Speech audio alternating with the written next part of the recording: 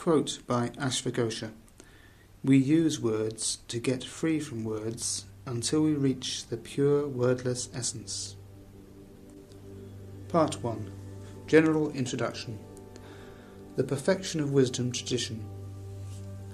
The three texts that are brought together here, though divided in time by up to 500 years, belong to the same group of Mahayana Sutras, the Prajnaparamita, or Perfection of Wisdom Sutras. Before looking at them individually, it may therefore be helpful to look at the links between them and explain these terms we are using. What is the Prajnaparamita? What is a sutra? What, indeed, is the Mahayana? People only started to write down the Buddha's teachings some 400 years after his death. By that time, a number of different Buddhist schools had arisen, and the texts they started to produce reflected those differences. The large body of teachings preserved in Sri Lanka in the ancient Pali language represented the three jewels: the Buddha, the Dharma, the Buddha's teaching, and the Sangha, the spiritual community, very much in their historical context. These fundamentally important texts are upheld by the Theravada school of Buddhism, which still survives today, as representing the literal word of the Buddha and as exclusively constituting the canonical literature of Buddhism. Despite this claim for the Pali Canon's monopoly on the Buddha's teaching, other texts produced by other schools did begin to appear at around the same time, and these sought to give expression to the spirit of the Buddha's teaching rather than merely preserving its letter.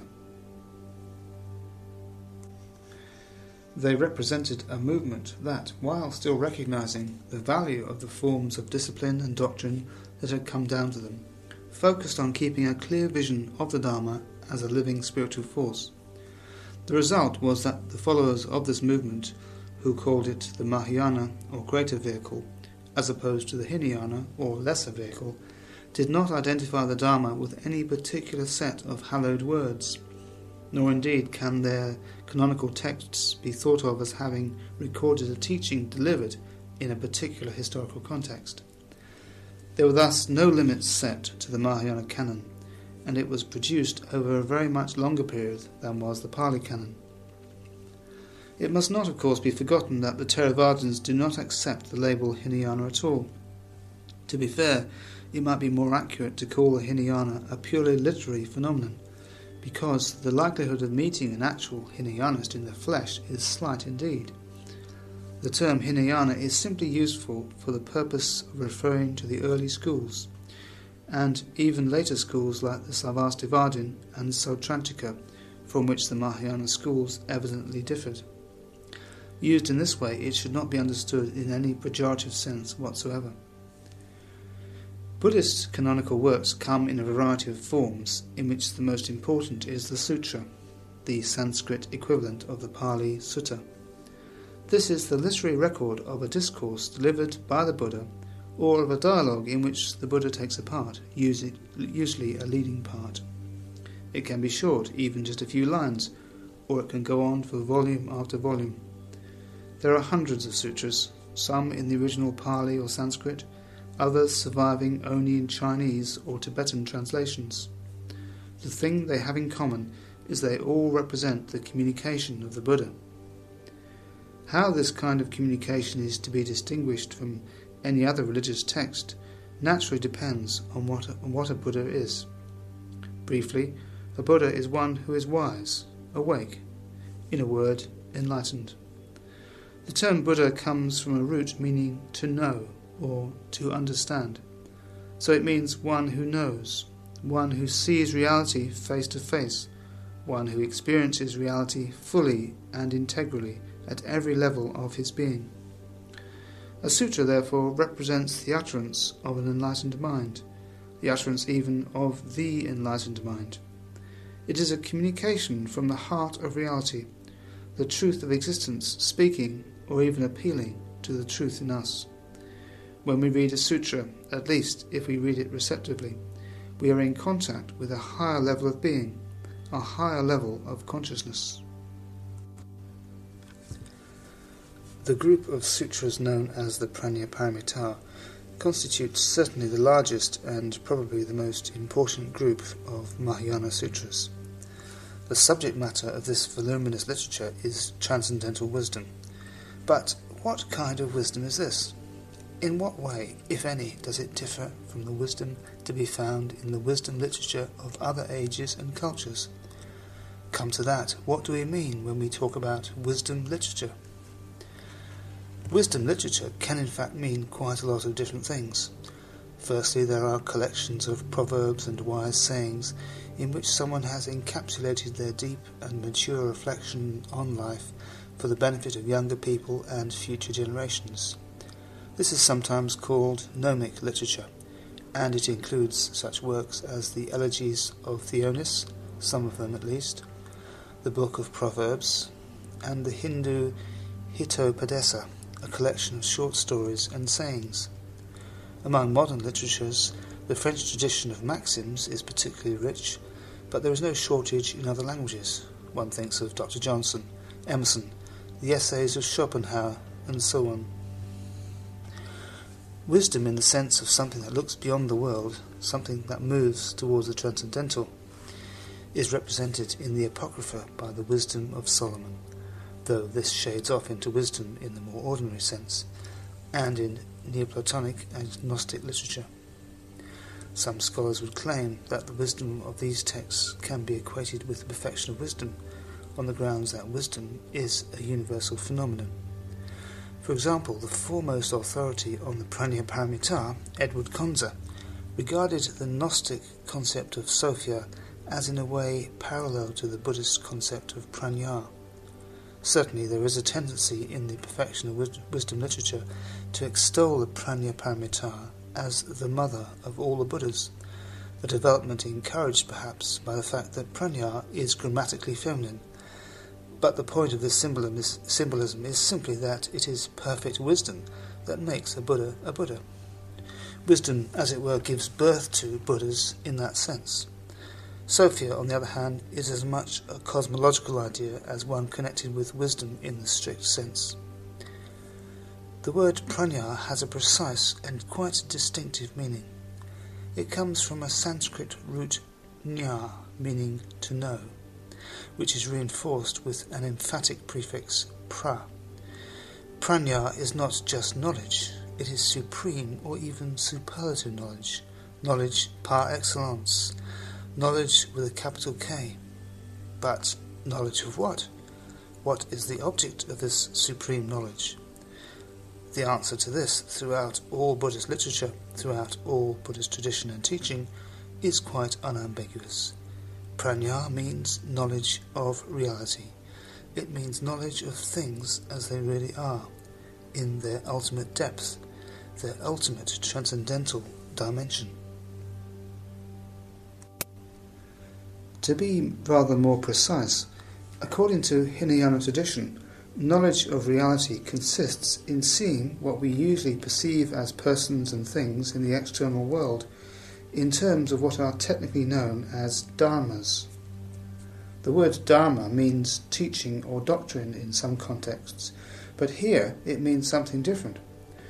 When you look at anyone or anything closely enough, when you analyse them or it down far enough, you end up with no more than a flow of impersonal psychophysical processes. It is these ultimate psychophysical elements or events that are called dharmas. The discoveries of atomic physics can perhaps help us to get to grips with this aspect of Buddhist teaching, but only up to a point, because Buddhism applies this analysis to the mind as well as to the material universe. There are different lists of dharmas which have been set forth by different schools of Buddhism, but all schools, especially those of the Hinayana, agree that prajna, or wisdom, consists in reducing all the phenomena of existence to a flux of these dharmas. This, the Hinayana scholastic tradition, the Abhidhamma, did in great detail, and very literally indeed. It was the literal mindedness of these scholars which gave rise to the Mahayana view of prajna.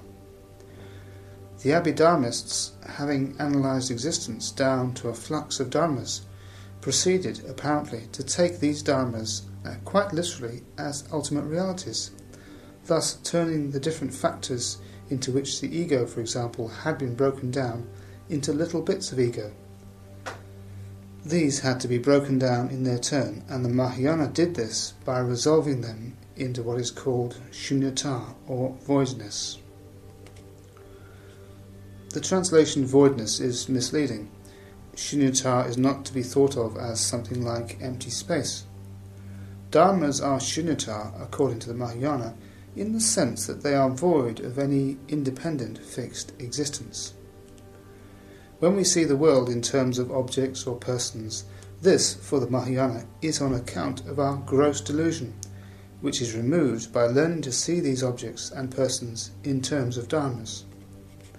The Mahayana is not content with this, however, maintaining that seeing things in terms of dharmas still leaves subtle delusion in place, and is thus not to see the world in its ultimate reality.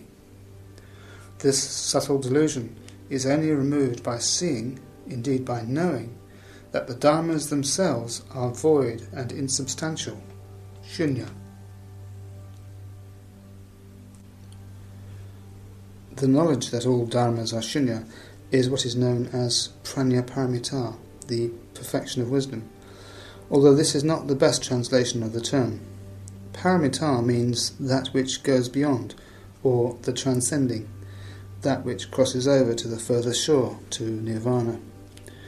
Prajnaparamita is hence the wisdom that goes beyond all duality, the wisdom that transcends all man-made distinctions and divisions. It is the wisdom of enlightenment, or Buddhahood. All Buddhist scriptures, of course, have some bearing on the development of transcendental wisdom, but those which deal directly, almost exclusively, with the perfection of wisdom are known as Prajnaparamita sutras. They are concerned above all with seeing all dharmas as shunya, with penetrating not only beyond objects and persons, but even beyond the psychophysical processes which make up those objects and persons. In other words, the Prajnaparamita is concerned with seeing reality everywhere, at all times, in all places, and under all circumstances. There are altogether some 35 of these perfection of wisdom texts, and they are of widely varying lengths. The entire tradition was originally an oral one, of course, and it took about 600 years to write it down bit by bit. This period may be divided into 3 phases, each of about 200 years, followed by a fourth, much longer phase of tantric and commentarial development. The first phase saw the production of 2 fundamental texts, the Sahasrata Prajnaparamita, or the perfection of wisdom in 8,000 lines, and a summary of the same text in verse, which is known as the Ratnaguna Samchayagatha, or the verses on the accumulation of precious qualities, the precious qualities being, of course, those of enlightenment. The most ancient of all this material is found in the first 2 chapters of the Ratnaguna Samchayagatha, of which the following 30 chapters are elaborations. These 2 chapters, which we are going to be looking at in detail, may well go back to 100 BCE. In the second phase, a number of works were produced which spun out the earlier text to an ever greater length, culminating in the perfection of wisdom in 100,000 lines. Tradition has it that when the Buddha originally preached this sutra, it was found to be so profound and difficult that nobody could understand it, so he entrusted it to the submarine kingdom of the Nagas to be guarded until such time as someone arose who would not only understand it, but make its contents known.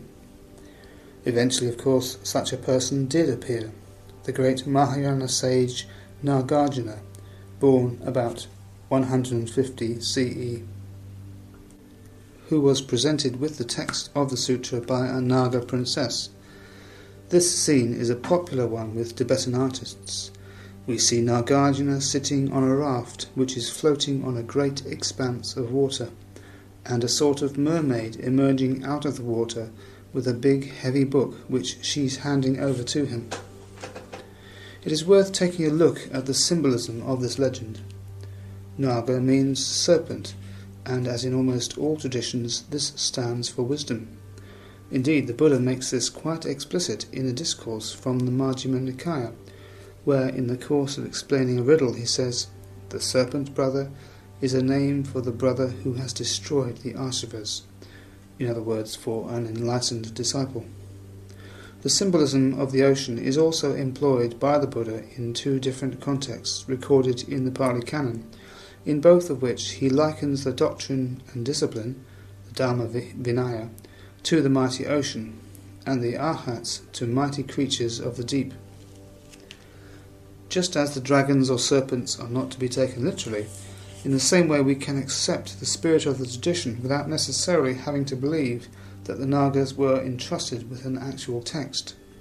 The tradition that Nagarjuna received the Prajnaparamita from the Naga kings suggests perhaps that he was the disciple of a community of Arhats who had received and transmitted not a book, but a teaching or realization that transcended the formal and analytic approach to the Dharma prevailing at the time. The composition of the earliest of the Perfection of Wisdom Sutras is generally considered to predate Nagarjuna.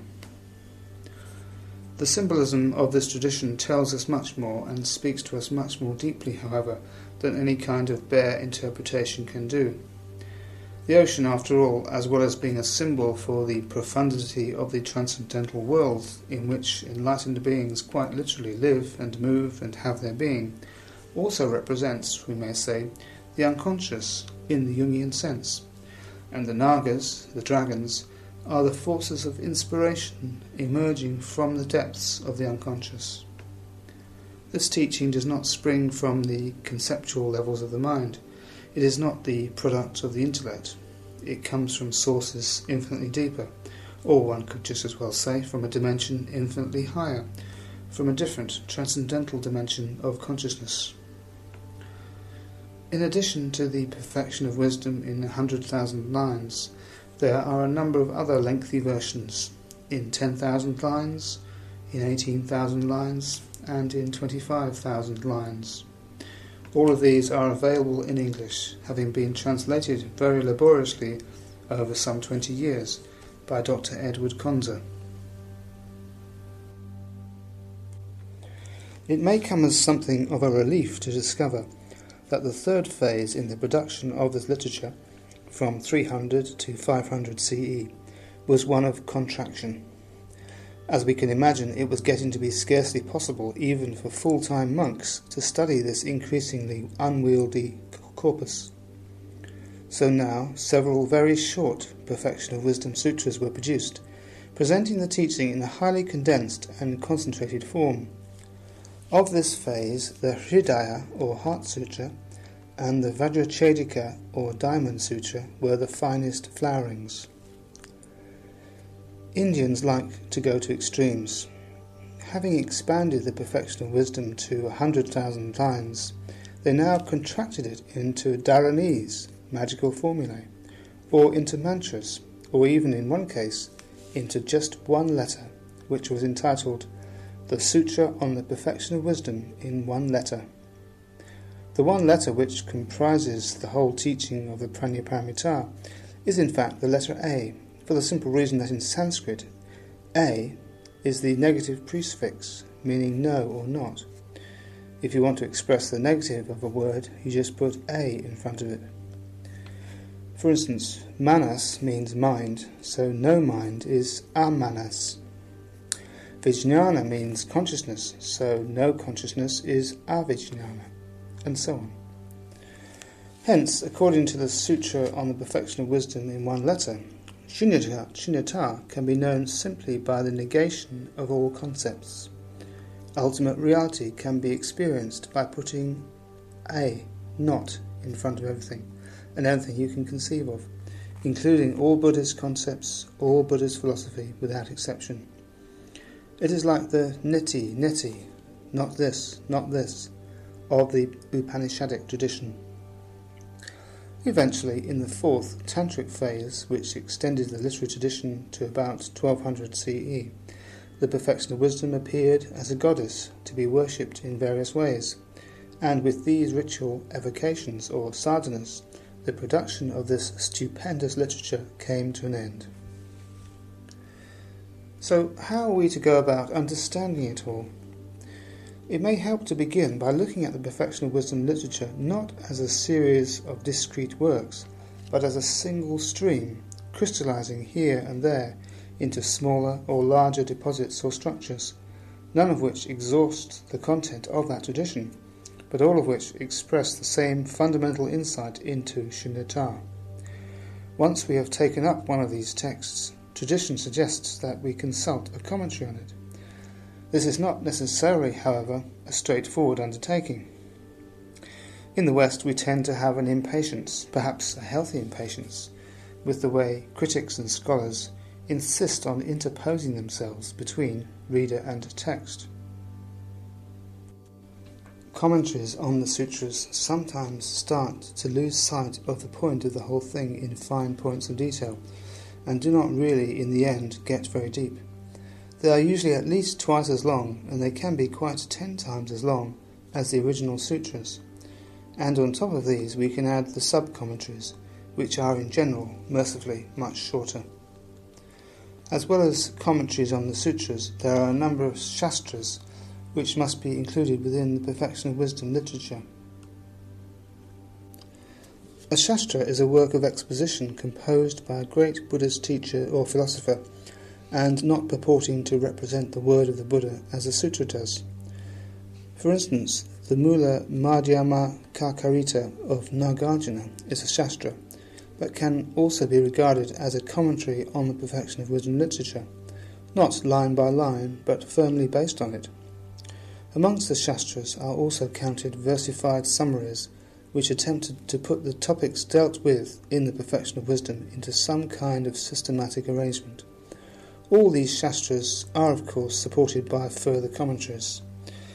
The originator of the text explains it to a disciple, who embodies the explanation in a commentary, and then passes further reflections on to a disciple of his own, who writes them up into a sub-commentary. In the end, therefore, we find ourselves confronted by a literature of truly staggering dimensions. However, it cannot be ignored. Commentaries very usefully embody the deep reflections on the canonical texts of generations of teachers and disciples. The fact is that Indian holy texts are not to be read by the uninstructed person on their own, otherwise there cannot but be misunderstanding. To be frank, a Western Buddhist might be better off reading the classics of English literature than reading books on Buddhism without proper guidance. Ramakrishna used to say that if you want to conquer an army, you need thousands of weapons and tons of equipment, but if you want to commit suicide, a single pin will do. In the same way, if you want to convert and teach others, you need to know thousands of books, but if you just want to get on with your own spiritual practice, one single mantra may be sufficient. Of course, this is rather extreme. In the West, we probably don't go to extremes quite as much as they do in the East, and it would only work if you were a sadhanusarin or devotional sort of person, rather than a dhammanusarin or intellectual type. Dhammanusarins need to understand and accept a lot of things intellectually before they can go for refuge to the three jewels, but sadhanusarins can get started very quickly with minimal explanations. The great Chinese sixth patriarch Hui Neng just happened to hear the Diamond Sutra being recited. He was illiterate, and at once gained a degree of enlightenment. One might even say that it's best to read books only after you're enlightened, or at least after you've got some higher spiritual experience under your belt, so to speak. I have known gurus who have taken this approach, only starting to read texts when they had no need for them personally, but just required them for the purpose of communicating with others. If we are going to approach these sutras, not only do we need the help and guidance of a commentator or teacher, we must also rely on all the donkey work carried out by scholars of Sanskrit, although we need to be careful not to swallow their scholarly conclusions wholesale. These texts were composed not in classical Paninian Sanskrit, named after the great Sanskrit grammarian Panini, but in what is known as Buddhist hybrid Sanskrit. Scholars used to think that this was just bad Sanskrit spoken by ill-educated people who didn't know their grammar. In fact, it is just another, richer form of Sanskrit, closer to Prakrit, the vernacular language of the time. Prakrit meaning natural and Sanskrit meaning cultivated or polished. It does not keep to the grammatical rules of Paninian Sanskrit, being rather closer in fact to Vedic Sanskrit, the language of the Hindu Vedas. To disparage Buddhist Sanskrit, as the old Brahminical scholars used to do, would be like Addison disparaging Shakespeare for his ungrammatical English. Shakespeare is not as neat and polished as Addison, certainly, but there is a great deal in Shakespeare, even purely in the way of linguistic expression, that is missing in Addison. Even so, one might still think that the more polished classical Sanskrit would provide a more appropriate vehicle for the conveying of abstract ideas than would the hybrid form. But a question lurks at the bottom of this sort of discussion, a question to which we shall be returning as we examine individual texts more closely. To what extent is the perfection of wisdom concerned with abstract ideas? Sanskrit, even Buddhist Sanskrit, is, as Konza observes, a highly rational language and amenable to thorough grammatical analysis. In other words, we can get at the meaning quite precisely via the grammar. But we must be careful not to start thinking that because the grammar can help to make the rational meaning of the text clearer, the meaning of the text is therefore a rational meaning. There is another danger for scholars. It is certainly true that a great deal of meaning in Sanskrit is lost in translation because we lose sight of the roots of words. To take a simple example, if we translate jnana as knowledge and prajna as wisdom, we conceal the fact that they are both derived from the root jna. But the temptation is to suppose that the roots from which basic words or clusters of words are derived represent some sort of primitive, even primeval intuition of the nature of existence, which then becomes reflected in words. Some scholars seem to suggest that words were originally used with a very profound meaning, which was gradually lost to mankind, but that wise beings like the Buddha used words according to their original primeval meaning. Plainly, we cannot accept this kind of linguistic theosophy without looking into it much more carefully. We can probably say in a more straightforward way that people simply tend to abuse words. We can hardly assume that we will necessarily understand exactly what the Buddha meant by going back to the original Indo-European root of the words he used. This would suggest that the Buddha was aware of the meaning of the roots of the words he was using, which is unlikely. It is also easy to get the impression from the carefully defined technical meanings of key Buddhist terms that the Buddha himself carefully defined his terms from the beginning. In fact, going back to the Pali Suttas, we find that quite a lot of terms are used in a non-technical sense, some of them having become clearly defined only in the course of hundreds of years. When it comes to translating these Buddhist technical terms, we also need to be able to understand what they mean in their different contexts. No one single English translation will help very much. For example, law may sometimes do for dharma, but only if we ignore a lot of the implications that the word law has in English. This principle even applies to shunyata, the central concept of the Prajnaparamita. There are two Pali suttas called the Greater and Lesser Discourses on Emptiness, which record the historical Buddha's teachings on shunyata, and in these the Buddha uses the term emptiness to refer in general terms to the absence of self, Atman, in various objects.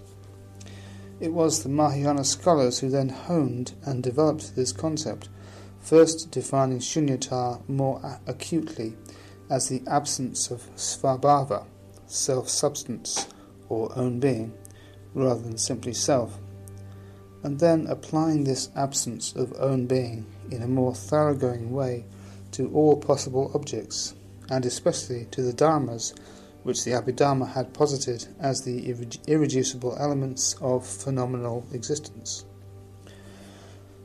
The development is entirely in keeping with the Buddha's original teaching. Indeed, there are passages in the Pali Canon which would support a contention that the whole of the perfection of wisdom teaching was a continuation and development of the teaching of the historical Buddha.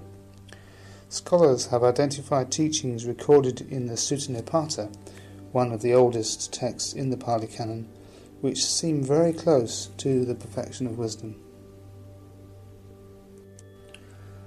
It is in this sort of way that a religious tradition develops. The Buddha was very much an initiator rather than a founder who laid something down once and for all. All the teachings are there in the Pali Canon, but a single lifetime, even a Buddha's lifetime, could never be enough to develop all their implications. It is not as though the initiator of certain general principles of thought could have worked out these principles conceptually if he had only lived long enough, say for 200 or 300 years. In fact, such principles cannot be developed theoretically at all, but can only be worked out by individuals in the course of their spiritual practice. As different individuals assimilate the living spiritual principle according to their different natures, qualities and situations, they are able to bring out aspects and applications of that spiritual principle which the initiator could not have brought out simply because his situation was different. Taking the average follower of the Buddha during the Buddha's own lifetime, his spiritual outlook would have been broad enough, but his intellectual horizons would have been quite narrow. He would have had relatively few intellectual doubts and questions, and those he had would have been relatively straightforward, so he could follow the spiritual path quite wholeheartedly. But as civilization advanced in India, as communications improved with foreign trade and the growth of empires, as social and economic life became more complex, people naturally started asking more sophisticated questions. The response Buddhism made to these historical developments was the Mahayana. As more and more people brought out different aspects of the original teaching, the whole spiritual tradition became richer and more multifaceted. So it is not as if the Mahayana arose because a group of people arbitrarily took it into their heads to start up a new Buddhist sect. Nor is it, on the other hand, that the Mahayana necessarily represents an essentially spiritual unfoldment. This is a separate question, although it is connected. The spiritual vision, together with the broad principles of its application, is all there in the teachings of the historical Buddha. The nuances, the subtleties, and the richness of its implications, however, can only be brought out over the centuries and the millennia. In a way, we are very fortunate to be living 2,000 years after the Buddha. Not only do we have the Buddha, we also have all the teachers who have followed him, and we are able to read all their teachings in our own language. The possibilities of our spiritual life as Buddhists are richer today than at any time since the days of the great monasteries of Nalanda, and of these riches none gleam with a more brilliant and penetrating radiance than the Prajnaparamita. In a book like this we can touch only the fringes of a vast subject. If we fly too near the sun we shall be scorched, blinded, and eventually consumed, but if we keep a respectful distance we may see by its light and feel its warmth. So with the Prajnaparamita. If we keep a respectful distance from it, we may feel the compassion of its teaching. We may even have an apprehension of the transcendental wisdom of which it speaks. And one day, perhaps, we shall be ready to plunge right into the heart of the sun, to become one with it. At that moment we shall die spiritually, and at the same time we shall be spiritually alive as never before. Wisdom Beyond Words by Sangharakshita.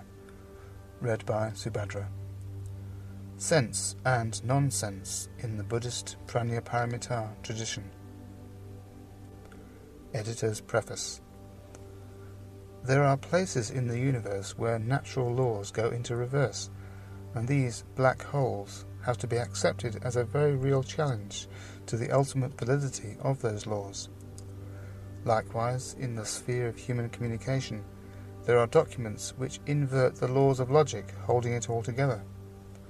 These documents make up the Prajnaparamita, or Perfection of Wisdom literature, dedicated to confounding our assumption that we can get our heads around what Buddhism is ultimately about, that there is some ultimate basis in reality for the operations of the rational mind.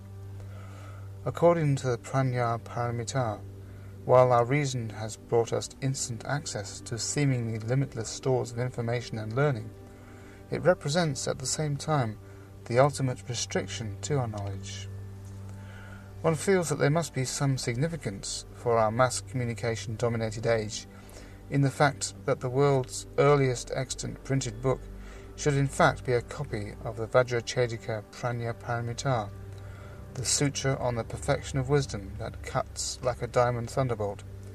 For the tradition this text comes from is still the most forceful attempt yet made to break the circuits of our cognitive processes in the face of ultimate reality. With this agenda it provides, especially in the Diamond Sutra and the Heart Sutra, the core teachings of both Tibetan and Zen Buddhism. Profound as these texts are, they are meaningless unless they are read, or rather undertaken, as a device for the transformation of one's life. And it is this understanding of the true value of spiritual texts, even very difficult ones like these, which informs all of Sangharakshita's work. Though he is known throughout the Buddhist world for the rigour and breadth of his scholarship, he is first and foremost a teacher. This is especially evident in the present work, which is edited from recorded lectures and seminars led by Sangharakshita and attended by members and friends of the Western Buddhist order. The provenance of this book makes it a new departure in terms of Sangharakshita's published work, because it very largely represents his ad hoc oral teaching. It must be admitted that were Sangharakshita to write a book on the perfection of wisdom, the style, the content, and the construction would all be markedly different. However, the fact is that he has specifically chosen, in a great number of cases, to explore important Buddhist texts, either in lectures or in the company of small groups of people who are committed to deepening their commitment to the ideals of Buddhism, rather than to write books about those texts. There are various consequences arising out of the conditions under which Sangharakshita discussed these texts for the commentaries that are now being produced. Firstly, though he is just as articulate in the informal context of a seminar as he is in his writings, which has made the task of editing remarkably easy, the informal and relaxed delivery preserved in this book will be unfamiliar to those who are used to his tightly organized and carefully crafted literary style. The fact that he is communicating with individuals he knows, the fact that he is, in many cases, their preceptor, brings a tone of person-to-person engagement and intimacy to what he says that one would not look for in his literary work. Secondly, the content of these commentaries is to some extent determined by the dynamics of the seminars.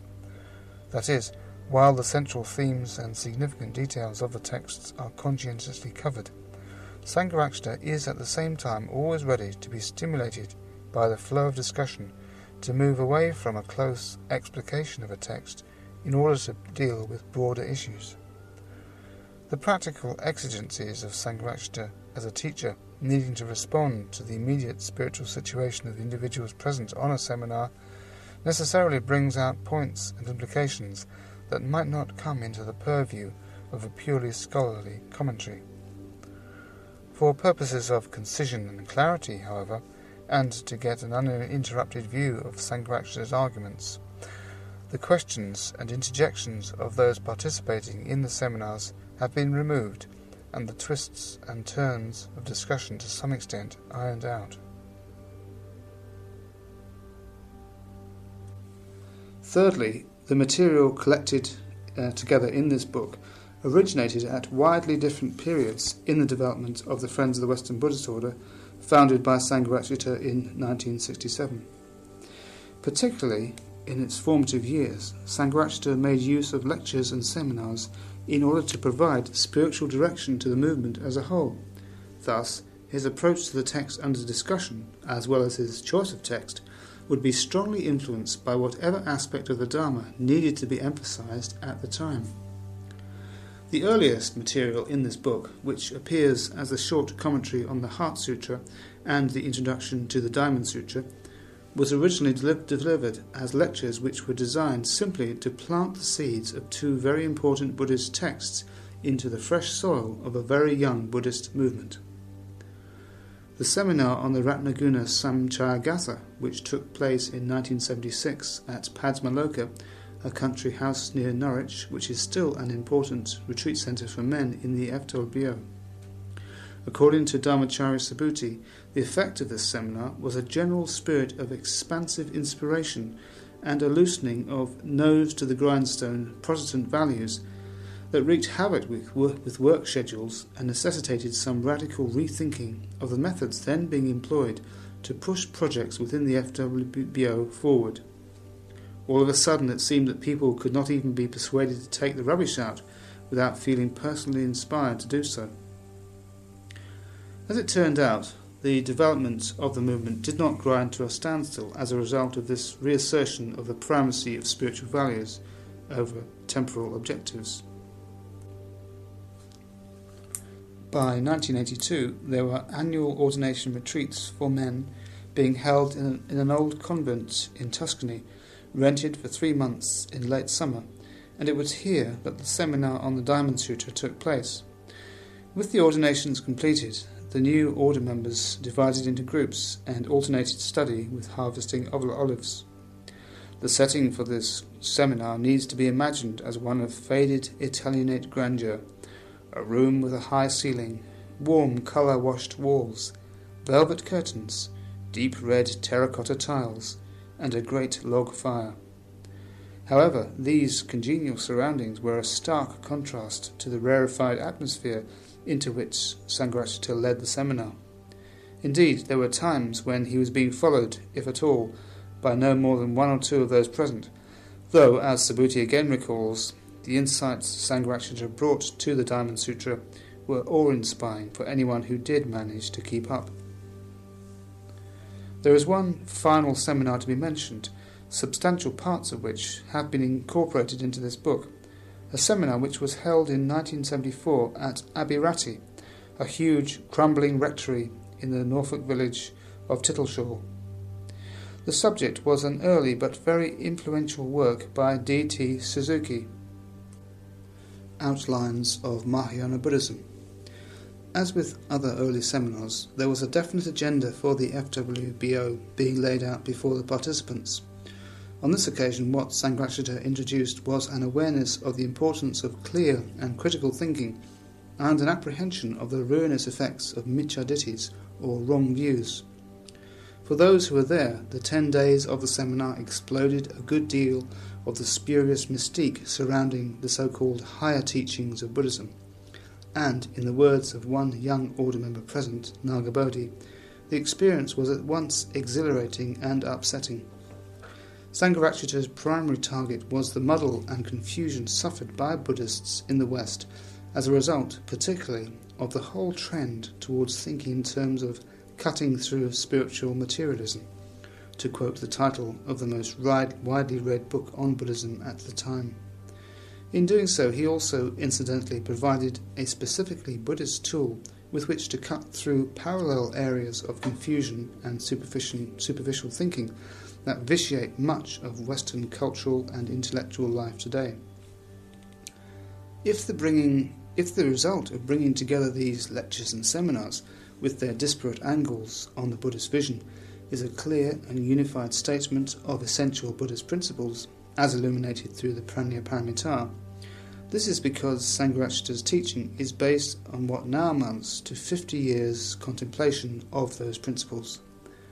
However, as an Englishman with a rich and diverse experience of the practice of Buddhism in India and in the West, he is also able to leaven a formidable subject with anecdotes, both humorous and startling, and with strong doses of common sense. The result is a lively and vigorous appreciation of the real issues and difficulties experienced by Westerners living in the late 20th century who want to make use of the wisdom and guidance of traditional Buddhist texts. A number of individuals have contributed significantly to the preparation of this book. Sangharakshita himself has provided material help, encouragement and cooperation at every stage of the project.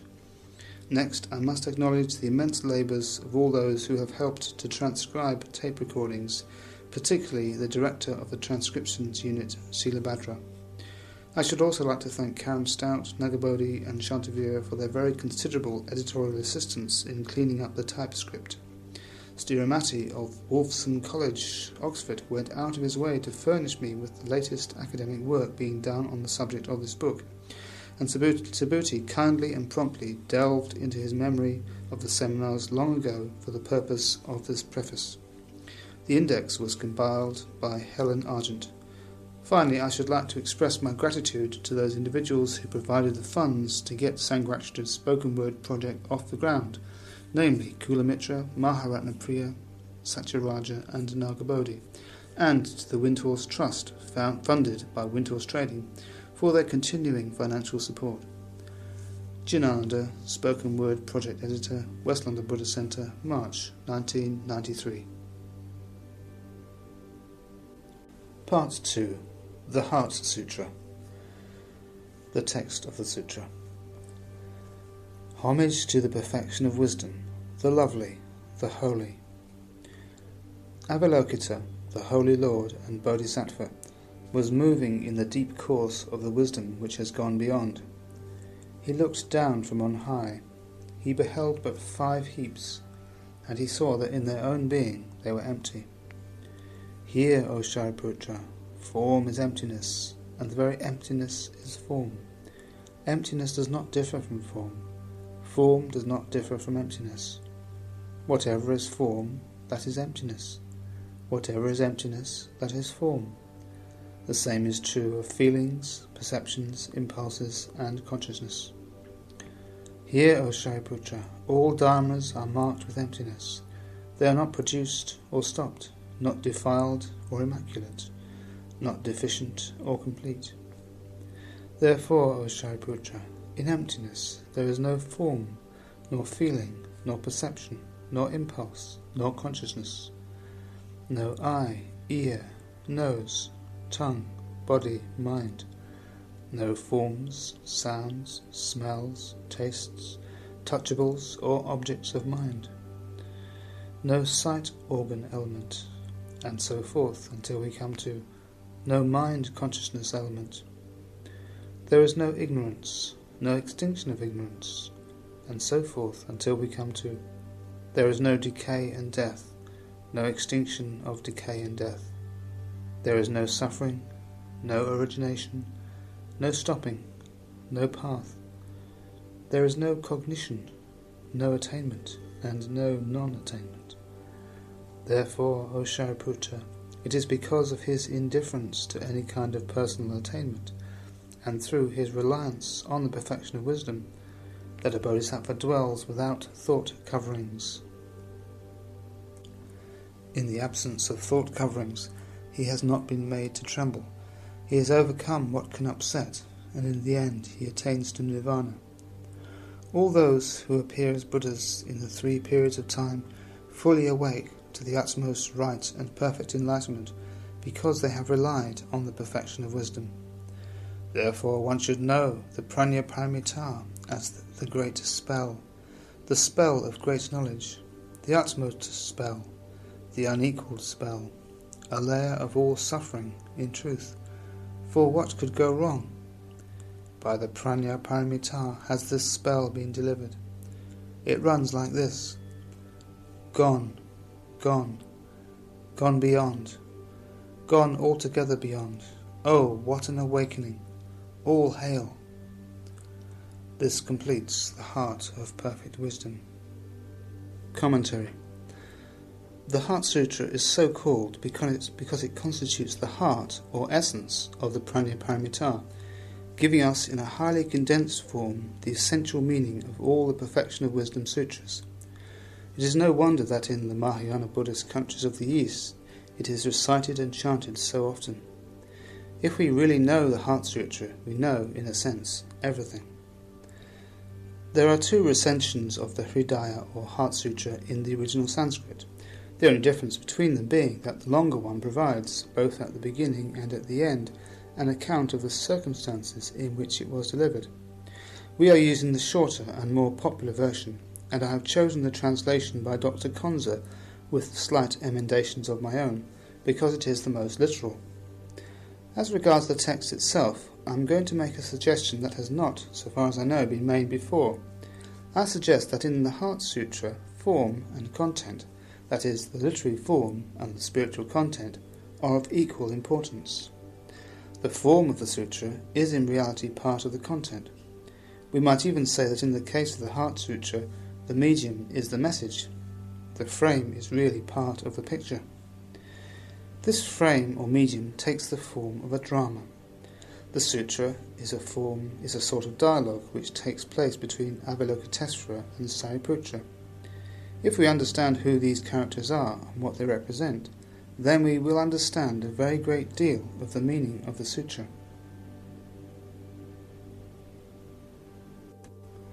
Avalokitesvara is one of the great bodhisattvas.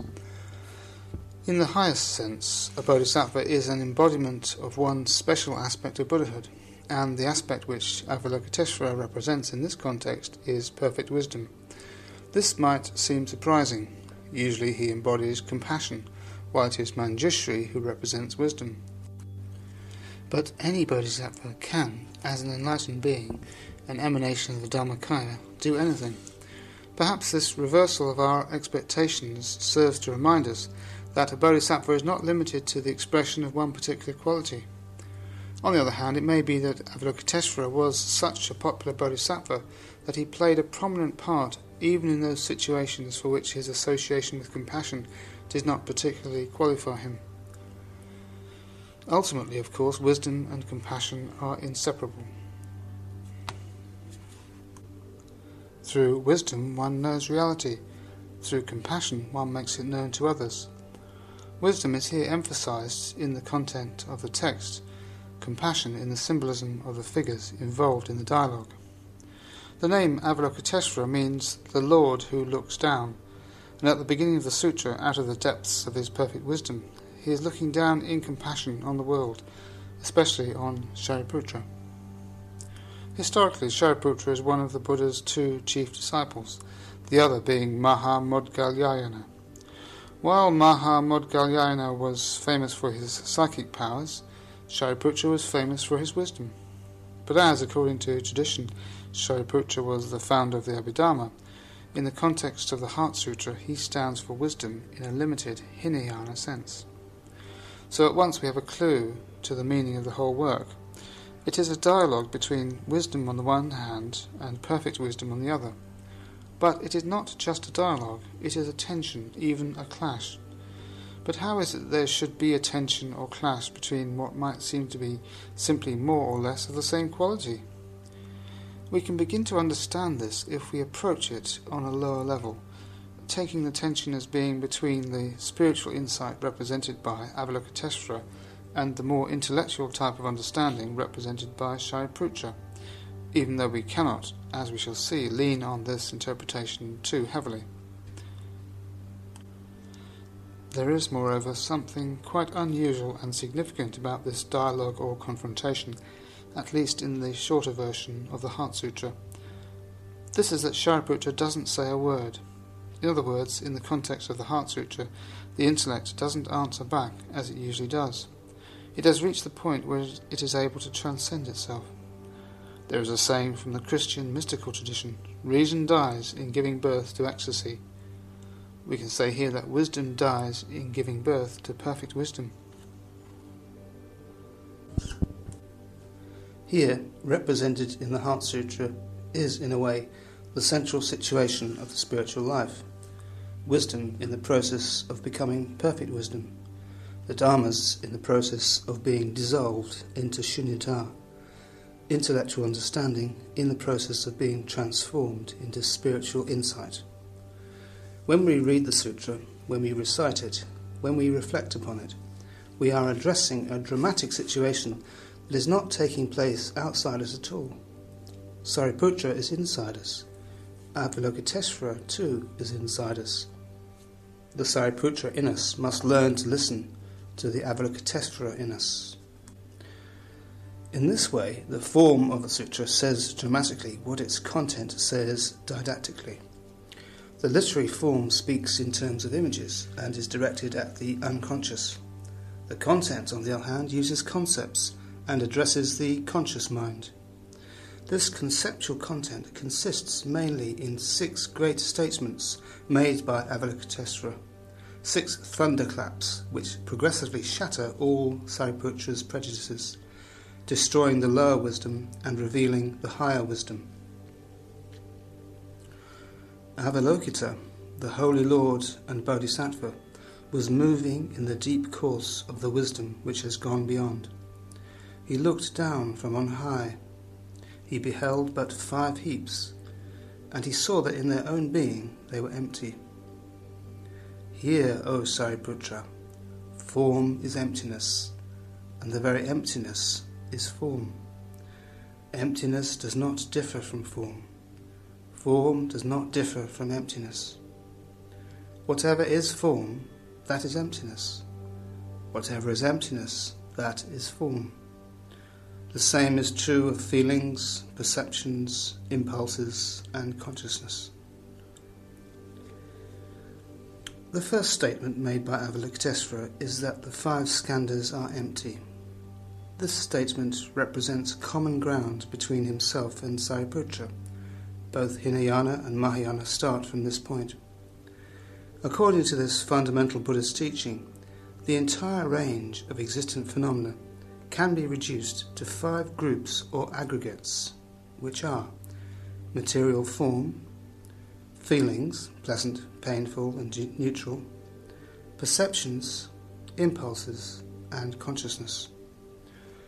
Whether one is dealing with things or persons, one can discuss them completely, exhaustively, in terms of these 5 categories.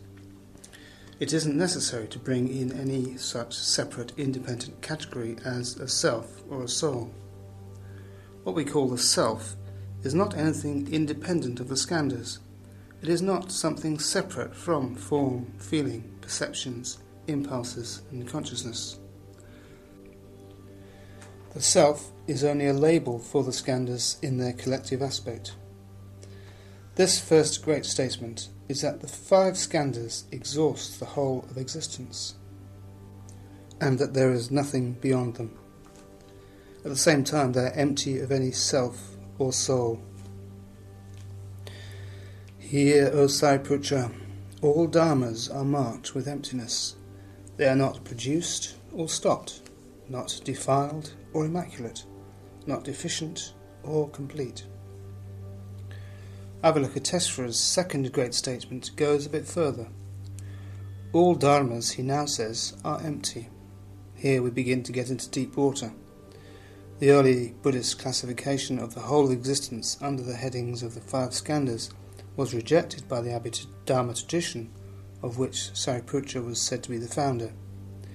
It was not, you might say, quite scientific enough for the Abhidharma. So they replaced the original 5 skandha classification with a 4-fold one, into form, thought, mental concomitants, and miscellaneous, each of which was subdivided again and again. The ultimate subdivisions of these 4 categories, the irreducible elements beyond which analysis cannot go, they call the dharmas. The Sarvastivada, perhaps the most important school of the Hinayana, made out that there were 72 of these dharmas, the ultimate irreducible elements into which the whole of phenomenal conditioned existence can be reduced. These are known as the conditioned dharmas, to distinguish them from a much shorter list of just 3 unconditioned dharmas, consisting of space and the 2 kinds of nirvana.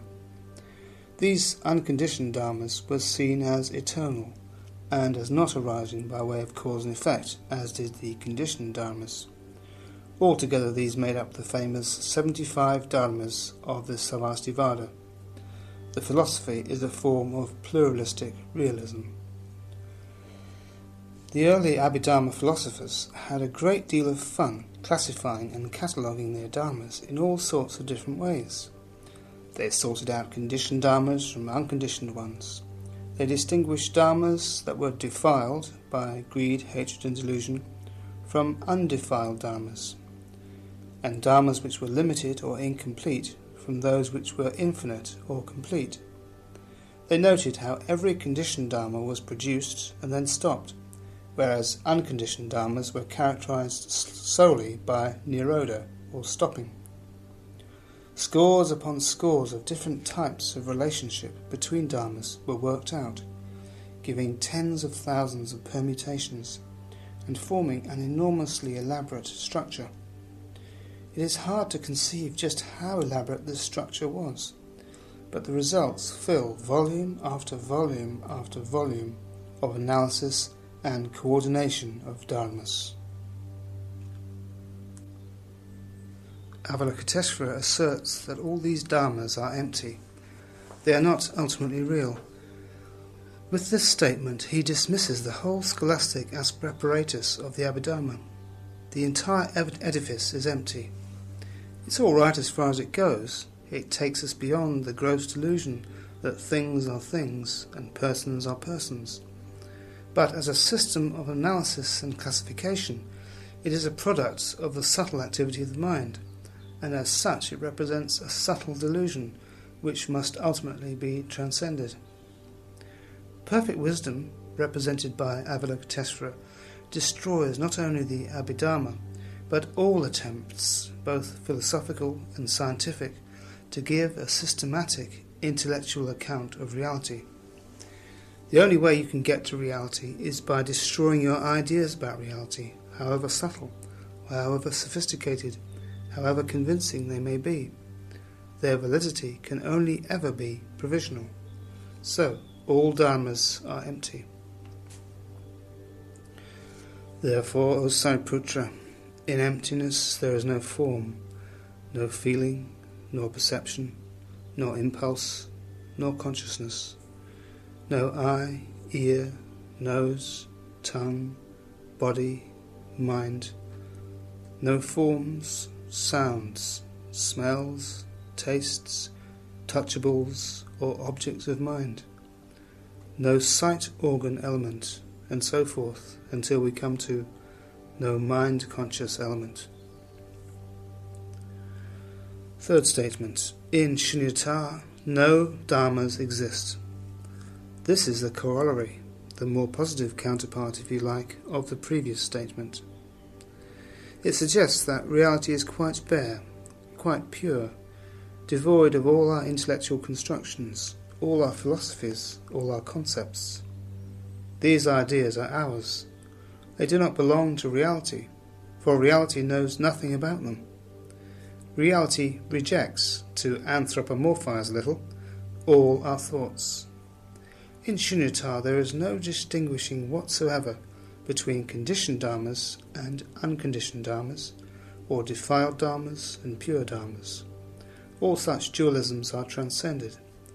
It is like, to use a favourite image of the Mahayana, the unclouded sky. Clouds may be very beautiful, but they obscure the naked brilliance of the sky itself. Reality in its true state, above and beyond all our systems of thought about it, is like the clear, cloudless sky. In Shunyata, no dharmas exist. There is no ignorance, nor extinction of ignorance, and so forth, until we come to there is no decay and death, no extinction of decay and death. There is no suffering, no origination, no stopping, no path. There is no cognition, no attainment, and no non-attainment. Philosophy, even Buddhist philosophy, has been disposed of. Do we imagine then that religion, even Buddhism itself, is going to escape? Avalokiteshvara's fourth great statement is to the effect that there is no such thing as Buddhism. I'm paraphrasing a little, and this fourth statement is really a broader and more universal version of the third one, but this is what it comes to. He eliminates religion considered as an end in itself. There is nothing absolute or ultimate about religion. So in this part of the sutra, various well-known categories of Buddhist thought are enumerated.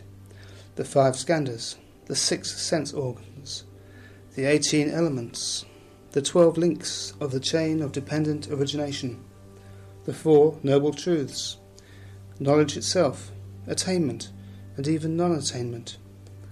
The last 2 items, prapti and aprapti, differ from the rest in that they are terms that do not occur in the Pali Canon. They were introduced by the Sarvastivadins as a category of the Sanskaras, and as such they represent an extreme example of abstract concepts being reified. Avalokiteshvara declares all these philosophical and even practical religious categories, all the operative bases of our religious life, including the idea of conditioned co-production, and even the idea of enlightenment itself, to be shunya, void, without ultimate reality. He is saying that if you want to develop, if your goal is perfect wisdom, well, you have to go beyond Buddhism.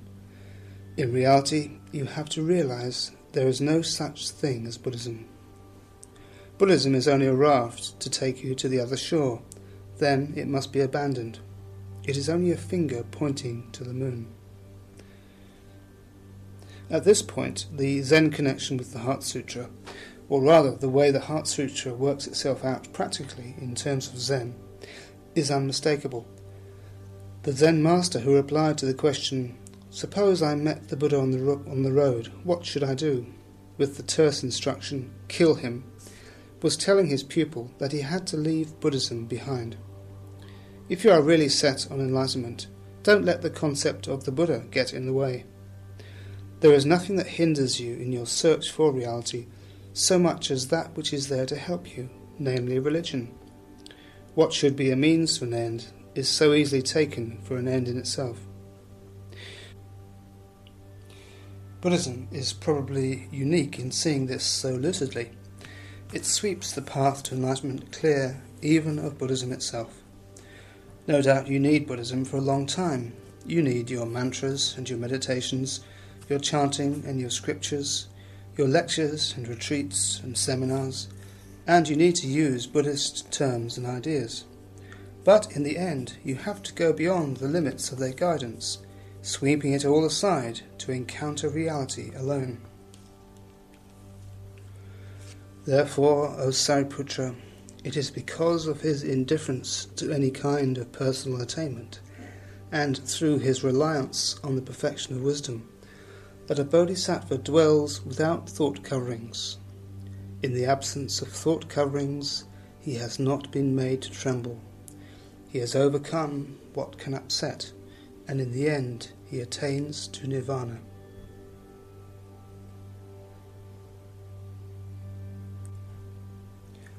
Fifth great statement.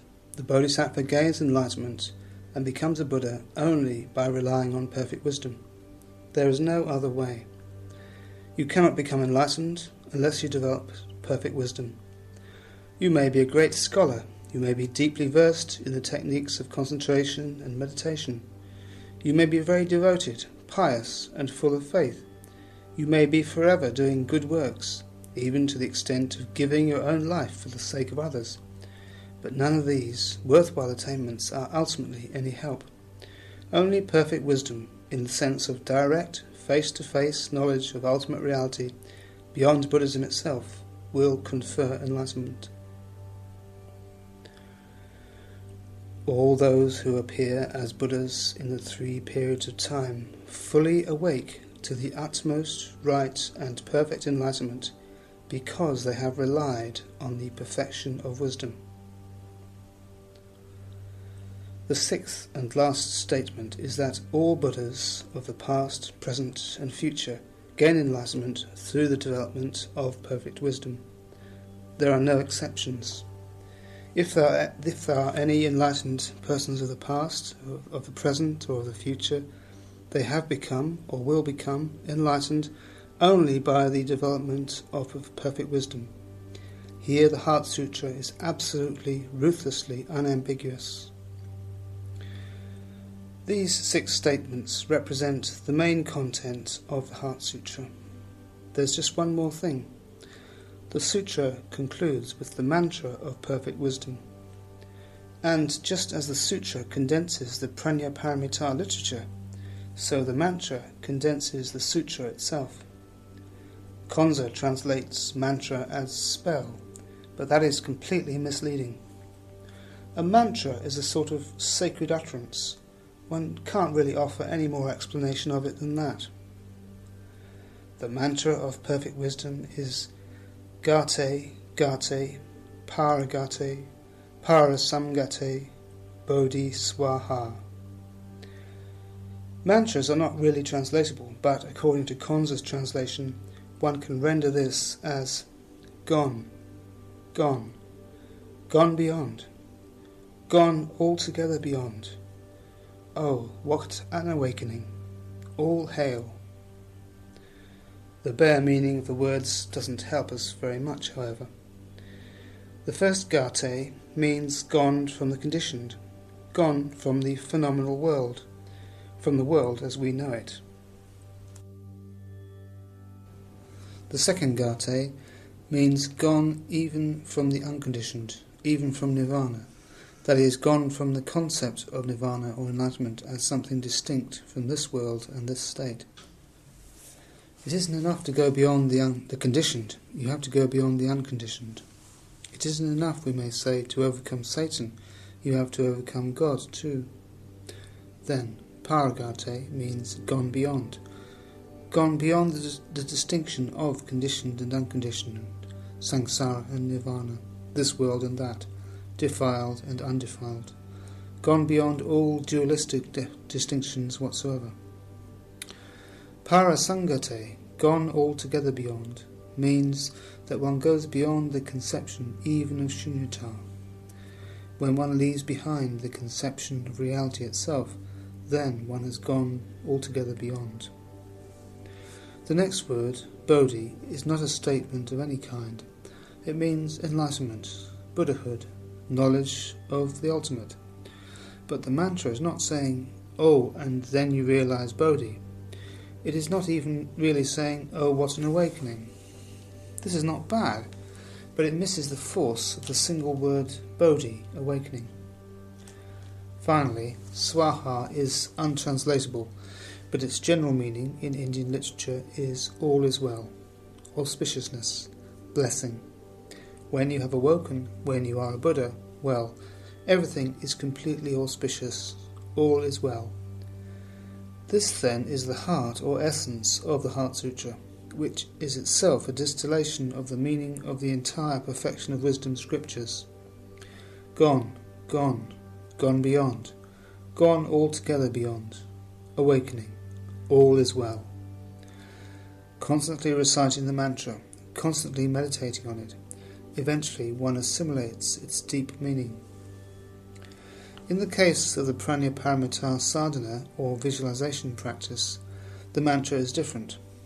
In this context, it is Om Adhi Hum Swaha, which invokes the Bodhisattva Prajnaparamita. But Gate Gate Paragate Parasamgate Bodhi Swaha is the mantra of wisdom itself. It is a sort of impersonal mantra, as it were. If you didn't want to meditate on a particular bodhisattva form, you could take this mantra, or indeed any verses or passages from the Perfection of Wisdom literature. The similes at the end of the Diamond Sutra would do very well, and reflect on their meaning. In doing that, you would be calling to mind verses or mantras which embody the perfection of wisdom orally, instead of invoking a visual or formal embodiment of it. The Heart Sutra as a whole is quite compact enough for regular recitation and reflection. In the way I have demonstrated it, the sutra represents a path of regular steps, but it would not be a bad idea to break down these 6 stages into a number of smaller stages. For instance, you don't need to plunge into the 5 skandhas cold. You could start perhaps with the division of the person into nama and rupa. Then you could break nama and rupa down into its 4 constituent parts, so to speak, to arrive at the 5 skandhas, Rupa being the 5th. From there you could go on to deal with the 12 ayatanas, the 6 senses and their objects, and the 18 dhatus, the 12 ayatanas plus the respective consciousness that arises in dependence on the contact of each sense with its object. There is no need to start speculating as to the whys and wherefores of these various classifications. Originally they were intended not as any kind of statement of epistemological doctrine, but simply as a framework for meditation. The idea is that on the basis of a deeply concentrated and positive meditative state, you simply turn your attention to your own being, and by analysing it in this way, start trying to see yourself as a complex process instead of as a self. Going further, you can approach the dharmas more systematically by distinguishing between Sanskrita dharmas and asanskrita dharmas, compounded and uncompounded dharmas, and then proceed to the Abhidharma type classification of chittas, consciousnesses, and chaitasikas, mental concomitants. Finally, you can relate each successive gate in the mantra to a different level of shunyata in the way I have outlined. In a way, one has to recapitulate Shariputra's progress. One has got to be Shariputra fully before one can start listening to Avalokiteshvara.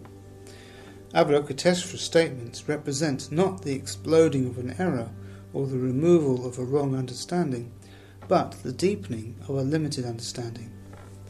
If that limited understanding were not there to begin with, it could not be deepened. Some exceptional individuals might make the leap into the perfection of wisdom from nowhere, but they are very rare, and one cannot assume that one belongs to that class oneself. Avalokiteshvara is addressing someone who has reached a definite level of understanding. But what level are we really talking about?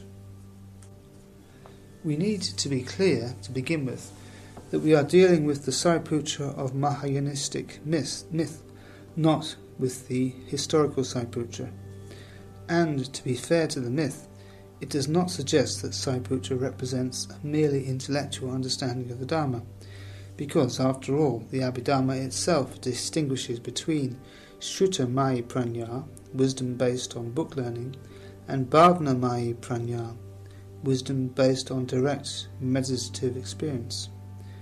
If we are going to take up the Heart Sutra at all, however, we have to accept on some level the Mahayana distinction between the limited insight of an arahant and the deeper insight of the Prajnaparamita, even if in the end the distinction does not bear very close scrutiny. It is probably best to regard Sariputra as representing that aspect of the mind which tends to take things literally, and Avalokiteshvara as the aspect which goes to the heart of things. For the purposes of communication, of course, you need both the letter of the teaching and the spirit. This is as true for the perfection of wisdom teachings as it is for the Abhidharma. The Mahayana warns us not to take shunyata as a thing, but as an operational concept, since otherwise we would find in it yet another home for the ego. Even the so-called ultimate psychophysical elements of the Abhidharma were operational concepts originally, however. It is not the depth of our analysis that matters, so much as the spirit in which we take its results. After all, although there is an explicit awareness of the limitations of conceptual formulations in the Mahayana Buddhist world, this is no absolute insurance against a spiritual hardening of the arteries and a decline into literalism. No copy of a Sanskrit text of the Heart Sutra has ever been found in India, but at the end of the 19th century, an original Indian palm leaf manuscript of the Sanskrit text was unearthed in a Japanese temple. It was not in fact a Zen temple, but this is no great surprise, for the Heart Sutra is recited and meditated upon in many different schools of Japanese Buddhism. They generally chanted in Japanese, quite fast and rhythmically, just as in Tibet it is chanted in Tibetan, and in England and the USA it is spoken in English, and sometimes also chanted in the original Sanskrit. The perfection of wisdom tradition has had a strong influence on both Tibetan Buddhism and Zen. The Tibetan approach to it is more dialectical. Tibetan Buddhists tend to be rather intellectual, and the Zen approach is more intuitive, more poetic. But in both schools, the Heart Sutra, along with the Diamond Sutra, is highly esteemed. One of the greatest of Zen, or more strictly Chan, masters, Han Shan, wrote particularly beautiful commentaries on both these texts, which have now been published in English in a very illuminating translation by Charles Luke. We may go as far as to say that the Heart Sutra, together with the Diamond Sutra, constitutes the spiritual backbone of the Buddhism of China, Japan, Mongolia, Tibet, Korea and Vietnam. The health of the backbone does not in itself, of course, guarantee the spiritual health of the whole body of the Far Eastern Buddhist tradition. Zen and Tibetan practitioners are just as likely to be narrow-minded, dogmatic, bigoted and literalistic as any Theravadan. There is a tendency towards literalism in all schools of Buddhism because it is a tendency of the human mind itself. Perhaps it is time we had a new sutra, one in which the place of Sariputra is taken by Avalokitesvara, an Avalokitesvara who has taken the categories of the Mahayana literally and needs to have the real meaning of Shunyata revealed to him by a higher being. In the meantime, we can continue this tradition in the West, not by merely looking at words on a page, but by learning to listen to the voice of Avalokitesvara in our own hearts, and waiting for the flower of perfect wisdom to bloom there. Part 3. The Diamond Sutra. Introduction. It was through no kind of serendipity that I came across the Diamond Sutra in the summer of 1942. I was about 17 then, still living in London, though shortly to be conscripted into the Signals Corps and shipped off to India, and I was reading all the Oriental teachings and translations, particularly Buddhist ones, that I could lay my hands on. It was thus inevitable that sooner or later the Diamond Sutra should fall into my hands, or rather perhaps that I should fall into the hands of the Diamond Sutra. When I encountered it, this sutra, together with the Platform Sutra, which in our ignorance we then called the Sutra of Wei Lang, made an impression on me that can be truly described as tremendous. I call it an impression, but it was more like an impact. Just reading these two texts for the first time was an overwhelming spiritual experience which changed the whole course of my life, or perhaps I should say that it made me realize for the first time what the course of my life really was. It made me realize that I was a Buddhist, whatever that may mean. The Diamond Sutra does not, of course, need my or anyone else's personal recommendation in order to call upon the attention of anyone with a vital interest in Buddhism. It is one of the most spiritually valuable of all Buddhist texts, and also one of the best known. In China, Tibet, Japan, Mongolia, Korea and Vietnam, the Diamond Sutra is recited daily, commented upon, explained and expounded. It is an essential current in the mainstream of Mahayana Buddhism. In short, until we have at least some acquaintance with this great work, there will be a gaping hole in our knowledge of Buddhism. Buddhists in the West have, no doubt, quite a lot to grumble about. Our employers are not usually sympathetic enough to our need for retreats to give us 3 months paid leave when we want to go and meditate. We have no great monasteries full of monks, nor enthusiastic Buddhist processions through the streets of London, nor public holidays on full moon days, nor cremation grounds to visit in the moonlight. But there is one thing at least that we cannot grumble about. We cannot grumble about a lack of translations of the Diamond Sutra. The first European translations, going back to about 1830, were from the Chinese or the Tibetan versions of the text, which were in turn taken from the Sanskrit.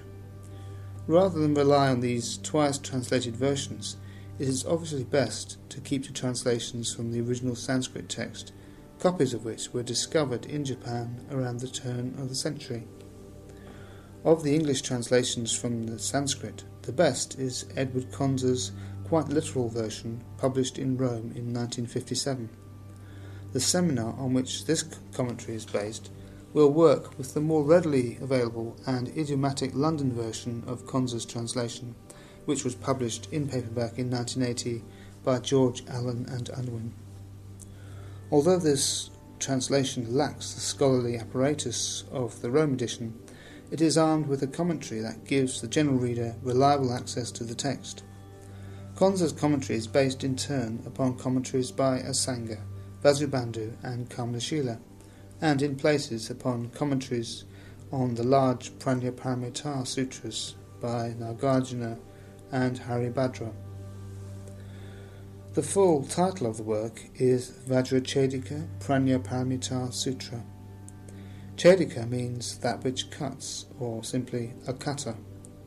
Vajra means both diamond and thunderbolt, something of impervious strength and irresistible potency, which is capable of smashing, shattering, pulverizing everything that stands in its way.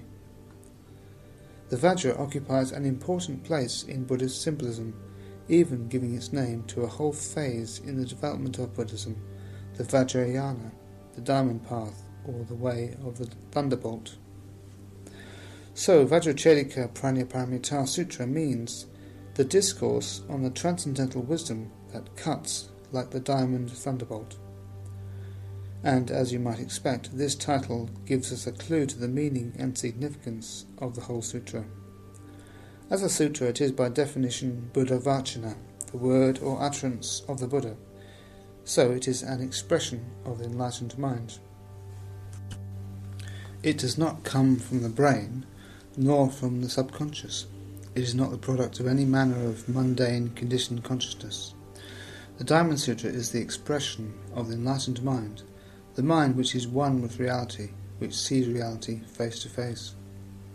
By reading the Diamond Sutra, reflecting upon it, meditating upon it, bearing it in mind, we make contact with reality itself. The light of reality shines through the thick veil of our ignorance, so that transcendental wisdom can begin to glimmer in the inert darkness of our hearts and minds. At the same time, transcendental wisdom is also like a diamond, like a thunderbolt. It cuts through all our thoughts, all our ideas, all our concepts about reality, all our metaphysical assumptions. It shatters all our negative emotions, our fear, our anxiety, our anger, our jealousy, our possessiveness, our clinging, our craving.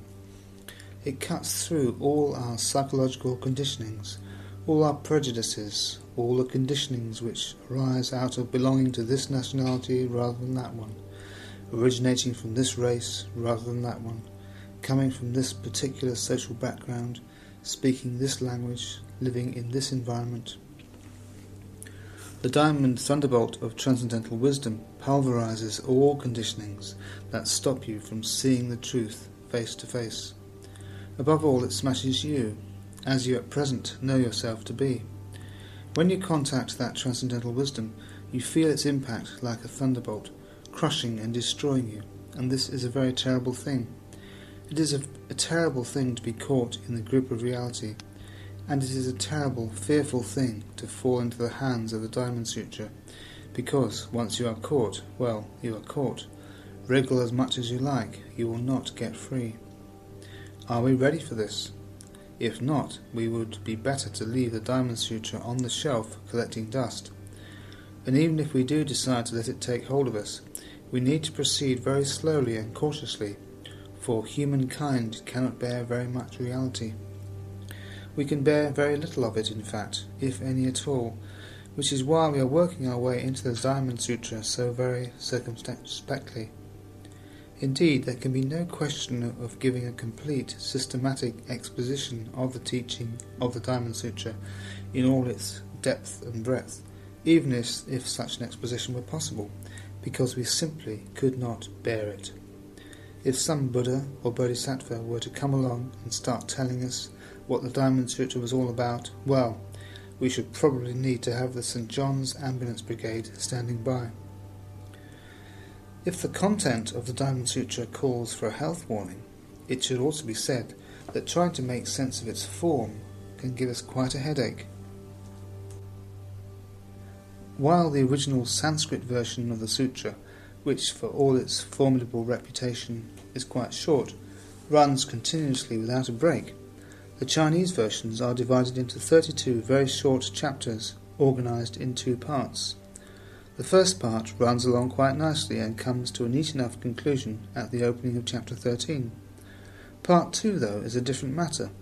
It starts up for no apparent reason and seems to repeat itself pointlessly, with little apparent order or sequence, and little sense of one topic leading smoothly on to the next. We have to entertain the possibility that the text itself may have been meddled with and shuffled out of any coherence it might once have possessed. I would even tentatively suggest that Part 2 may represent an alternate version of Part 1. If the whole thing is a work of compilation, perhaps the second part is the result of an earlier, less felicitous effort, which came to be tacked on to the later, more successful one. This is, in a sense, an almost profane suggestion, and quite traditional, but not on that account to be ruled out of court. The Diamond Sutra has come down to us in a form to a great extent determined by the accidents of transmission, which means that, as with other Buddhist scriptures, we cannot take it too literally.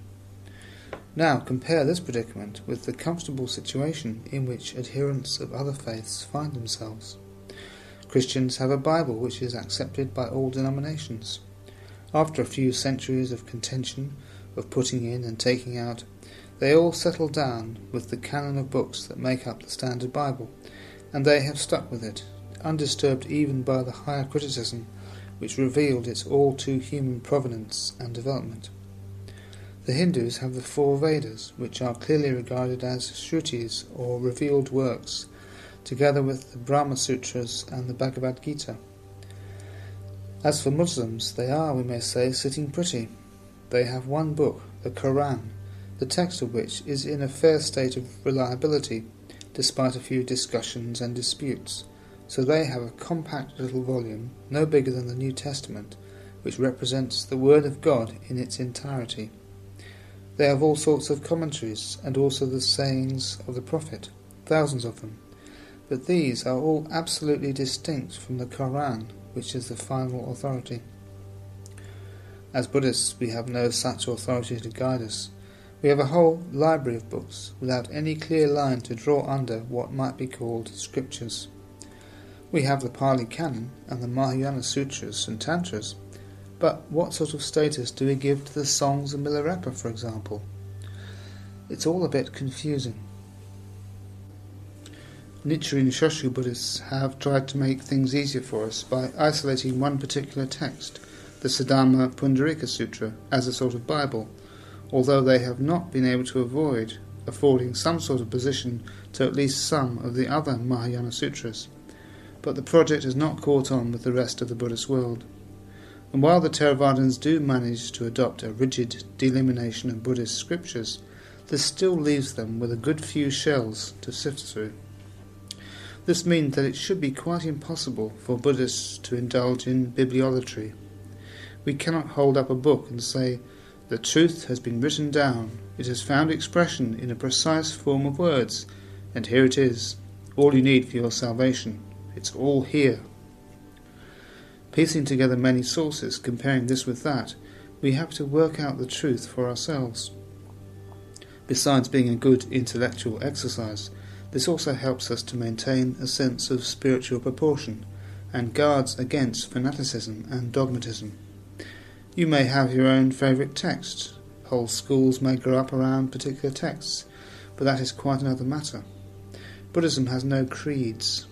Christmas Humphreys did essay a sort of creed with his 12 principles, but without much success, especially as one or two of his principles are slightly questionable.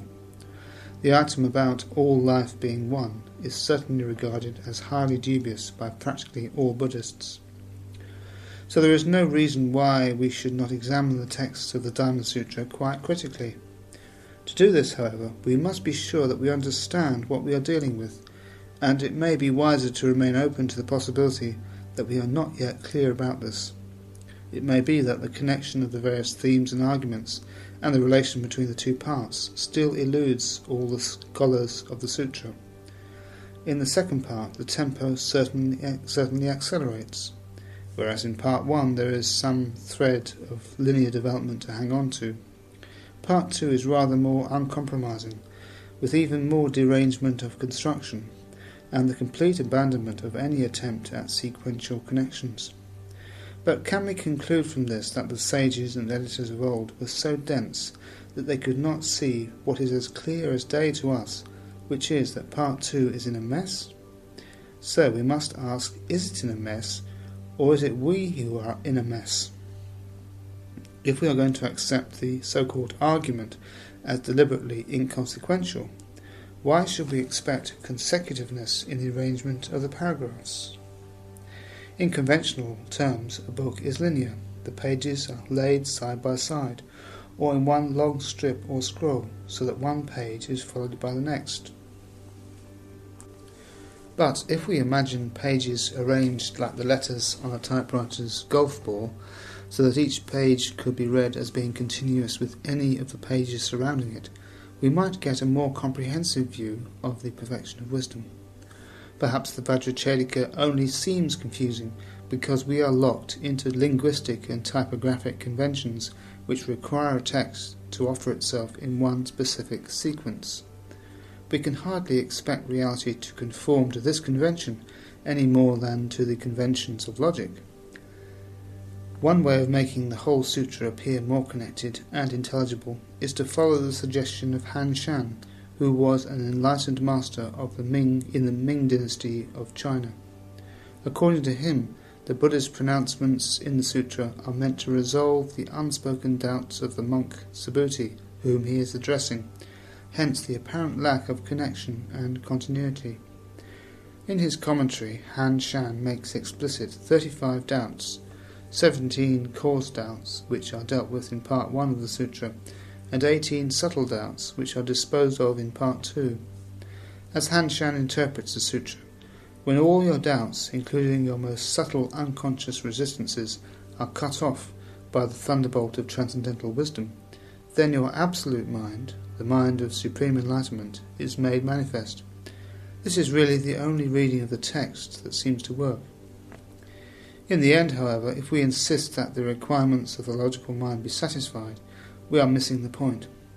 What the Diamond Sutra is actually delivering is not a systematic treatise, but a series of sledgehammer blows, attacking from this side and that, to try and break through our fundamental delusion. It is not going to make things easy for the logical mind by putting things in a logical form. This sutra is going to be confusing, irritating, annoying, and unsatisfying, and perhaps we cannot ask for it to be otherwise. If it were all set forth neatly and clearly, leaving no loose ends, we might be in danger of thinking that we had grasped the perfection of wisdom. The Sutra. Homage to the perfection of wisdom, the lovely, the holy. Introduction. 1. Thus have I heard at one time. The Lords dwelt at Shravasti in the Jeta Grove, in the garden of Anathapindika, together with a large gathering of monks, consisting of 1,250 monks, and with many bodhisattvas, great beings. Early in the morning the Lord had dressed, put on his cloak, took his bowl, and entered the great city of Shravasti to collect alms. When he had eaten and returned from his round, the Lord put away his bowl and cloak, washed his feet, and sat down on the seat arranged for him, crossing his legs, holding his body upright, and mindfully fixing his attention in front of him. Then many monks approached to where the Lord was, saluted his feet with their heads, thrice walked round him to the right, and sat down on one side. 2. At that time the Venerable Subhuti came to that assembly and sat down. Then he rose from his seat, put his upper robe over one shoulder, placed his right knee on the ground, bent forth his folded hands towards the Lord, and said to the Lord, "It is wonderful, O Lord, it is exceedingly wonderful, O well gone, how much the bodhisattvas, the great beings, have been helped with the greatest help by the Tathagata, the Arhat, the fully enlightened one. It is wonderful, O Lord, how much the Bodhisattvas, the great beings, have been favoured with the highest favour by the Tathagata, the Arhat, the fully enlightened one. How then, O Lord, should a son or daughter of good family, who have set out in the Bodhisattva vehicle, stand? How progress? How control their thoughts? After these words the Lord said to the Venerable Subhuti, well said, Subhuti. So it is, Subhuti, so it is, as you say. The Tathagata, Subhuti, has helped the Bodhisattvas, the great beings, with the greatest help, and he has favoured them with the highest favour. Therefore, Subhuti, listen well and attentively. I will teach you how those who have set out in the Bodhisattva vehicle should stand, how progress, how control their thoughts. So be it, O Lord, replied the Venerable Subhuti, and listened. The Bodhisattva's career. 3. The Lord said, Hear, Subhuti, someone who has set out in the vehicle of a Bodhisattva should produce a thought in this manner. As many beings as there are in the universe of beings, comprehended under the terms beings egg-born, born from a womb, moisture-born, or miraculously born, with or without form, with perception, without perception, and with neither perception nor non-perception, as far as any conceivable form of beings is conceived, all these I must lead to nirvana, into that realm of nirvana which leaves nothing behind. And yet, although innumerable beings have thus been led to nirvana, no being at all has been led to nirvana. And why?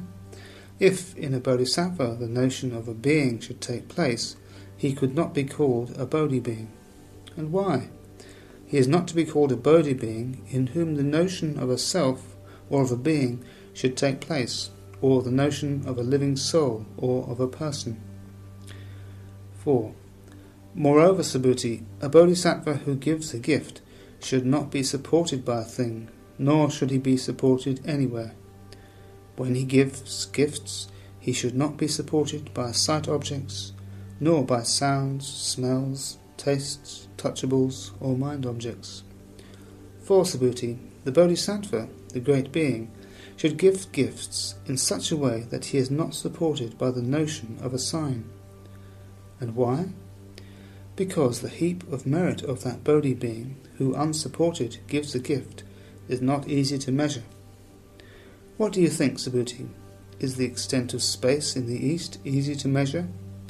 Subhuti replied, No, indeed, O Lord. The Lord asked, In like manner, is it easy to measure the extent of space in the south, west, or north, downwards, upwards, in the intermediate directions, in all the 10 directions all around? Subhuti replied, No, indeed, O Lord. The Lord said, Even so, the heap of merit of that bodhi being, who unsupported gives a gift, is not easy to measure. That is why, Subhuti, those who have set out in the bodhisattva vehicle should give gifts without being supported by the notion of a sign. The Lord continued, What do you think, Subhuti? Can the Tathagata be seen by the possession of his marks? Subhuti replied, No, indeed, O Lord. And why? What has been taught by the Tathagata as the possession of marks, that is truly a no possession of no marks. The Lord said, Wherever there is possession of marks, there is fraud. Wherever there is no possession of no marks, there is no fraud. Hence the Tathagata is to be seen from no marks as marks. 6. Subhuti asked, Will there be any beings in the future period, in the last time, in the last epoch, in the last 500 years, at the time of the collapse of the good doctrine, who, when these words of the sutra are being taught, will understand the truth? The Lord replied, Do not speak thus, Subhuti. Yes, even then there will be such beings. For even at that time, Subhuti, there will be bodhisattvas who are gifted with good conduct, gifted with virtuous qualities, gifted with wisdom, and who, when these words of the sutra are being taught, will understand their truth. And these bodhisattvas, Subhuti, will not be such as have honoured only one single Buddha, nor such as have planted their roots of merit under one single Buddha only. On the contrary, Subhuti, those bodhisattvas who, when these words of the sutra are being taught, will find even one single thought of serene faith, they will be such as have honoured many hundreds of thousands of Buddhas, such as have planted their roots of merit under many hundreds of thousands of Buddhas. Known they are, Subhuti, to the Tathagata through his Buddha cognition. Seen they are, Subhuti, by the Tathagata with his Buddha eye. Fully known they are, Subhuti, to the Tathagata. And they all, Subhuti, will beget and acquire an immeasurable and incalculable heap of merit. And why? Because, Subhuti, in these bodhisattvas no perception of a self takes place, no perception of a being, no perception of a soul, no perception of a person, nor do these bodhisattvas have a perception of a dharma, or a perception of a no-dharma. No perception or non-perception takes place in them. And why? If, Subhuti, these bodhisattvas should have a perception of either a dharma or a no-dharma, they would thereby seize on a self, a being, a soul, or a person. And why? Because the bodhisattva should not seize on either a dharma or a no-dharma. Therefore this saying has been taught by the Tathagata with a hidden meaning. Those who know the discourse on dharma as like unto a raft should forsake dharmas, still more so no dharmas.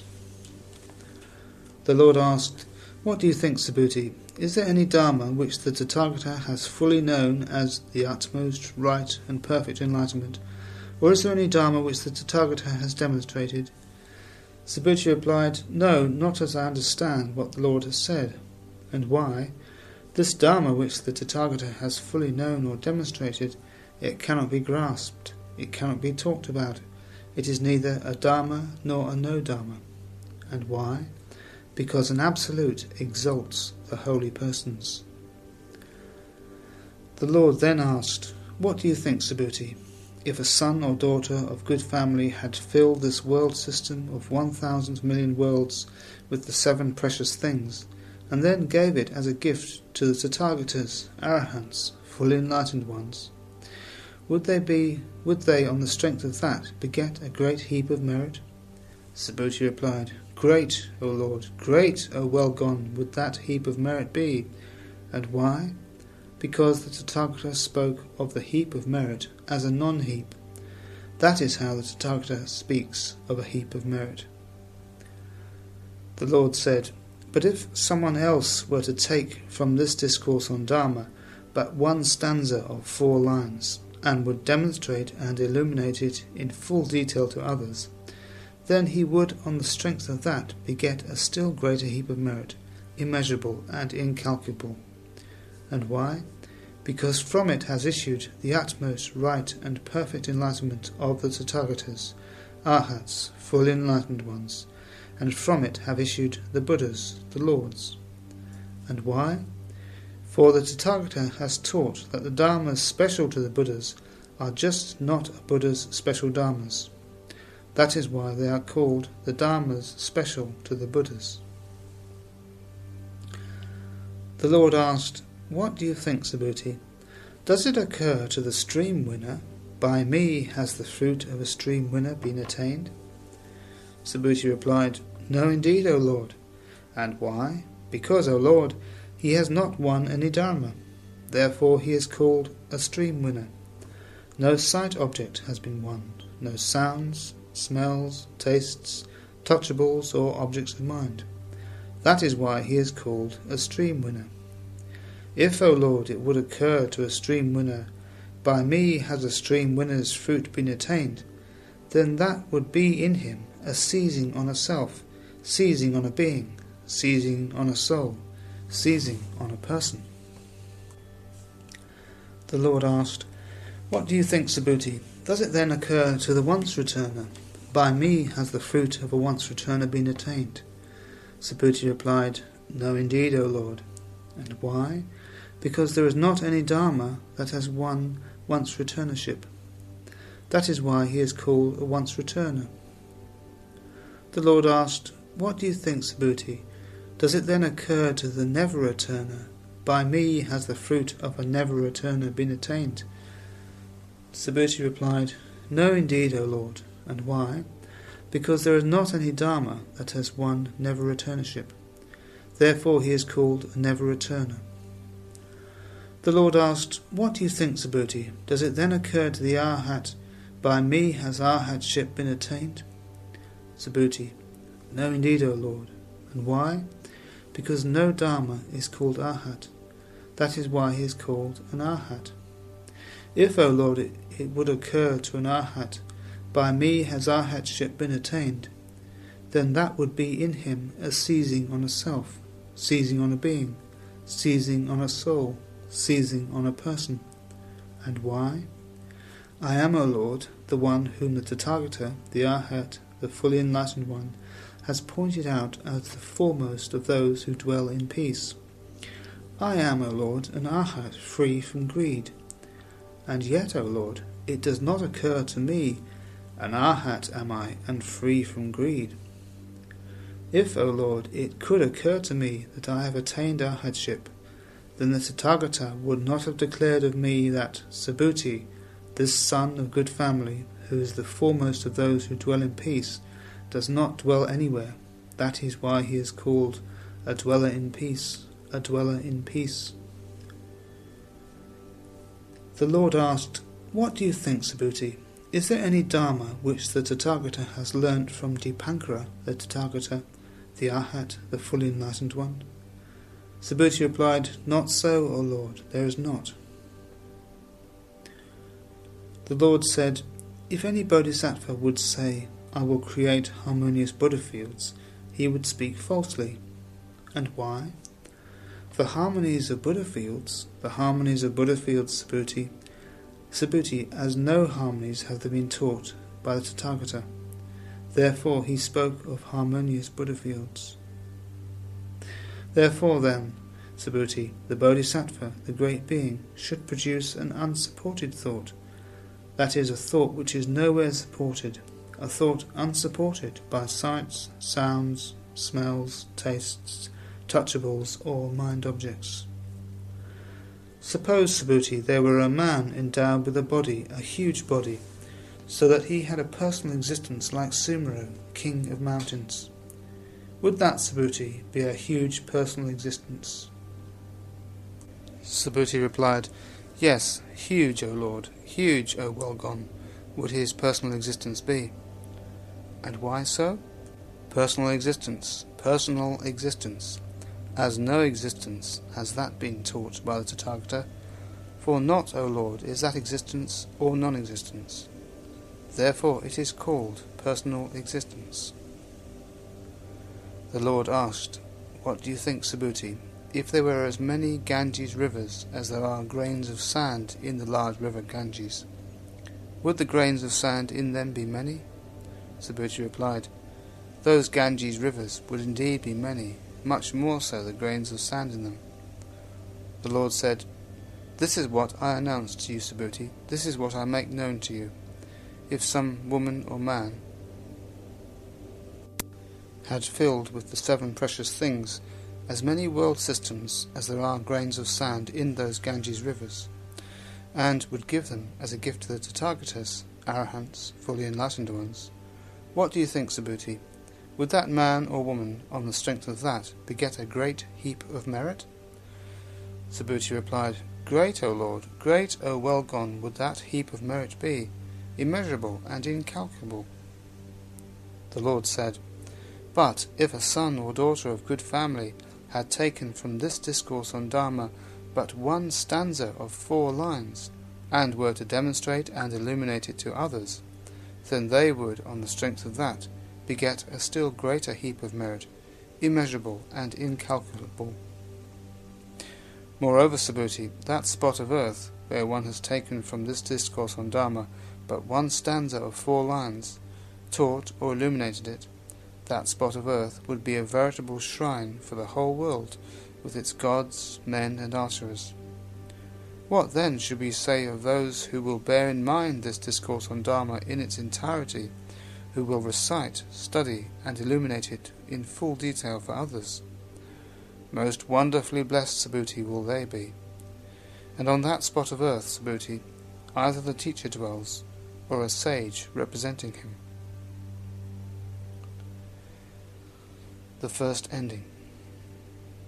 Subhuti asked, "What then, O Lord, is this discourse on Dharma, and how should I bear it in mind?"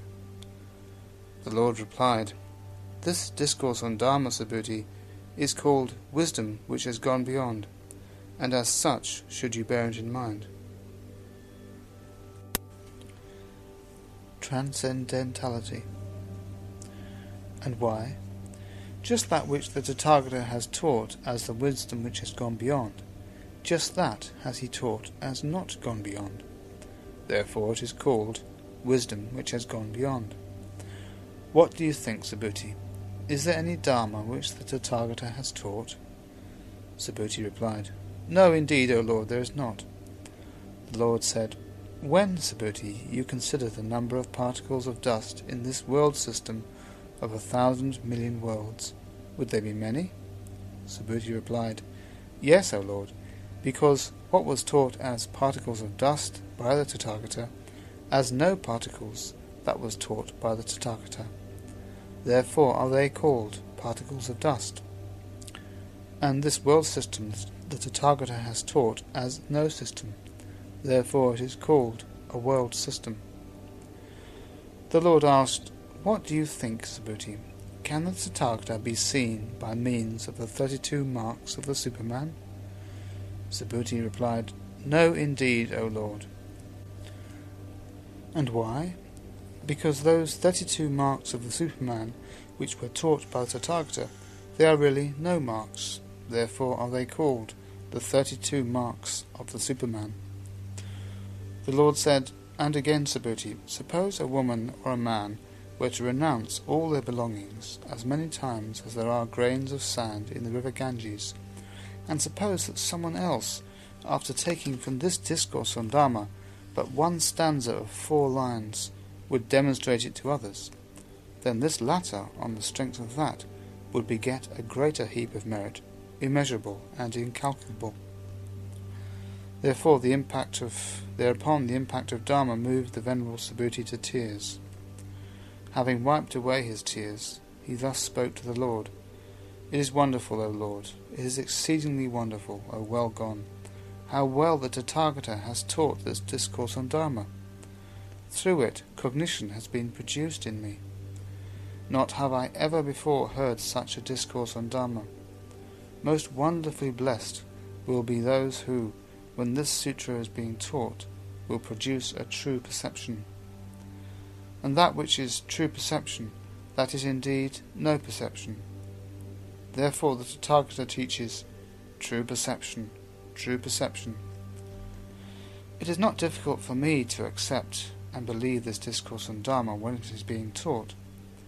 But those beings who will be in a future period, in the last time, in the last epoch, in the last 500 years, at the time of the collapse of the good doctrine, and who, O Lord, will take up this discourse on Dharma, bear it in mind, recite it and study it, and illuminate it in full details for others, these will be most wonderfully blessed. In them, however, no perception of a self will take place, or of a being, a soul, or a person. And why? That, O Lord, which is perception of self, that indeed is no perception. That which is perception of a being, a soul, or a person, that is indeed no perception. And why? Because the Buddhas, the Lords, have left all perceptions behind. The Lord said, "So it is, Subhuti. Most wonderfully blessed will be those beings who, on hearing this sutra, will not tremble, nor be frightened or terrified. And why? The Tathagata has taught this as the highest perfection. And what the Tathagata teaches as the highest perfection, that also the innumerable blessed Buddhas do teach. Therefore it is called the highest perfection. Moreover, Subhuti, the Tathagata's perfection of patience is really no perfection. And why? Because, Subhuti, when the king of Kalinga cut my flesh from every limb, at that time I had no perception of a self, of a being, of a soul, or a person. And why? If, Subhuti, at that time I had had a perception of self, I would also have had a perception of ill will at that time. And so, if I had had a perception of a being, of a soul, or of a person. With my super-knowledge, I recall that in the past I have for 500 births led the life of a sage devoted to patience.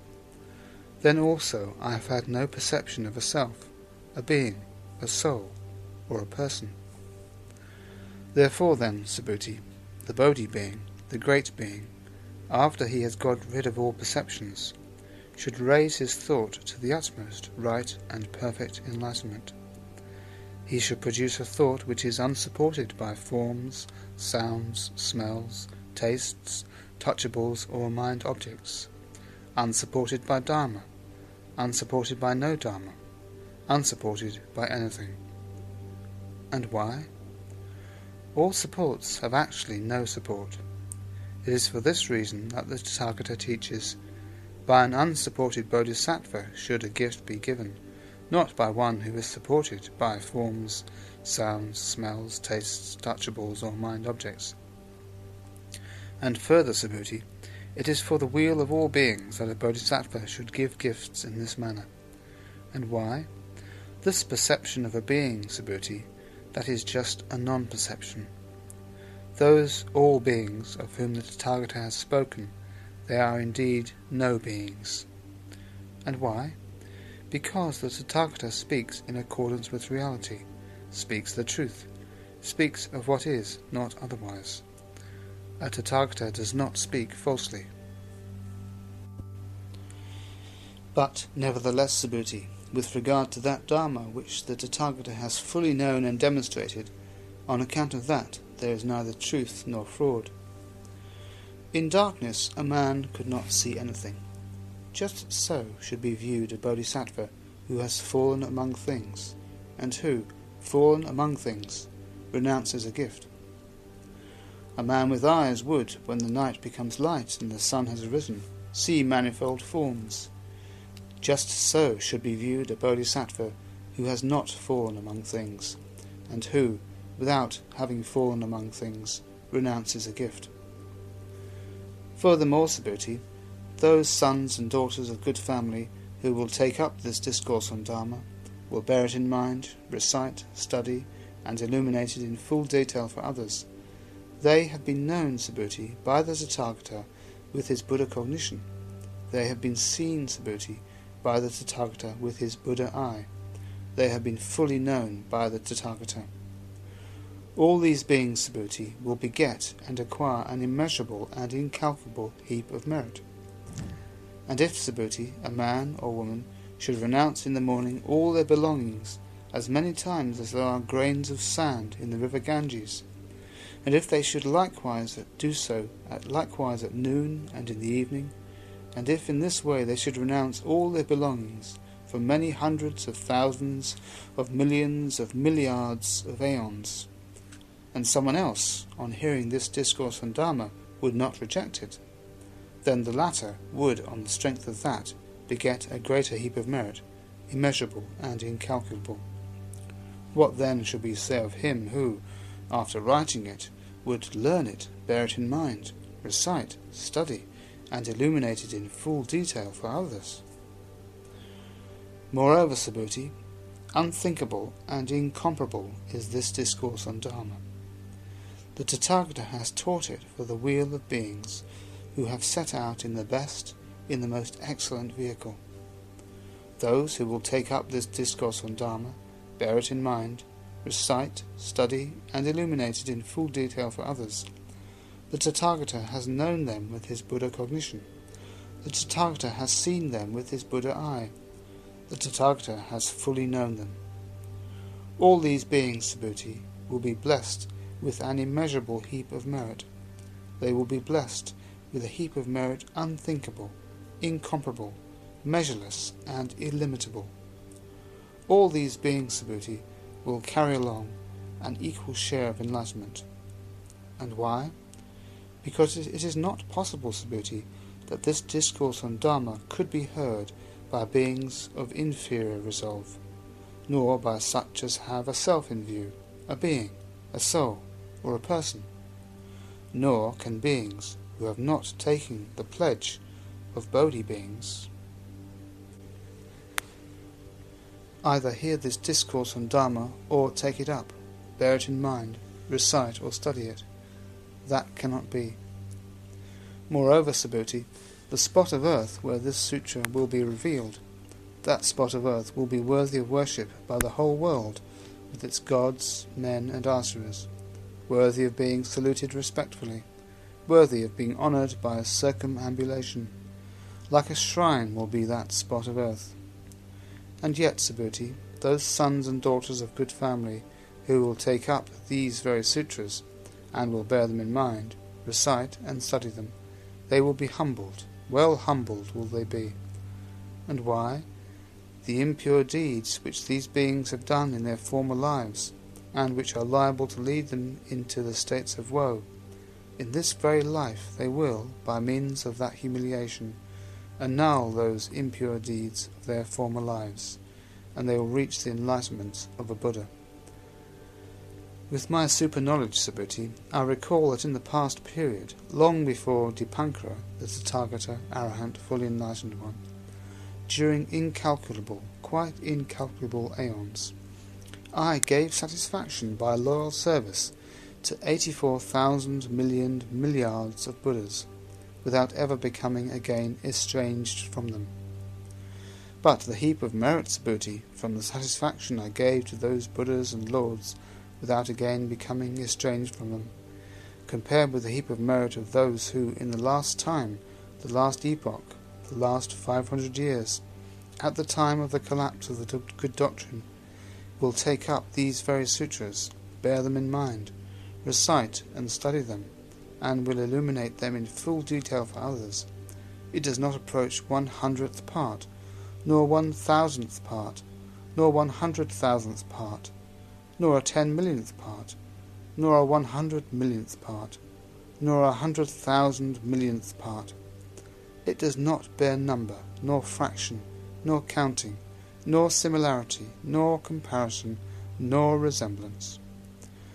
If, moreover, Subhuti, I were to teach the heap of merit of those sons and daughters of good family, and how great a heap of merit they will at that time beget and acquire, beings would become frantic and confused.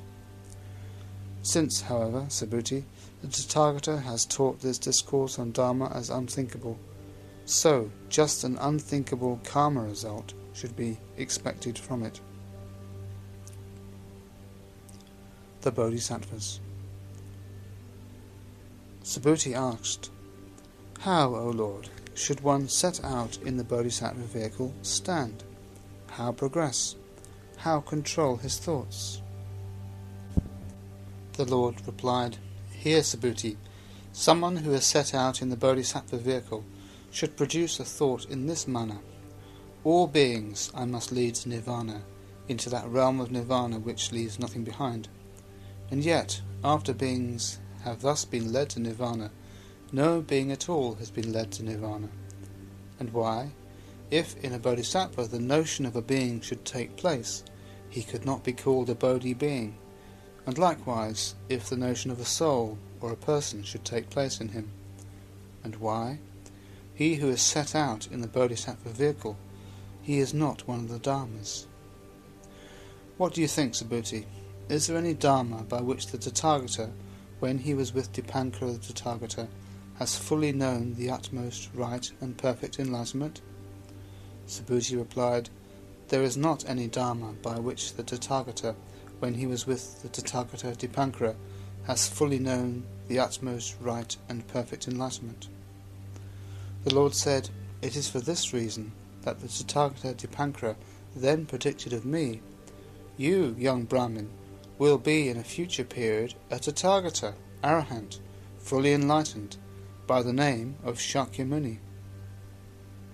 And why? Tathagata Subhuti is synonymous with true suchness, tatata. And whosoever Subhuti were to say that Tathagata has fully known the utmost right and perfect enlightenment, he would speak falsely. And why? There is not any Dharma by which the Tathagata has fully known the utmost right and perfect enlightenment. And that Dharma which the Tathagata has fully known and demonstrated, on account of that, there is neither truth nor fraud. Therefore the Tathagata teaches all Dharmas are the Buddha's own and special Dharmas. And why? All Dharmas, Subhuti, have as no Dharmas been taught by the Tathagata. Therefore all Dharmas are called the Buddha's own and special Dharmas. Just as a man, Subhuti, might be endowed with a body, a huge body. Subhuti said, that man of whom the Tathagata spoke as endowed with a body, a huge body, as a no-body he has been taught by the Tathagata. Therefore is he called endowed with a body, a huge body. The Lord said, so it is, Subhuti. The Bodhisattva who would say, I will lead beings to nirvana, he should not be called a Bodhi being. And why? Is there, Subhuti, any Dharma named Bodhi being? Subhuti replied, no indeed, O Lord. The Lord said, because of that, the Tathagata teaches, selfless are all Dharmas, they have not the character of living beings. They are without a living soul, without personality. If any Bodhisattva should say, I will create harmonious Buddha fields, he likewise should not be called a Bodhi being. And why? The harmonies of Buddha fields, Subhuti, as no harmonies have they been taught by the Tathagata. Therefore he spoke of harmonious Buddha fields. The Bodhisattva, however, Subhuti, who is intent on without self of the Dharmas, without self of the Dharmas, him the Tathagata, the Arahant, the fully enlightened one, has declared to be a Bodhi being, a great being. The Buddhas. What do you think, Subhuti? Does the fleshly eye of the Tathagata exist?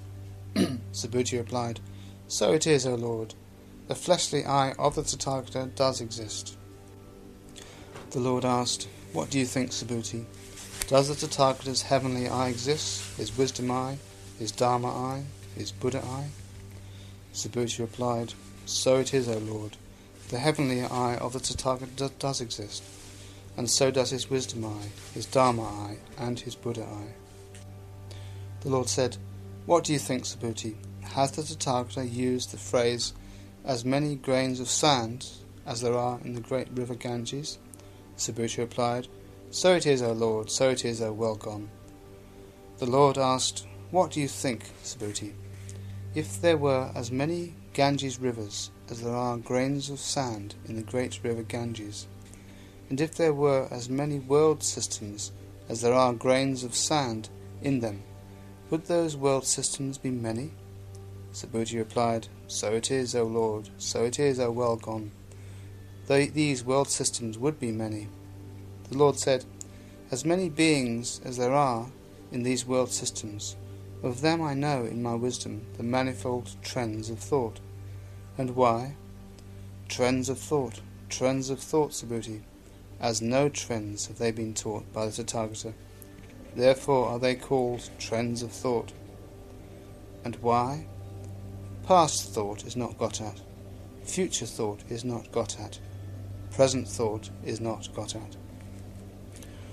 What do you think, Subhuti, if a son or daughter of good family had filled this world system of 1,000 million worlds with the 7 precious things, and then gave it as a gift to the Tathagatas, the Arahants, the fully enlightened ones? Would they, on the strength of that, beget a great heap of merit? Subhuti replied, they would, O Lord, they would, O well gone. The Lord said, so it is, Subhuti, so it is. On the strength of that, this son or daughter of good family would beget a great heap of merit, immeasurable and incalculable. But if, on the other hand, there were such a thing as a heap of merit, the Tathagata would not have spoken of a heap of merit. What do you think, Subhuti? Is the Tathagata to be seen by means of the accomplishment of his form body? Subhuti replied, No, indeed, O Lord. The Tathagata is not to be seen by means of the accomplishment of his form body. And why?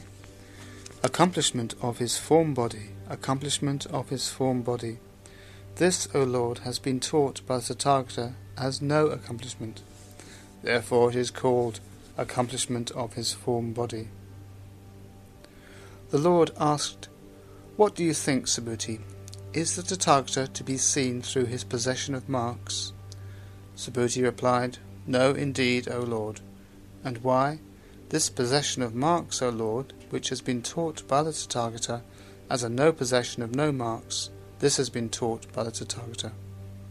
Therefore it is called possession of marks.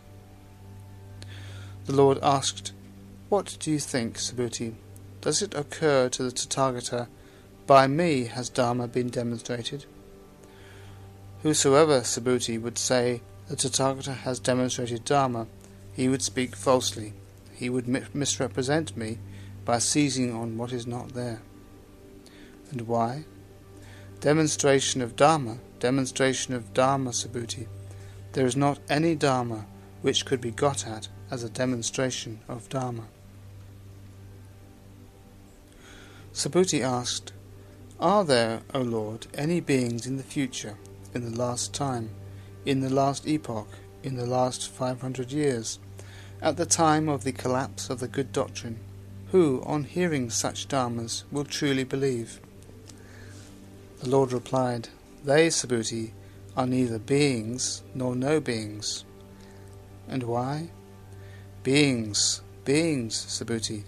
The Tathagata has taught that they are all no beings.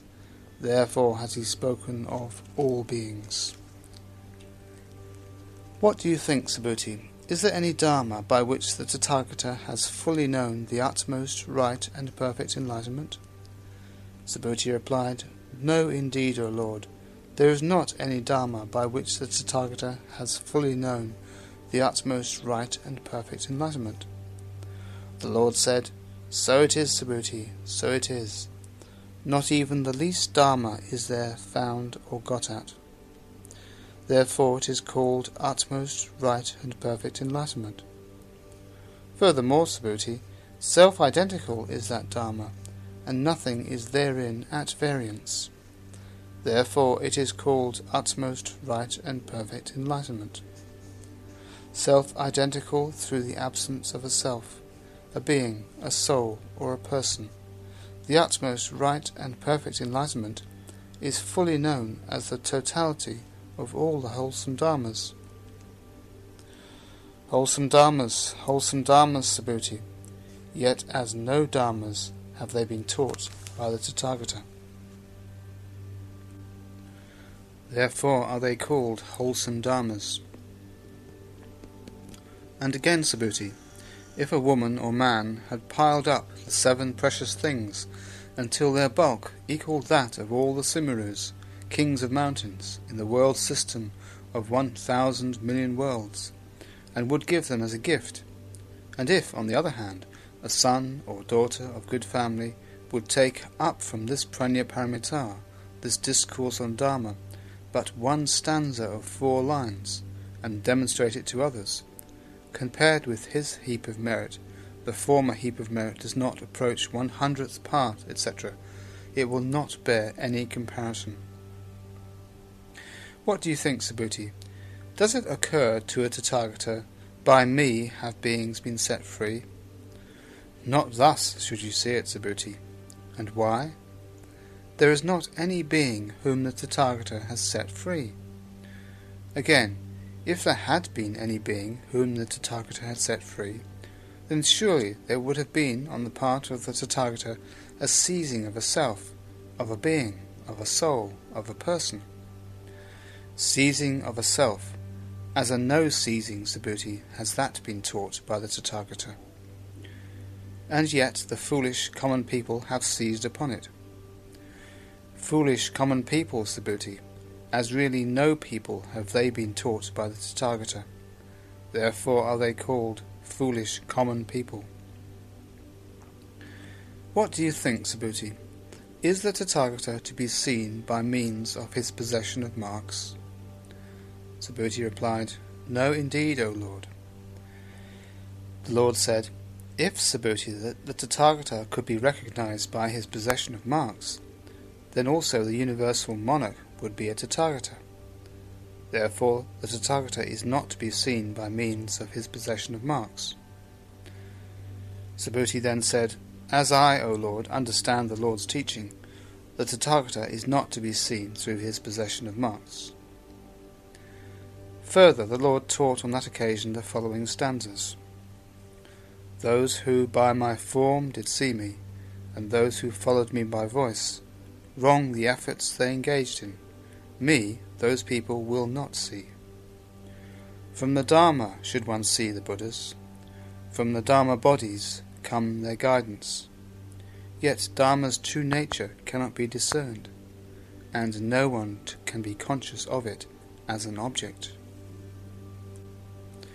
What do you think, Subhuti? Has the Tathagata fully known the utmost right and perfect enlightenment through his possession of marks? Not so should you see it, Subhuti. And why? Because the Tathagata could surely not have fully known the utmost right and perfect enlightenment through his possession of marks. Nor should anyone, Subhuti, say to you, those who have set out in the Bodhisattva vehicle have conceived the destruction of a Dharma or its annihilation.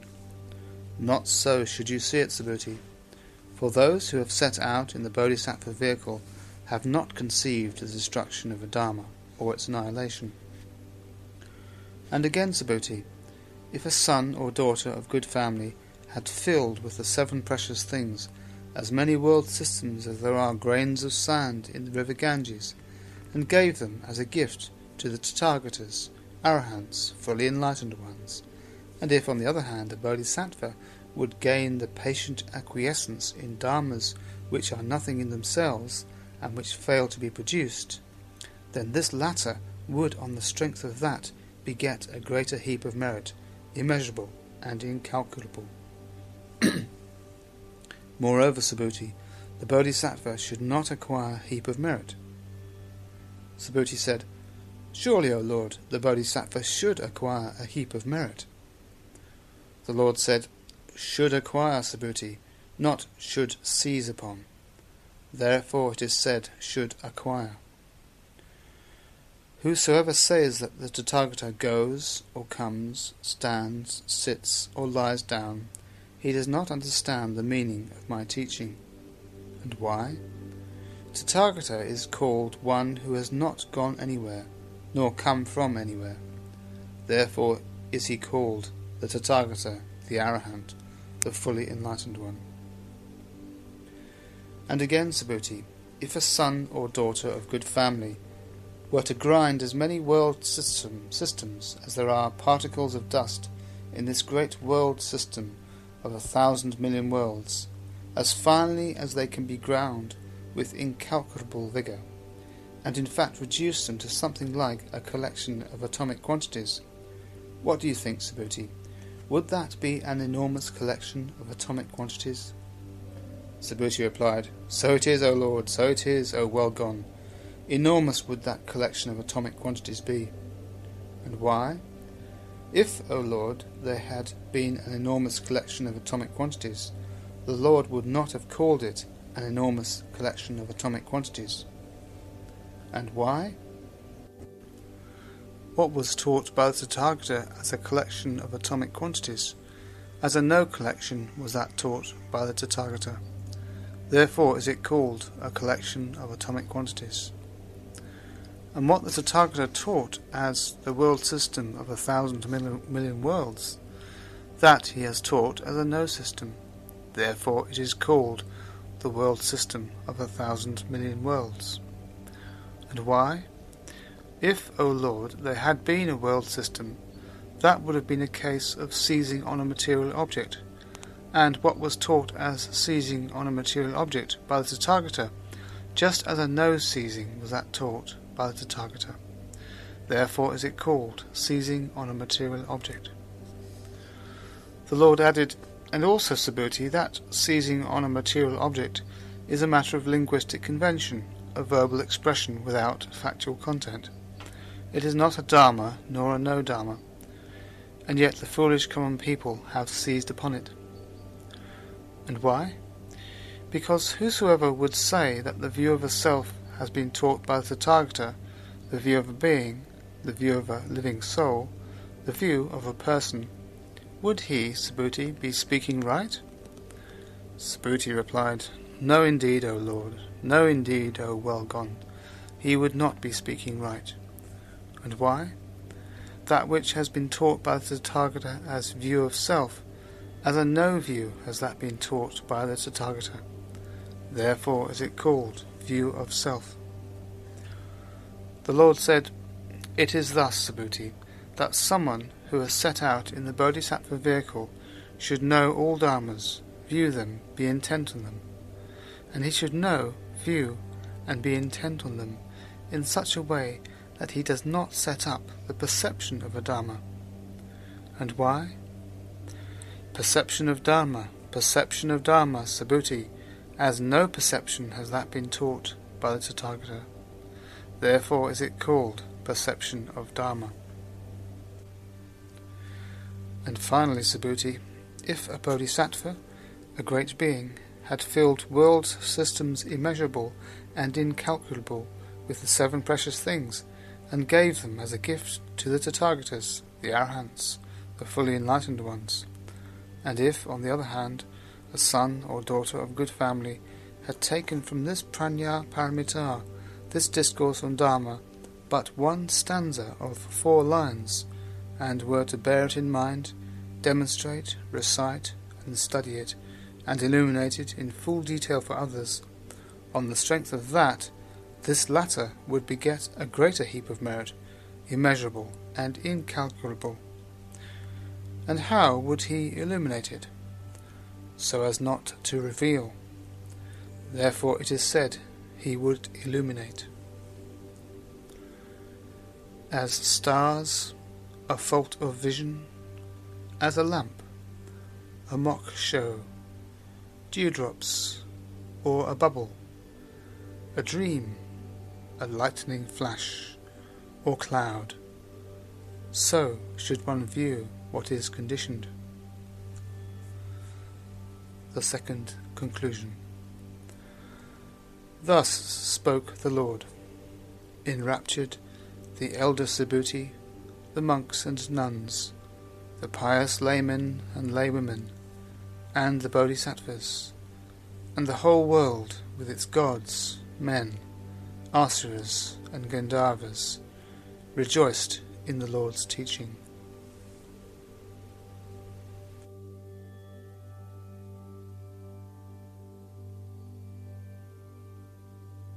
Chapter 1. A strangely ordinary beginning. Thus have I heard at one time. The Lord dwelt at Sravasti in the Jeta Grove, in the garden of Anathapindika, together with a large gathering of monks, consisting of 1,250 monks, and with many bodhisattvas, great beings. Early in the morning the Lord dressed, put on his cloak, took his bowl, and entered the great city of Sravasti to collect alms. When he had eaten and returned from his round, the Lord put away his bowl and cloak, washed his feet, and sat down on the seat arranged for him, crossed his legs, holding his body upright, and mindfully fixing his attention in front of him. This may seem straightforward enough, but it is actually quite an unusual start to a Mahayana Sutra. A more standard opening would be an extravagant description of how the Buddha is sitting in some heavenly world on a great elaborate lotus throne, surrounded not only by monks and nuns, but by millions upon millions of non-human beings in their various orders. Even before the Buddha opens his mouth, we should expect all sorts of marvels to occur, like thousands of great golden flowers called mandaravas, as big as cartwheels, floating down from the sky. And then, of course, Buddhas and Bodhisattvas are likely to start arriving from other universes.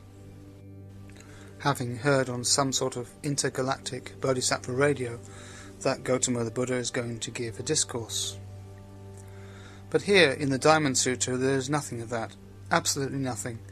No signs, no wonders, no miracles, no lights appearing in the sky, nothing. Everything is simple, natural, ordinary, even prosaic. All we see is a group of huts in somebody's estate a few miles out of the city, and yellow-robed monks, some of them occupying the huts, and some no doubt just camping out under the trees.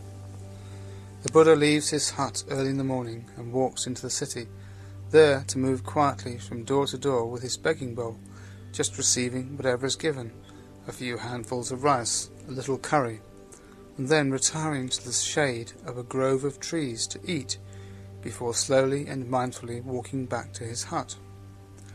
After he has rested for a while, we see him going outside again to meditate, and in the cool of the evening, the disciples gathering around, just waiting and listening.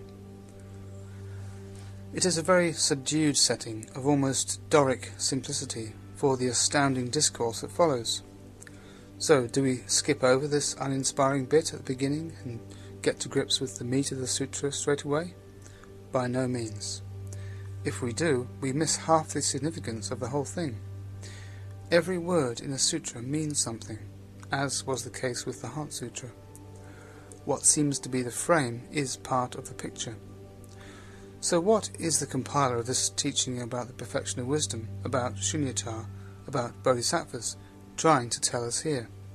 Why does he appear to want to have us believe that we are settling down to a meticulous account of another unsensational day in the life of Gautama the Buddha, as recalled by his attendant Ananda? Some light is shed on this question and on the immense difference in character among the sutras of the Buddhist tradition by a certain Zensei. At the beginning of your spiritual practice, mountains are mountains, trees are trees. As you progress further on the path, mountains are no longer mountains, and trees no longer trees. But at the conclusion of your Buddhist career, on becoming enlightened, mountains are once more mountains, trees again simply trees. In the suttas of the Pali Canon, everything is down to earth.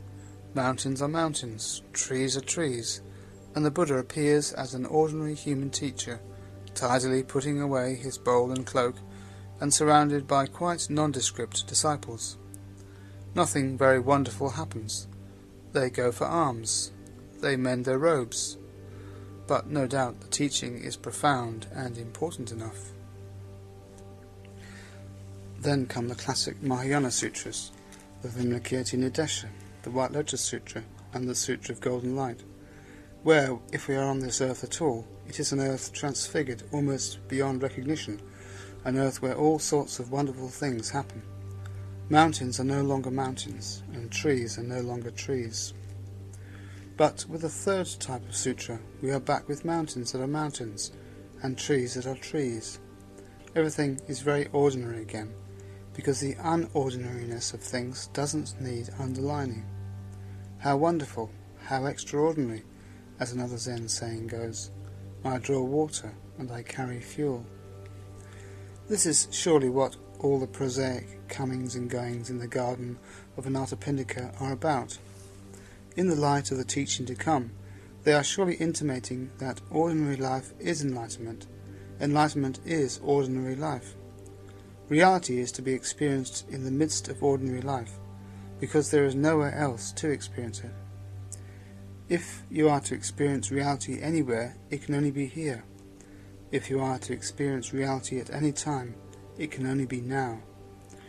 Don't let your attention be diverted to higher heavenly realms. Yes, the symbolism is very beautiful, it is very meaningful, but don't misunderstand it. It is here that we have to realize. It is now that we have to see. The ordinary is wonderful as it is. To add wonders and supernormal happenings would just be gilding the lily. It would be as if to draw attention to the fact that you have a nose and that it is a wonderful organ, you were to paint it bright red. To someone who really understands what a wonderful organ the nose is, this sort of decoration is in no way necessary. You don't have to get away from the conditioned in order to realize the unconditioned. In its depths, the conditioned is the unconditioned. Form is emptiness, and emptiness is form, as the Heart Sutra says. Our everyday life may be pleasurable or painful, wildly ecstatic or unbearably agonizing, or just plain dull and boring much of the time. But it is here, in the midst of all these experiences, good, bad, and indifferent, and nowhere else, that enlightenment is to be attained. This is what the introduction to the sutra is trying to tell us, and in a way it is the message of the whole sutra. So in this sutra we are not in some heavenly realm or remote Buddha field. We are firmly on this earth, on the historical plane, in the workaday world. Other Perfection of Wisdom sutras may be expounded by mythological or archetypal bodhisattvas who cannot be said to have existed, historically speaking. In the case of the Heart Sutra, it is Avalokiteshvara, and in the other Perfection of Wisdom sutras, you get Manjushri. But the Diamond Sutra features a dialogue between two definitely historical characters, Gautama the Buddha and Subhuti, one of his disciples. As for the audience, although Mahayana convention, and Konza suggests a later scribe, brings a lot of extras on at the end, the whole world with its gods, men, asuras and Gandharvas, to rejoice in the teaching, the Diamond Sutra opens to a very select gathering of highly developed beings, 1,250 monks, who, with the possible exception of Ananda, can be assumed to be arhats, and many bodhisattvas. Admittedly, the bodhisattvas add a touch of the Mahayana, but they are not named or described. We are not to be treated to visions of jewelled head dresses and lotus thrones. This emphasis on the unspectacular continues with the description of the Buddha himself. In the larger Perfection of Wisdom sutras we find him fixing his attention on the breath and entering the king of all samadhis, which he miraculously sustains throughout his discourse, the implication being that the Buddha's teaching proceeds from a higher state of consciousness, indeed from enlightened consciousness. But the Diamond Sutra eschews any suggestion of this sort. The Buddha is seen just mindfully fixing his attention in front of him. Being undistracted either by what was around him or by wandering thoughts or doziness, his mind would perhaps naturally have gathered around the breathing process, and his concentration would have deepened. But the compiler of the sutra says nothing about the king of all samadhis. He deliberately sets aside the precedent he has been set by earlier works. In order to stress, we must once more assume that nothing extraordinary is going on here. As this brief introduction evidently represents the historical circumstances under which the Buddha taught, there is another point to be made. Obviously enough, the Buddha did not hire a hall when he wanted to give a talk. He delivered his discourses in the open air. In fact, he and his disciples lived outside most of the time. For 9 months of the year they wandered about on foot from place to place, through forests, across rivers, and over mountains, taking their time, resting and meditating under trees, and calling at villages to teach and to beg for food. Only in the rainy season did they stay indoors. And indoors meant not a house, not even a monastery, but a cave or some kind of hut. There they would stay with their 3 robes and a bowl, and perhaps a needle and a water strainer. No mortgage or telephone, no television, no refrigerator, no car, no newspaper, no books, no Diamond Sutra. Life was simpler than it is perhaps possible for us even to imagine, and thinking was simpler too. Great truths were surely more easily apprehended by such uncluttered, undistracted minds. We need not feel discouraged by this, or persuade ourselves that it was easier to develop transcendental wisdom then, and impossible now. We just have to realize how many factors have arisen between us and enlightenment since the Buddha's day, factors which are not elements of normal human existence, but rather of a highly artificial way of life. The opening of the sutra raises the question of authenticity. It clearly purports to be the word of the Buddha as heard by Ananda, to the extent of reproducing the formulaic expression, "Thus have I heard at one time," the seal of authenticity for sutras throughout the Pali Canon. All other evidence, however, suggests that the sutra is a relatively late production of the Prajnaparamita tradition.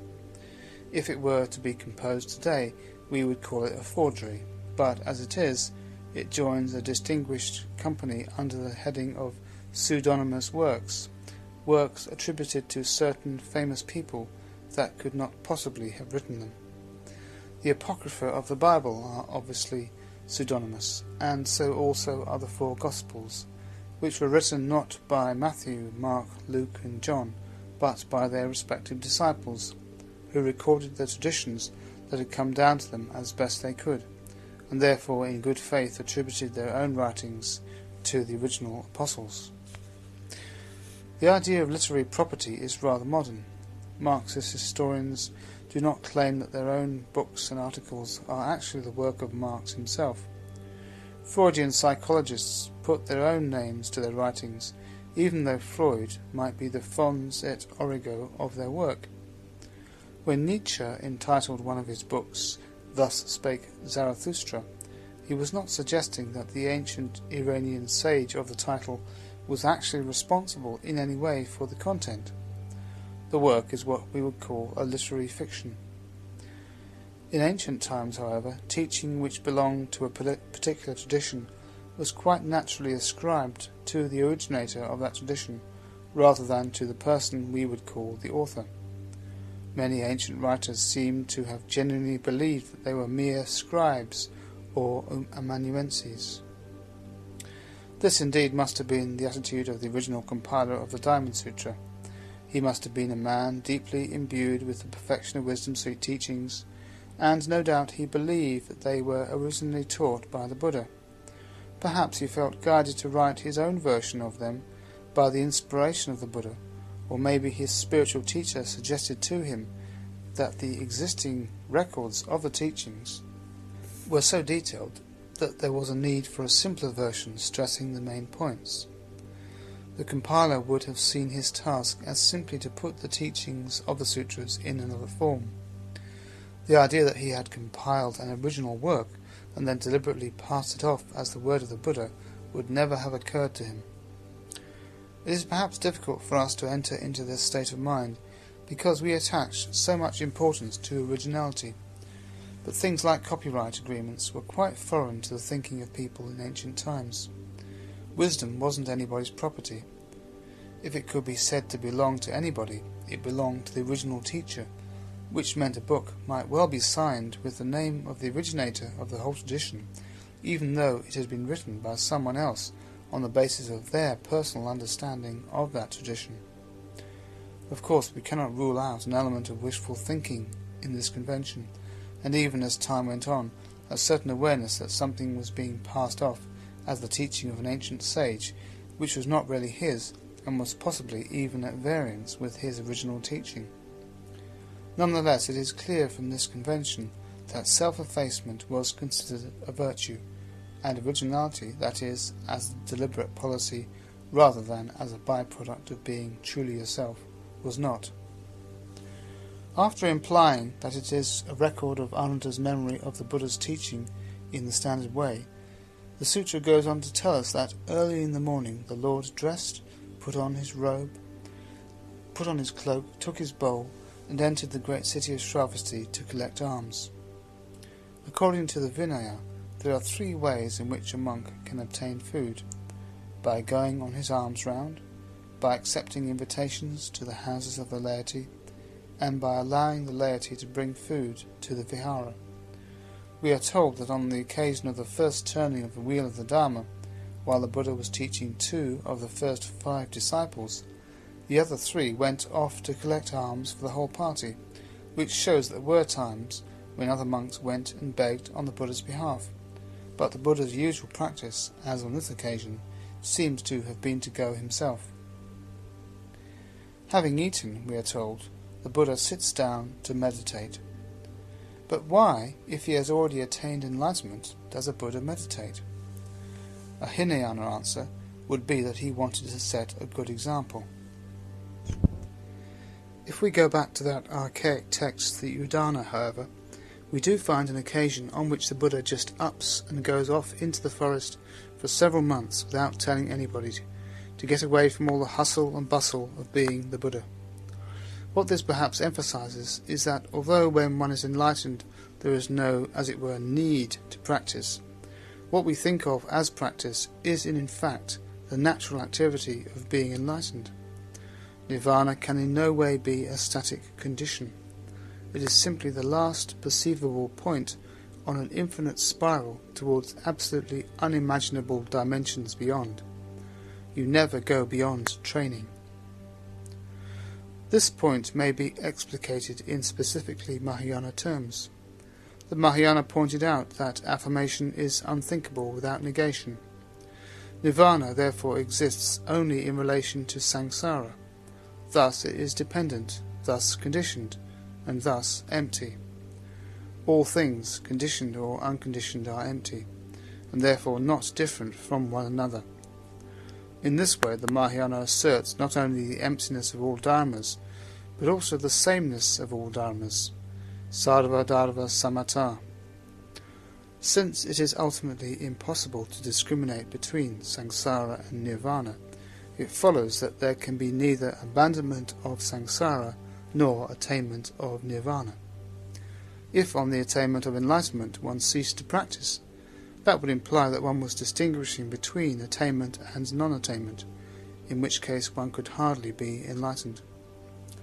The Buddha did not have that kind of dualistic attitude which would lead him to think, well, now I'm there, no more spiritual practice for me. He was there, and he practiced. The crucial corollary for this, as far as we are concerned, is that we are, from the very beginning, enlightened. If it is to avoid being dualistic and thus self-contradictory, this knowledge carries with it the imperative to practice. Then many monks approached to where the Lord was, saluted his feet with their heads, thrice walked round him to the right, and sat down on one side. It was generally understood in India that out of respect for the teacher, you didn't sit directly in front of him. This would have been considered perhaps a little presumptuous, a little lacking in modesty. In Theravada countries today, it is still considered more polite and decent, especially in the case of women, to adopt a sideways kneeling posture rather than directly facing an image of the Buddha. Significantly, the Vajrayana flouted this convention. In the context of initiation, you are supposed to sit directly in front of the teacher, even to look at the teacher, even to look the teacher in the face. Quite immodest behaviour from the Hinayana and even the Mahayana point of view. There is a more intensely personal link or communication between teacher and disciple in the Vajrayana. It is less, you might almost say, institutionalized. At that time the Venerable Subhuti came to that assembly and sat down.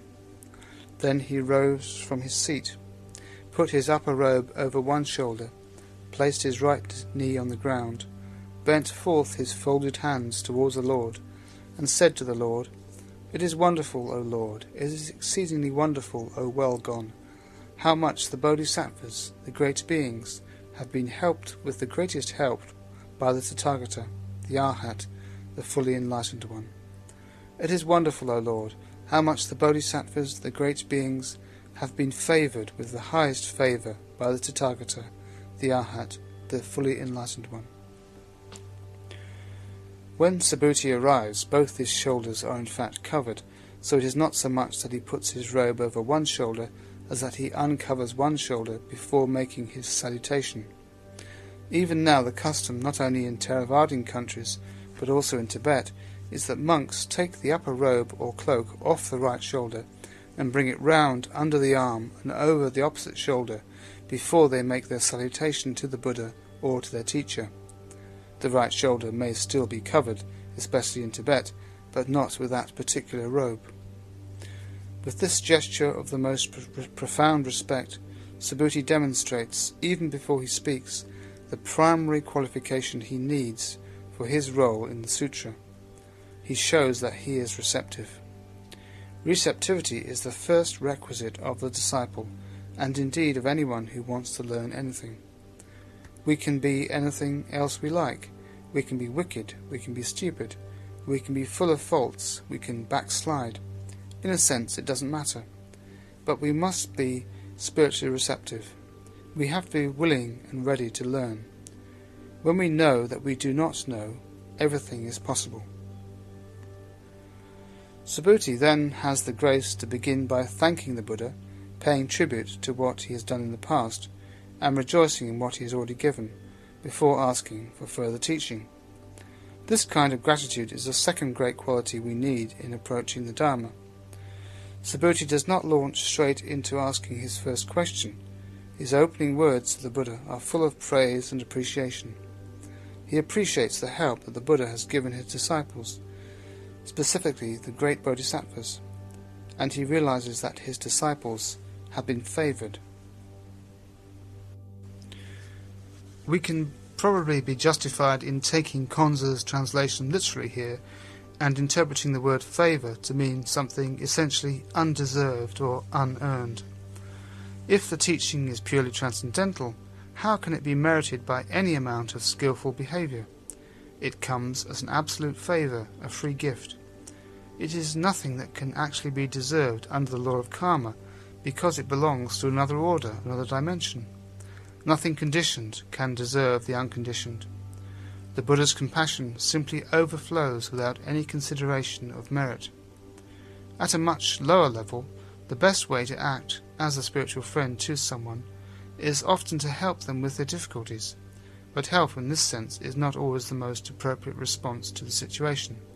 Sometimes a person may not need any help, they may be quite healthy and happy, but they might benefit from being favoured, being offered a glimpse of something beyond the problem-oriented mode, something altogether beyond their present level.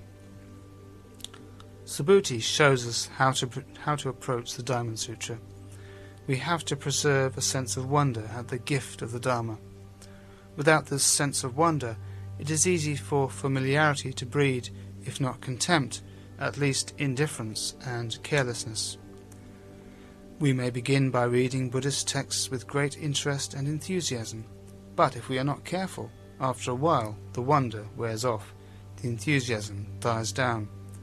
We need to watch out for this natural tendency to devalue what we have, and resolve never to lose sight of how valuable an opportunity we have been given. Subhuti addresses the Buddha as the well gone. The Sanskrit is sugata, happily gone, gone to the happy state of nirvana. In medieval India, Hindus often call Buddhists not only followers of the Buddha, but also Sogatas, followers of the Sugata. It is something of a historical accident, in fact, that Jains, the followers of the Jinna, the conqueror, are not called Buddhists, and Buddhists are not called Jinnists. Their Jinna is also called Buddha, just as our Buddha is also called Jinna. So it is quite by chance that the title Sugata did not finally stick. If it had, we would be known now as Sugatists, or even Happies. The great beings, Mahasattvas, who Subhuti says have been helped and favoured, are generally understood to be bodhisattvas who have attained the 8th bhumi, although this is perhaps a more precise later usage. Having attained the 8th bhumi, they are irreversible, that is, they are no longer liable to fall back from that level. At this stage of the path, the bodhisattva renounces the prospect of individual nirvana, which is now within reach, in favour of full enlightenment for the sake of all sentient beings. He represents the spiritual ideal on an unlimited or cosmic scale. It really becomes difficult to think of the Bodhisattva as an individual in the ordinary sense at this level. Those who have set out on the Bodhisattva vehicle presumably means those who fall short of irreversibility, either those who are simply Bodhisattvas of the path, or perhaps those who have not yet attained even the first of the bhumis. How then, O Lord, should a son or daughter of good family who have set out in the Bodhisattva vehicle stand, how progress, how control their thoughts? After these words the Lord said to the Venerable Subhuti, well said, Subhuti. So it is, Subhuti, so it is, as you say. The Tathagata, Subhuti, has helped the Bodhisattvas, the great beings, with the greatest help, and he has favoured them with the highest favour. Therefore, Subhuti, listen well and attentively. I will teach you how those who have set out in the Bodhisattva vehicle should stand, how progress, how control their thoughts. So be it, O Lord, replied the Venerable Subhuti, and listened. Subhuti asks how the son or daughter of good family stands. How do we become firmly established in our basic aspirations and remain faithful to our original goal? And how do we progress in our specific spiritual practices? But there is also a question we might be tempted to ask of Subhuti. Are only those people with the right background, sons and daughters of good family, eligible to travel in the Bodhisattva vehicle? Obviously not. The Buddha allows no caste distinctions to operate within the Sangha and refused to observe them in any way whatsoever. On the other hand, although Kulaputra can also mean someone of a good spiritual endowment, traditional Buddhism seems to have regarded it as being advantageous to have a good social position even from a spiritual, or at least religious, standpoint. A good education may help to secure a reasonable intellectual understanding of Buddhism, which can be particularly useful in the early stages of one's spiritual career. It definitely makes communicating the Dharma easier too. Above all, it gives self-confidence, which is helpful psychologically and even spiritually. Ex-untouchable Buddhists in India are noticeably lacking in social confidence simply because of their lowly social origins. They have difficulty in dealing with government officials, even though some of them are now government officials themselves. In this country, too, there are those who are quite ill at ease with people like bank managers, while some are quite at ease. The other side of the coin, the near enemy of confidence, particularly perhaps for high caste Hindus, is arrogance, a great spiritual handicap. Chapter 2. The Essential Revolution. The Lord said, Hear, Subhuti, someone who has set out in the vehicle of a bodhisattva should produce a thought in this manner. As many beings as there are in the universe of beings, comprehended under the term beings, egg-born, born from a womb, moisture-born, or miraculously born, with or without form, with perception, without perception, and with neither perception nor non-perception, as far as any conceivable form of beings is conceived. All these I must lead to nirvana, into that realm of nirvana which leaves nothing behind. Talking about producing a thought makes the bodhisattva sound a bit like a conjurer producing something out of a hat, which gives a false impression of how the thought in question, the thought of enlightenment, the bodhicitta, does in fact arise. Should make arise a thought might be a better way of putting it. The text proceeds to exhaust the content of the term beings by recourse to traditional and not exclusively Buddhist enumeration of all the different possible classes of beings, even up to beings that dwell in the realm of neither perception nor non-perception, which in terms of meditative states corresponds to the fourth formless dhyana. The expression miraculously born can be misleading. People in the West usually think of a miracle as representing the direct intervention of God into mundane affairs, suspending the operation of natural conditions, but this is not at all the sense in which this kind of birth is miraculous. As Konza rightly notes, miraculous or apparitional birth, that of gods, demons, beings of the Antarabhava and never returners, is said to be much more common than the other modes of birth.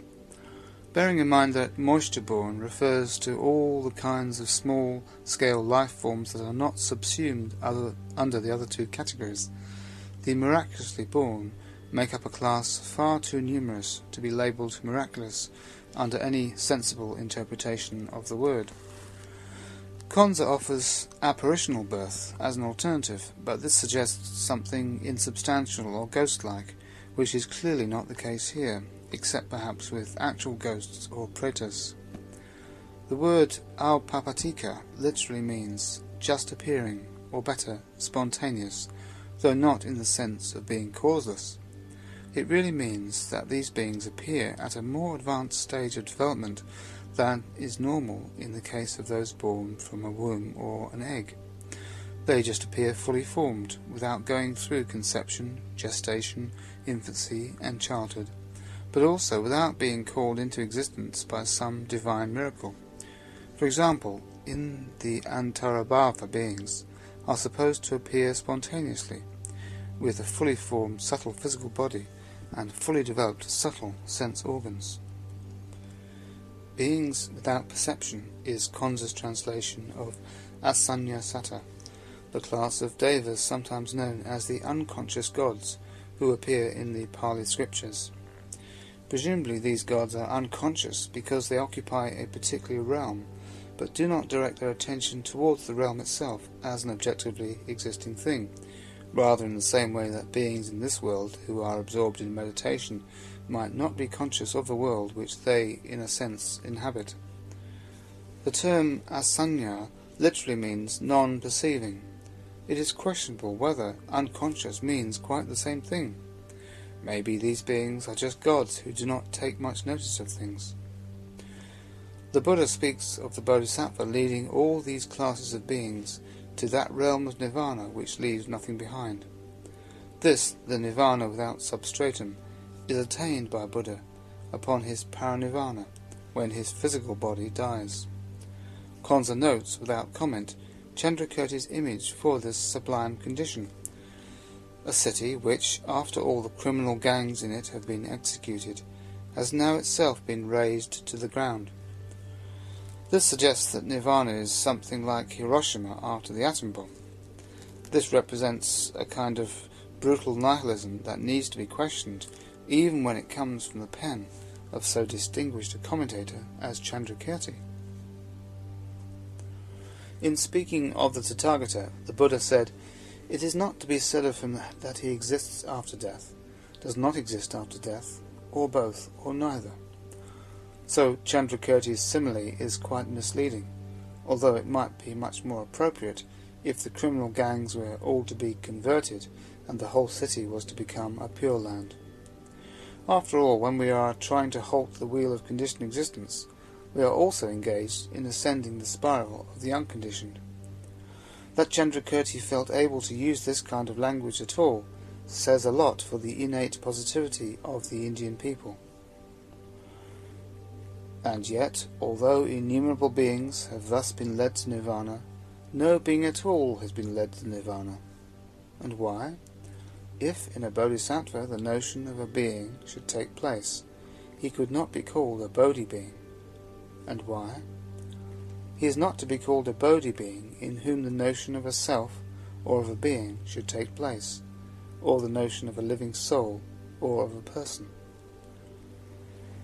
Self is Atman, being is Sattva, living soul is Jiva, and person is Pudgala. All these terms could refer to human beings. As a result of one's encounters with so-called beings, one forms the notion, the concept, of an objectively existing, unchanging, identifiable, separate self, or being, or living soul, or person. The notion is a wrong one, inasmuch as it does not correspond to the facts of the situation, whether in the Hinayana terms of dharmas, or the Mahayana terms of shunyata. It is not that the facts of one's experience are in question. The notion of a being is simply one's wrong interpretation of the facts of one's experience. This is the fundamental insight of the Diamond Sutra, that beings do not exist, we do not exist. This is easy enough to say, of course, but a staggering idea actually to take on board.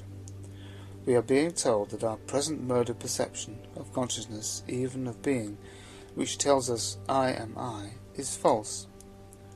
We may be able to take in the idea that beings do not exist, that even we do not exist on an intellectual level, but can we take it seriously enough? Are we prepared for this blotting out, as it would appear to be, of our present experience? Are we prepared for what is sometimes called spiritual death? If we are not, if there is no spiritual death, then there can be no spiritual rebirth. If we are prepared to expose ourselves to this radical insight, we will find that it is worked out in the sutra through various fields of application. According to Dr. Konza, the Buddha establishes the realization of emptiness according to 3 perspectives: ontological, psychological, and logical. Ontologically, the doctrine of emptiness means that no such thing as a separate entity exists. There is nothing which is truly and really and absolutely separate and itself. We are in the habit of chopping reality into bits, distinguishing one thing from another. This is this, that is that. Then we start preferring this to that. We choose this rather than that. We stick to this and reject that, which is where we go wrong. And this is not just the Diamond Sutra, but the whole of the Buddhist tradition speaking. It is not that we are meant to see things as one exactly, reducing all things to unity, or somehow blotting out the difference. It is rather a question of seeing things as being in some way interfused. For an illustration of this idea, we may turn to the Gandavyuha Sutra, in which the reality of things is compared to the intersecting of beams of light. If you have rays of light of all different colours, flashing in all directions, crossing and crisscrossing, what you find, obviously, is that one beam of light does not obstruct any of the others. They all shine through one another. They are not lost or merged into one great light. They all maintain what you might call their separate individualities, but they offer no obstruction to penetration by other individualities. They are all mutually interpenetrating. In reality, things can be perceived neither as being chopped up into mutually exclusive bits, nor as being absorbed into a unity. When we see into reality, we see all things as interfusing and interpenetrating one another. There is both individuality and unity, neither obstructing the other at the same time. Even the traditional categories of Buddhist thought cannot be excluded from this way of perceiving the world. Buddhist terms like the Buddha, the Bodhisattva, merit, wisdom, and so on, do not refer to any fixed or absolute or final entities. They are just devices, upayas, to help us on our way. Their value is provisional, not ultimate or absolute. This, in the end, is how the ontological application of the doctrine of emptiness of self, shunyata, works out. Psychologically, the doctrine of shunyata means not being attached anywhere, not standing or settling down anywhere, not depending or leaning on anything, or taking anything as a support. After all, if entities do not exist, there is nothing to lean on anyway. The problem is that it is very hard to realize this, because it is not what we actually want. We want to depend on something. We want to settle down somewhere, anywhere, particularly as we get older. This desire is not just material, but psychological, even spiritual. We want to find some cosy corner where we can be all warm and secure, like a little bird in its nest high up in a big tree, and say, well, here I am, fixed up. I've settled down. Nothing can shake me. But of course it can't quite be like that. It just isn't possible. Sooner or later, however safe and secure everything seems to be, our supports are going to be rudely pulled out from under us. There is only one way out of the suffering that is built into the system in this way, according to the Diamond Sutra, and that is to develop an attitude which does not settle down, and which does not try to establish itself anywhere, which is free and flowing and spontaneous. This does not mean being impulsive or irresponsible. It is the spontaneity that arises freely and creatively out of a realization of the truth of emptiness. Finally, from the standpoint of logic, the doctrine of Shunyata shows rational thought being transcended. The basis of traditional logic, both in the East and in the West, is the law of contradiction, which says that a thing cannot be A and not A at the same time. That is, it can't be, say, both black and not black. The Diamond Sutra, however, says, oh yes it can. A thing is itself because it is not itself. It is what it is because it is not what it is. It is A because it is not A. It is black because it is not black. Logic is abrogated. Reason breaks down, unable to cope with ultimate reality. Reason is very useful indeed in the affairs of everyday life, but it is of no use at all where ultimate reality is concerned. If we want to soar through the void, we must leave reason and logic far behind. Not easy to accept, perhaps, but all too easy to misunderstand. There is no question of submerging into irrationality. Transcendental wisdom develops through the transcending of logic, through rising above reason, not through sinking below it. The central and crucial paradox of the Prajnaparamita is here, at the very start of the Diamond Sutra. The Buddha says that the Bodhisattva should firstly resolve to guide all beings to nirvana, and secondly realize that in reality no being exists. There is clearly a contradiction here, and it is clearly meant to be a contradiction, and it is meant to express the very essence of the Bodhisattva ideal. Usually we think of compassion as being directed towards individuals, or perhaps groups of individuals. We see particular people suffering, and then our compassion, or at least our pity, arises. But the Bodhisattva does not perceive individuals. The Bodhisattva perceives the truth of selflessness, the truth of non-individuality, the truth of Shunyata, or emptiness. It is out of this perception, this realization, that the compassion of the Bodhisattva arises, a compassion which we perceive or interpret as compassion for individuals. But how does a Bodhisattva, without any notion of beings, actually go about leading them to nirvana? The simple answer is that he or she doesn't, or rather that he or she only appears to do so. For example, on a much more ordinary level, you might see somebody helping others, being generally useful, thoughtful, and considerate, and conclude that this person has a definite idea of being kind and decent towards other people. But they might have no such notion at all. It might just be their nature to behave in this way.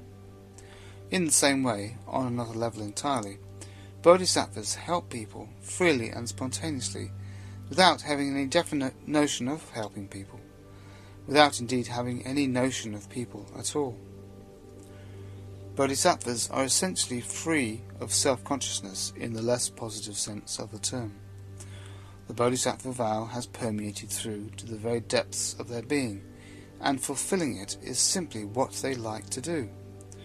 From their point of view, there is nothing special about it. Indeed, in the sense in which people who have not taken it understand the vow, there is no need for it. It is the arising of the bodhicitta, the will to enlightenment, which defines a bodhisattva. Then the bodhicitta finds expression in the taking of the vow and the practice of the 6 paramitas. The vow is a starting point, but it isn't something the bodhisattva leaves behind in the way that a literal starting point is left behind. It's a thread that runs through the whole of the bodhisattva's career.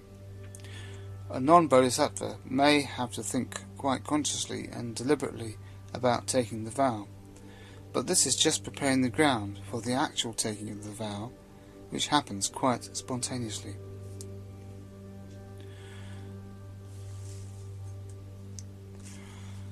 Not only is the vow in no way a vow in the ordinary sense of the word, it is also difficult to think of it as the act of an individual as such.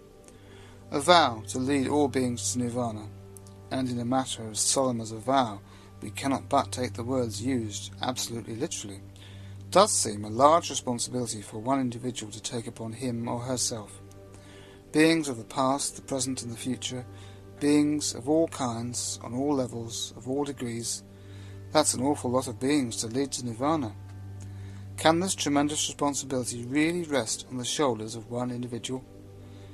And if again we are to understand the vow, as we must, literally, then we have to imagine our bodhisattva undertaking a task that innumerable other bodhisattvas have already entered upon. Yet the vow is not, I shall collaborate with all bodhisattvas in leading all beings to enlightenment. How can it be possible for any one individual bodhisattva to fulfill his or her vow to lead all beings to nirvana, unless all the other bodhisattvas stand aside, unless they stop being bodhisattvas? We can begin to solve this, perhaps, by trying not to take too literally the idea of the bodhisattva as an individual taking personal responsibility for the task. It is rather that the bodhisattva perceives that the highest need of all beings is enlightenment. This is his or her motivation.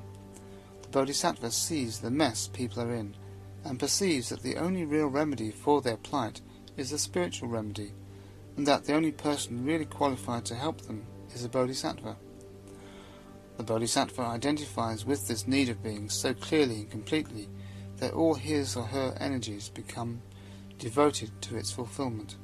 There is no energy left over to consider, I am doing this. It is as if you were present at some terrible accident, and seeing a lot of people badly injured, you are simply to throw yourself wholeheartedly into the practical business of helping them. Furthermore, it is not really possible to think of the bodhisattva's vow as an event separate from the arising of the bodhicitta. It might be said that the bodhicitta can be subdivided into two aspects.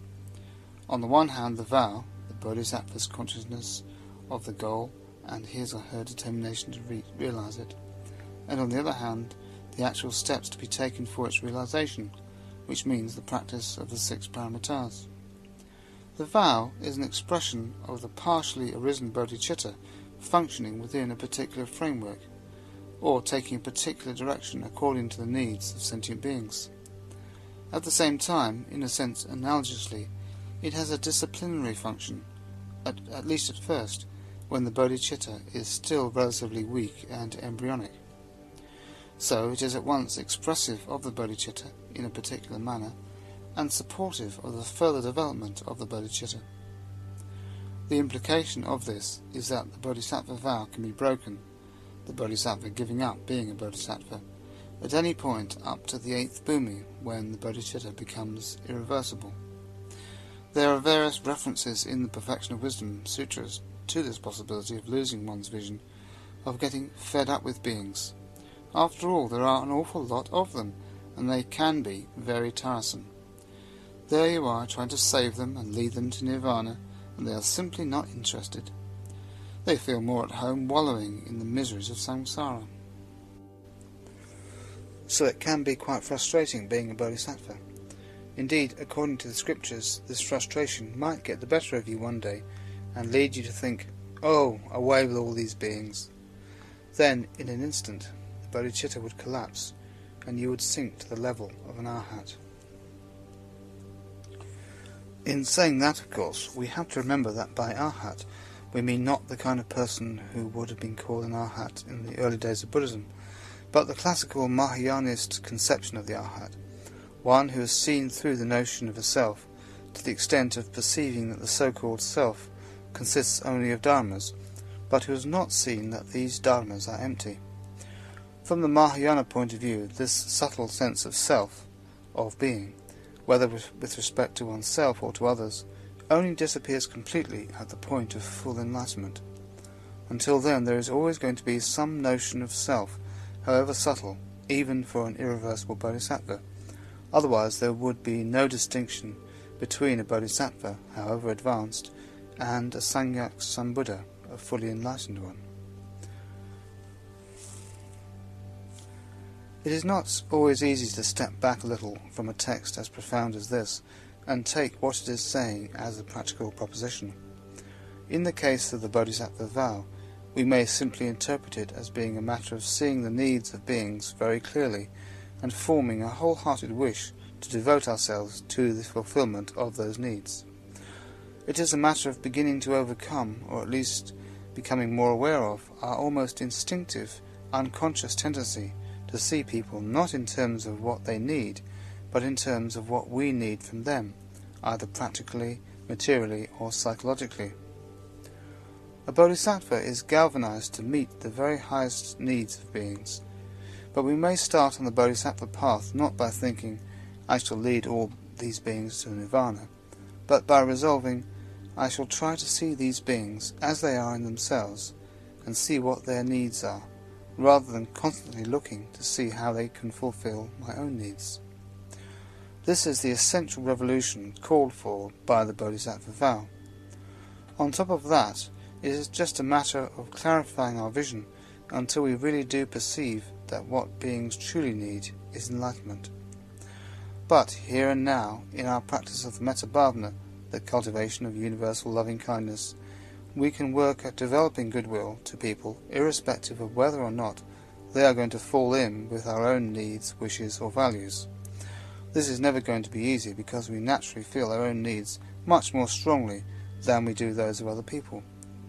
But we can practice thinking about other people's needs, how we can meet them, or if we cannot meet them ourselves, how we can help people to meet their own needs, even when we are also concerned with immediate, objective, legitimate needs of our own.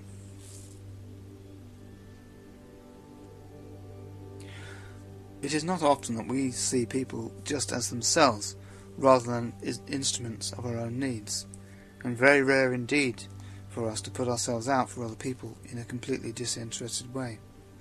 We might do it for our own mother or father, friend, lover or child, but mostly we look after number one. For monks and nuns there is a particular danger in this regard, inasmuch as they have left behind the natural and biological attachments which will draw the ordinary layperson out of complete selfishness. The danger of their monastic life is well illustrated in the Mahavagga section of the Vinaya, which recounts how the Buddha finds a monk suffering from dysentery and who is neglected by the other monks. When the Buddha asks why the poor fellow is not being looked after, the monks reply, "Lord, he is not useful to us." A dreadful admission. They are duly reprimanded, and even though in the Pali Canon there is no sort of mention of the Bodhisattva ideal as such, something like it, all the seeds of it, are clearly implied. You have no father or mother to look after you, the Buddha says. As a member of a spiritual community, you do not belong to any natural group to the members of which you may look for help simply on account of the ties of blood. The help you give one another can only be motivated by a purely spiritual impulse, a feeling of common membership of a purely spiritual body. Caring for others on the basis of a spiritual motivation is much more difficult than caring for them out of a sexual or family interest. If your son needs a new pair of shoes, you may well be willing to put off getting yourself a new shirt, and this sort of thing has a maturing effect. So the danger of falling into selfishness and preoccupation is much greater for the spiritual community than it is for lay people with all their kith and kin to care for. The advantage of being a monk or nun is, of course, that you are able to avoid the often unconscious mutual exploitation that so often disguises itself as the caring and meaningful sexual relationship.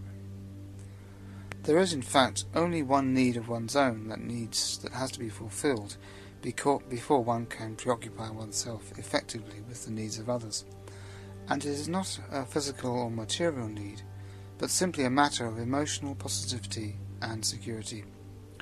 We need to appreciate our own worth and feel that it is appreciated by others, to love ourselves and feel that we are loved by others. On this basis we can begin to develop the sensitivity and awareness to appreciate the real needs of others, not only their material needs or even their educational needs, but their need for an ideal to which they can devote themselves, a spiritual path they can follow. At the same time, the group of others to whom our concern extends can grow to include not only our own family and friends, but people beyond our own kind, race, gender, and even views. It can even include quite different classes of beings. If we are to make sense of what the Diamond Sutra is saying, having established a preliminary intellectual understanding, we need to keep coming right down to earth. Once we understand that it is desirable that we should devote ourselves to working for the spiritual progress of all beings, and that in order to do this we have got to think in terms of the needs of others rather than our own needs, we still have to go one step further back and realize that we need to get ourselves into a positive enough state to be able to start thinking about the needs of others quite naturally and easily. This is, as it were, the bottom line, and it is a bottom line that many people, and particularly those in the caring professions, might well examine. We have quite enough on our plate just at this level. The whole question of not having a notion of a being is one that we can probably leave in full faith to the future. In the meantime, we may consider that, insofar as we have some feeling for others and their needs, we are no longer seeing them as being entirely separate from ourselves, and to that extent we are no longer seeing them, having a notion of them, as beings in the sense of separate beings. Such a construction is fair enough to begin with, so long as we are clear that it is a long way, if we are going to take the idea literally, from not having the notion of a being at all. Chapter 3. The Nature of Giving. Moreover, Subhuti, a bodhisattva who gives a gift should not be supported by a thing, nor should he be supported anywhere. When he gives gifts, he should not be supported by sight objects, nor by sounds, smells, tastes, touchables, or mind objects. According to Vasubandhu, who produced an early and authoritative commentary on the Diamond Sutra, giving here is meant to stand for, or embody, all the 6 perfections: giving, morality, patience, vigour, meditation, and wisdom. How might this be so? We may say firstly that by practicing morality and patience you give protection and security to other living beings, or at least to a limited number of them, by virtue of the fact that you are not actually assaulting them, or robbing them, or running off with their wives and daughters, or deceiving them, and by virtue of being forbearing with respect to their weaknesses. We may also say that you give protection to others by imparting confidence and inspiration through your own personal practice of morality and patience. Secondly, you can give the gift of the Dharma only on the basis of practicing vigour, meditation, and wisdom, rather than by just handing out uplifting little tracts to say. To give the gift of the Dharma extensively, constantly, or on an extensive scale does require tremendous energy, and to give it at all is just not possible without some degree of mental clarity, not to speak of insight. So a fair case can be made for presenting giving, dana, as the embodiment of all the perfections, at least from a certain point of view.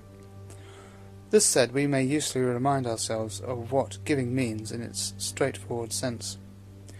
The Mahayana was quite concerned at one stage with the question of wealth in this regard, inasmuch as it was thought hardly possible to practice Prajnaparamita if you had no material wealth to distribute. To people who do not have very much to give on the material front, it may seem like rather a splendid idea to start giving in more refined ways, giving encouragement, giving one's time, even giving the Dharma. But that level of giving is simply beyond the capacity of many people to carry out to any very helpful degree. To be able to give on the ordinary common sense level, we do generally need a little spare cash. If we can manage to earn enough from the work we do to give away part of our earnings, without martyring ourselves, of course, this is very often the best way to practice dana. A bodhisattva, the Buddha tells Subhuti, should not be supported anywhere.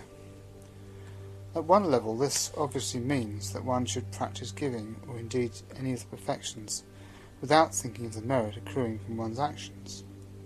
There is little more to it than that, however. It is not just that bodhisattvas perform virtuous actions without the slightest impure motive. The point is that they see those actions and their own merit as empty. But how do we approach this idea in practice? To be supported means that you are resting on something, either something you can touch, hear, smell, or taste, or an idea, a concept, a mind object.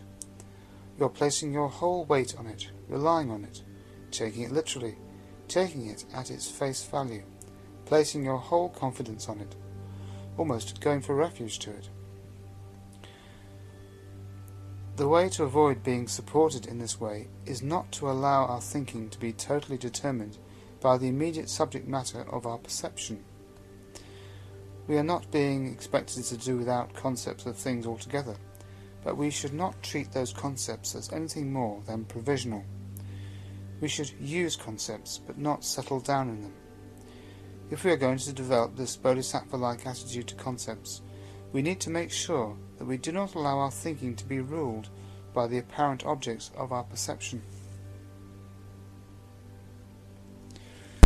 When you are asked a question, you can choose either to reply in terms of the question, or to go beyond the terms of the question in answering it.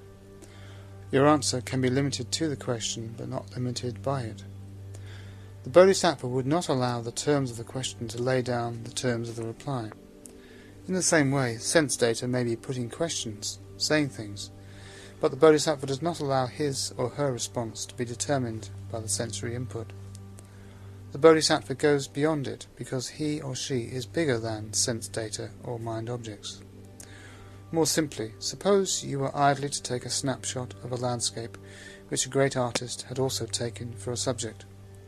The print you got back from the chemist would reproduce that landscape in as precise a way as the chemical process would allow, but the end result would be limited by that process.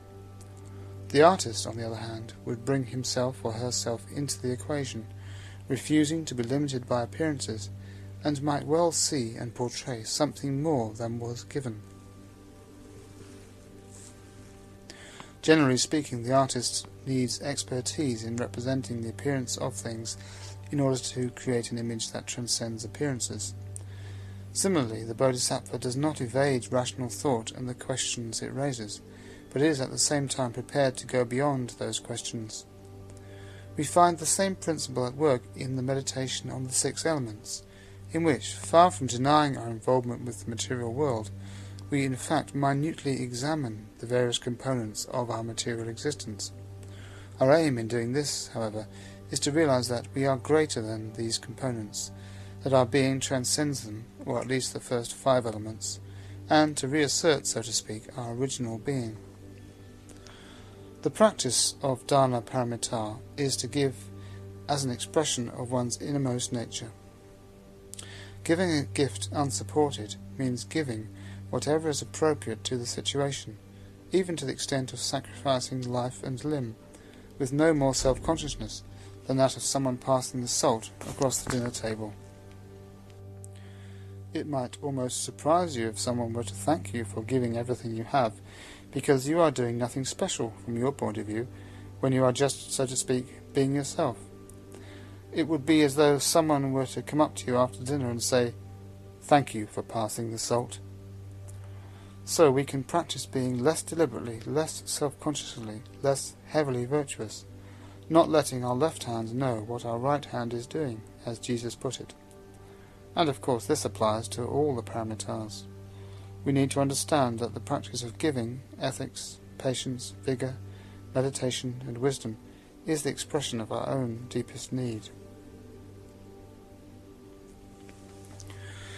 One of the many criticisms that the ancient Egyptians used to have of the ancient Greeks, and in those days the ancient Greeks were decidedly modern, not to say brash, was that they had developed gymnasia, basically because they were not getting enough exercise in the course of their everyday life.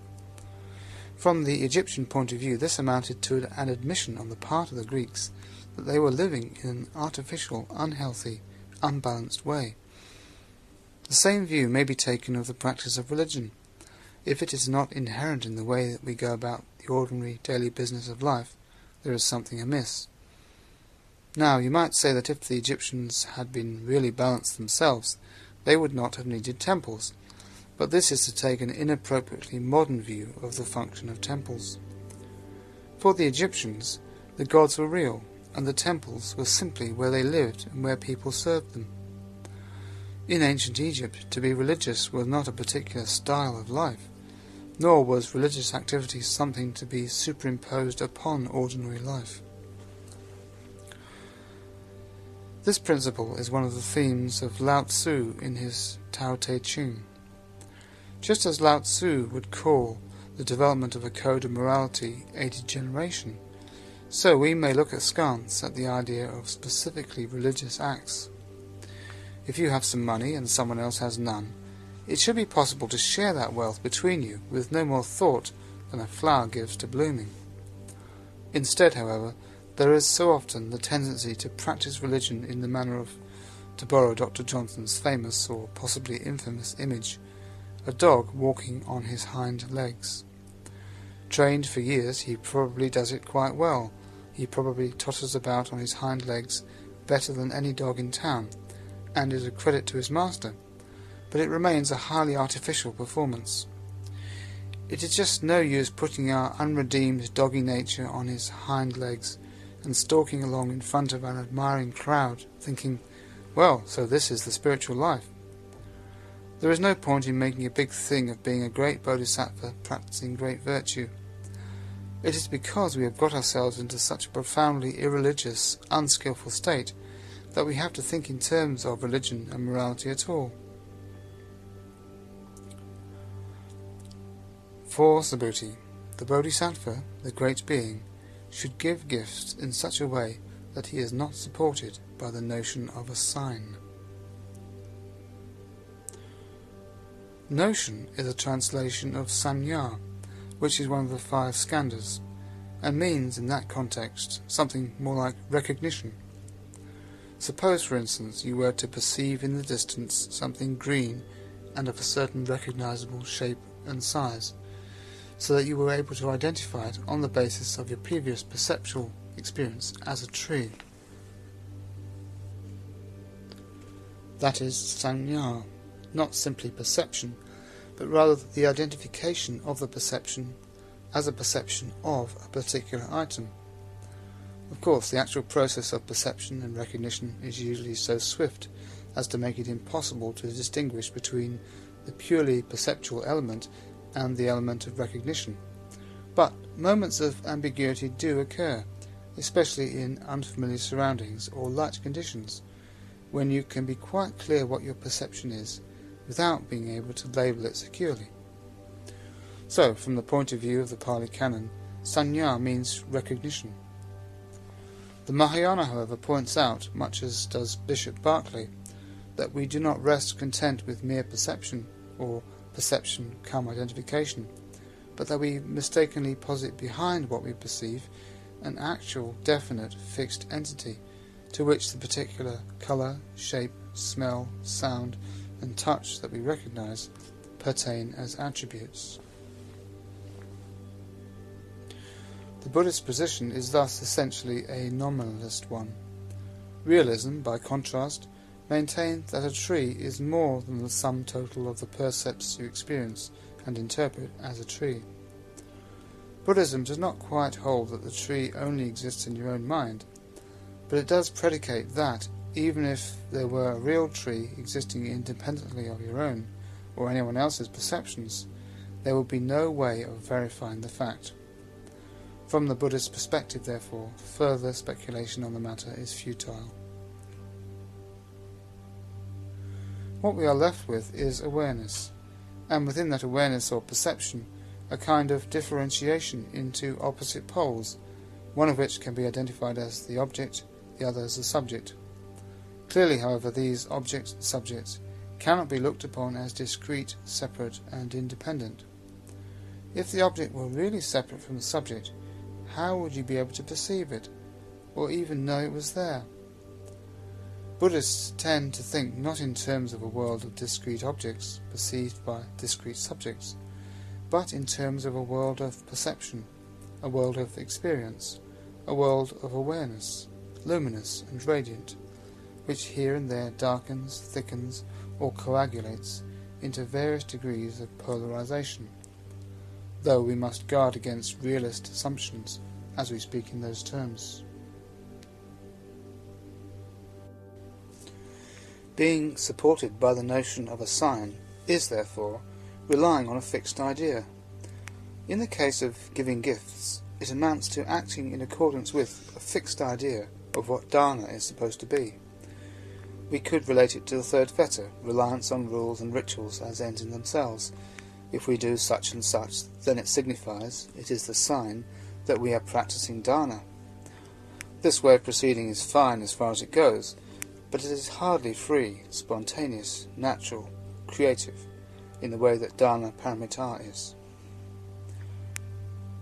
If we rely on rules and rituals as ends in themselves, we build a barrier between us and reality, and in fact this is a second barrier. Sometimes people imagine that there is just one barrier between us and reality, a barrier built out of language or signs. But even apart from language, we have a perception of things as things. Language just embodies and in general arises out of that perception. It is not that if there were no language we would perceive things as they really are. We would still be perceiving things, and things are not realities. So there is a double barrier between us and reality. Not only do we perceive things, we also use words in relation to things, and indeed to beings, and that simply reinforces our view of those things or beings as representing realities. And why? Because the heap of merit of that Bodhi being, who, unsupported, gives a gift, is not easy to measure. What do you think, Subhuti? Is the extent of space in the East easy to measure? Subhuti replied, No, indeed, O Lord. The Lord asked, In like manner, is it easy to measure the extent of space in the south, west, or north, downwards, upwards, in the intermediate directions, in all the 10 directions, all round? Subhuti replied, No, indeed, O Lord. The Lord said, Even so, the heap of merit of that Bodhi being, who, unsupported, gives a gift, is not easy to measure. That is why, Subhuti, those who have set out in the Bodhisattva vehicle should give gifts without being supported by the notion of a sign.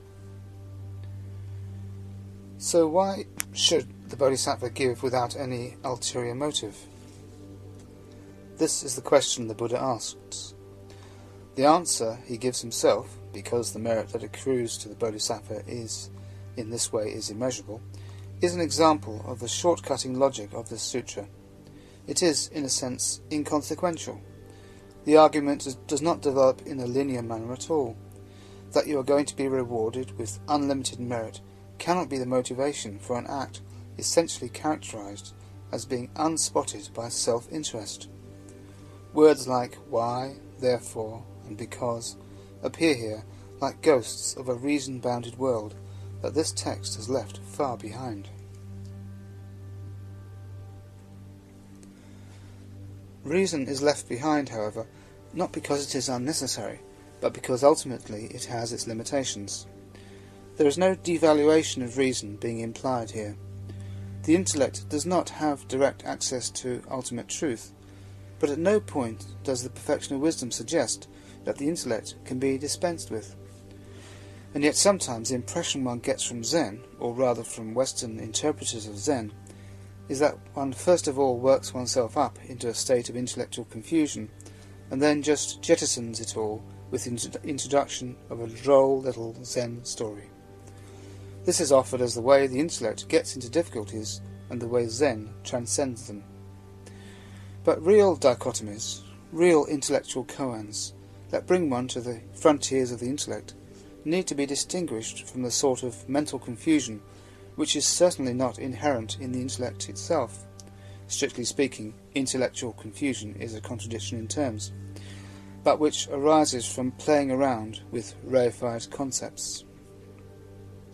If you want to see how a real thinker works out his antinomies, you must go to Kant. But you don't solve bad metaphysics with irrationalism. If this seems daunting, you have to remind yourself that it is your own intellect that you have to transcend, not Kant's or Nagarjuna's. The point is that you overrun the positions of reason, you don't just retreat from them.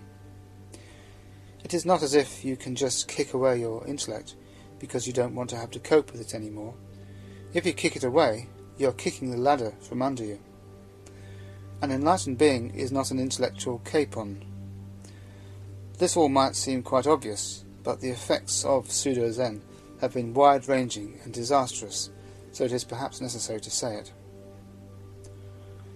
Within a traditional Buddhist context, merit, punya, is thought to be the result of good deeds performed in former lives, and to manifest in terms of your appearance, your health, your complexion, your beauty, the effect you have on other people, the fact that things come easily to you, and so on. Some people seem to be just lucky, while others fall over as soon as they set foot outside the door. According to popular Buddhist belief, you may actually build up a store of merit for the future. The most effective way of doing this is by making offerings to monks, by feeding them, usually overfeeding them, and giving them robes and performing pujas. A good bhikkhu is regarded in some countries as a sort of merit-making machine. Put a rupee in the slot, and out comes a little packet of merit. If you feel that you have a great deal of catching up to do, you may even start constructing monasteries and stupas. Punya is personified in popular Theravadan Buddhism in the form of the Punya Devata, or merit god, a sort of personal guardian angel hovering over you. I doubt whether it is a canonical conception, although there is always the possibility with the Theravada of an essentially poetic idea being taken literally. To be fair, the Theravadins are generally not as literalistic as the Brahmins, while the Brahmins in their turn are, as a rule, no match for the Jains when it comes to missing the point in this way. There was an Indian Jain ascetic I heard about once, who woke up one day and decided he'd had enough of being an ascetic. Having accumulated a great deal of merit over the years, he sold it to another ascetic and set himself up in business with the proceeds. Putting aside the idea of merit as producing objective consequences for a moment, it is more than feasible that the idea of merit from good deeds performed in this life would have a strong psychological payoff in terms of building self-confidence.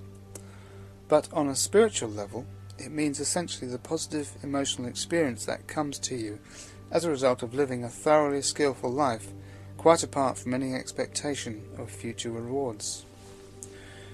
Merit modifies your being. You become a better person. It is like doing physical exercise. It is not that bigger muscles are your reward. You are just left with the natural result of your actions, which is that you have changed. Your muscles are bigger. The amount, so to speak, of merit you acquire from giving is related to the degree to which you act without being supported anywhere. The more disinterestedly you function, the more positive your emotional state becomes.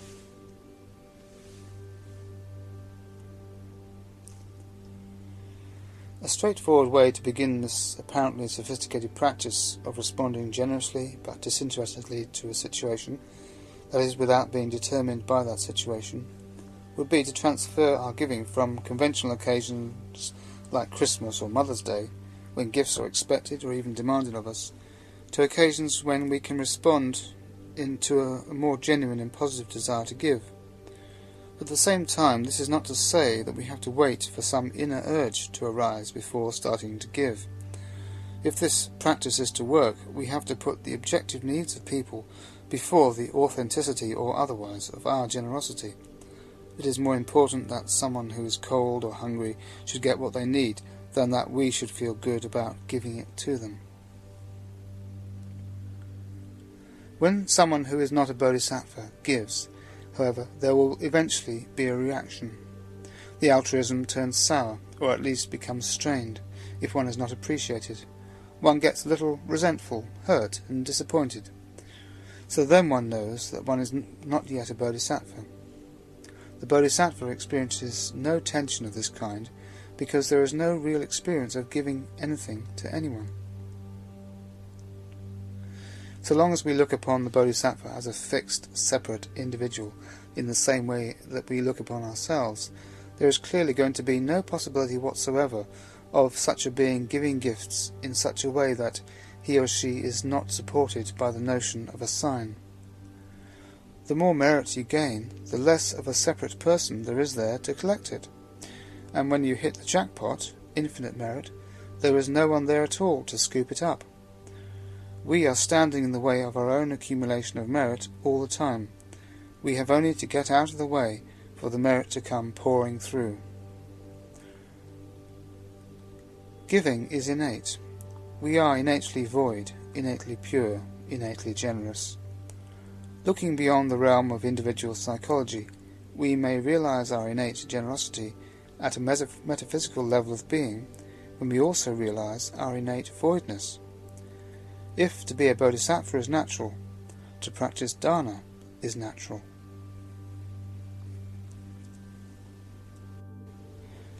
Chapter 4. How to recognize a Buddha. The Lord continued, "What do you think, Subhuti? Can the Tathagata be seen by the possession of his marks?"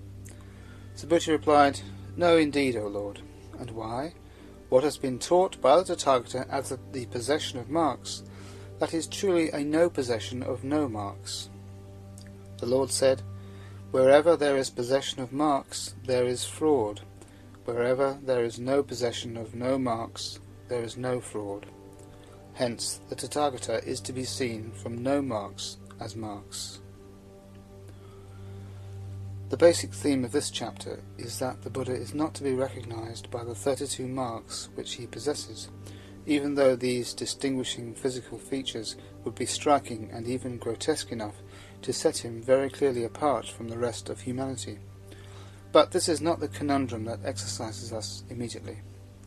First, we must ask what the Buddha is doing with these 32 marks, or, to be strictly accurate, 32 major marks and 84 minor ones, at all, and where he gets them from. The traditional answer is that they are the fruit of merit earned through his practice of the perfections, or rather the first 5 of the perfections, in his previous lives. If you look at Tibetan tankas depicting the Buddha, you will see that he has 2 halos. The one round the body representing the punya sambhara, or the accumulation of merit, and the one round the head symbolizing the jnana sambhara, or the accumulation of wisdom, wisdom of course being the 6th perfection. Looking at this more critically though, the whole idea of the 32 marks is much more difficult to fathom. It is put forward in the Pali Canon as being, so to speak, pre-Buddhistic. Learned Brahmins turn up in the Pali Sutras who are well versed in what the marks consist in, and who immediately recognize them on the Buddha himself. However, you would be very hard put to find a reference to these marks in pre-Buddhist Vedic literature. Many Brahmins of today have not even heard of them unless through Buddhist texts. So if this idea did once figure within the Brahminical tradition, there is virtually no extant record of the fact outside of the Buddhist scriptures. Mrs. Rhys-Davids suggests that some of the 32 marks seem to have an aesthetic justification, while others have a purely symbolic function. Some of them are also attributes of Agni, the Vedic god of fire. The most fruitful interpretation of them, however, would appear to be that they are left over from the Vedic conception of the cosmic man.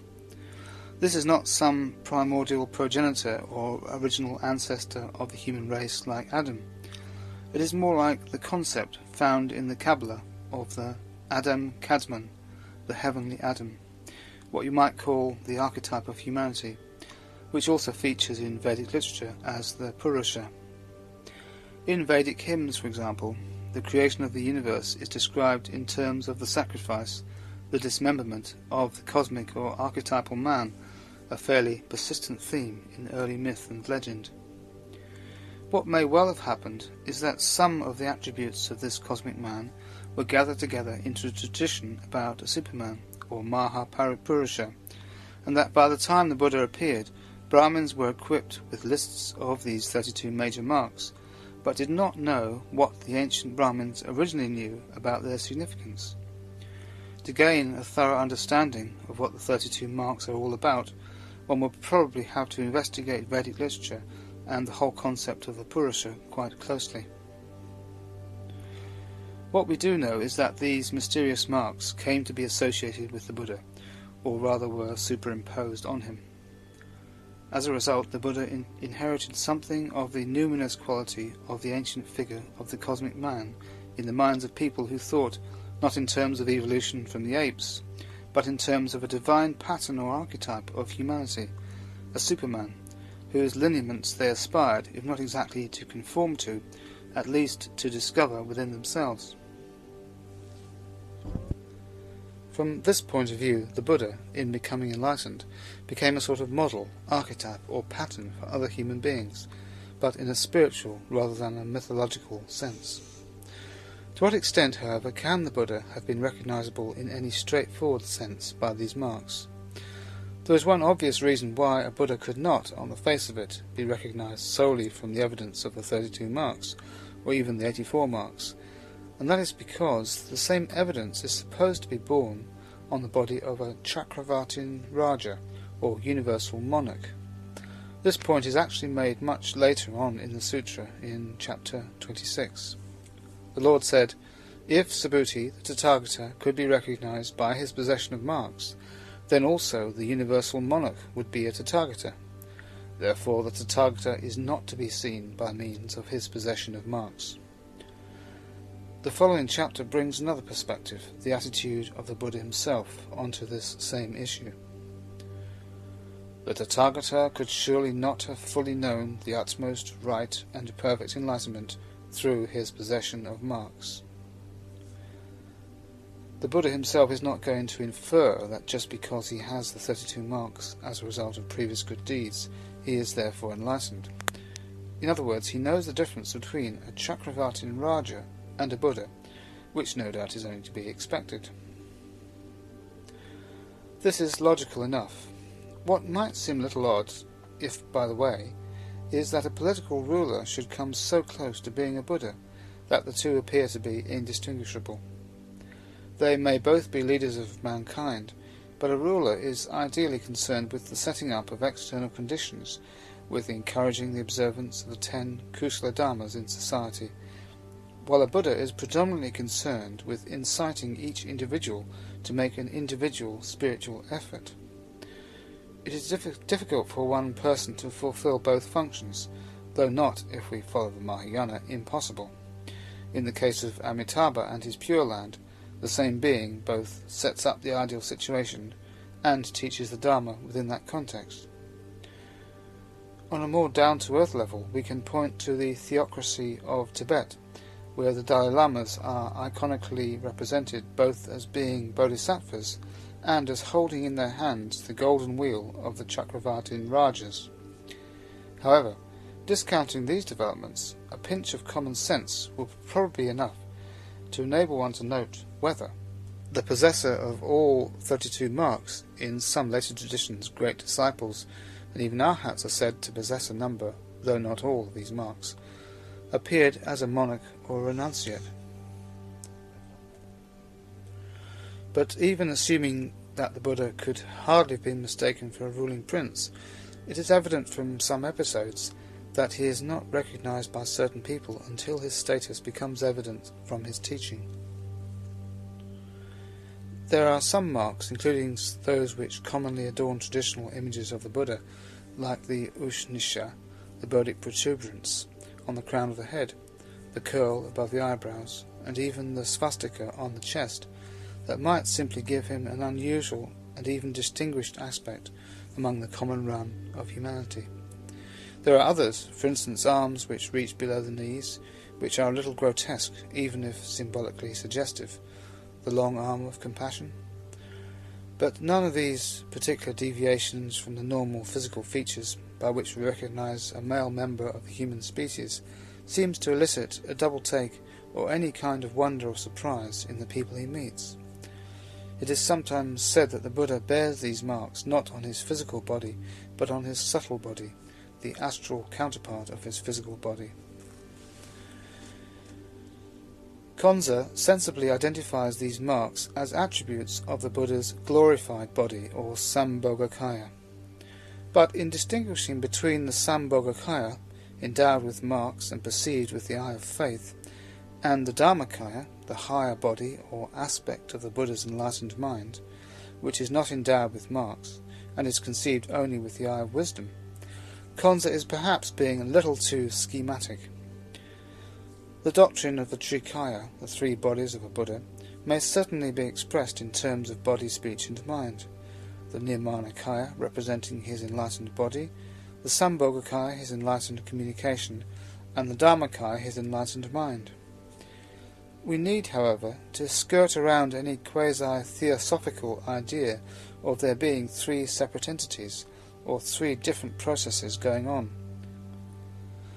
Indeed, there is a fourth kaya, the Svabhavakaya, which seems to have been developed to furnish a unification of the other three, when it was felt that the three kayas were turning into three Buddhas, rather than the three kayas of one Buddha.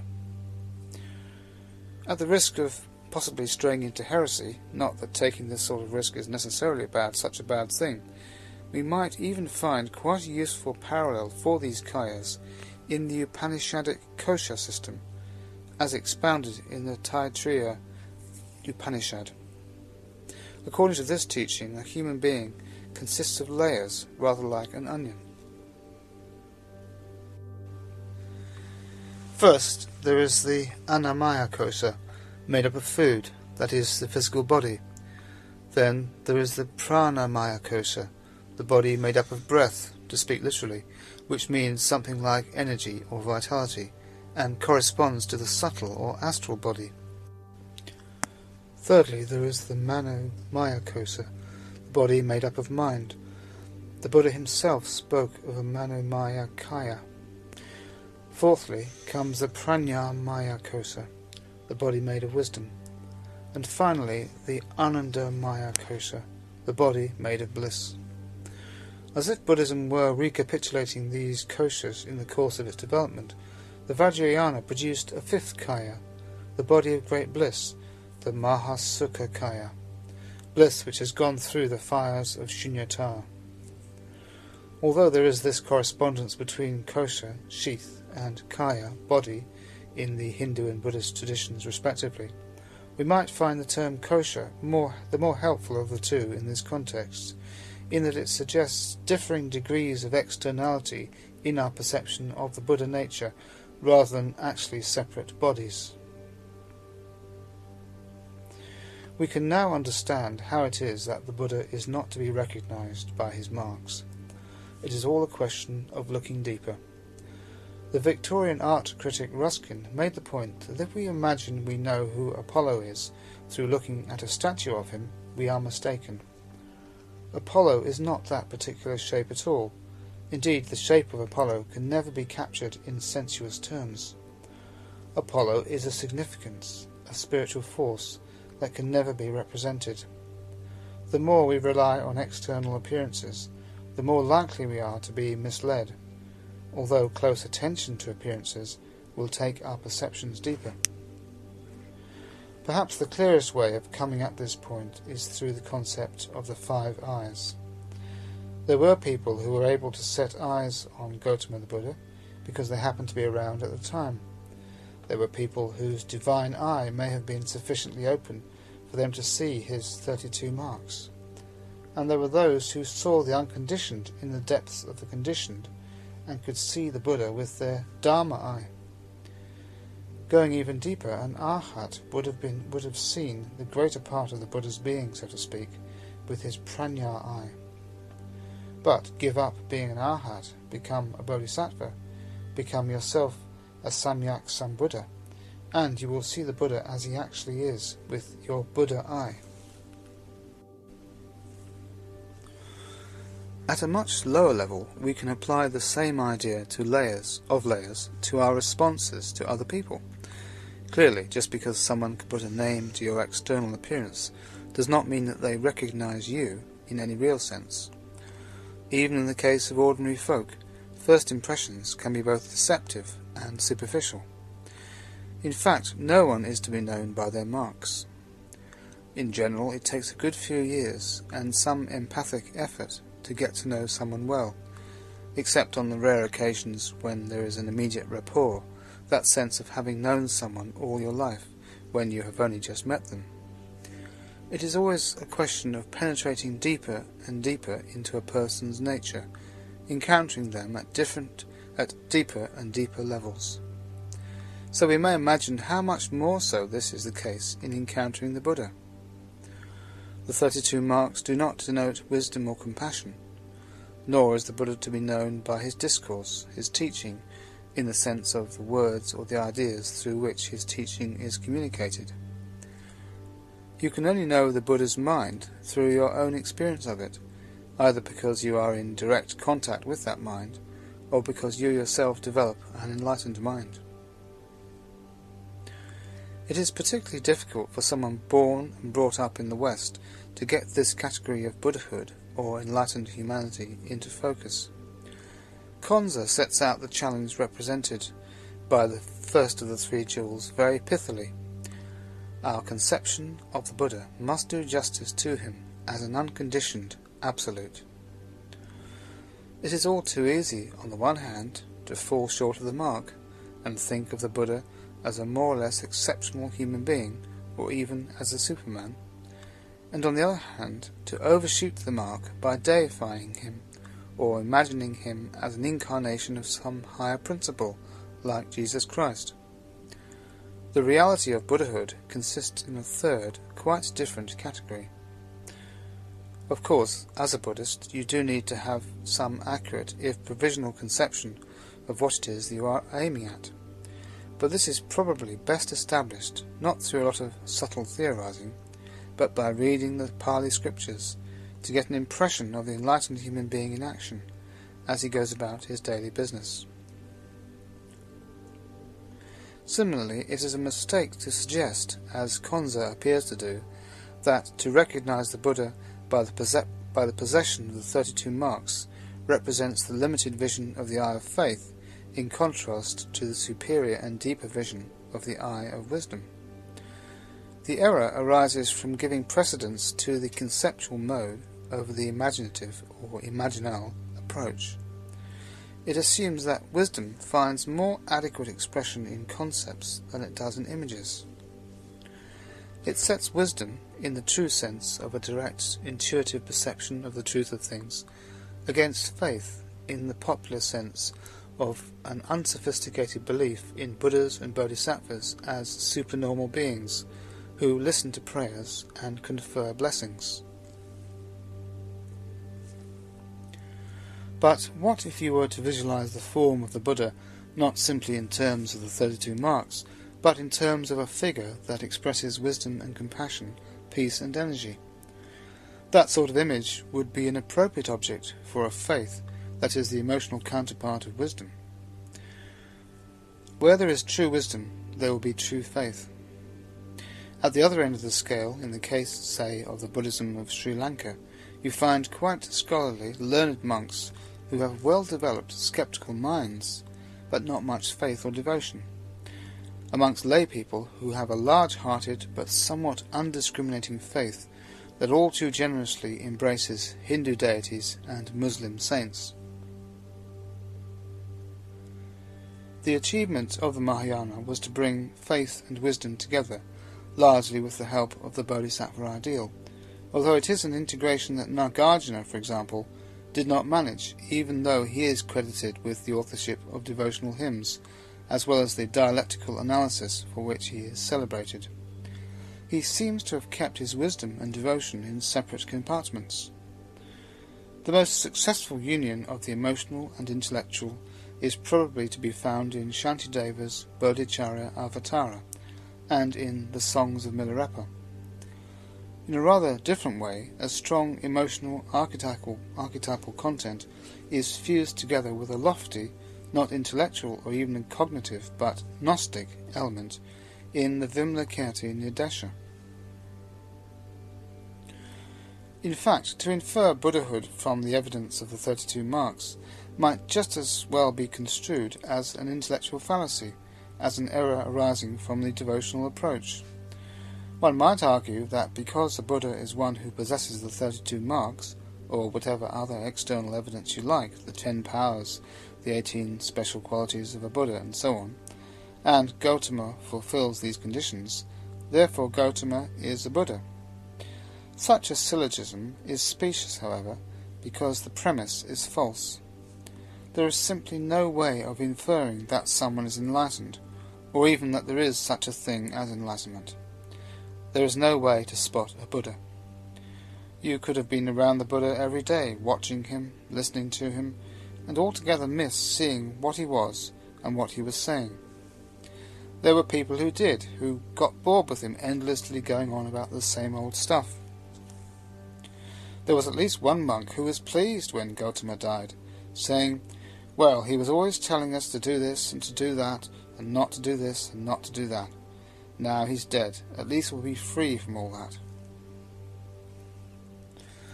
In the end, your ability to see the Buddha, to perceive the Mahaprajna and the Mahakaruna, in the possession of which the Buddha essentially consists, is related to your own spiritual capacity.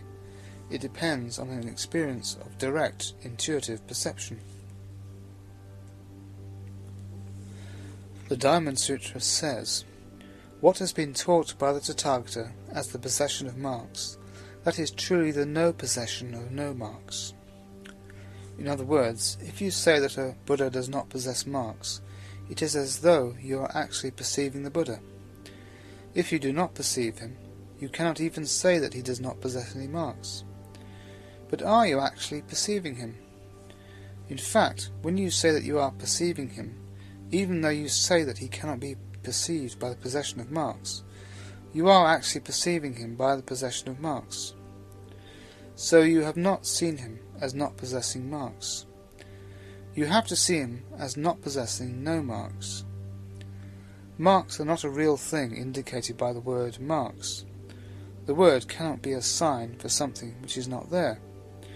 So it is not that the Buddha does not possess marks. He does not possess no marks. It is not that there is no real possession of real marks. The marks themselves are not real. So there is no real possession of marks, which do not really exist anyway. Perhaps the Mahayana is becoming a bit much for us here. Chapter 5. The Raft of the Dharma. Subhuti asked, "Will there be any beings in the future period, in the last time, in the last epoch, in the last 500 years, at the time of the collapse of the good doctrine, who, when these words of the sutra are being taught, will understand their truth?" The Lord replied, "Do not speak thus, Subhuti. Yes, even then there will be such beings." In any given world period, the teaching does not last, but taking the cosmos as a whole, it does survive, because it is discovered and rediscovered again after being lost. The Dharma is not taught once and for all. So what's the use if it's all to be done again? Well, you might say, what's the use of combing your hair in the morning? You are only going to have to comb it again at night. The whole idea of teleology, that everything is leading up to the final, glorious catastrophe, is a very Western concept. Buddhism, by contrast, offers a way to transcend an endless cycle of existence, which means that there are some things that just have to be continually restored by repeated effort.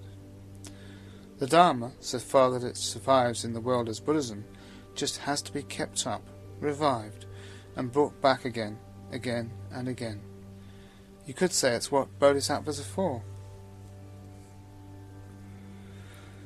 This note of impermanence, which was first sounded by the Buddha as a warning and a spur to practice, developed in later Buddhist texts into a despondent drone of determinist resignation to the inevitable disintegration of the Buddha's teaching. According to this pessimistic scheme of things, the year 1956 marked the end of the so-called last 500 years. There is certainly no doubt that the whole trend of modern life is against these wisdom teachings. Every advertisement that you see is in effect an advertisement against Buddhism, because it promotes greed, hatred, delusion, or all three. But although our conditions may seem unfavourable, they may have the effect of stimulating some people to seek some higher wisdom. We may put the current cultural decline down to television, but in the Buddha's day, They probably said similar things about the introduction of writing. It is really very difficult to say for certain that one age is absolutely more conducive to spiritual growth than another. The earliest Buddhist teachings do certainly conceive of the possibility that the teaching of a Buddha would eventually disappear and that it would decline by gradual stages. But we need not, indeed, apparently we must not, think in terms of inevitable, universal and accelerating decline. The flaw in such a schematic attitude is that it takes no account of the fact that as a spiritual principle, the Dharma, the absolute truth, cannot possibly decline. It is possible to reify Buddhism too much. Is there such a thing as Buddhism that is conditioned and can therefore decline after a while? Does the concept of the decline of Buddhism really make sense? If there are 500 arhats in this generation, why shouldn't there be 500 or even more in the next generation? Why shouldn't the number of enlightened beings increase by exponential progression? Perhaps if we look at what is actually happening when we speak of the decline of Buddhism, we can understand how it is that the Buddha asserts so confidently, indeed categorically, that there will always be, quote, beings who, when these words of the sutra are being taught, will understand the truth. If it does not decline in an absolute sense, in what sense does Buddhism decline? What tends to happen is that the Dharma, as a purely spiritual phenomenon, crystallizes, with the appearance in the world of a Buddha, into a system of methods and teachings which we call Buddhism. There is a passage in the Pali Canon where the Buddha says that his sasana, his teaching, will last longer than the sasana of previous Buddhas, because he has established a Vinaya. Nowadays in the Theravada, Vinaya usually means monastic discipline, but as used by the Buddha in the sense of Dharma Vinaya, it means the expression of the Dharma in terms of a carefully formulated way of life. So there is no question that you need an appropriate form to bear the spirit of the teaching. Without this formal crystallization, the Dharma will make very little headway in the world.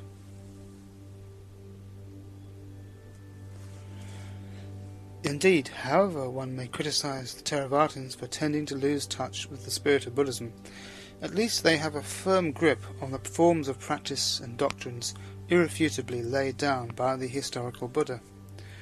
While you have those, you always have the possibility of getting back to the spirit of the teachings. But once you jettison the form in favour of the spirit, you have to be very careful indeed that you never lose sight of the spirit, because if you do, you have nothing at all to fall back on. This is the danger inherent in the more radical schools like Zen, in which terms like karma and rebirth, nirvana, Buddha, and even ethics are put on the sidelines and can sometimes seem to disappear from view. Or you can find, in Nepal for example, Buddhism getting mixed up with Hinduism to the extent that it is not just assimilating creative elements of Hindu culture in order to express the Mahayana spirit, but getting bogged down in the caste system and losing the spirit of Buddhism altogether. Looking at it the other way around, people do tend to identify the Dharma with Buddhism, so that the fact that Buddhism has crystallized in one way, adequate for a certain time and for certain people, tends to prevent a different kind of crystallization in the future. It is as though the options are limited by the nature of the original crystallization. The Dharma crystallized in India in 500 BCE. The phenomenon of monasticism arose, and now it is very difficult to get away from these historical facts, from, in India at least, yellow robes and shaven heads. People really think that this is Buddhism, and they become intensely loyal to the old forms, to the Vinaya, to the disciplines which the Buddha originally formulated for the cultural and social conditions of his time. Enlightened beings may try to swim against these old forms, but people will very often follow the old tradition rather than the enlightened being, and quite rightly so, for if it is not clear to them that this iconoclastic person is in fact enlightenment, or at least a creative iconoclast. In this way, Buddhism itself, as a culture, may sometimes obstruct the attempts of an enlightened being to spread the Dharma, Buddhism eventually gets so weighed down by its different cultural forms that even the most heroic attempts of the most gifted teachers cannot make headway on behalf of the Dharma against what passes as Buddhism. Hence the decline of Buddhism, and the need for the arising of a new Buddha from time to time to make a fresh start.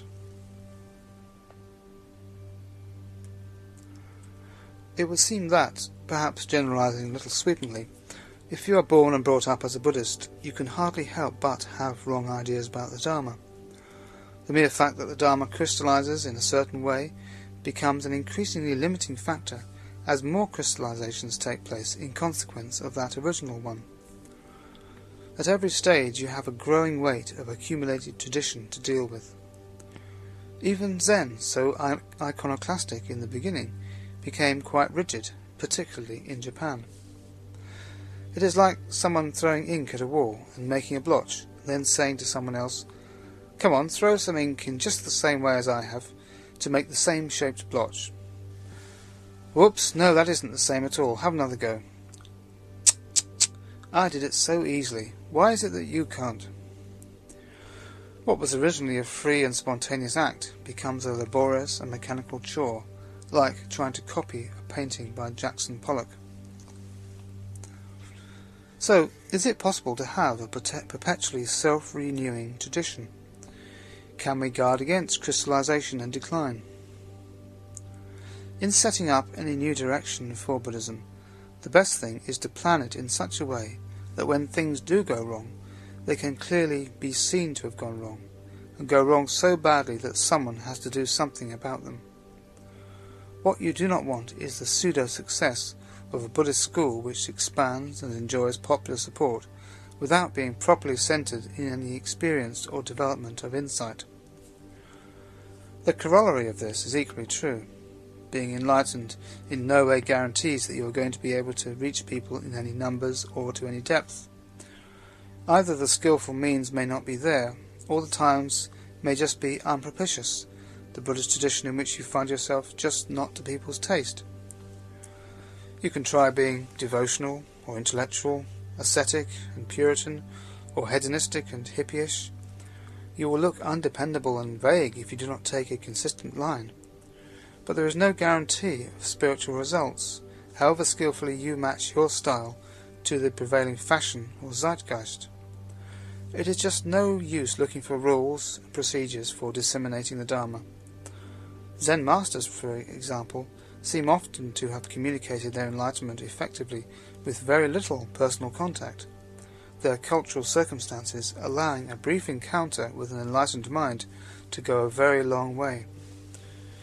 We simply cannot insist that the Dharma crystallize in one particular form. The laws by which Buddhism declines are simply the laws that govern Buddhism as a group activity. There will always be exceptional individuals who are not governed by those laws, true individuals who are not affected by the general decline. This means that, in principle at least, Buddhism, the knowledge of the Dharma, could continue indefinitely. Its decline is by no means inevitable.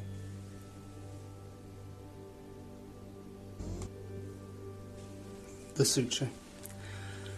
For even at that time, Subhuti, there will be bodhisattvas who are gifted with good conduct, gifted with virtuous qualities, gifted with wisdom, and who, when these words of the Sutra are being taught, will understand their truth. And these bodhisattvas, Subhuti, will not be such as have honoured only one single Buddha, nor such as have planted their roots of merit under one single Buddha only. On the contrary, Subhuti, those bodhisattvas who, when these words of the Sutra are being taught, will find even one single thought of serene faith, they will be as such as have honoured many hundreds of thousands of Buddhas, such as have planted their roots of merit under many hundreds of thousands of Buddhas. Known they are, Subhuti, to the Tathagata through his Buddha cognition. Seen they are, Subhuti, by the Tathagata with his Buddha eye. Fully known they are, Subhuti, to the Tathagata. And they all, Subhuti, will beget and acquire an immeasurable and incalculable heap of merit. To understand the truth of this sutra, individuals need to have accumulated, as the Buddha says here, a lot of merit and wisdom. Perhaps more significantly, they will also need to have honoured the Buddhas of the past, which means that the devotional, emotional element cannot be left out of consideration in preparing to become receptive to this perfection of wisdom teaching. Activities such as studying the Dharma and practicing the precepts are not enough. You also need a devotional attitude. When the aspiring bodhisattva thinks of the Buddha, we can say, thinks of the bodhisattva, establishing a communication which is a source of strength and inspiration to the individual attempting to engage with the perfection of wisdom. The ability to rise to such elevated communication, for to be in contact with the Buddha is surely to be in contact with the Dharmakaya, in itself implies a measure of transcendental insight, whether or not it is carried to the point of stream entry. Contact with the Dharmakaya is, of course, contact with the unconditioned, and it can occur under very mysterious conditions indeed. I remember that when I was at the Mahabodhi Society in Calcutta, a Muslim turned up one day. This would have been memorable enough in itself, as Muslims in India will never usually enter Hindu or Buddhist places of worship. But this particular Muslim had a strange story to explain this anomalous action, a story that he had come all the way from Assam to tell. He came because on a great number of occasions he had been visited by visions of the Buddha. What made this so mysterious was that he had not at first known that it was the Buddha he was seeing. He had described his visions to people, and they had said, "Well, that's the Buddha you're seeing." He had not practiced meditation. He was just an ordinary Muslim. Eventually he converted to Buddhism, an extraordinary thing, because apostasy is, as we know, not to be understood lightly if one is a Muslim. We had to smuggle him out of the city, because when they got wind of what he was doing, the Muslims were after his blood. How does one interpret visions powerful enough to drive an individual to change the direction of his life so dramatically? It is of course possible that he had seen a picture of the Buddha in a school book, but this would not explain why the image was activated in such a powerful manner. And why? Because, Subhuti, in these bodhisattvas, 1. No perception of a self takes place. 2. No perception of a being. 3. No perception of a soul. 4. No perception of a person. In his translation, Konza numbers the 8 ways in which we may misunderstand or misinterpret our experience, and in which the bodhisattvas who understand this sutra will not. The first 4 are variations on a wrong view about the self held by non-Buddhists. The first of these variations is that you have the impression of constituting a self that somehow exists outside or within or above the 5 skandhas, even though every detail of your experience may be classified into these 5 heaps of forms, the objective constituents of perceptual situations and bodily feelings, perceptions or thoughts, choices or volitions, and changing states of consciousness. Because these categories all comprise what are essentially processes rather than bits and pieces that might add up to something solid, there is in fact, when they are exhaustively examined, nowhere within them or outside them for a self or ego to be able to stop and say, "Here I am, all this is me." The second wrong view, perception of a being, is wrong because the 5 skandhas cannot be said to add up to a being that coexists in space with the skandhas. They do not make up a being that persists unchanging despite whatever changes are happening outside it. Neither does the bodhisattva hold any perception of a soul, the third of these wrong views, because the life force that holds things together from birth until death does not persist unchanging. It would of course be included in the 5 skandhas under vijnana or consciousness. Likewise, there can be no perception of a person, because whatever passes from one rebirth to the next does not persist unchanged as something separate from the 5 skandhas. Nor do these bodhisattvas have 5. A perception of a dharma, or 6. A perception of a no dharma, 7. No perception, or 8. Non-perception takes place in them. These last 4 wrong views are specific to Buddhists. The Hinayanist may have a perception of a dharma, viewing the 169, according to the Theravada, or 72, as reckoned by the Sarvastivadin school, material and mental constituents into which the Abhidharma analysed all phenomena as absolutely existent entities. Bodhisattvas, however, perceive all dharmas as provisional intellectual constructions. Of course, one has to be careful that in perceiving the non-existence of dharmas, one is not subtly reifying the non-existence of dharmas by offering it as a truer version of reality. This is how a perception of a no-dharma arises. It is not that the dharmas absolutely do not exist. They cannot be negated to become non-existent. They have no ultimate existence, but they do have a qualified relative existence. We commonly imagine, when we perceive a concentration of attributes which we can identify as a single item, that we are perceiving a thing to which those attributes belong. But this imagining of ours is in fact the 7th of the wrong views which the Bodhisattva avoids. There is really no thing there which can be distinguished from its attributes. There is not a thing right inside that the attributes are, as it were, stuck onto. To take a simple example, remove the greenness, the spikiness, and the smoothness, and where is the holly leaf? This, of course, is Buddhist nominalism. All we have are the names of things. We do not have the things themselves.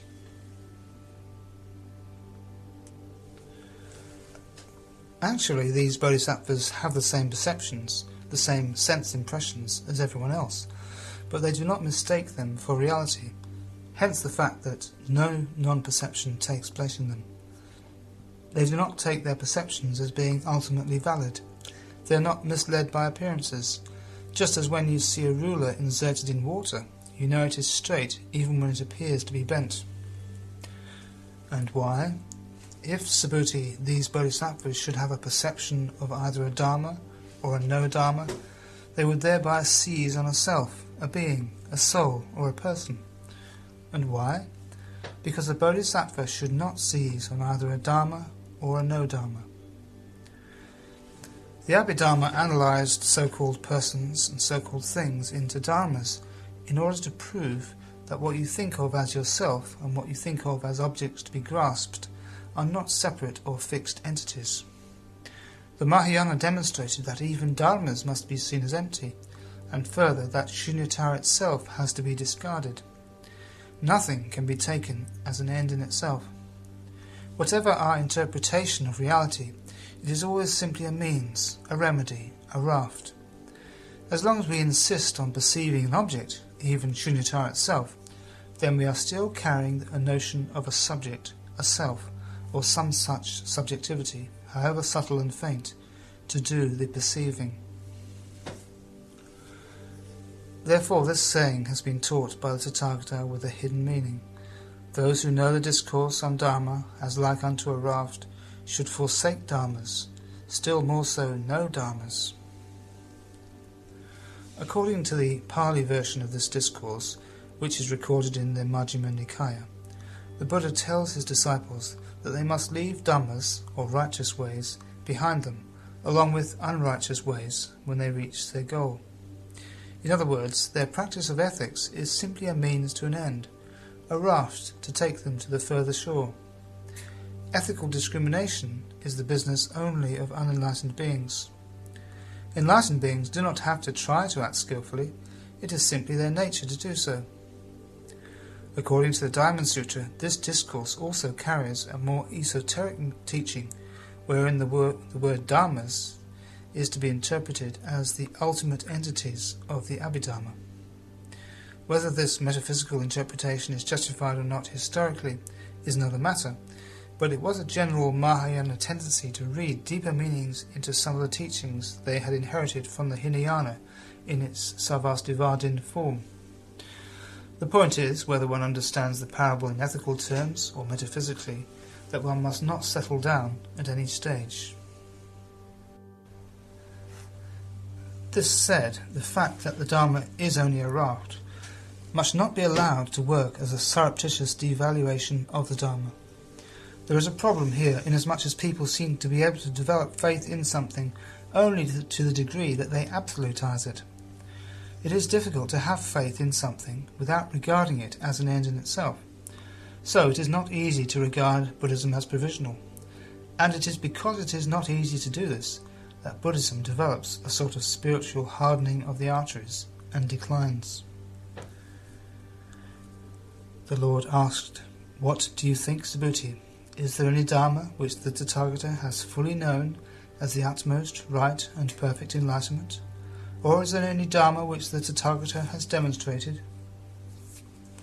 The basic point here is quite simple. When we want to talk about something which transcends our experience, we can still only talk about it in terms of our experience. When we speak of the Buddha as knowing enlightenment, what we say is based on the analogy of our own ordinary knowledge, and so far as we are concerned, knowledge involves a subject, the knower, and an object, the thing known. In other words, the whole framework of our knowledge is dualistic, so that we cannot but conceive of the Buddha's knowledge of enlightenment as being of that dualistic kind. We think that on the one hand there is the enlightened knower, the Buddha, and on the other hand there is the object of his knowledge, enlightenment, and conclude that becoming enlightened consists in knowing that object. In the state of enlightenment, however, there is of course no division of subject and object. We can even see a double meaning in the word Dharma. It can be understood as teaching, of course, but also as object. This is because there is no possibility in Sanskrit of using a capital letter to distinguish between the two meanings as we would usually do in English. The way a word like Dharma, capital D, may be highlighted is by the Sanskrit or Pali version of quotation marks, by the little indeclinable word iti, put in usually at the end of a direct quote. By eschewing a capital letter for the word Dharma in this context, Konza retains the ambiguity of the original in his translation. So the sentence could be understood as starting in two different ways. Is there any object, ... or is there any Dharma, capital D, ... To return to the essential point being elucidated here, even the doctrinal categories of Buddhism are not to be taken literally as ends in themselves. All they can do is point towards experience. There is no specific experience known as utmost right and perfect enlightenment that you may take or treat as an object, and then present as an object to other people, whether in the form of verbal communication or in any other form. We must not transfer to the unconditioned the various categories that we have derived from our experience of the conditioned. The Buddha's experience of enlightenment cannot be conceived of in terms of our own experience of things that we have discriminated as separate objects, which means that it is quite literally inconceivable. Subhuti replied, "No, not as I understand what the Lord has said." "And why?" "This Dharma which the Tathagata has fully known or demonstrated, it cannot be grasped, it cannot be talked about. It is neither a Dharma nor a no-Dharma." At about this point one might be forgiven for wondering if we might not be flogging a dead horse here. To get some idea of the sort of mental attitude that the Perfection of Wisdom teachings are hammering at in this way, we probably have to go back to the sort of highly trained Catholic theologian who has satisfied himself that Sir Thomas Aquinas got everything sewn up, cut and dried, and neatly disposed of once and for all. The excessively intellectual emphasis or conceptual approach that needs to be vigorously counteracted by the Perfection of Wisdom school is perhaps not a major problem in the West today. The English in particular are not over-intellectual or prone to metaphysics. This is not to say, however, that we in the West are in the clear. In fact, the whole idea of achieving a balance, of balancing reason or intellect with faith or emotion, is not a useful one as far as the spiritual life is concerned. In the West, we find it difficult to see beyond the idea of balance, because we see intellect and emotion, reason and faith, as belonging to entirely separate realms, one of which has been colonized by science and the other by religion. The whole trend of the Semitic faiths, and especially of the Judeo-Christian tradition, has been to identify religion rather too closely with ideas about the material order. When those ideas about the material order started to be challenged during the Renaissance, religious faith was set irrevocably in opposition to intellectual growth. The Industrial Revolution and the lack of integration that has persisted at all levels in the world ever since can be fairly plausibly traced back to this split in the European psyche. The split between religion and science is in reality a split between the very old-fashioned, even ancient science and modern science. But as a result of it, religion has come to be identified with emotion and faith, as opposed to and vulnerable to reason. But positive, healthy emotion and real faith should never have anything to fear from any amount of knowledge. In Hinduism, the split does not reach into the psyche, but one is still expected to follow one of four alternative paths: Raja Yoga, Jnana Yoga, Bhakti Yoga, or Karma Yoga. The Buddha, however, introduced the teaching of the 5 spiritual faculties specifically to integrate and unify faith and wisdom, energy and concentration, with mindfulness as the unifying factor. There is not some kind of separate religious faculty that we bring to our spiritual practice. A spiritual consciousness is simply a concentration and coordination of all one's faculties in a certain direction which one recognizes to be ultimate. A very important aspect of the meaning of the word spiritual is that of unified being, unified energy. When we get onto the spiritual path, and this is still on the mundane level, any conflict between the rational and the emotional has been resolved. As a result of the deep split we have inherited, however, we can hardly help thinking of the development of the 5 spiritual faculties in terms of a parallel development, rather than as a unification or harmonization. Consequently, we tend to take the Buddhist doctrines as abstract metaphysical ideas, as if the Buddha had propounded them for our intellectual consideration, especially if we look at Buddhism as if it were the product of a particular intellectual climate. But if we do this, what do we do with our emotions? What do we turn to in order to meet our emotional needs? Or rather, who do we turn to? The fact is that if one splits intellect from emotion, one is almost bound to demand the existence of a personal God in some form or other. There is no God in Buddhism, and by the same token, there are no abstract metaphysical principles running the universe either. If the Buddha uses conceptual language, it is still the product of an enlightened mind, and it is addressed to our whole being. In the end, there is nothing intellectual about wisdom, and nothing emotional about compassion.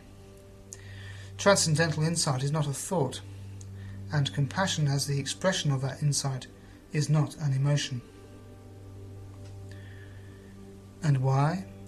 Because an absolute exalts the holy persons.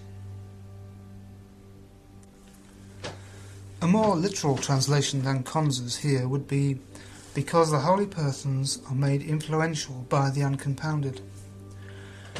Konza in his notes comments, the absolute is literally the unconditioned. With an obvious and deliberate disregard for logic, the sutra claims that this unrelated absolute can enter into a relation with certain persons. In fact, the literal translation of Sangharakshita is the uncompounded. Although this might amount to the same thing as the unconditioned, substituting the uncompounded for the unconditioned would restore logical coherence, because there is no contradiction in the uncompounded, the incomposite, entering into a relation with something else which is compounded or put together, even with something else which is also uncompounded. Kanza translates the term prabhavita as exalted, but this is not quite the right word. The idea of prabhava is definitely that of influence, and if we were to make a choice out of the alternative translations that Kanza offers in his notes, draw their strength from would probably be the closest to being accurate. The function of the word because here is one of emphasis, the emphasis being on absolute, or preferably uncompounded. Anyway, the idea being put forward here, as Kanza puts it, that the holy persons have arisen from the unconditioned. It is reminiscent of something that the Buddha says to the monks quite often in the Pali texts. Quote, "You are my own true sons, born of my mouth, born of the Dharma, the heirs to the Dharma, not heirs to worldly things." Unquote. You become one of the holy persons when you become a stream entrant, and to the extent that you participate in or identify with the unconditioned, by so much do you become influential. The holy persons are empowered by something that defies categorization or definition, even if you can see whatever it is in action in their lives. So this absolute cannot be thought of as an object out there with which you are in contact. It is only too easy to think of enlightenment as some sort of object waiting to be realized. If you think in those terms, it will seem to you that when someone becomes enlightened, an inactive enlightenment or absolute becomes active and manifests through that person. This is, however, only a way of thinking and speaking, and not to be taken literally. The holy persons are exalted or empowered, but there is no unconditioned to exalt them, although it might lead to misunderstandings if we were to say that they exalt themselves. The Lord then asked, "What do you think, Subhuti, if a son or daughter of good family had filled this world system of 1,000 million worlds with the 7 precious things, and then gave it as a gift to the Tathagatas, Arhats, fully enlightened ones, would they, on the strength of that, beget a great heap of merit?" Subhuti replied, "Great, O Lord, great, O well gone, would that heap of merit be." And why? Because the Tathagata spoke of the heap of merit as a non-heap. That is how the Tathagata speaks of a heap of merit. The Lord said, "But if someone else were to take from this discourse on Dharma but one stanza of 4 lines, and would demonstrate and illuminate it in full detail to others, then he would, on the strength of that, beget a still greater heap of merit, immeasurable and incalculable." And why? Because from it has issued the utmost right and perfect enlightenment of the Tathagatas, Arhats, fully enlightened ones, and from it have issued the Buddhas, the Lords. Any amount of giving of material things in the ordinary worldly sense, however appropriate, necessary and beneficial it may be on its own level, or however meritorious in a traditional Buddhist sense, is completely incomparable with even the smallest amount of giving of the Dharma, and especially with the gift of the perfection of wisdom. The whole heap, so to speak, of the conditioned cannot be compared with even the smallest grain, so to speak, of the unconditioned.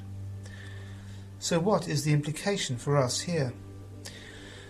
The Buddha is effectively saying that if you go and give just one talk on the Dharma to an audience of people who have never heard the Dharma before, disclosing to them perspectives which have never been disclosed to them before, the amount of merit you thereby generate is far greater than if you had spent, say, 10,000 lifetimes as a social worker in 10,000 different worlds.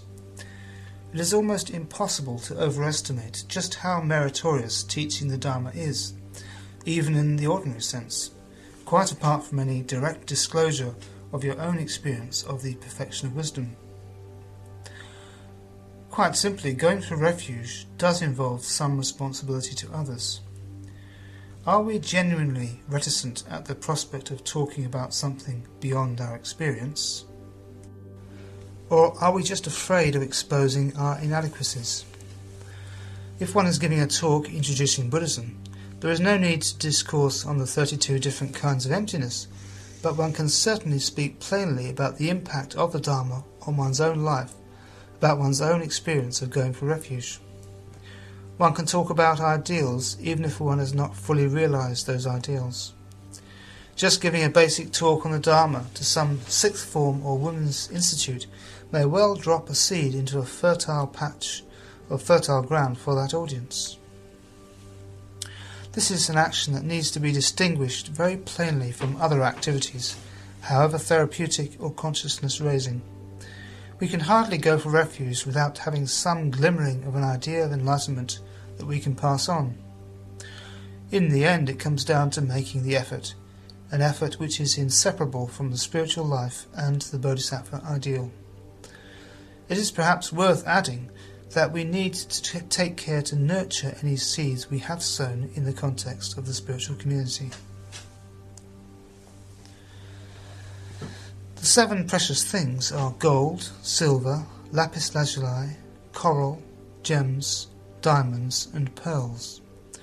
First, it has to be understood that these commodities are precious in themselves and not a whit devalued by being amassed in such quantities as to fill a galactic system.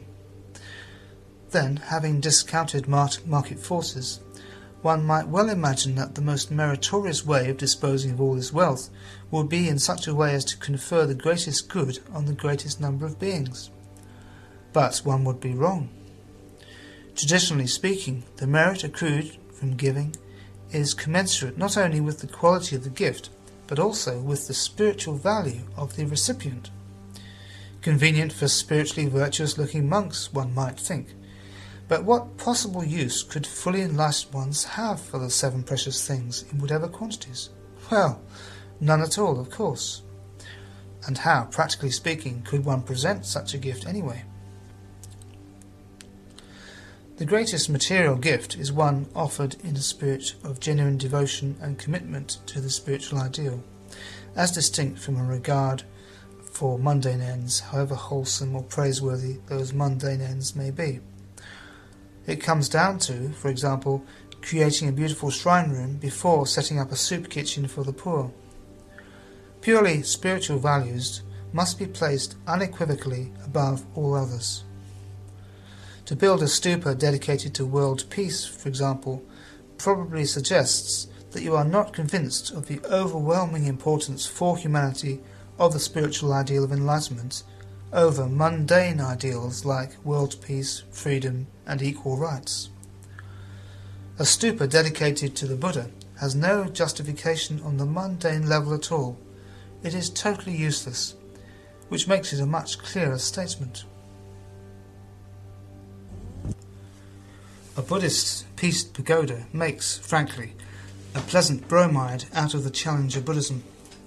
Why not build a stupa dedicated to the Buddha, and not just an agreeable little folly bringing a bit of oriental charm to a public park, but a gigantic one covering a couple of acres? If it can be adorned with the 7 precious things, so much the better. Even such a stupa would still, however, be a material thing, and a material gift, even one dedicated to spiritual ideals, is finite, and therefore capable of producing only a finite quantity of merit. By contrast, the harvest from dropping the seed of the Dharma into the mind of one person is literally incalculable. What is unconditioned is of quite a different order from that which is conditioned. Notice that Subhuti's answer to the Buddha's question here, even though he does string it together as though it made logical sense, and why, because, and so on, does not really contain a logical connection. Subhuti's tone of progressive reasoning is ironic, as he is actually driving back over his tracks to guard himself against any possible accusation by the Buddha that he has not really understood. It's as if he is saying, "You're not going to catch me out. All right, I'm talking that language if you insist, but I'm not fooled by it any more than you are." there is a constant switching back and forth between the absolute and the relative points of view. Dealing with and talking about the exigencies of the practical spiritual life requires us to take our stand on the relative plane, but as soon as we have crystallized an idea in language, we have to dissolve it. The perfection of wisdom literature attempts an impossible task. If it is to be true to itself, it cannot say anything at all. So there is a continual, almost violent oscillation between the provisional and the absolute, creating a quite peculiar atmosphere. No sooner are you told to do something than the text hastily adds that you mustn't do it, or that you haven't done it, or that you must think that you haven't done it. Of course, we need to bear in mind that the negative version of a word in Sanskrit is not the same as a negative in English, and can sometimes mean something positive. But even so, it can only be positive in relation to a negative. Sanskrit cannot go beyond the relativity that is inherent in even the most refined language. It just exploits its limitations more successfully, which in a sense makes it a more dangerous instrument. Sanskrit is so articulate a language, it expresses subtle differences so clearly and beautifully, that one may be tempted to forget that even the language of the gods, the Deva Bhasha, as the Brahmins like to call Sanskrit, cannot express the unconditioned. It is only Deva Bhasha, not Buddha Bhasha. The law of identity states that A is A. The law of contradiction, that A cannot be both B and not B. And the law of the excluded middle, that a thing must be either B or not B. The Prajnaparamita flagrantly and insistently disregards these irrefutable laws of logic, so that one's intellect finds itself oscillating between contradictory statements, trying vainly to determine which of them is true, and unable to conceive of a dimension, the dimension of emptiness, in which the opposites are identical. And why? For the Tathagata has taught that the Dharmas special to the Buddhas are just not a Buddha's special Dharmas. That is why they are called the Dharmas special to the Buddhas. The 18 special attributes of a Buddha, known as Buddha Dharmas, which make up the Dhammakaya, are features of the conduct of body, speech and mind, like the Tathagata does not stumble, or his vigour never fails, or he is not rash or noisy in his speech, or his cognition and vision regarding the past, present and future proceeds unobstructed and freely. They are a transcendental counterpart of the 32 marks, and they are brought in here because they are the product, or the issue, of prajna rather than, as in the 32 marks, of punya, merit. At the same time, of course, the Buddha is not actually perceived or comprehended through these qualities, any more than through the 32 marks, which is why, quote, the Dharmas special to the Buddhas are just not a Buddha's special Dharmas. Chapter 6. Insight with a capital I. The Sutra. I am, O Lord, the one whom the Tathagata, the Arhat, the fully enlightened one, has pointed out as the foremost of those who dwell in peace. I am, O Lord, an Arhat, free from greed. And yet, O Lord, it does not occur to me, an Arhat am I, and free from greed. If, O Lord, it could occur to me that I have attained Arhatship, then the Tathagata would not have declared of me that Subhuti, this son of good family, who is the foremost of those who dwell in peace, does not dwell anywhere. That is why he is called a dweller in peace, a dweller in peace. It is not that as an Arhat, Subhuti is not aware of being an Arhat, but although he is aware of being an Arhat, he is at the same time not conscious of it. He does not see it as an object, so there is no question of his making it an object of grasping. If he has to present it to other people as an object which he has attained, he does so only to conform to linguistic usage. He does not really think or feel himself that he has attained to anything at all in that way, which is why he has attained it. The idea of testifying to your attainment is clearly a risky procedure. It does, however, seem to have become expected in certain traditions, almost as a matter of politeness, to announce one's spiritual grade. In the Zen tradition, this is taken to extremes.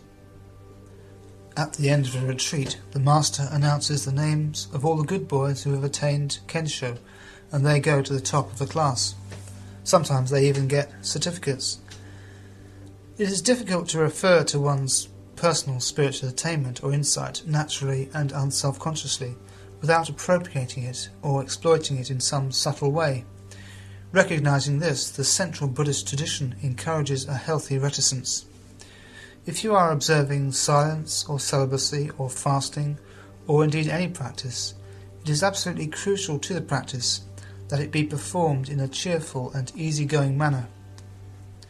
The point is that if you grasp too strongly at a spiritual state, what you are grasping at is not a spiritual state at all. You just cannot have a possessive attitude towards even the concept of enlightenment. To insist on your attainment too strongly is clear proof that you haven't got it at all. Robert Burns satirises an extreme example of this serious spiritual defect, within what is obviously quite a warped tradition anyway, in his famous poem Holy Willie's Prayer, which purports to represent the grateful orisons of a Scottish Calvinist that he is so much more pious than other men, barring a few minor slips into drunkenness and fornication. But if we are here slating spiritual pride, where does the positive quality of Buddha pride fit in? The simple answer is that it is a Vajrayanic concept. Inasmuch as the Vajrayana presupposes the Mahayana, and as, technically speaking, the whole of the Vajrayana takes place within the last of the 10 bhumis, or grounds, of the Bodhisattva's progress, so any specifically Vajrayanic idea applies only to a fully fledged Bodhisattva. At that level, Buddha pride is an unself-conscious awareness of belonging to the Buddha family, and a natural feeling for how to behave in a way that is appropriate to a member of that family. Actually, however, within the Buddha family, the idea is inapplicable, strictly speaking, as there is literally no question of behaving inappropriately. There is here no conflict or even distinction between desire and duty. When Subhuti says that he is one the Buddha has pointed out as the foremost of those who dwell in peace, he is alluding to a well-known passage in the Anguttara Nikaya of the Pali Canon, in which the Buddha praises each one of his 80 foremost disciples for the particular quality or achievement in which they are foremost. It would seem from this that as people develop, they become more individual, more distinctive in their abilities and endowments. Buddhist art quite often fails to do justice to this efflorescence of individual talents and qualities within the Sangha. Monks are depicted around the figure of the Buddha as little rubber stamp miniature versions of him, minus the Ushnisha, not an impression that is borne out by the scriptures themselves. Now, bodhisattvas, as opposed to arhats, are expected to develop some versatility, but it has to be said that even the Buddha was not good at everything. The 1,000 arms of Avalokiteshvara, each with its weapon, tool or emblem, depict the Sangha in its diversity of skills, as well as the diversity of skills required of each bodhisattva. They represent the ideal of cooperation, of abilities working together and complementing one another, as opposed to people jostling to be top dog and insisting that their own field of endeavour has a much greater weight or distinction than the unimportant things that other people get up to. Among the eminent company of the Buddha's disciples, with all their individual attributes, there was clearly no shortage of possible deuteragonists for the Diamond Sutra. The obvious person to play the leading role with the Buddha would have been Shariputra, foremost in wisdom. But this wisdom in which he is so preeminent is the intellectual, analytical wisdom of the Abhidharma, rather than the transcendental wisdom of the Prajnaparamita. So instead the compiler, if we may designate the author or authors in this historical way, of the Diamond Sutra, names Subhuti as the disciple best equipped to receive the perfection of wisdom. Subhuti became an arhat, the Anguttara Nikaya tells us, on the basis of, which is not necessarily, of course, by means of, his practice of the Metabhavana, the meditation in which he develops universal loving-kindness. The Buddha also commends him as one who, quote, teaching the Dharma without distinction and limitation, is the chief of those who live remote and at peace, unquote. Remote and at peace translates the word arana, which is the negative form of the term rana, meaning violence. But it also suggests the word aranya, or forest, which carries the connotation of remoteness, which is possibly why it is used instead of the more strictly positive term for peace, shanti. The combination of qualities that Subhuti embodies is suggestive of the Bodhisattva ideal more than of the Arhat ideal. The Arhat ideal as conceived by the Mahayana, that is. And in the Diamond Sutra he comes across as quite the Mahayanist. The Lord asked, "What do you think, Subhuti? Is there any Dharma which the Tathagata has learnt from Dipankara, the Tathagata, the Arhat, the fully enlightened one?" Subhuti replied, "Not so, O Lord, there is not." According to tradition, the Buddha-to-be, then called Sumedha, as a disciple of the 24th Buddha previous to him, Dipankara, was assured by Dipankara of ultimate Buddhahood. What the Diamond Sutra is saying, however, is that nothing at all took place between Dipankara and Sumedha, and that the great succession of Buddhas in which Dipankara describes his own disciple is empty. In other words, strictly speaking, there is no such thing as Buddhist tradition in any literal sense. There isn't a deposit of truth, as the Bible is called by some Protestants, delivered for all time to the faithful and simply handed down from generation to generation, even if the Theravadins do sometimes think of the Pali Canon in this way. Buddhism is not a revealed religion in this sense. It does involve revelation in the sense that all knowledge is a species of revelation, but there is not some thing which is revealed and then passed on unchanged. In this regard, even the Zen insistence on the concept of transmission, Zen being traditionally defined as a special transmission outside the scriptures, can be misleading. No doubt the best Zen masters interpret this key concept precisely as a succession based on having your understanding verified by someone who has had their understanding verified, and so on, all the way back to the Buddha. But there is no doubt also that many Zen students do conceive of this transmission in quite literal, even materialistic terms, and this despite the fact that the Diamond Sutra is especially cherished by the Zen tradition. A cultural tradition there may be, but not a spiritual tradition, if by this we mean some unchanging thing actually handed on or transmitted, like a precious vase passed down from generation to generation until someone drops it.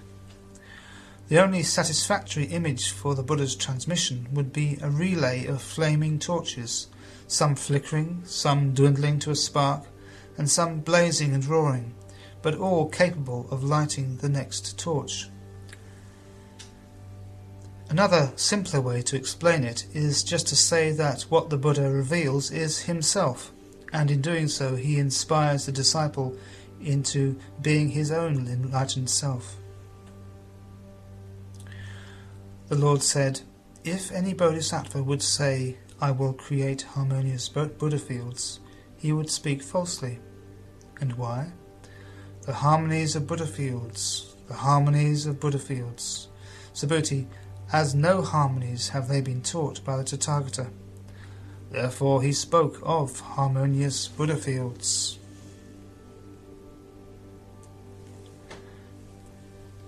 A bodhisattva speaking of creating harmonious Buddha fields would speak falsely, just as a musician becoming too conscious of the beautiful music he is playing is apt to strike a false note. A good performance depends on the complete absorption of the player in the music, with no such lapses in concentration. The same goes for one practice of meditation, as you may know from your own experience. If in the middle of meditating you suddenly think, "Gosh, I'm really getting on well today, really concentrated. Oh yes, I'm really getting into it. Hardly any thoughts there at all." Well, there goes your meditation.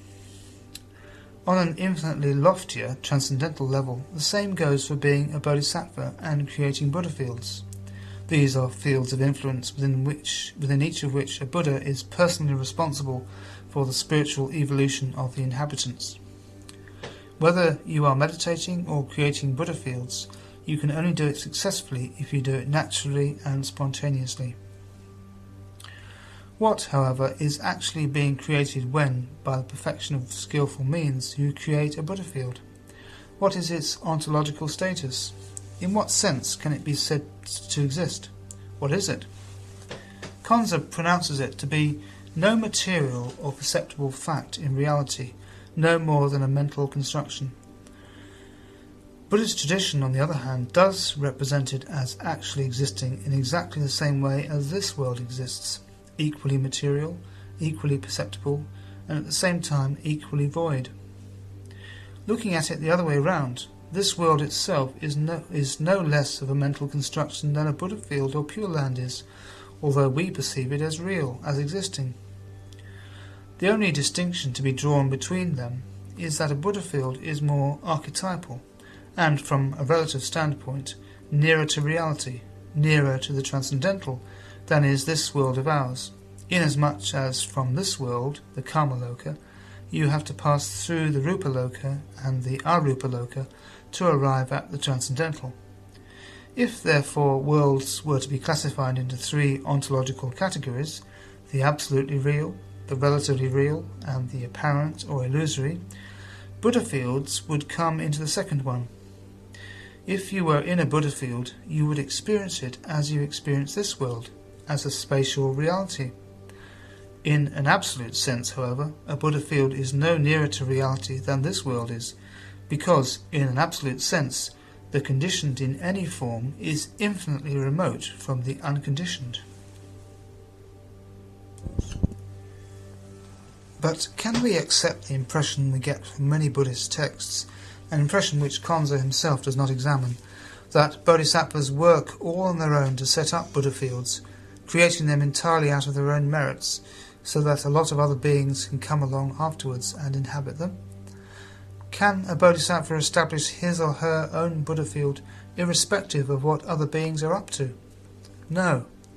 On the contrary, your rebirth depends on the spiritual choices you yourself have made, on your own spiritual evolution, which must contribute to the quality of the Buddha field in which you arrive.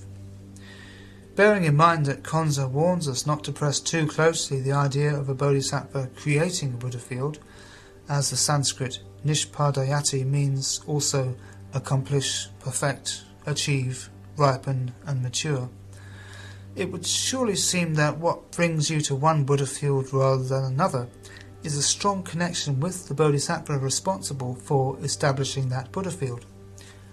So, from a certain stage, maybe even from the initial stage, the bodhisattva is most probably working in successive lives with a host of other beings. And when the bodhisattva does eventually come to establish the Buddha field in which they are all born, he or she does so in conjunction with them. The Buddha of a Buddha field has simply taken the leading part in its creation. This supposition fits well with Buddhist tradition. In the Jataka tales, the same group of people, Devadatta, Rahula, Ananda, and the rest, are reborn with the Buddha-to-be time after time, or rather lifetime after lifetime. When he becomes enlightened, they all turn up as his disciples, and all, except Devadatta, become enlightened after him. So in the context of the Hinayana, you have the concept of a whole group of people under the leadership of one powerful personality, traversing life after life together, until they eventually emerge in the world in their last lives of all, and gain enlightenment altogether. The Mahayana version of this sodality is of a group of beings being reborn again and again in different worlds, even in different world systems, but always together, and ending up in a world of their own, as it were, one which they have created by their joint efforts.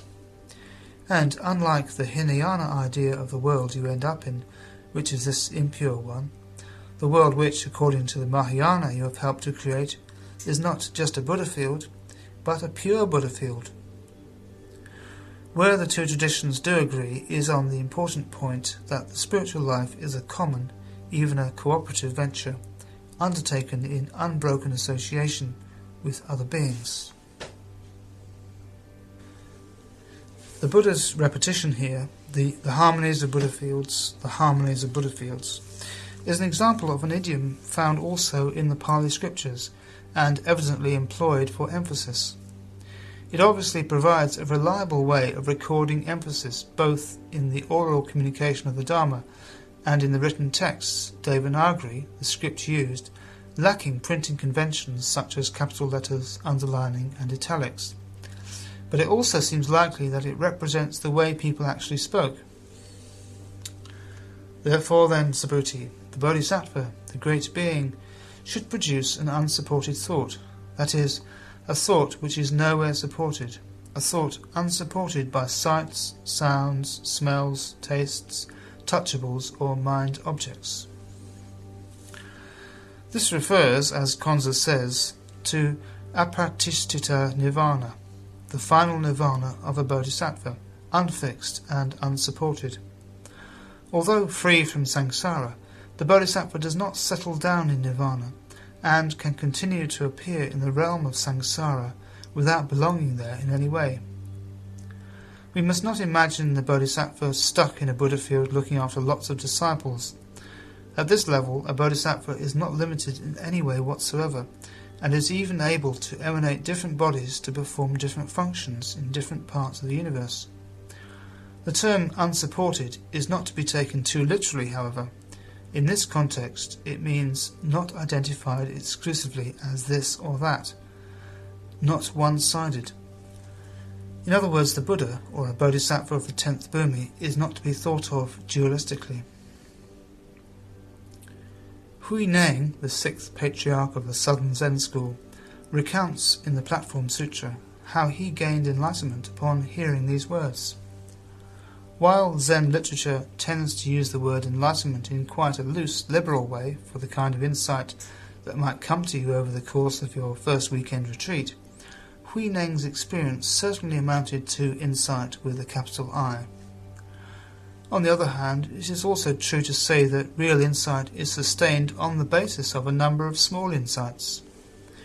The same small insight repeated often enough to effect the kind of change that will shift the balance of your being to the point of stream entry, by that token becomes real insight. It is like hammering at a rock until on the 20th blow it splits. The previous blows have each contributed to splitting the rock, but only if the 20th blow actually comes to be struck. So, in a way, it is difficult to determine whether an insight on its own is just an insight, or whether it is actually part of the rock-splitting process. What we can say is that for Hui Neng, it was at this point in the Diamond Sutra that the rock split. Chapter 7. Hallowed Ground. Suppose, Subhuti, there were a man endowed with a body, a huge body, so that he had a personal existence like Sumeru, king of mountains. Would that, Subhuti, be a huge personal existence? Subhuti replied, Yes, huge, O Lord, huge, O well gone, would his personal existence be. And why so? Personal existence, as no existence has that been taught by the Tathagata. For not, O Lord, is that existence or non-existence. Therefore it is called personal existence. At first glance, the idea of a man with a body as huge as Mount Sumeru seems quite grotesque. But it is only a huge personal existence because it is a lone existence. The point would be lost if everyone were as big as Mount Sumeru, that is, towered 84,000 leagues, A league is generally computed to be about 3 miles above sea level. Konza, perhaps following one of the Indian commentaries, states that this passage is meant to stress the all-pervading greatness of the Dharma body. But Konza offers no compelling reasons for accepting what he presents as an incontrovertible interpretation. Indeed, he concludes by rather shuffling off his responsibility as translator and commentator, saying, quote, "The whole passage loses its point in translation," unquote. This is really just a smokescreen, for the translation is no more obscure than the original. No play upon words is lost in it, for example. There may well be the implication that the whole universe is the Dharmakaya, but there does not seem to be any definite connection. What is clear is the general principle that whatever you identify yourself with, even if following some forms of Vedanta you regard the whole universe as yourself, that personal existence is still a no-existence. The Buddhist view is that this, whatever it is, does not belong to me. This is not myself. In at least one form of Vedanta, however, the approach is rather to expand the self as much as possible, to expand consciousness to the extent that you become one with everything in the universe. This is a perfectly legitimate procedure up to a point, the practice of the 4 Brahma Viharas, the abodes of the gods, involving the development of metta, sympathetic joy, compassion and equanimity, provides a not dissimilar path involving an expansion of feeling, if not of being. But to regard all beings as yourself, all bodies as your body, and whatever you see as yourself, is not a Buddhist but an Upanishadic strain of thought. According to the Upanishads, within you identify your Atman with the Brahman, and without you identify the whole of the universe with your own body. It is against such cosmic pantheism that this passage in the sutra is perhaps directed. Even if your body is a cosmic body, as a personal existence it is still a no-existence. What the Vedanta does not realize is that this universal cosmic body is still essentially shunya.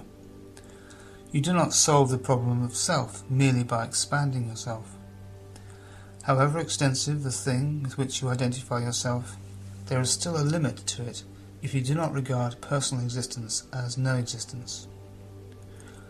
According to the so-called logic that runs through the sutra, even an existence as huge as Mount Sumeru would be huge because it was a no-existence. However, it is perhaps appropriate at this point to remind ourselves of Chandrakirti's warning. Quote, "It is better to have a belief in the self as high as Mount Sumeru than to have a false view of Shunyata. Because if you are sick, medicine can cure you. But when the medicine has become poison, then what hope do you have?" Unquote. He is saying in effect that it is better to follow Vedanta and believe in the absolute self than to think that you and everything you experience is illusion. We can have a great time as Buddhists knocking down the ultimate truths of other religions like ninepins, saying there's no God, there's no soul, and so on. But these things at least symbolize something above and beyond the material and the mental.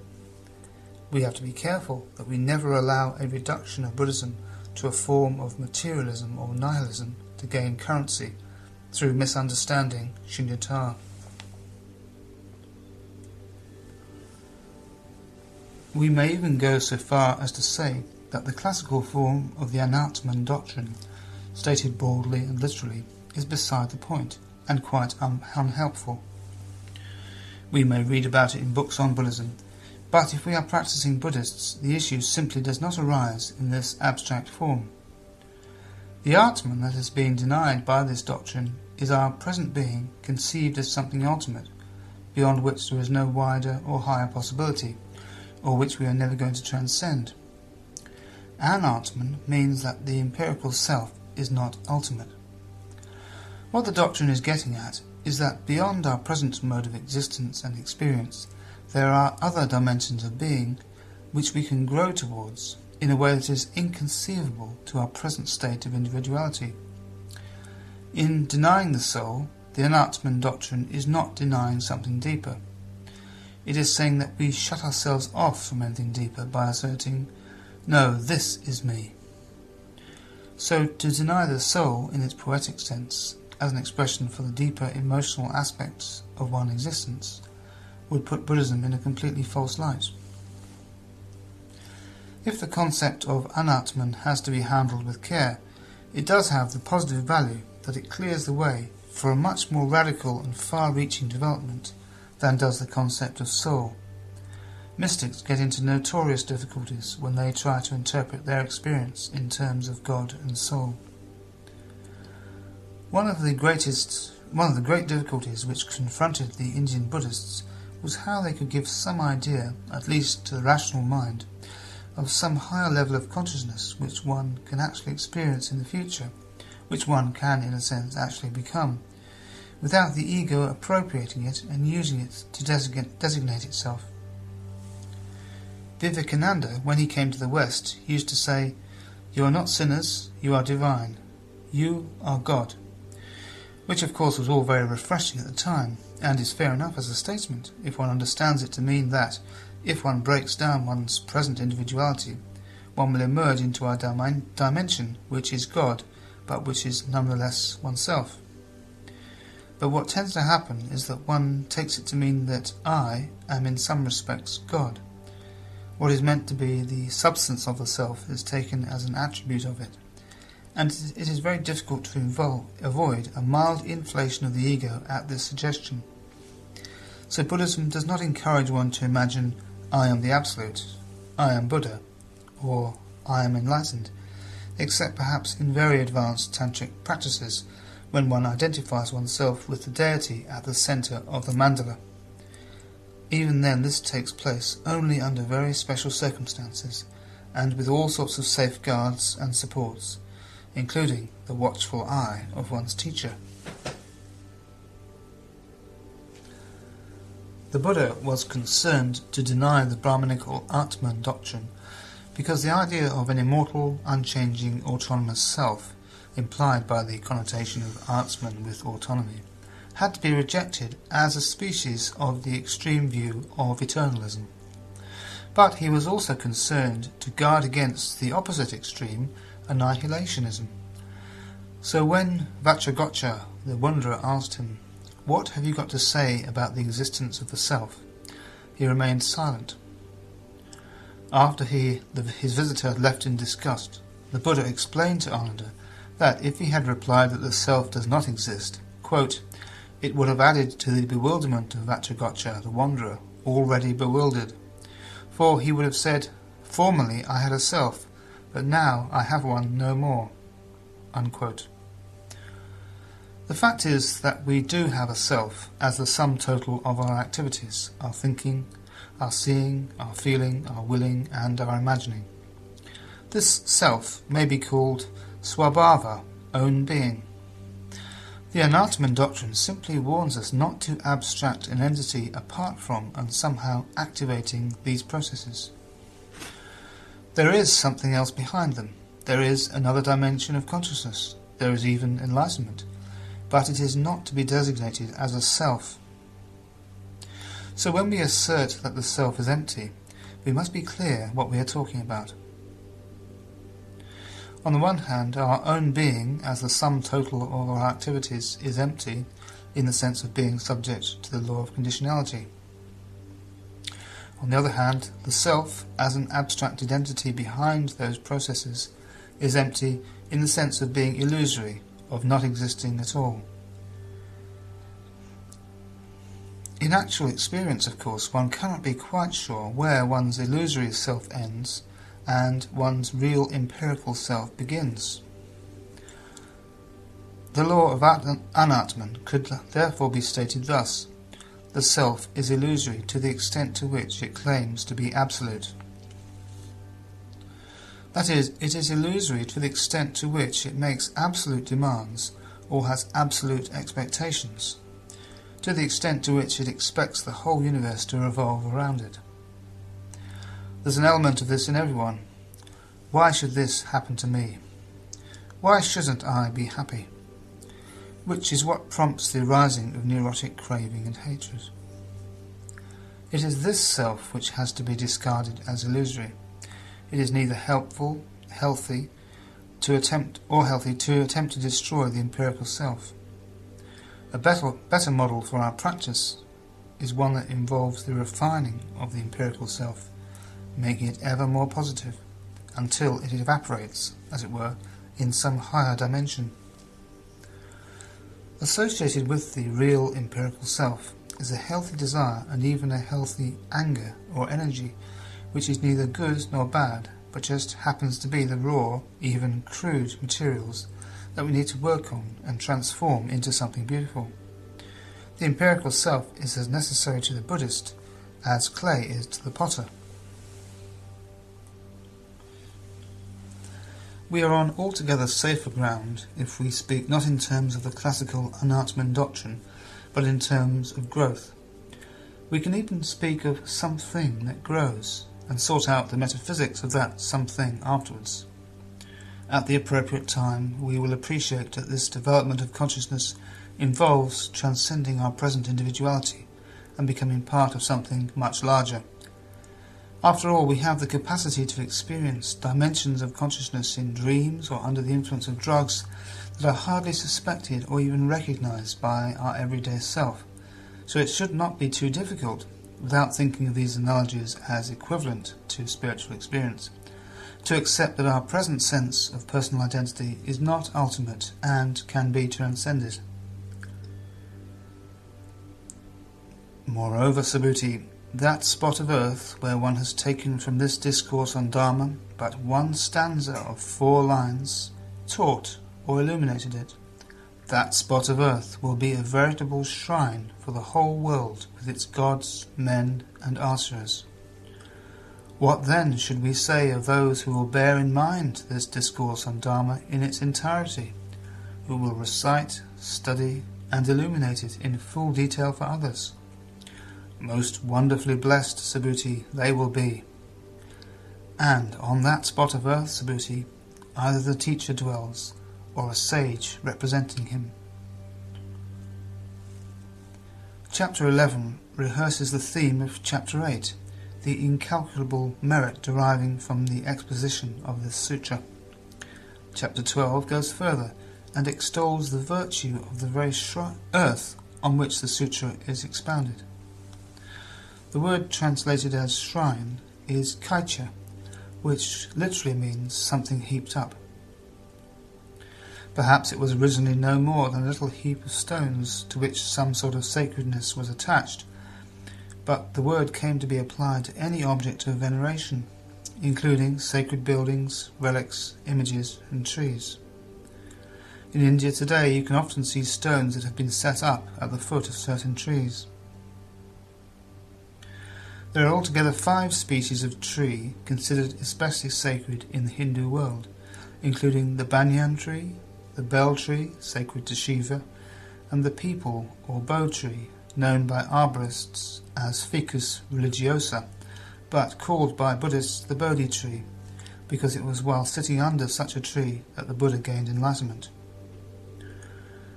These trees are often found on the outskirts of a village, sometimes 5 of them planted as a group with stones piled at their feet, and people come to anoint them and make offerings of flowers.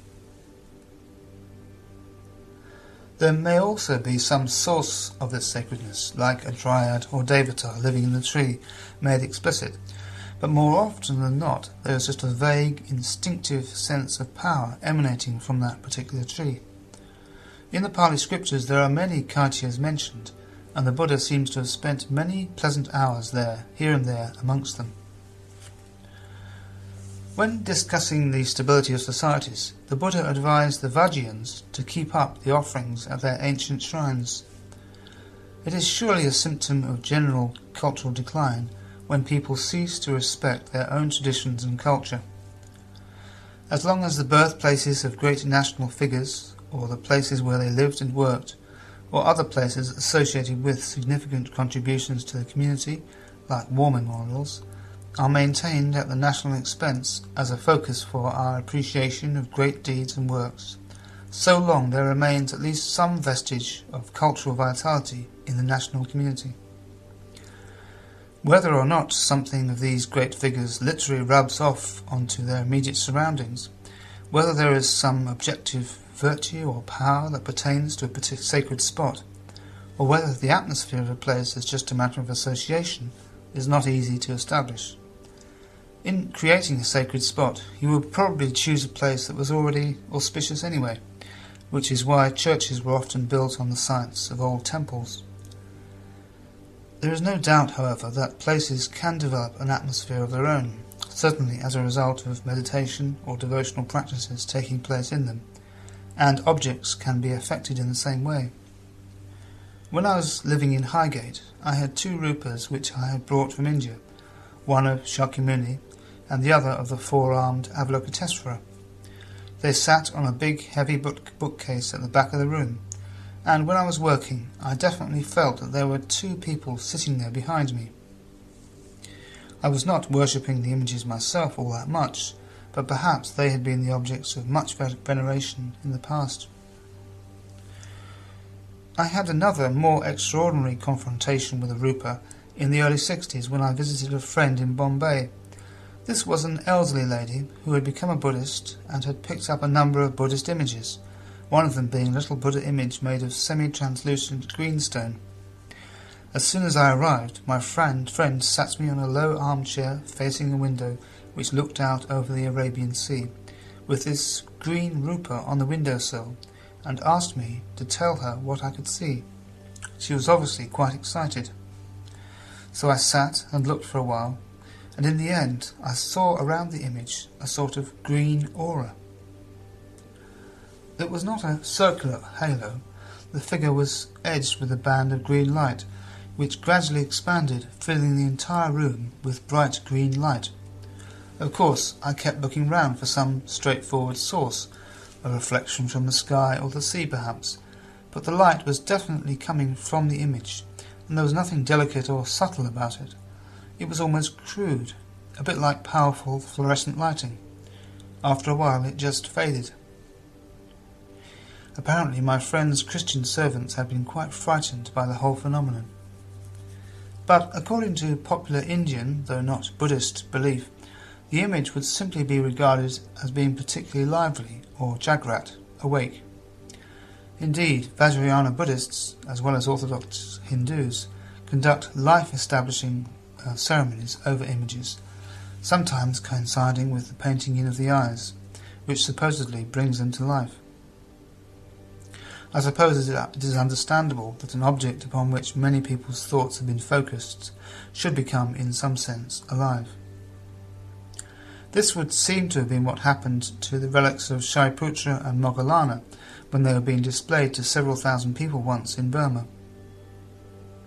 My old friend Bhikkhu Sangharakshita said that he and everyone else present saw the relics actually circling round inside their little hermetically sealed glass capsules, surrounded by rainbows. He himself did not regard this as anything supernatural, attributing it to the force of so many people's thoughts.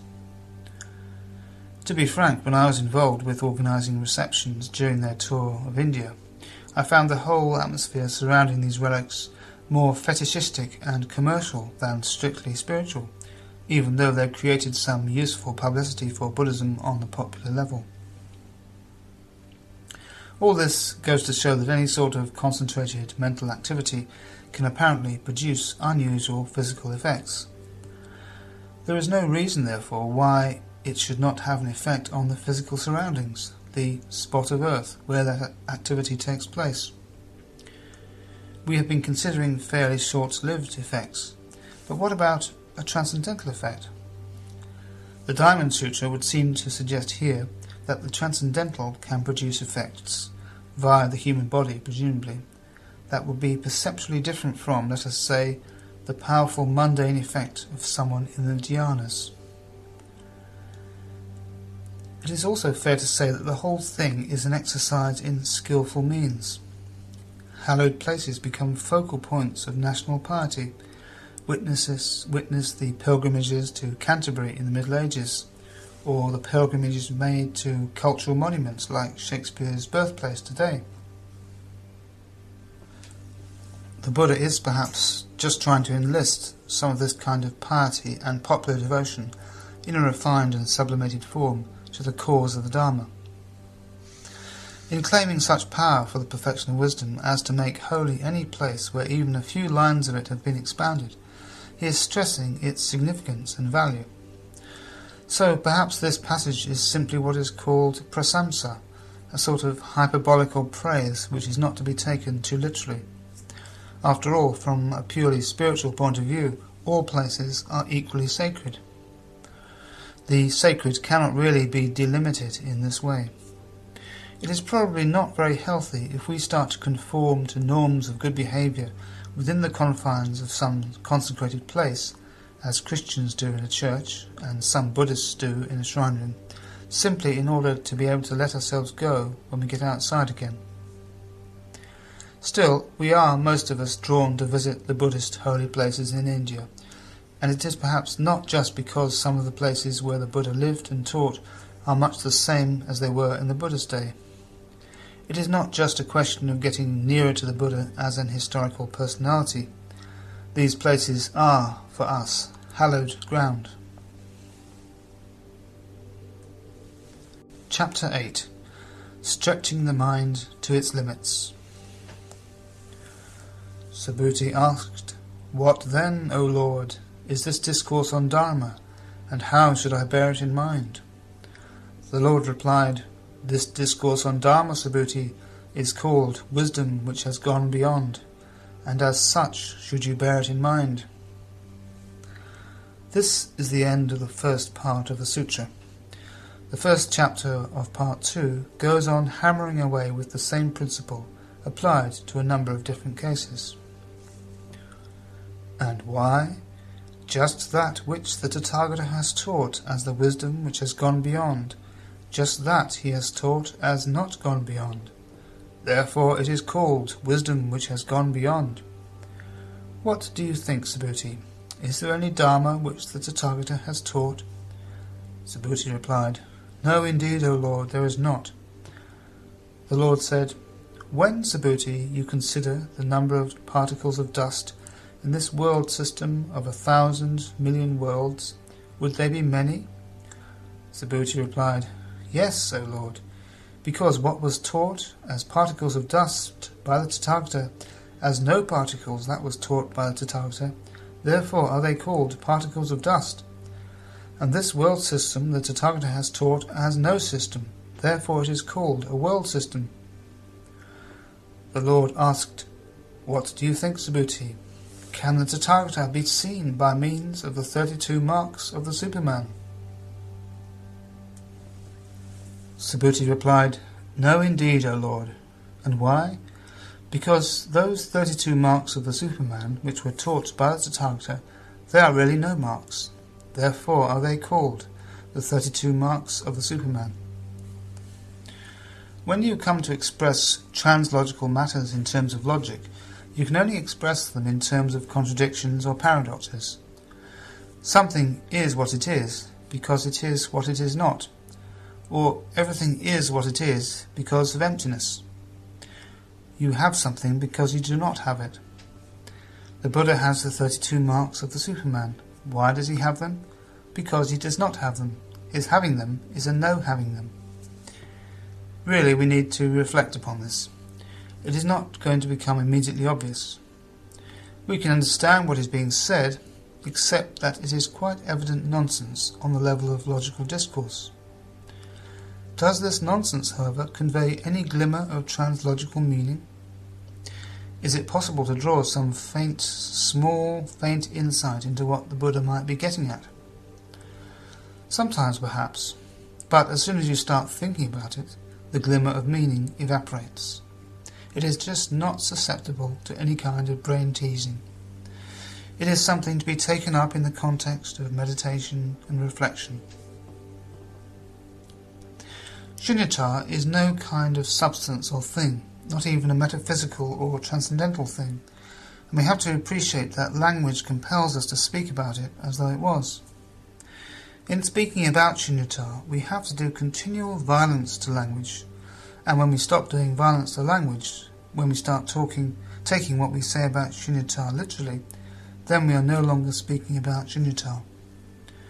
The basic point made by the Madhyamika school and by the Mahayana generally is that shunyata is not to be thought of in terms of existence or non-existence.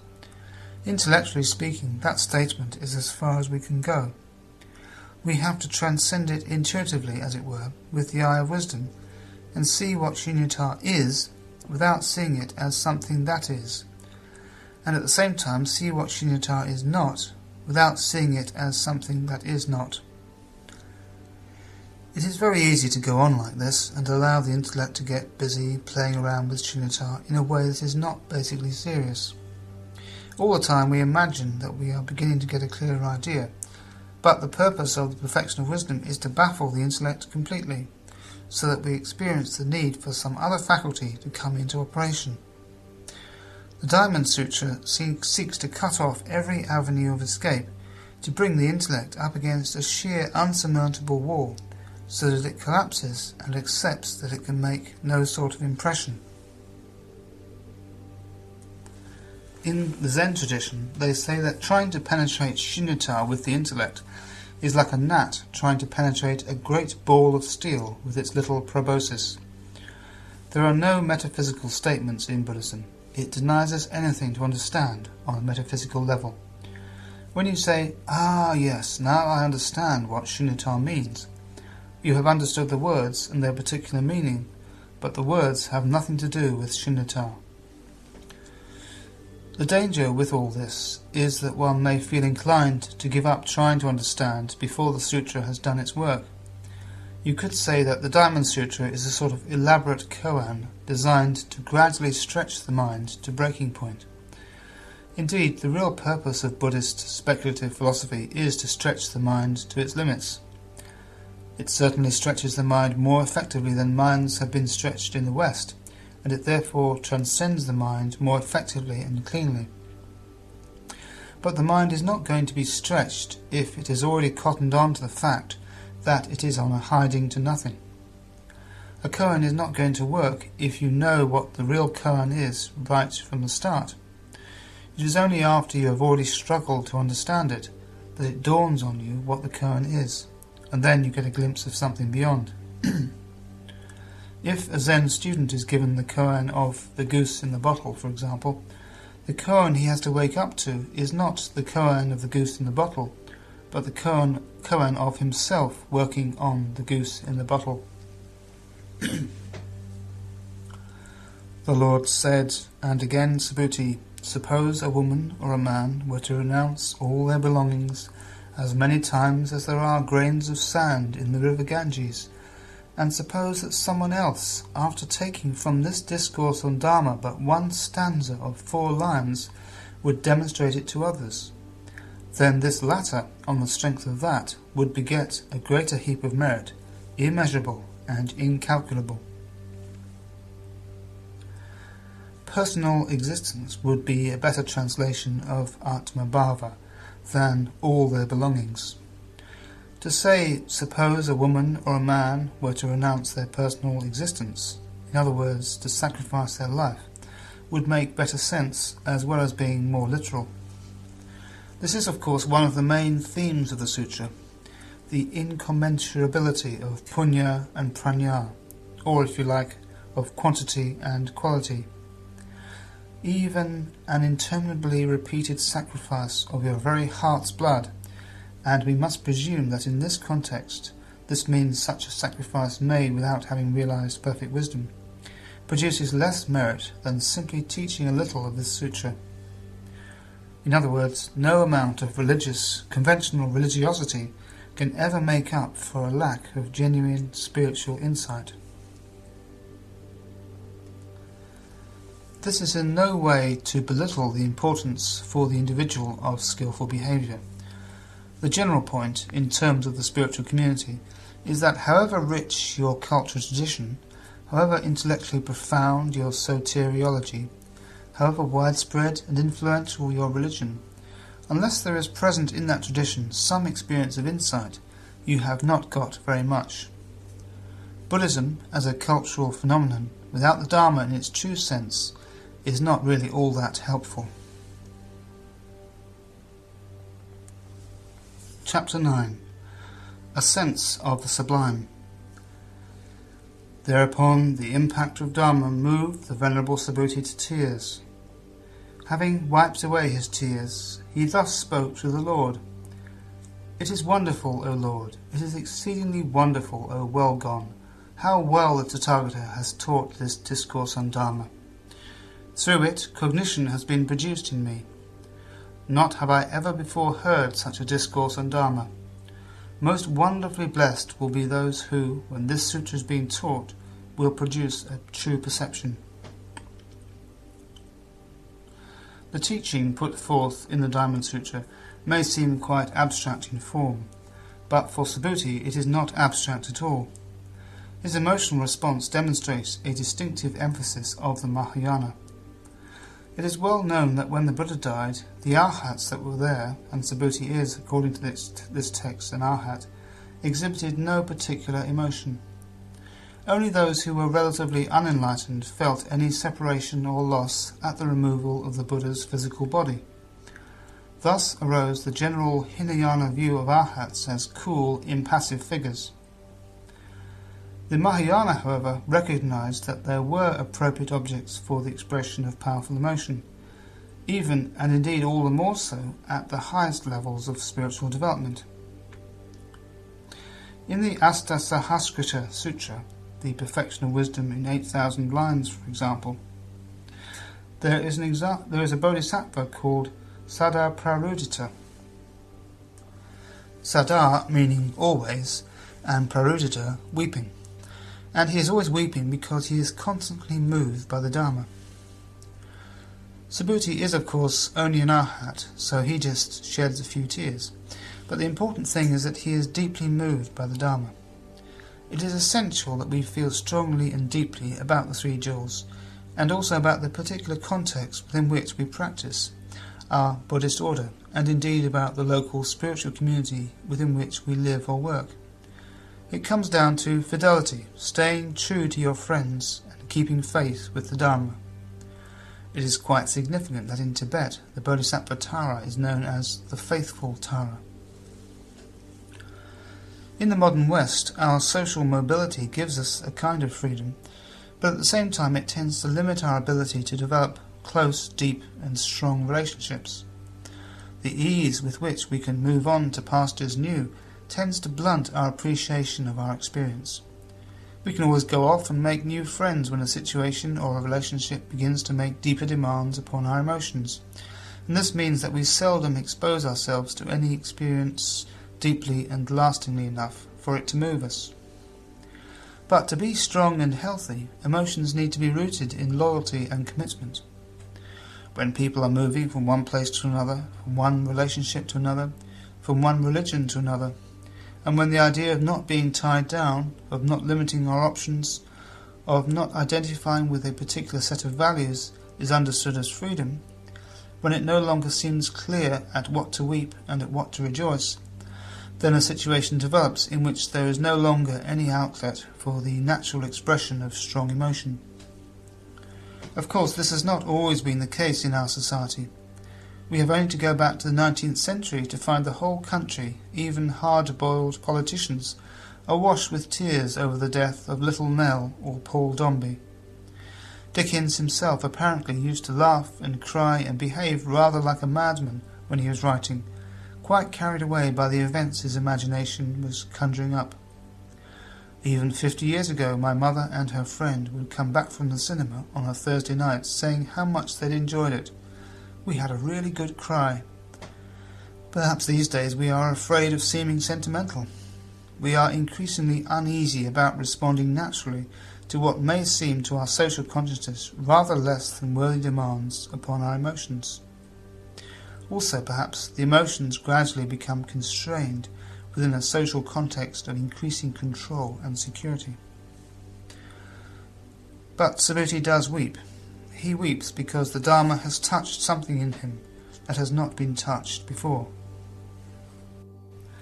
Weeping when you hear the Dharma is a sign that something has got through to you. It is as though the Dharma touches some spring in you, opens something up that was hitherto blocked, melts something that was congealed, frees up energy that was imprisoned. And you are touched, you are moved, you are stirred. There is a powerful expression for this sort of state in Pali, samvega, to be shaken up by the Dharma. There is even quite a powerful word in English which gives some idea of the sort of emotional response we need to discover in ourselves before we can claim to have taken in even a little of this teaching, and that is the adjective sublime. We begin to understand the Diamond Sutra not when we imagine that we have worked out what it means, but when, as we contemplate it, we are moved, even to tears, by a sense of the sublime. What the sublime represents is something vast and grand and overwhelmingly powerful, which gives us a terrifying sense of our own smallness, but which at the same time allows us, and this is what moves us, even exhilarates us, the realization that on another level it is no greater than us, that there is that within us which resonates with that grandeur. The sublime moves us in a way that the simply beautiful cannot. It is there in the works of Michelangelo and Beethoven.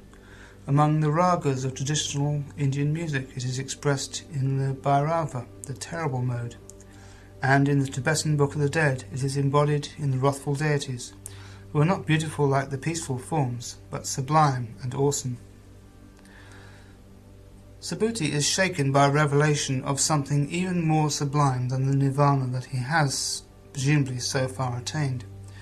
It is as though he was standing on a mountain peak, imagining that it was the highest peak of all, and then, the mist clearing, he looked up, and there was another peak still, towering above him. As the Buddha carefully removes the Dharma beyond the reckoning of the most extravagant scale of values, it is the sublimity of the perspective revealed to him that moves Subhuti to tears. It is not difficult for me to accept and believe this discourse on Dharma when it is being taught, but those beings who will be in a future period, in the last time, in the last epoch, in the last 500 years, at the time of the collapse of the good doctrine, and who, O Lord, will take up this discourse on Dharma, bear it in mind, recite it, study it, and illuminate it in full detail for others, these will be most wonderfully blessed. In them, however, no perception of a self will take place, or of a being, a soul, or a person. And why? That, O Lord, which is perception of self, that is indeed no perception. That which is a perception of a being, a soul, or a person, that is indeed no perception. And why? Because the Buddhists, the Lords, have left all perceptions behind. Subhuti's understanding has moved on. Just seeing the greatness of the Dharma in a new way gives him a new vision of things, and at once his mind turns again to people who will come to this teaching in a less auspicious era. He already knows from the exchange recorded in chapter 6 that there will be individuals at that time who will be able to respond as he has done, so the issue does not need to be raised in the form of a question again.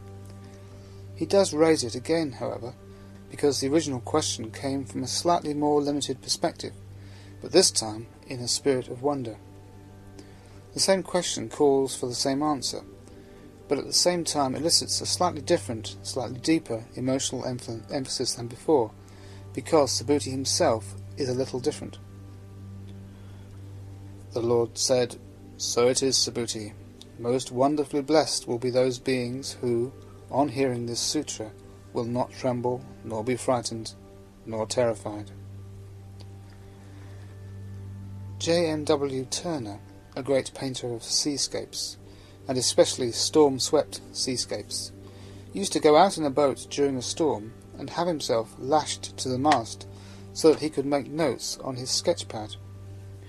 Obviously, if he had allowed himself to be frightened out of his wits by this experience, he would have been unable to make proper use of it. Instead, he found the courage to be impressed and inspired by the sublimity of the wild natural forces seething around him. If you are over-preoccupied with your own safety, the sublime appears to be simply threatening and destructive. To open yourself to an experience of the sublime, you need to rise above being concerned only with your own continued existence. To take another example, if you contemplate the forms of the wrathful while in an unskilful state of mind, you see them as wrathful and threatening, whereas if you are in a more positive state, they are awe-inspiring, heroic, wonderful, sublime. And as the Buddha says here, the same principle applies to the Diamond Sutra. All this is not to say that there is anything wrong with being frightened. Quite the reverse. There are people who remain stolidly impervious to any hint of danger, say in a storm at sea, through a kind of blind faith in the ship, the captain, and the impossibility of their own demise. This is lack of imagination. In a way, it is quite a healthy sign if you are terrified by the teaching of the sutra, because it shows that you have understood it to some extent. Speaking schematically, we could say that to worldly people the Dharma appears terrifying, while to bodhisattvas it appears sublime and awe-inspiring. But if the Dharma appears to you as beautiful, well, this means that you have just risen to the level of a Buddha. This applies at a much lower level to the question of living in spiritual communities. The idea of living in a single-sex community would make the man on the Clapham omnibus run a mile. They would be terrified at the prospect. Someone who has begun to meditate and reflect on the Dharma might find the idea somewhat awe-inspiring. But if you are actually living in a community, it is just beautiful, because you realize from your own experience that it is the best possible way to live. And why? The Tathagata has taught this as the highest, parama, perfection, paramita. And what the Tathagata teaches as the highest perfection, that also the innumerable aparimana, blessed Buddhas, do teach. Therefore it is called the highest perfection. The play on words here gives this straightforward statement the momentary enigmatic look of another perfection of wisdom riddle. In fact, etymologically speaking, the words parama and aparimana are not at all closely linked to paramita, but they do throw some light on the term. The point being made is simply that all Buddhas teach the same thing, that is, perfection of wisdom, because they have all realized the same reality.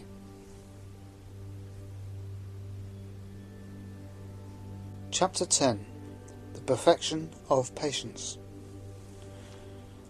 Moreover, Subhuti, the Tathagata's perfection of patience is really no perfection. And why?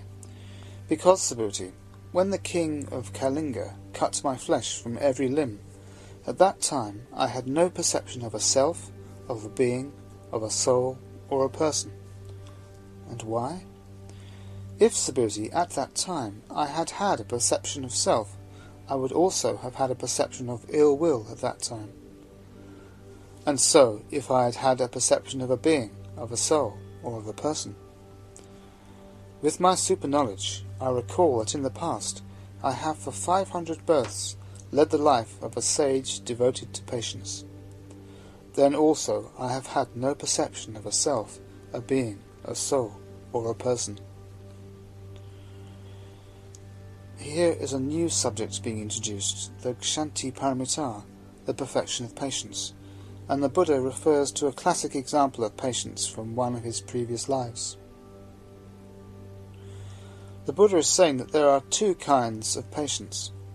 One, the mundane virtue, is where you just grit your teeth stoically and turn the other cheek, even though you would like to give the other person a sock on the jaw.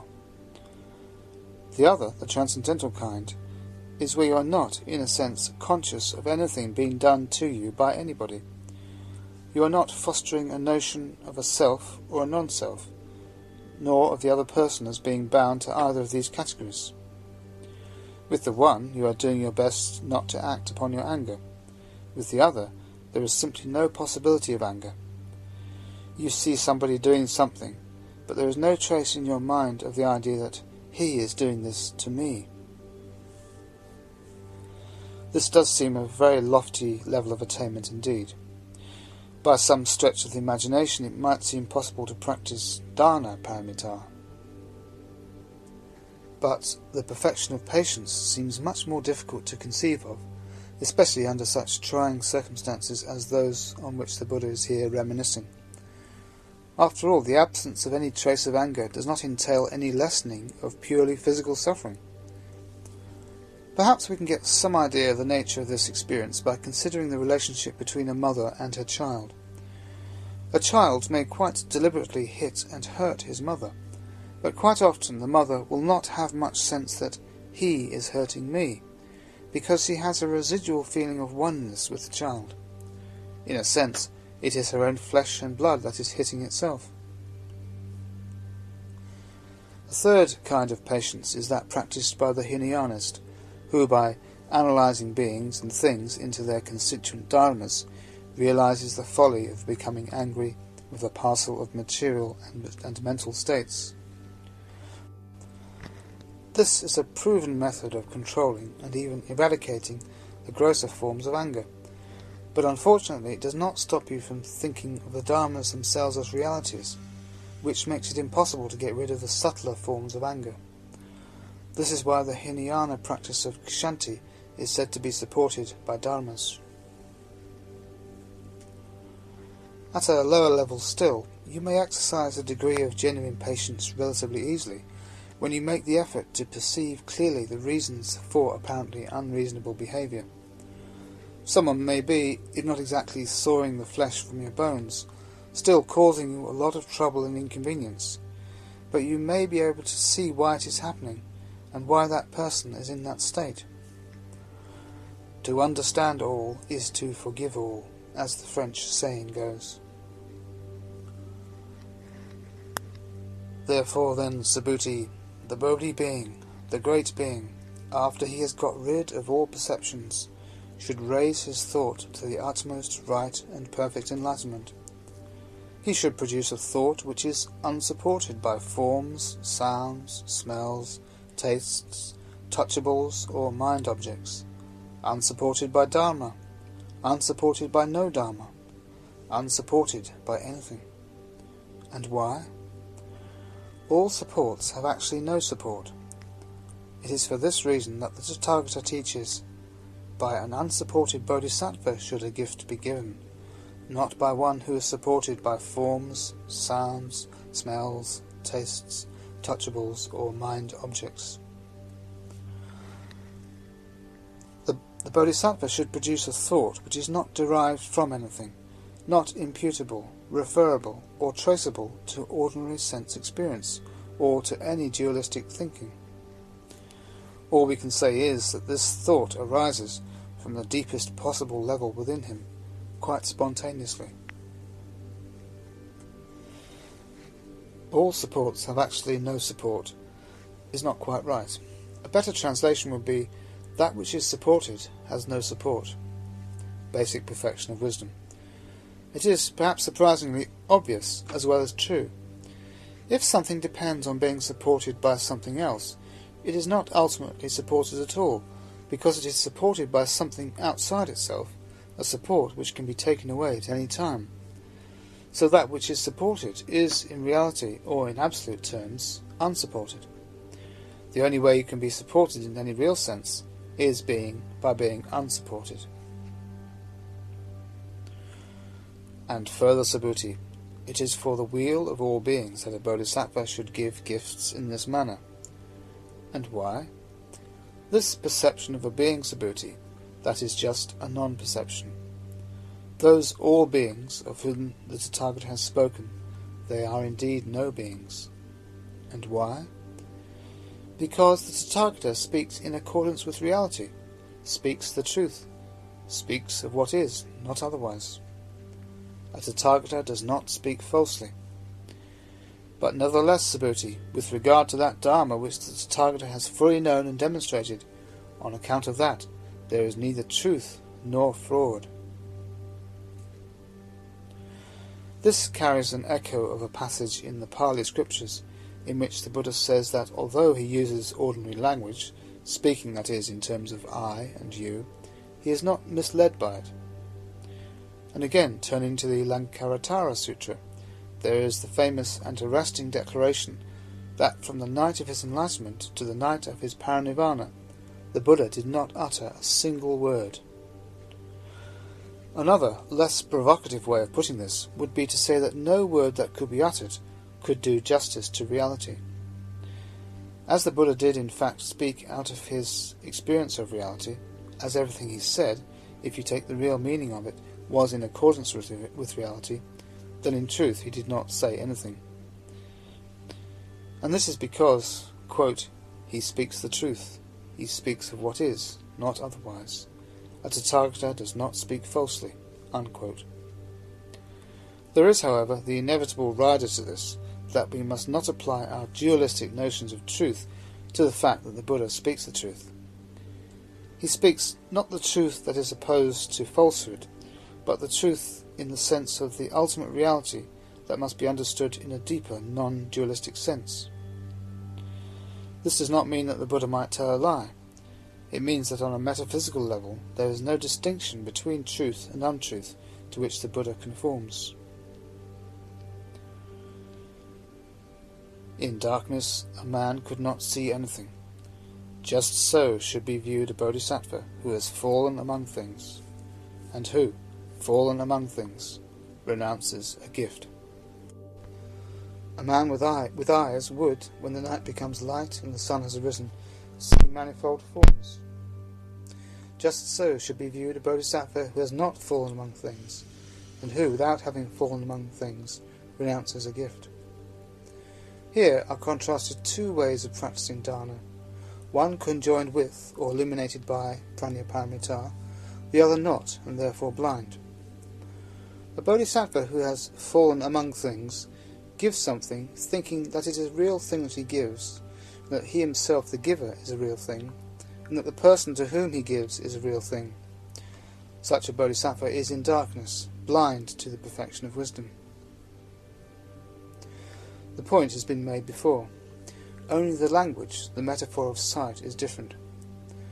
The idiom, fallen among things, probably calls to mind the parable of the Good Samaritan, which speaks of the man who fell among thieves.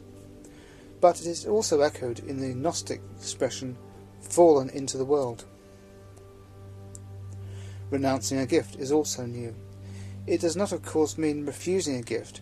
It is simply a stronger version of giving a gift, suggesting a stronger sense of giving up any interests of your own whatsoever in the gift.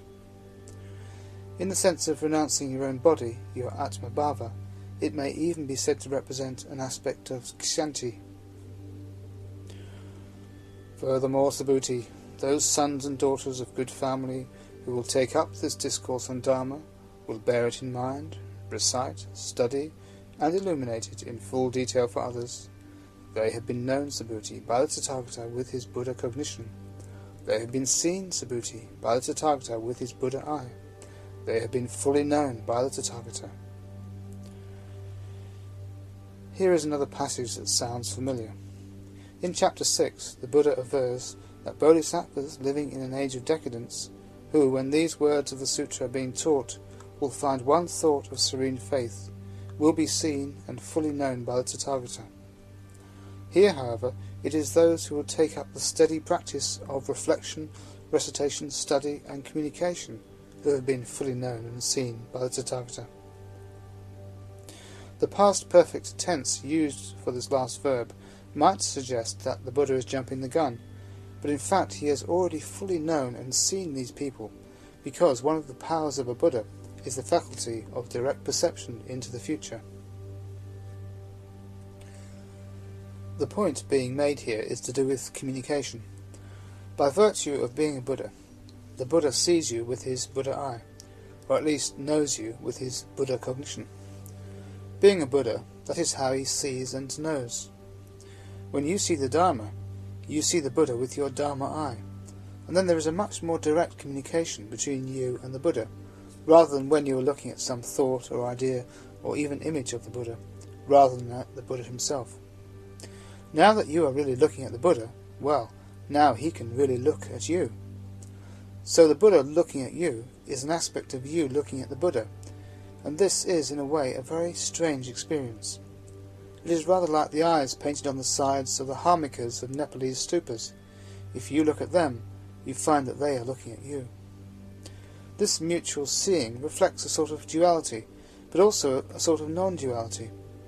You are not one with the Buddha, because after all he is looking at you and you are looking at him. But in a way he sees himself reflected in you, and you see yourself reflected in him. So you are moving in the direction of non-duality, always remembering that non-duality does not exclude duality. We could say that being seen by the Buddha is another aspect of going for refuge. We use various terms to indicate different aspects of one and the same fundamental spiritual experience: entering the stream, going forth, the opening of the Dharma eye, and the paravritti, a term taken from the Lankavatara Sutra, the turning about.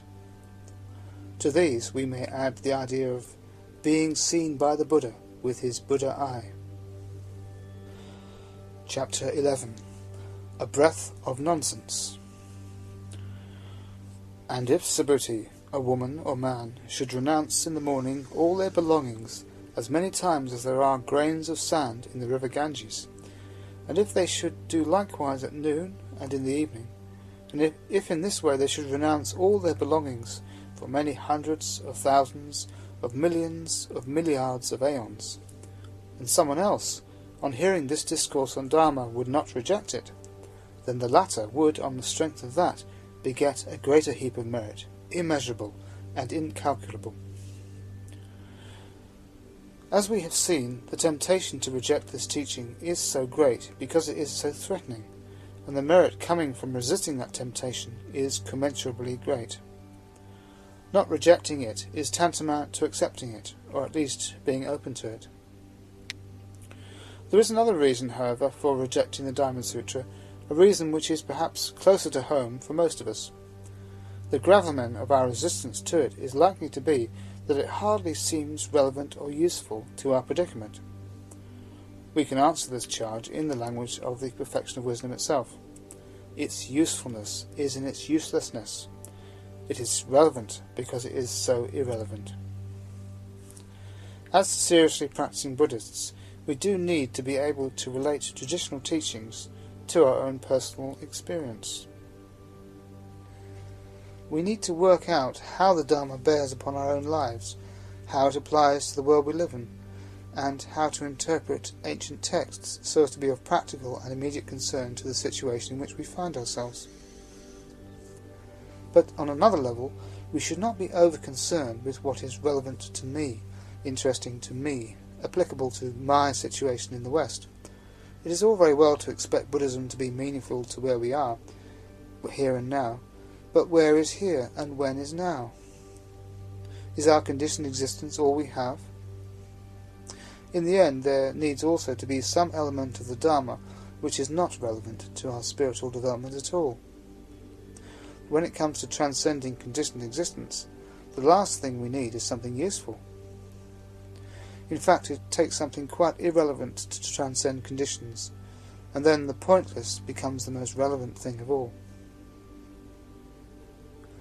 So in the Diamond Sutra, we are still concerned with the Dharma, but we are not concerned with any of the things that we usually think of as constituting the Dharma, the things that we settle down and feel comfortable with. We are taking a rest from looking at ethics or meditation or impermanence. Instead, we are getting a breath of nonsense, a touch of Lewis Carroll or Edward Lear, without suggesting by this analogy that Alice in Wonderland is some kind of Zen text, of course. The perfection of wisdom is like salt. An exclusive diet of it probably wouldn't do you much good, but you need a pinch of it in your spiritual diet all the time. It gives a little flavour, the flavour of irrelevance. Otherwise, if it all becomes too relevant, well, you take it all too seriously. You think too much in terms of yourself as you are now. It's refreshing to have something which in a way you understand, but which in another way you don't understand at all. What we have in the Diamond Sutra is a comprehensible but irrelevant meaning, with a further significance or purport that is relevant but is not comprehensible.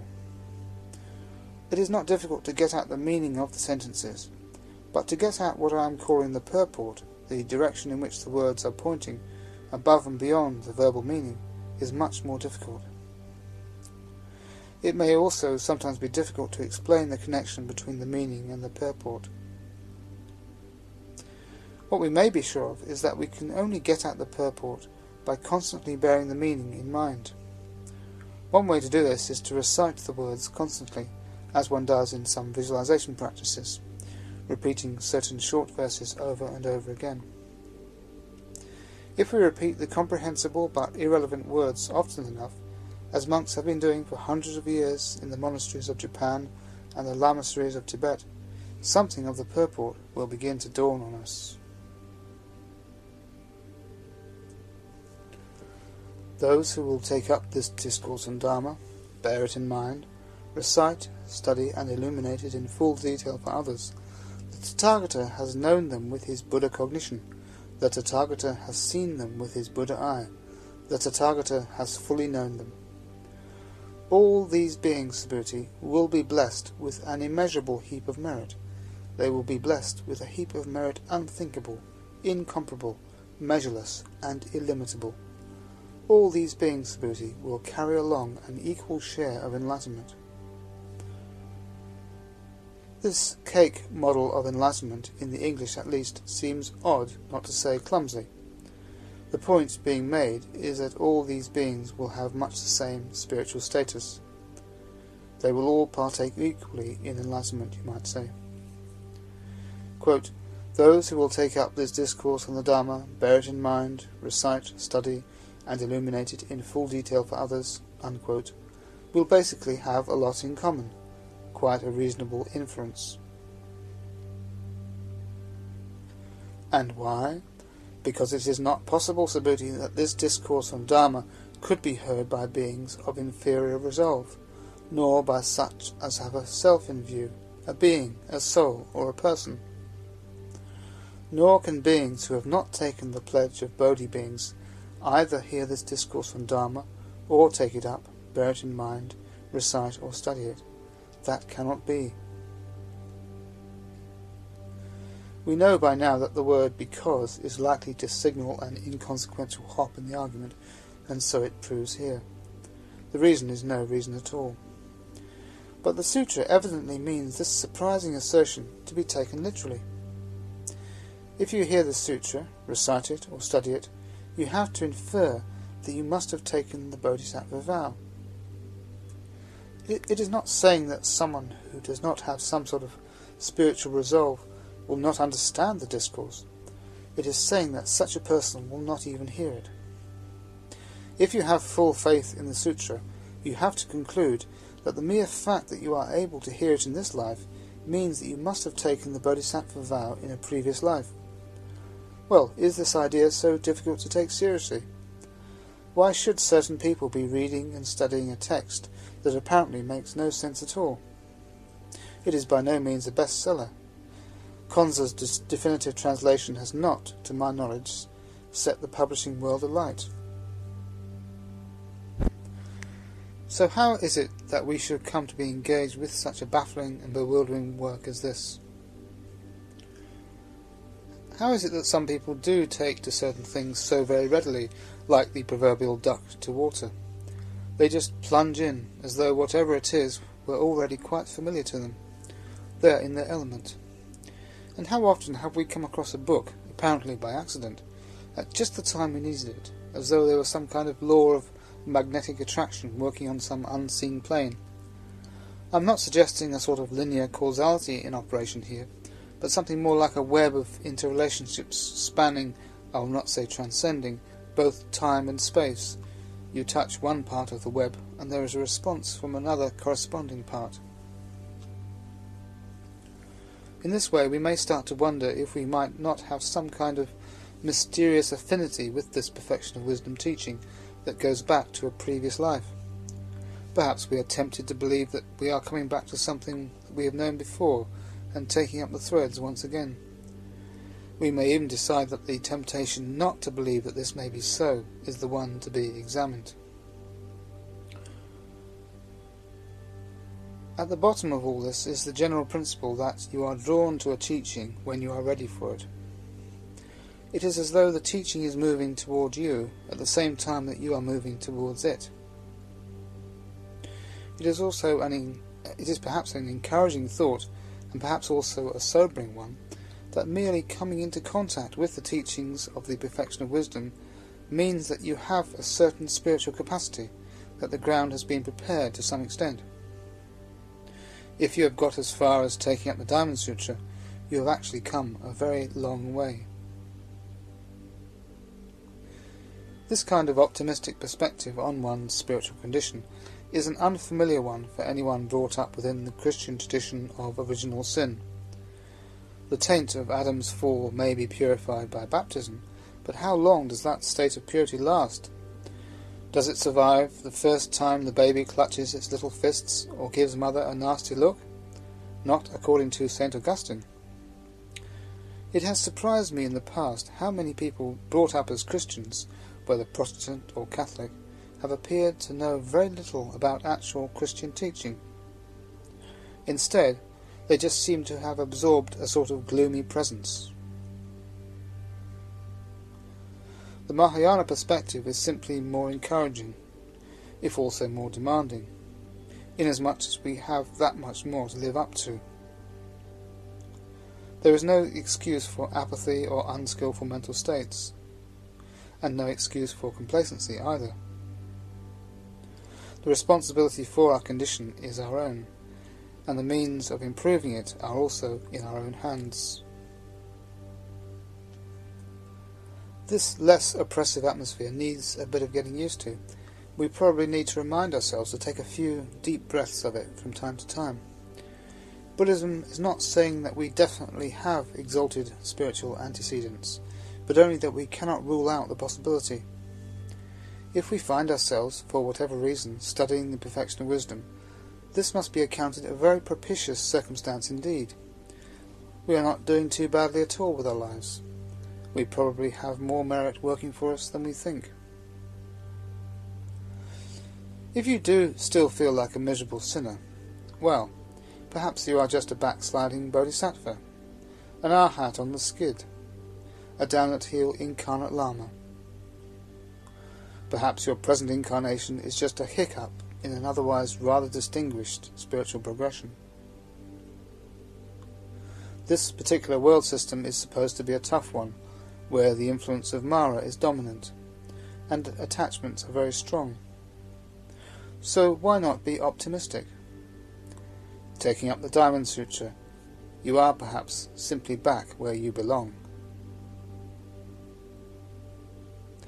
Of course, there are people who would feel quite uneasy if they were told that they had taken the Bodhisattva vow, and who would contemplate the prospect of becoming a Buddha with a certain amount of dismay. This is certainly the conclusion of the Saddharma Pundarika, in which the Bodhisattva, who goes about telling people that they are all due for Buddhahood, fails to meet with a very favourable response. I am also reminded of a passage from a Chinese opera translated by Lin Yutang, a long declamatory song from a young girl who is running away from a nunnery, and who says, among some other rather strong things, that she does not want to be a nun. Indeed, she does not want to be a Buddha, and she is not going to be a Buddha. She is going to run down the hill away from the nunnery and find herself a handsome young lover. And no, she is not going to be a Buddha. On the other hand, it was once said of my friend and teacher, Dada Rinpoche, that although he did not at first feel like an incarnate bodhisattva, he believed those who had told him that this was what he was, and simply acted accordingly. In the same way, if having come in contact with the Diamond Sutra convinces you that you have taken the Bodhisattva vow, then there is just the simple matter of acting as if you had. It makes everything terrifyingly simple. You know who you are, so you know exactly what you have to do.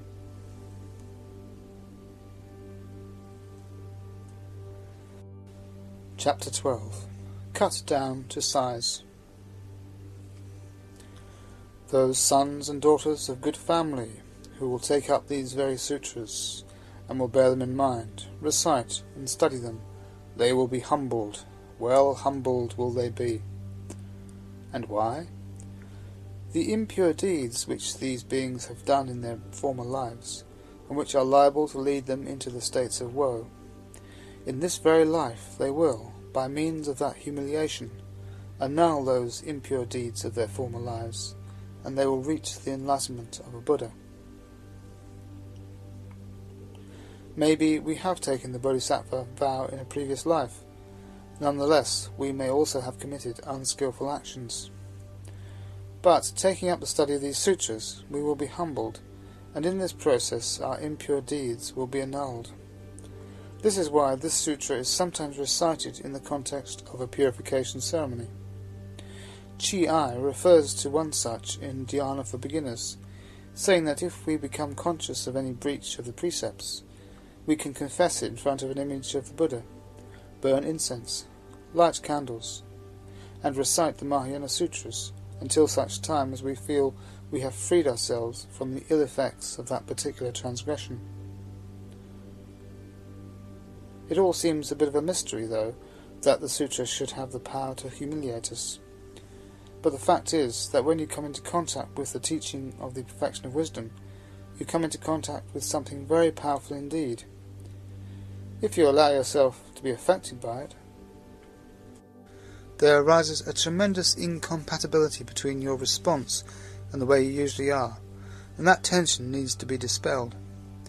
The parts of yourself that remain on the sidelines, while the aspiring element in you engages with the perfection of wisdom, need to catch up very, very quickly. Something drastic needs to happen.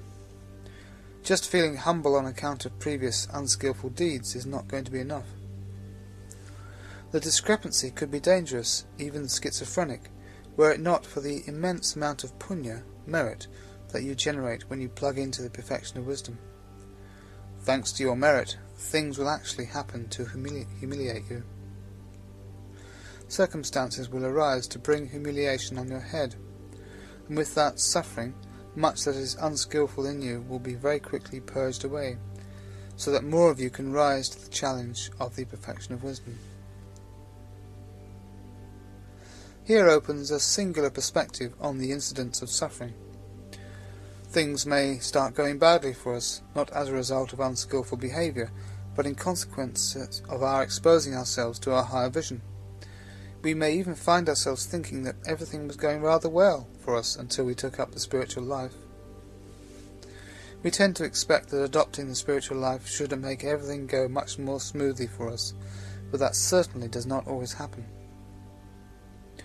The spiritual life may be a happy one, but it is by no means necessarily easy or free from difficulties and suffering. A properly functioning spiritual community will help to carry us over these hurdles. It is as well not to study the Diamond Sutra in isolation, at least not without knowing who and where our spiritual friends are. This new perspective calls for a complete shift in the way we respond to circumstances.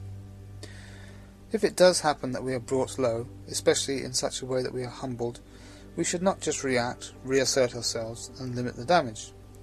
We need to understand what is happening, and appreciate that the process of purgation is at work. This process is well known to anyone who practices the Vajrayana sadhana. The purificatory process manifests itself in various experiences, sometimes in dreams, which indicate that we are expelling, in a manner of speaking, whatever is unskillful within us. We like to read books about destroying the ego. The idea is inspiring and even attractive. But when the ego becomes subject to the buffets and belabourings of actual circumstances, when our self-esteem does actually get brought down a peg or two, well, that is quite another matter. It takes some effort to accept certain disagreeable experiences as positive, to realise that we are sometimes actually fortunate to be having a hard time. Particularly the kind of hard time in which our ego comes up against the fact of its own egohood, when it is forced to recognise itself for what it is and to do something about itself. This is not to say that any old suffering is good for us, but we need to be very careful about identifying certain situations as good or bad, and therefore is correspondingly the result of good or bad karma, because it works the other way around too. You could, for example, be born the healthy scion of a wealthy family, and conclude that this circumstance was the result of punya, merit, not papa, sin. But would that necessarily be the case? Certainly not, for example, if that family had no respect for the Dharma. There are some traditional ways of setting up humiliating conditions.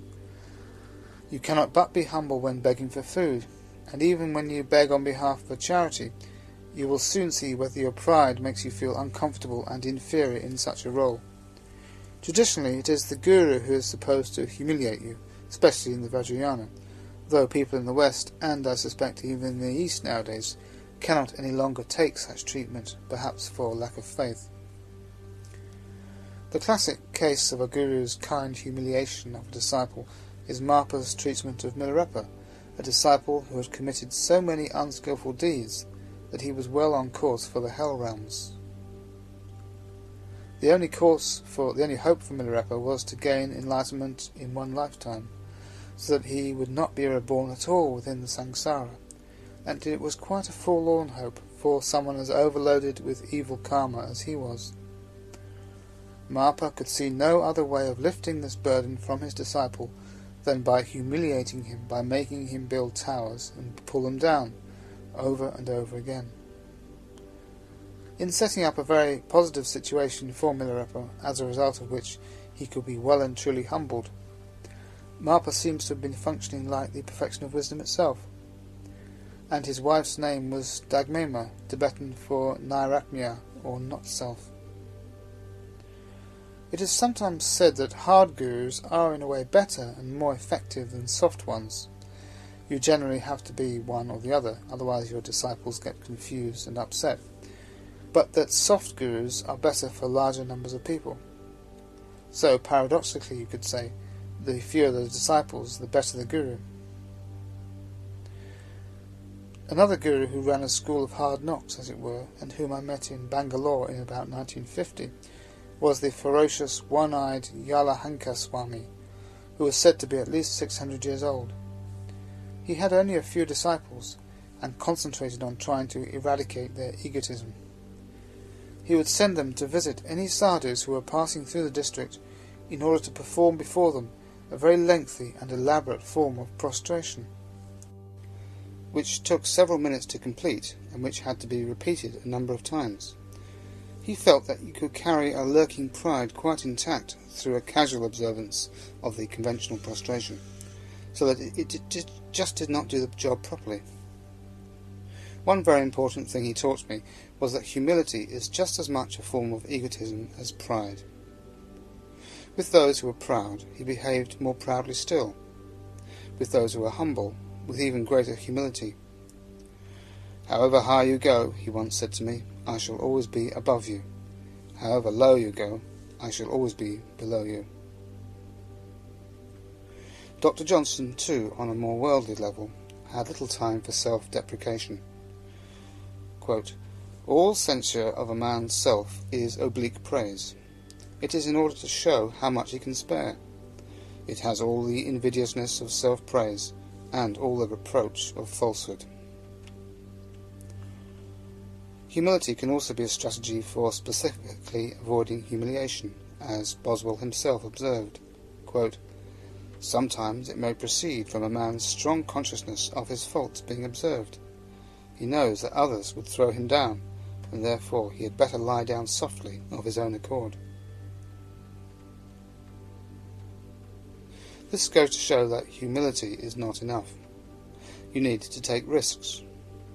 If you don't ever face the possibility of failure, then you don't ever face the possibility of humiliation, and therefore of growth. Failure will only have meaning for you if you have made a tremendous effort to succeed. The terrible temptation is to venture nothing. But in fact, the less you risk, the greater your fear of failure, and the greater the potential humiliation. So much becomes invested in the imperative of success that you cannot even give a lecture in case it should not be an astounding success. You become paralyzed. You haven't gone beyond success and failure, you are beneath them. If you're not careful, you become someone with a great future behind them. Your pursuit of success is going to invite humiliation in the degree to which your motivation is personal success rather than the success of the project itself. To the extent to which your ego has identified with the success of that particular project, to that extent you risk being humbled. But if you throw yourself into a worthwhile project, you win whether you succeed or fail. Your motivation doesn't really matter. It will get knocked into shape anyway in the course of an ambitious and meritorious undertaking. And if you fail, you are humbled, which is, of course, not a bad thing at all. Humiliation may even be counted amongst the ways in which perfect vision might arise, being cut down to size by reality itself, so it can be a very positive experience indeed. If you can take it as such, you find you can survive it. Life goes on.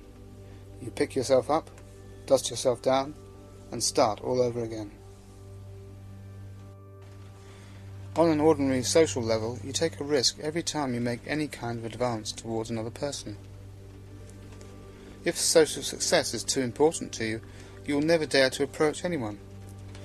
You just have to get used to an occasional rebuff. It can also be humiliating to be in a foreign country with a limited command of a language. The natives speak to you as if you were a child, or very stupid or deaf. But the alternative is just to stay at home. If you make a fool of yourself in public, you forget your notes for a lecture, or you realise that you are at the wrong meeting, you feel disgraced. You can be humbled by being open to criticism. If you become ill and no longer have control of your body, or if you lose your looks, or if you become old and people start patronising you, or if you are ridiculed, all these things can be quite mortifying. There are so many potentially humiliating situations, and you need to be able to make the most of them. The great Zen master Hakuin was scorned for many years by other pious Buddhists because he stood accused of being the father of an illegitimate child. "It's yours, you keep it," the indignant parents of the mother said to him. "Is that so?" was all he replied, as he accepted the child from them. Some years later the mother confessed that she had falsely accused him to protect someone else, and her parents came to collect the boy again. "Well, we're sorry," they said. "It has all been a terrible mistake. We realise now that you weren't the father after all."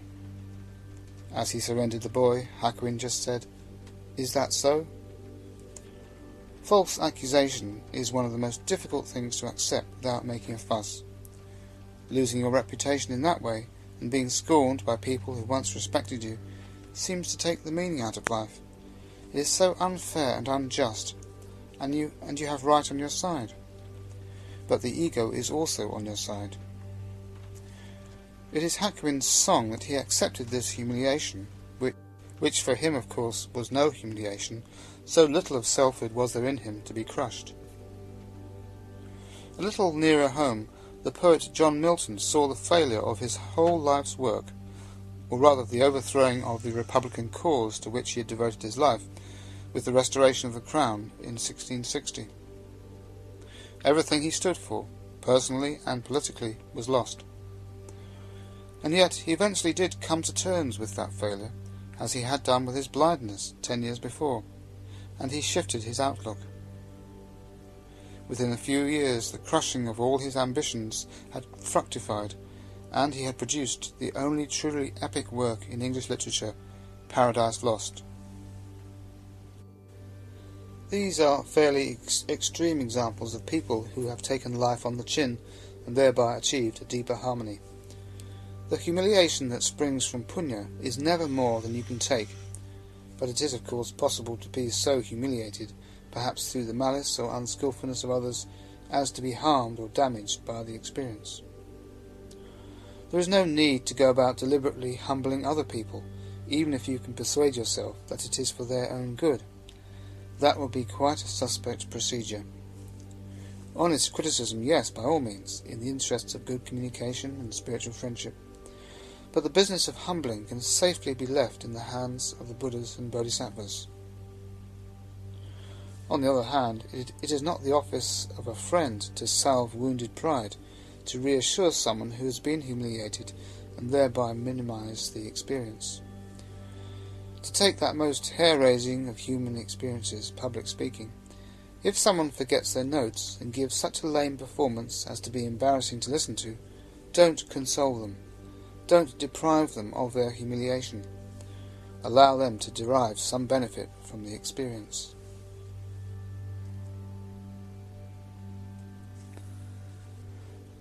Chapter 13. The Reality of the Buddha. He who has set out in the Bodhisattva vehicle, he is not one of the Dharmas.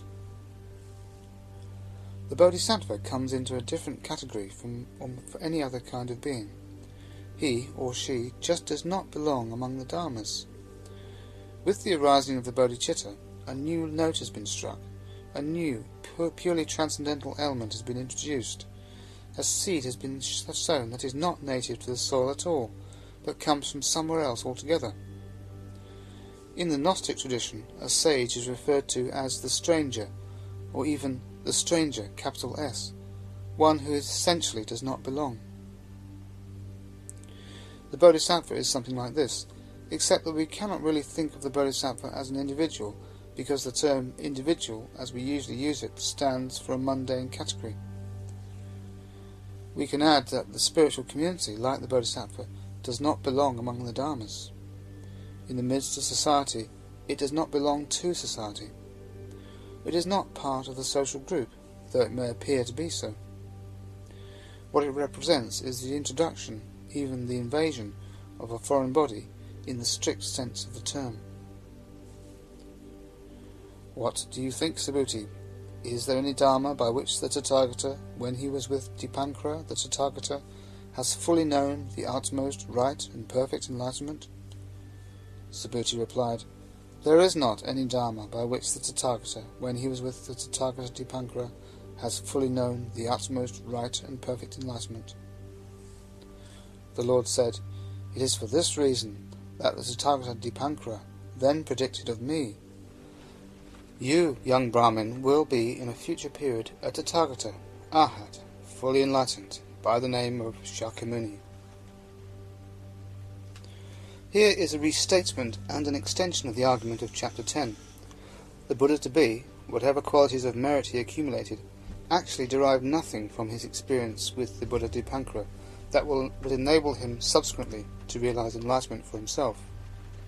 The Buddha says that Dipankara's prediction took place because there was no way that the Buddha to be's future Buddhahood could be inferred from, ascribed to, or predicated upon any perceived conditions. The faculty of prediction exercised by Dipankara is one of the 6 abhinyas, the supernormal powers of a Buddha.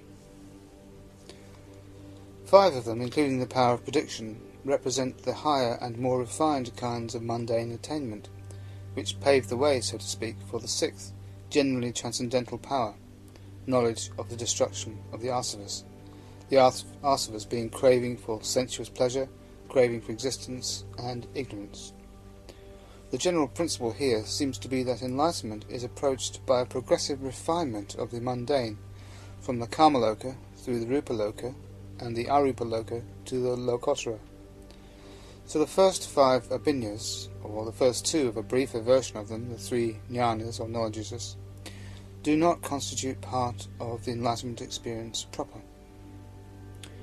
How then does Dipankara's predictive power, mundane though it is, operate? How does a Buddha foretell future events? The temptation is to try to skirt round the sort of contradiction that racks Christian theology, how to reconcile human free will with God's foreknowledge of what human beings will do. So one might assume that Sumedha had attained stream entry, and that, to follow Hinayana dogmatics, it was a simple matter then for Dipankara to predict full enlightenment for him within 7 lifetimes by straightforward inference. What Sumedha was actually assured of, however, was Samyak Sambuddhahood, which meant that he was on the path of the Bodhisattva, not that of the Arhat, and so had, according to Mahayana dogmatics, not just 7, but an innumerable succession of rebirths awaiting him, over 3 kalpas before he got there. Now you could, if you liked, step outside the historical framework within which these divergent doctrines developed, and try to reconcile the two paths. You would have a job doing it, though. Some later Mahayana traditions place the paths end to end, as it were, but certainly in the Perfection of Wisdom Sutras, the path of the Arhat and the path of the Bodhisattva are considered to exclude one another. If you enter upon the one, you do not enter upon the other. So there is no question of stream entry for Sumedha, because he is not going to be an Arhat, and thus there is no straightforward inference for Dipankara to make. The way Dipankara's predictive power works is clear enough if we take into consideration the workings of karma, which are also laid open in all their details to the supernormal vision of the Buddha. The karmic results of any action are actually quite open and uncertain. There is no way whatever of knowing in advance the results of any particular action.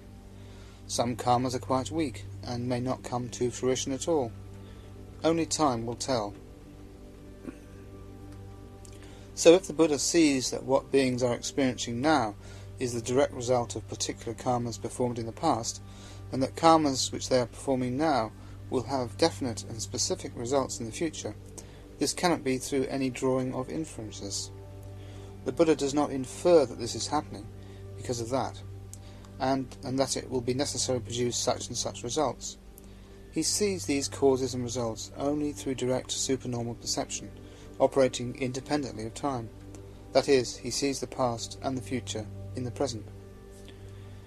Dipankara perceives Sumedha's future Buddhahood not as an inference from, say, Sumedha's stream entry, because this cannot be done, but simply through direct perception. Dipankara even perceives that the young Brahmin ascetic standing before him in Nagpur will be named Shakyamuni. Shakyamuni, incidentally, is a patronymic, meaning a Muni of the Shakya tribe. Muni means one who is silent, and also one who is wise, so it is sometimes translated as silent sage. In fact, the basic meaning is one who is silent, but one who is silent is assumed to be wise, like the wise old owl in the nursery rhyme. A wise old owl sat in an oak. The more he heard, the less he spoke. The less he spoke, the more he heard. Wasn't he a wise old bird? All dharmas, Subhuti, have as no dharmas been taught by the Tathagata. Therefore all dharmas are called the Buddha's own and special dharmas. You cannot tie the Buddha down to being this or that specific thing. Therefore it is as though anything and everything belongs to the Buddha. The Buddha is, you might say, identical with emptiness. All dharmas are empty, so it follows that the Buddha, being empty, possesses all dharmas. The Buddha possesses all dharmas by virtue of his realization of that shunyata, which is the essential nature of all dharmas. This idea is personified in the figure of Mamaki, the consort of the Buddha Ratnasambhava. Mamaki means one who considers all as mine. All things are hers because she does not claim anything as hers. She represents an attitude of delight in and appreciation for everyone and everything. Seeing them as being not different from herself, she holds them all equally dear, equally close to her heart. The Bodhisattva, however, Subhuti, who is intent on, quote, without self are the dharmas, without self are the dharmas. Him, the Tathagata, the Arhat, the fully enlightened one, has declared to be a Bodhi being, a great being. There are two kinds of nairatmya, or emptiness of self. The Hinayana conception of Pudgala nairatmya, or no soul, and the Mahayana extension of this principle, the Dharma nairatmya, or without self are the dharmas. The Buddha is saying that it is a preoccupation with Dharma nairatmya, or Dharma shunyata, the deeper level of shunyata, which goes beyond the Pudgala nairatmya, that is the mark of a bodhisattva. As we have seen, the Sarvastivadin school recognized that the Pudgala, the self, was not something solid or impartite, but composite, and therefore conditioned, transitory, and unsatisfactory. Having broken the self down into a number of psychophysical elements, they then regarded these elements, dharmas, as ultimate, thus simply transferring the notion of an entity from the Pudgala to the Pudgala's constituent dharmas. What the Mahayana proposed was that the dharmas were conceptual, almost arbitrary constructions, just as much as was the Pudgala. You don't have to stop with dharmas, said the Mahayanists. You can go on further, on and on, indefinitely. That possibility of going on indefinitely is represented by the idea, it cannot be other than an idea to begin with, of dharma naratmya, or dharma shunyata. Further to denying the label self to the various processes that make up the individual subject, and that are governed by pratitya samutpada, the law of conditionality, the Mahayana insisted that the same principle must apply to dharmas. There is no unchanging dharma entity, just as there is no tree entity or jug entity standing behind these things, or the processes that make up these things, and constituting their real nature. Yes, there is something standing behind them, but it is reality, the one mind, nirvana, and we cannot apply to that the word we have used for something quite different, which we refer to when we speak of tree, jug, or dharma.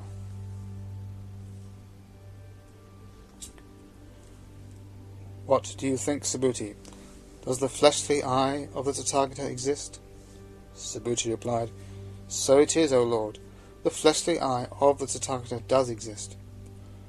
The Lord asked, What do you think, Subhuti? Does the Tathagata's heavenly eye exist? His wisdom eye? His dharma eye? His Buddha eye? Subhuti replied, So it is, O Lord. The heavenly eye of the Tathagata does exist, and so does his wisdom eye, his dharma eye, and his Buddha eye. What is going on?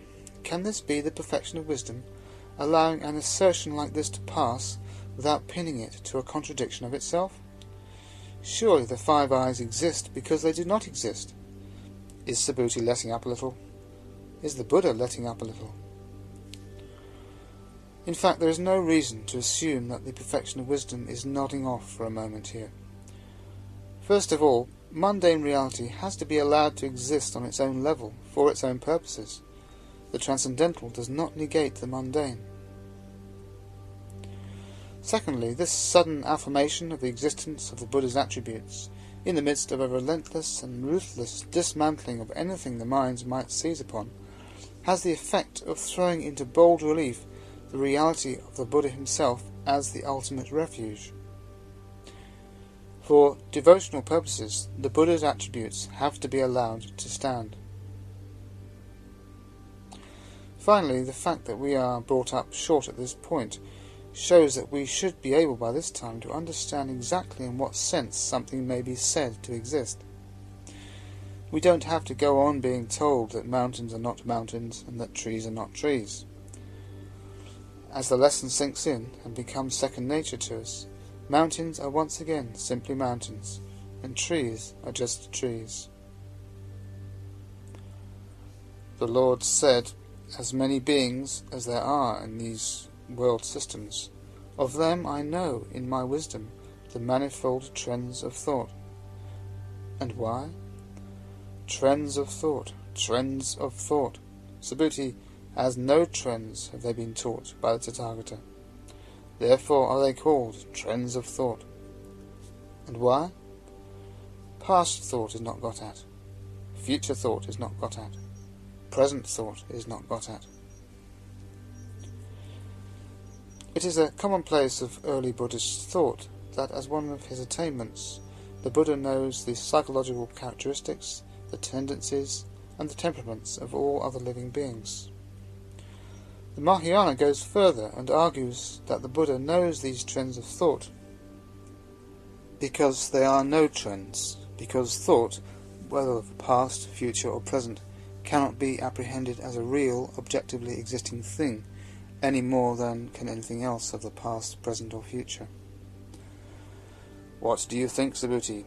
Is the Tathagata to be seen by means of the accomplishment of his form body?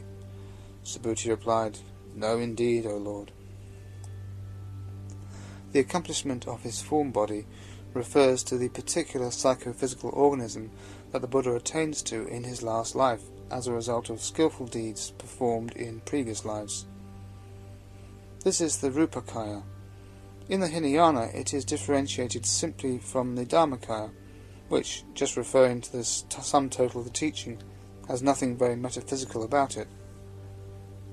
In the Mahayana, however, the Dharmakaya comes to mean the Buddha's transcendental personality, as distinguished from his mundane or phenomenal personality, the Rupakaya. The Lord asked, What do you think, Subhuti? Does it occur to the Tathagata, by me has Dharma been demonstrated? Whosoever, Subhuti, would say, the Tathagata has demonstrated Dharma, he would speak falsely. He would misrepresent me by seizing on what is not there. And why?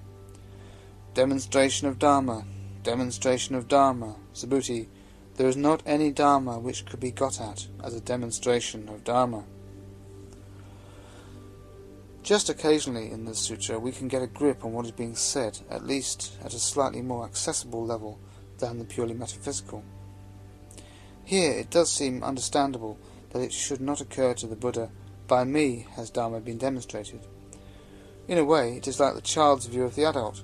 Driving the car and going to work seem like very special, wonderful, mysterious activities until they become part of the normal, everyday business of living. In the same natural way, perhaps the Buddha doesn't think of himself as teaching something called the Dharma. He just thinks of himself, if he thinks in these terms at all, as talking to people and sharing his vision with them. His doing is inseparable from his being, in a way which is perfectly natural, though to us it might seem quite extraordinary. But for us too, the more our practice of the Dharma deepens, the more it becomes our ordinary way of living. Note again that the distinction between the Dharma and a Dharma, that's the Dharma with capital D and a Dharma with lowercase d, is made by the use of upper and lower case, and is not available in Sanskrit. Ideally, you want to imagine that you are hearing the sutra rather than reading it, so as to retain the ambiguity of the word. The more metaphysical reading of this passage asserts itself when the meaning of Dharma is more plainly any object of mind. Subhuti asked, Are there, O Lord, any beings at the time of the collapse of the good doctrine who, on hearing such Dharmas, will truly believe? The Lord replied, They, Subhuti, are neither beings nor no beings. And why? Beings, Subhuti. The Tathagata has taught that they are all no beings. Therefore has he spoken of all beings. Again, there are two levels at which we may take this. The simplest reading is also the deepest. All beings are equally identical to, that is to say, non-different from, Shunyata. More provisionally speaking, however, we may tie it up with chapter 17. He who is set out in the Bodhisattva vehicle, he is not one of the Dharmas. It is as though some beings are more empty than others, at least provisionally. They will be able to believe, because there is that in them which transcends existence and non-existence, which gives them an affinity for the teaching, and on account of which they cannot be classified as beings or no beings. They are not separate individuals, but at the same time they are not actually non-existent. They belong to a new category represented in its fullness by the Buddha himself. What do you think, Subhuti? Is there any Dharma by which the Tathagata has fully known the utmost right and perfect enlightenment? Subhuti replied, No, indeed, O Lord. There is not any Dharma by which the Tathagata has fully known the utmost right and perfect enlightenment. The Lord said, So it is, Subhuti, so it is. Not even the least Anu, Dharma is there found or got at. Therefore it is called utmost, anuttara, right and perfect enlightenment. Furthermore, Subhuti, self-identical, sama, is that Dharma, and nothing is therein at variance, vishama. Therefore it is called utmost, right, samyak, and perfect, sam, enlightenment. There is a play on words here that gets lost in the translation, by which in the original helps to undermine our faith in mere verbal constructs. There is a play firstly on anu, although one anu has a dot under the n, making it a nasal n, so it is actually a different prefix. And secondly on sama, although again it is unlikely that there is any etymological connection between sama and sam. Self-identical through the absence of a self, a being, a soul, or a person, the utmost right and perfect enlightenment is fully known as the totality of all wholesome dharmas. Self-identical through the absence of a self is another abrogation of the law of contradiction. A is identical with A through the absence of A. Nothing is therein at variance is simply a different way of saying self-identical. You could say that perfect enlightenment consists in the totality of all skillful mental states, including the understanding that these wholesome dharmas are no dharmas. Those who by my form did see me, and those who followed me by voice, wrong the efforts they engaged in, me those people will not see. In other words, the Buddha is to be identified with his Dharmakaya rather than with his Rupakaya. The Buddha says as much in the Pali Canon, where he says, "He who sees the Dharma sees me." These verses are more than likely to be part of an older tradition. They do not, as far as I am aware, crop up in the large Perfection of Wisdom Sutras. From the Dharma should one see the Buddhas. From the Dharma bodies comes their guidance. Yet the Dharma's true nature cannot be discerned, and no one can be conscious of it as an object. The Buddhas are essentially embodiments of the Dharma, embodiments of Bodhi, not just personalities. They are guided by the Dharma bodies, the higher spiritual realities, so closely that they are not actually separate from them. At the same time, this Dharma body, this higher reality, does not exist as an object as distinct from a subject. It is a pseudo-object, something which is essentially not an object, but which is perceived or spoken of as an object. Nor should anyone, Subhuti, say to you, those who have set out in the Bodhisattva vehicle have conceived the destruction of a Dharma, or its annihilation. You cannot conceive the destruction or the annihilation of that which in reality does not exist. Reducing dharmas to shunyata does not mean that you are destroying them.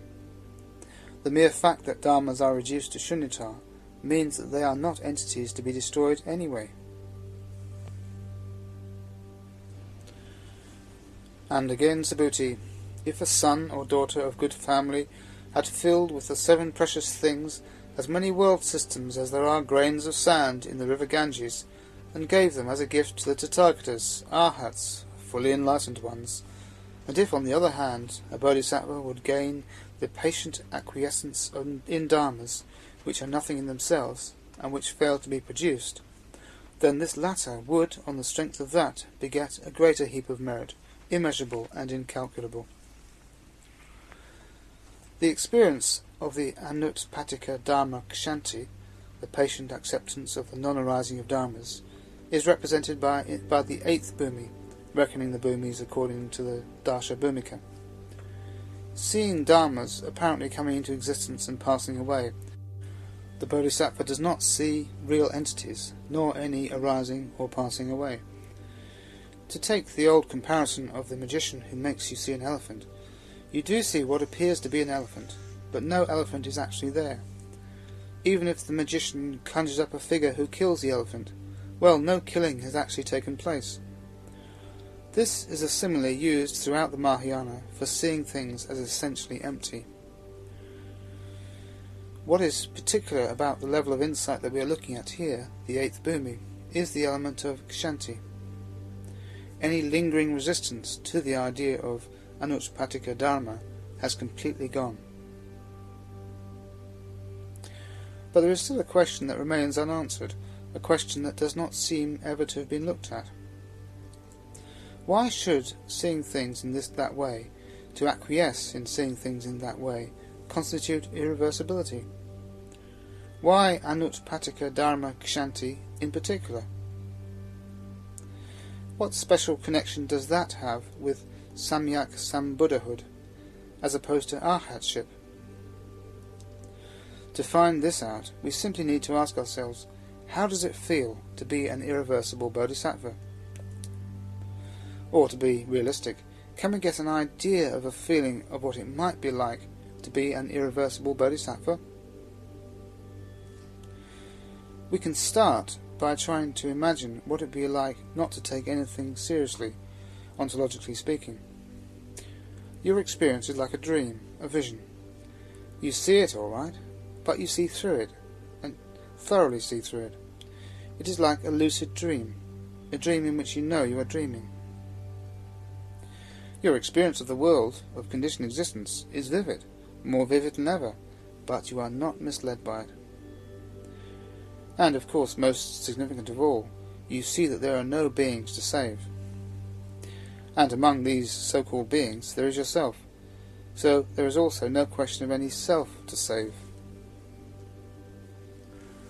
The possibility of thinking in terms of individual emancipation no longer exists. From that point onwards, you genuinely see no difference between yourself and others. All are equally dreamlike, and in a sense illusory. It is like a game, and you don't mind any more what particular game you are playing, but it is also like the other kind of play, a spontaneous expression of creativity.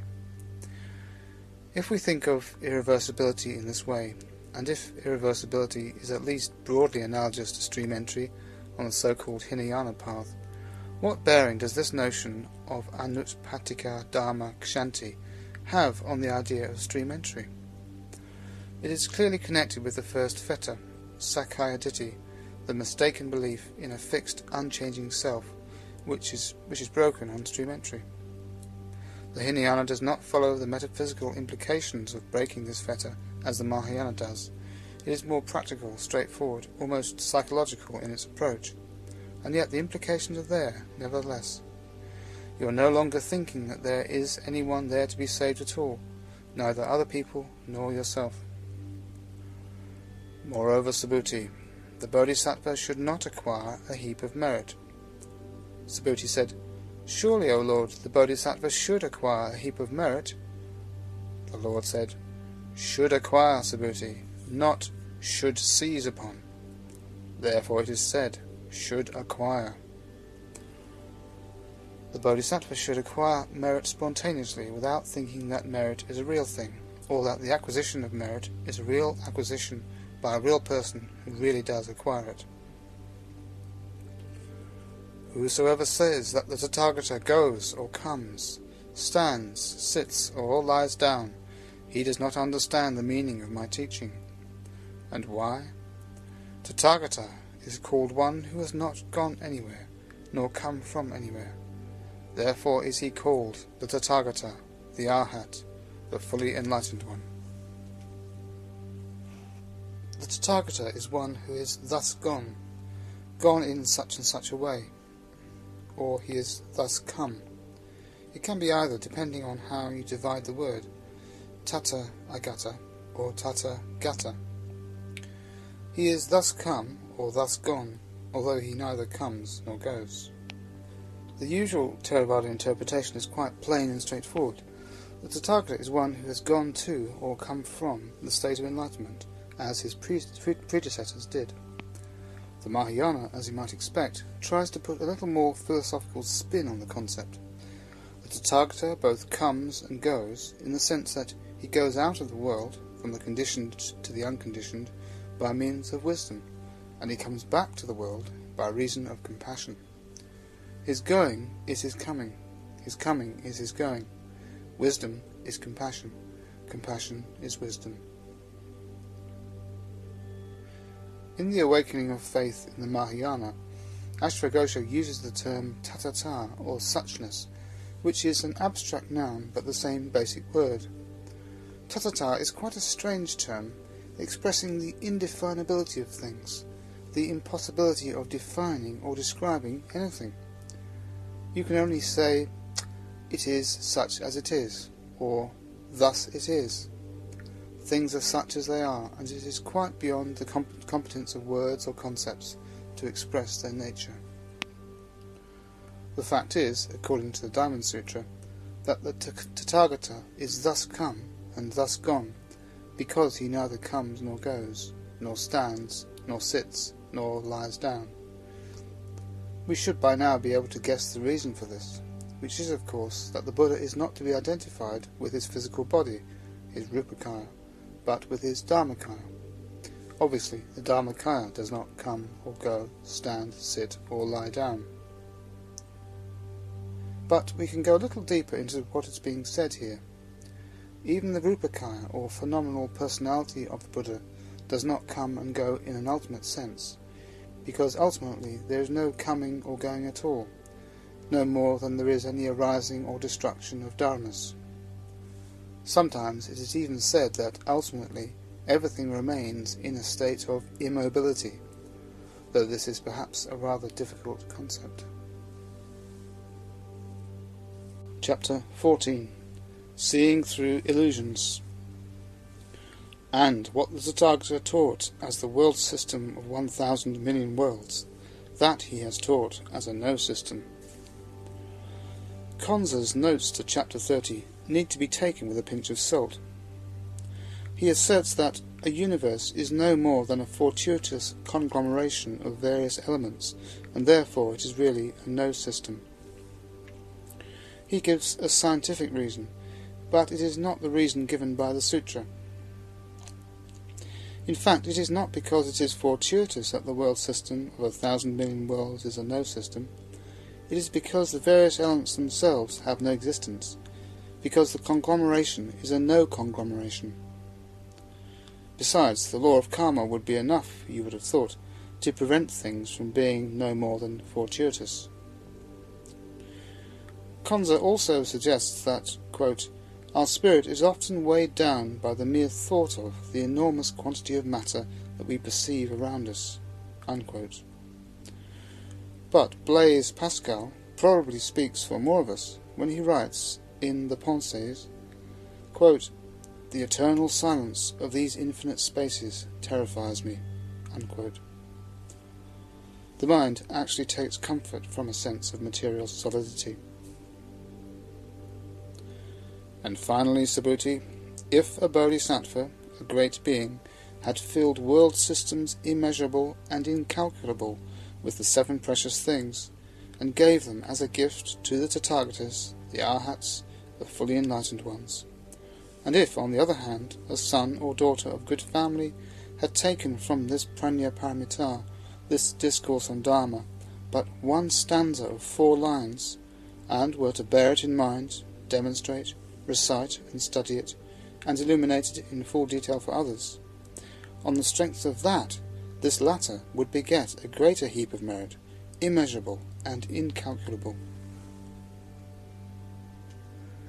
And how would he illuminate it? So as not to reveal. Therefore it is said, he would illuminate. There can be no directly conceptual revelation of the perfection of wisdom. To illuminate it can only mean giving expression to it, or trying to communicate it, by way of metaphor, simile, and poetry, which is precisely what the sutra goes on to do.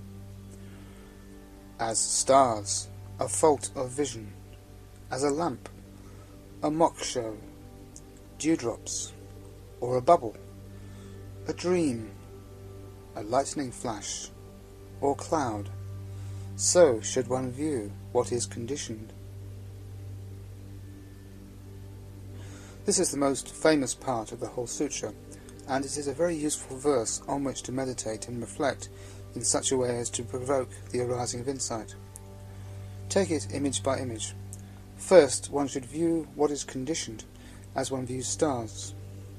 Stars are hardly perceptible at all, whatever their mass, within the vast empty reaches of space.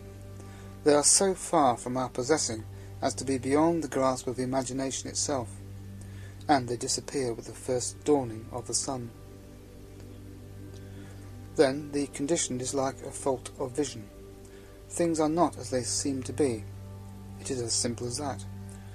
According to the traditional commentaries, what is meant here is the kind of affliction to the eyes that would cause a monk to see imaginary hairs in his begging bowl. This illustration is a bit extreme, suggesting as it does that the conditioned is as illusory as are those hairs, whereas it is from a metaphysical point of view that the conditioned is illusory. The conditioned is not ultimately real, but it is real in the sense that it is perceived. It is not like so many spots before the eyes. The later Yogacara philosophy elucidates this distinction by differentiating three kinds of reality: parikalpita, paratantra, and parinishpanna. The first of these, parikalpita, is what we usually mean by illusory, that which is imputed or imagined. Paratantra refers to knowledge which is other-dependent, para meaning other, and tantra that which is woven or put together. It applies to that which is not self-existent, but dependent for its existence upon various causes and conditions that have brought it into being. It stands for conditioned or relative knowledge, a projection into the world outside our own mental structure.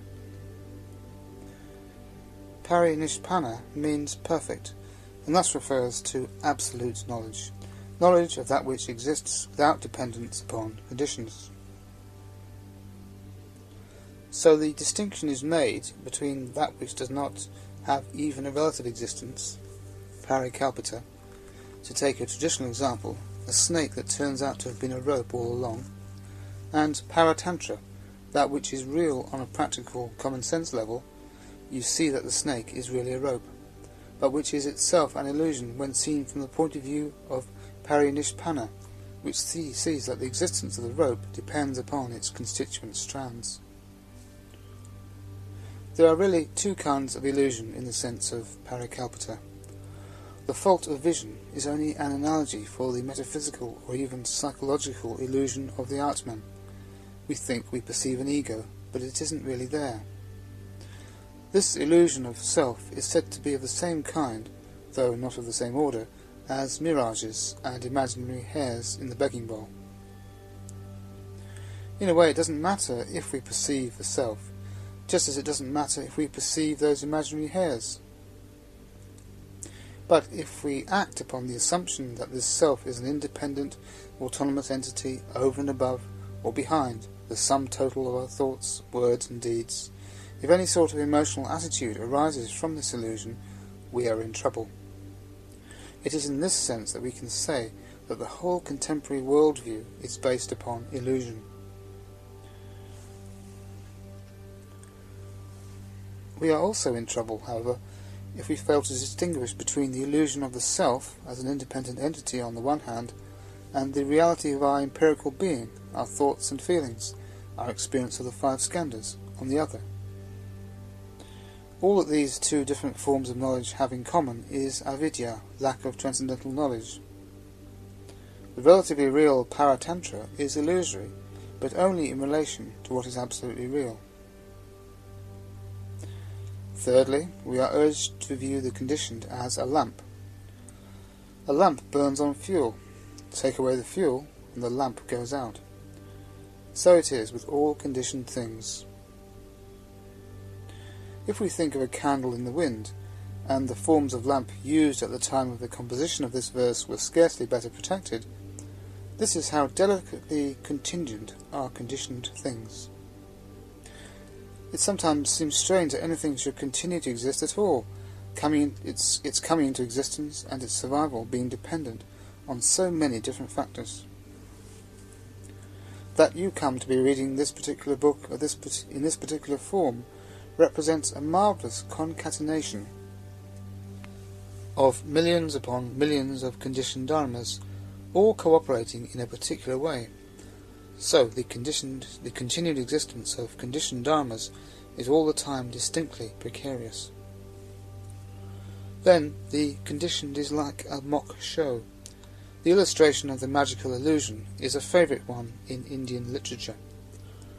Most of us are familiar with magic tricks on the level of pulling rabbits out of hats, but the kind of mock show referred to here is on a rather grander scale, like the famous Indian ropes trick. A rope is thrown up into the sky and just hangs there.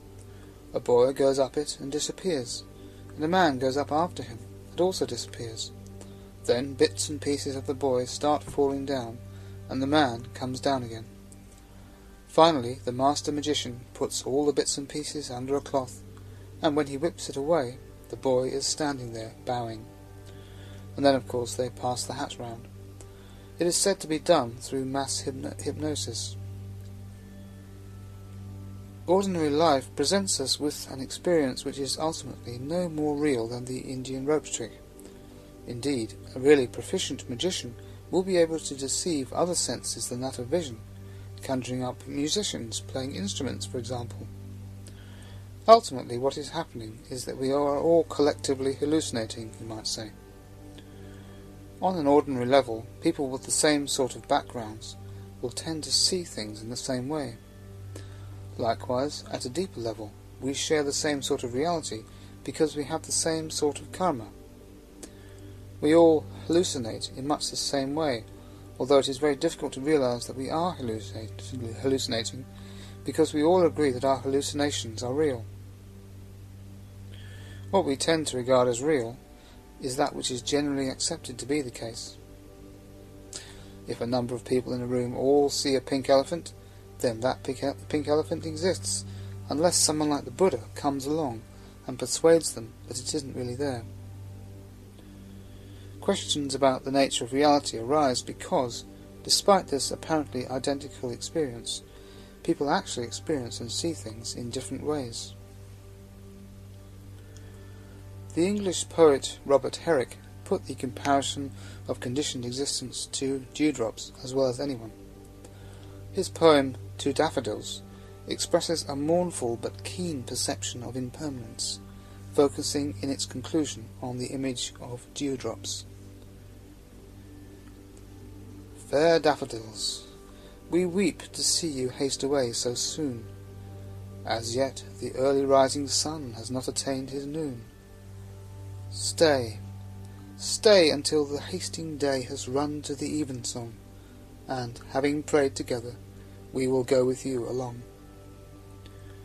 We have short time to stay, as you. We have as short a spring, as quick a growth to meet decay, as you or anything.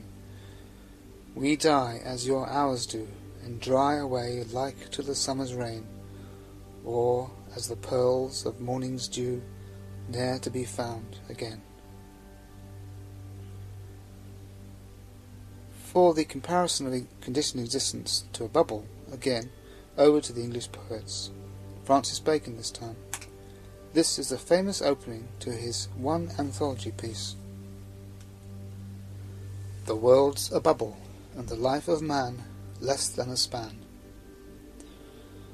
The whole idea of the impermanence of beautiful things is of course a commonplace among poets of all nationalities. They may include an injunction to seize the day, Horace, Carpe Diem, or gather ye rosebuds while ye may, Herrick again. But the overall mood is one of melancholy.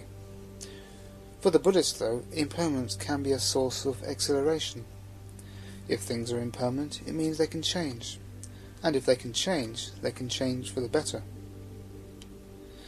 If there were no changing, if things were not impermanent, there would be no development, no work, no progress, no evolution. Nothing would ever happen at all. So the Buddhist is actually exhilarated by the openings and opportunities thrown up by impermanence. The Diamond Sutra's verse goes on to exhort us to view what is conditioned as a dream. The point of this comparison is that when you truly wake up, when you are fully enlightened, you find that all the emotional experiences of ordinary life, of relative existence are as unreal as a dream, and they lose their potency.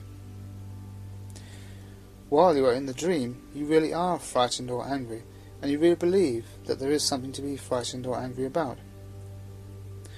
But when you wake up, well, you know that you are awake and that it was all a dream.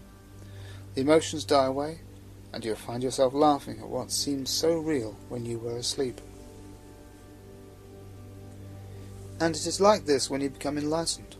All the passions, all the desires, all the annoyances of ordinary life just fade into insignificance. They no longer exist for you. For a lot of people, becoming more committed in their practice as Buddhists can be like this too. You find that your motivations have changed, and that the goals that used to be very important to you, getting a good job, progressing in your career, getting married and making a home, raising a family, don't seem to matter all that much anymore. They seem quite laughable, like the games that children can take so very seriously. If you can laugh at mundane issues that were once of great concern to you, it means that you are beginning to release the energies that are locked up in those anxieties, and to see through the illusions that are bound up with them. Particularly in the Zen tradition, though also in the records of Indian Buddhism, people very often burst out laughing when they come to see through their illusions. Then, conditioned existence is like a lightning flash. However imposing and compelling conditioned things may appear to be, they are still as brief as lightning on a summer's night, when viewed from the aspect of the unconditioned. Lastly, we should view what is conditioned as a cloud. It is very easy to be affected by all sorts of passing trends or circumstances, particularly by a general zeitgeist, or spirit of the age, that may cloud a whole society for a spell, but that eventually passes over and gives way to a different social atmosphere, a new economic climate. It is easy to allow your mood or spirit to be affected, even infected, by the ebb and flow of political currents. It is all too easy to come under the influence of the prevailing orthodoxies. But we can be aware of these mundane forces in the air, and ensure that they do not determine our fundamental emotional attitude. Our spiritual condition need not be dependent on temporal, mundane factors. Thus spoke the Lord, enraptured the elder Subhuti, the monks and nuns, the pious laymen and laywomen, and the bodhisattvas, and the whole world with its gods, men, asuras, and Gandharvas, rejoiced in the Lord's teaching. Part 4. The Ratnaguna Samchaya Gatha. Introduction. The Greater Mandala. The Ratnaguna Samchaya Gatha is quite unlike the Vajrachedika. It comes at the perfection of wisdom, we might say, from an entirely different direction. This is reflected in the title itself. We are contemplating not the perfection of wisdom that cuts like a diamond, but the verses on the accumulation of the precious qualities of the perfection of wisdom. It is, of course, the same perfection of wisdom, but there is a markedly different emphasis. Before we look at the text, however, we need to take another look at our fundamental assumptions about the subject matter of the Ratnaguna Samchaya Gatha. Otherwise, we are likely to be hampered by a subtle but critical misunderstanding right from the start. Like the Diamond Sutra, the Ratnaguna Samchaya Gatha is concerned with one single subject.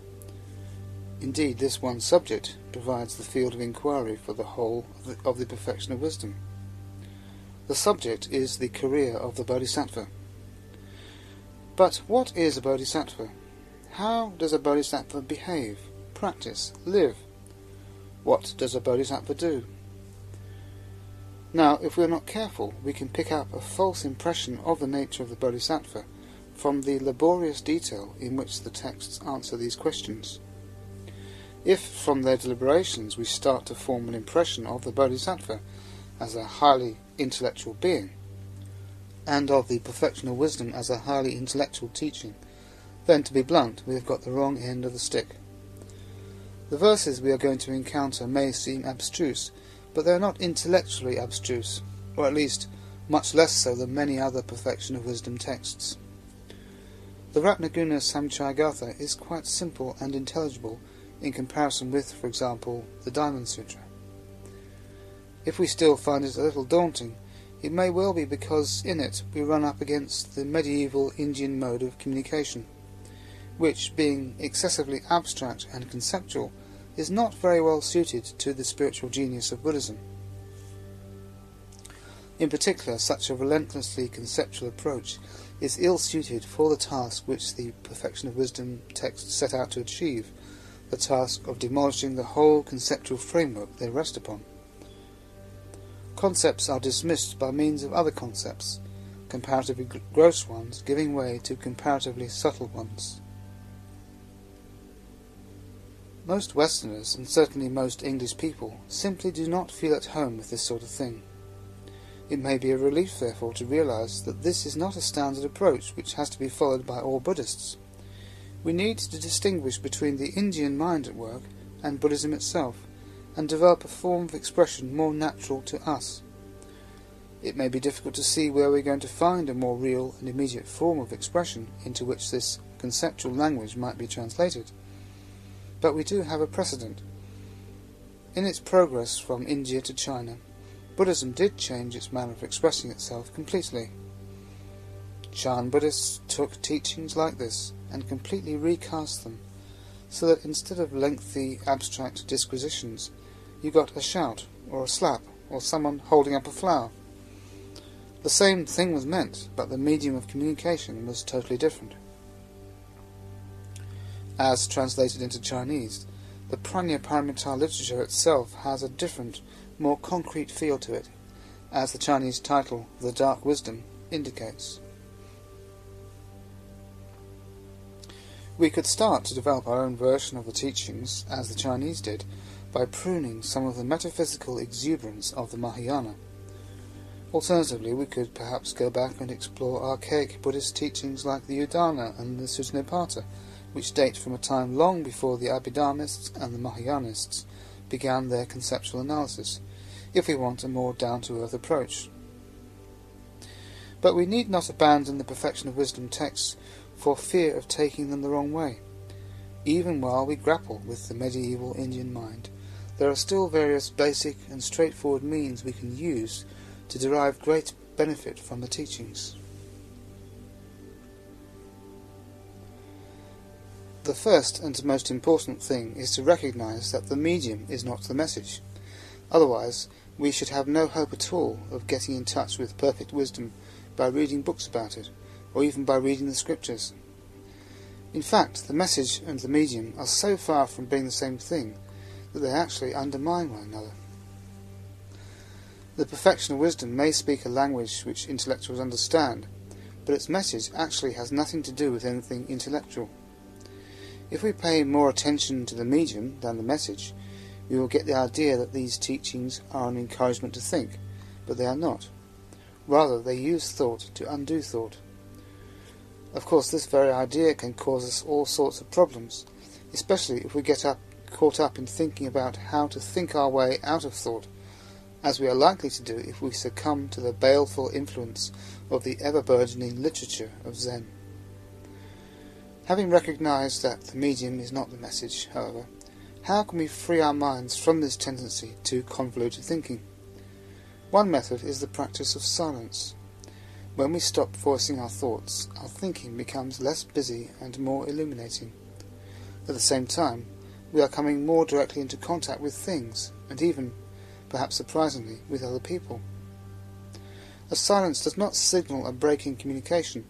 If anything, there is even more communication at a more subtle level. We find more subliminal, and in that respect more expressive, modes coming to the fore, involving the eyes, the face, gestures, and posture. We may even find that we can communicate our awareness of someone without looking at them. Another method which helps to lift the veil of discursive thought is chanting a mantra. This works by giving you something to think of, but not something to think about, because a mantra doesn't have a meaning in the ordinary sense. You may give it a meaning, but that will be quite secondary. Primarily, it is a sound symbol. It is very important to be wholehearted about mantra chanting, to make a conscious decision at the beginning of the practice that all your energy is going to go into that practice. If you don't gather yourself together at the start, you just sort of drift into it, and trains of thought tend to develop while the mantra is carrying on in another part of your mind. Any serious student of the perfection of wisdom will, of course, practice meditation. It might seem that the obvious practice to concentrate on would be one that specifically developed awareness or mindfulness, the anapanasati, the mindfulness of breathing perhaps, and this would not be a bad idea by any means. Very often, however, the word awareness is used in a way that suggests some kind of dissociation from feeling, but this is what I would call alienated awareness, a cold, separated awareness, very different from the real, integrated awareness of the Bodhisattva. So if you want to develop perfect wisdom, an equally important practice is, perhaps surprisingly, the metta bhavana, the cultivation of universal loving-kindness. Why this should be so becomes clear when we take a fresh look at the word wisdom. This is our workaday rendering of the Sanskrit term prajna, but Herbert Gunther translates prajna more precisely. According to Dr. Gunther, wisdom consists in, quote, analytical, appreciative understanding. As we have seen, the reduction of all dharmas to shunyata is the analytical understanding that is an essential ingredient of prajna, but it has to be united with quite another mode of understanding, described by Gunther as appreciative. The appreciative aspect of prajna opens up a perspective on the whole subject matter of the Ratnaguna Samchayagatha and of the Prajnaparamita generally, that is all too easily overlooked. It represents such a significant dimension of the activity of the Bodhisattva, and offers such a useful counterbalance to the intellectuality with which we tend to approach Prajnaparamita texts, even such lucid ones as the Ratnaguna Samchayagatha, that it is worth exploring some of its implications. Let us remind ourselves, therefore, of what the experience of a Bodhisattva, to whom the Prajnaparamita is specifically addressed, is really like. The enlightenment of the Buddha was not a cold, detached knowledge.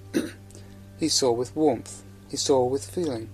What is more, he saw everything as being pure, or supa, which also means beautiful.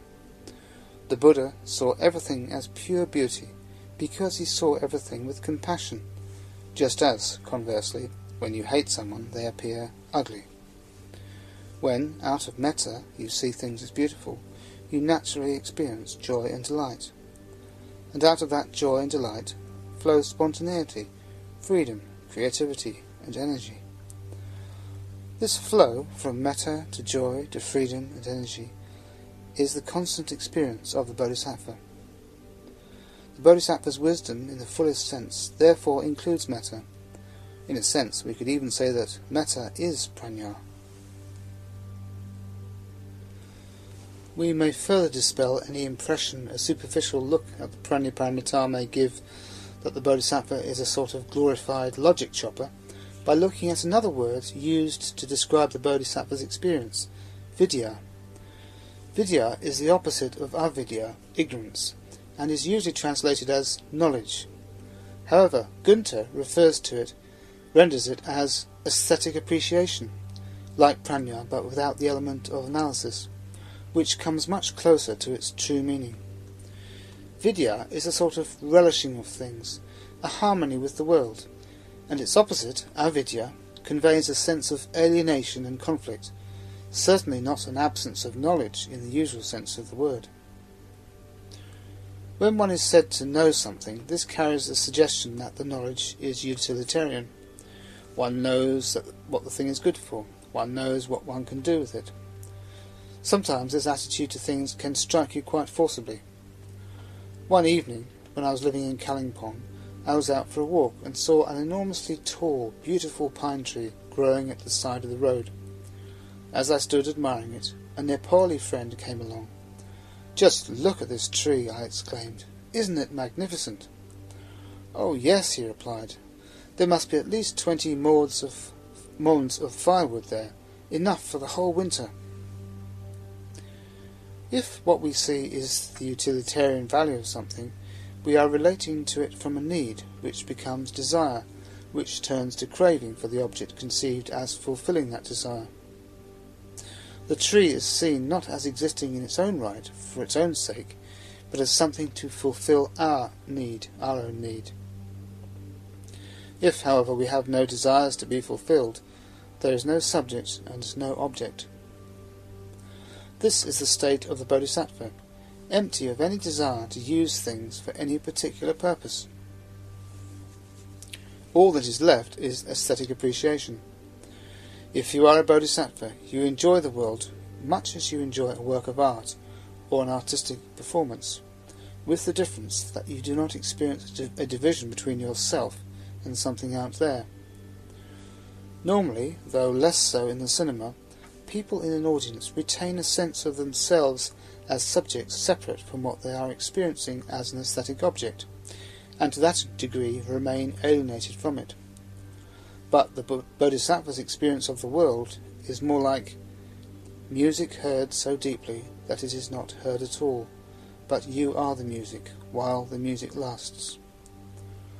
Or like the experience of the woman in the stalls who gets completely carried away and shouts up at Othello, "You silly fool, can't you see she's innocent?" The purpose of a Bodhisattva, if we may speak in that way at all, is in no degree passive, however. It is not unlike the function of the artist, except that a painter, say, can rarely just enjoy the world without starting to think about how to make a picture out of it. What the Bodhisattva creates is something different. The Bodhisattva, quite unpurposefully, rearranges the whole universe and turns it into a gigantic mandala. What does this mean? Well, what is a mandala? Putting aside the more conventional descriptions, let us take this short definition by a Tibetan teacher, Rongzompa Chokyi Zangpo. Quote, "To make a mandala is to take any prominent aspect of reality and surround it with beauty." Unquote. Why you should select one particular aspect of reality over another will be a matter not of attraction as a form of craving, but of spiritual affinity. It will be a facet of reality that you value and appreciate enough to want to surround it with a harmonious pattern of beautiful images. You take, say, a particular Buddha figure, one that you find particularly appealing, sublime, or precious, as the aspect of reality you want to focus on, and you decorate it with, for instance, other Buddha figures at the points of the compass. Then you might place the 4 elements in between, and use all the other things in nature as materials with which to fill the spaces, so as to make a harmonious and pleasing configuration. The Bodhisattva creates a mandala through a response to the world that is aesthetic and appreciative rather than utilitarian. To sustain life, you have to engage in a certain amount of practical activity. You have to think about things and understand how the world works. But if you are a Bodhisattva, all this takes place within an overall context of aesthetic appreciation. We usually think of aesthetic appreciation as a little separate part of life within a much larger area that is utilitarian and practical. But really it needs to be the other way around. Our overall attitude, our overall response to life, should be purely aesthetic. We should not seek to use things, but just enjoy them, appreciate them, feel for them. We don't have to think of our mandala of aesthetic appreciation as something the size of one of those Tibetan tankers sitting in a corner of the great big real world of important practical business. Instead, we can think of ourselves as living within a greater mandala of aesthetic appreciation, in which all our practical mundane affairs and the fulfillment of all our non-neurotic needs and wants occupy just a tiny corner. The real values are aesthetic, not utilitarian. There is a story of a Taoist sage who was sitting by a river with a fishing rod when someone came along and asked him how he could reconcile trying to catch fish with being a Taoist sage. He replied, "It's all right, I'm not using any bait." He was just enjoying the fishing. He didn't need to try and catch anything. We don't really have to do anything at all, well, do we? Most of the time we could be just sitting back, as it were, and enjoying the universe. That's our major occupation. That's our real work, not to work. We need to get food to eat, clothing, a roof over our head, healthcare, a few books, transport of some kind. But the rest of our time and energy we can just devote to the contemplation of the universe, simply enjoying it all. This is how a Bodhisattva lives, anyway. I'm not talking here about some lotus-eating, daydreaming, navel-gazing ideal here.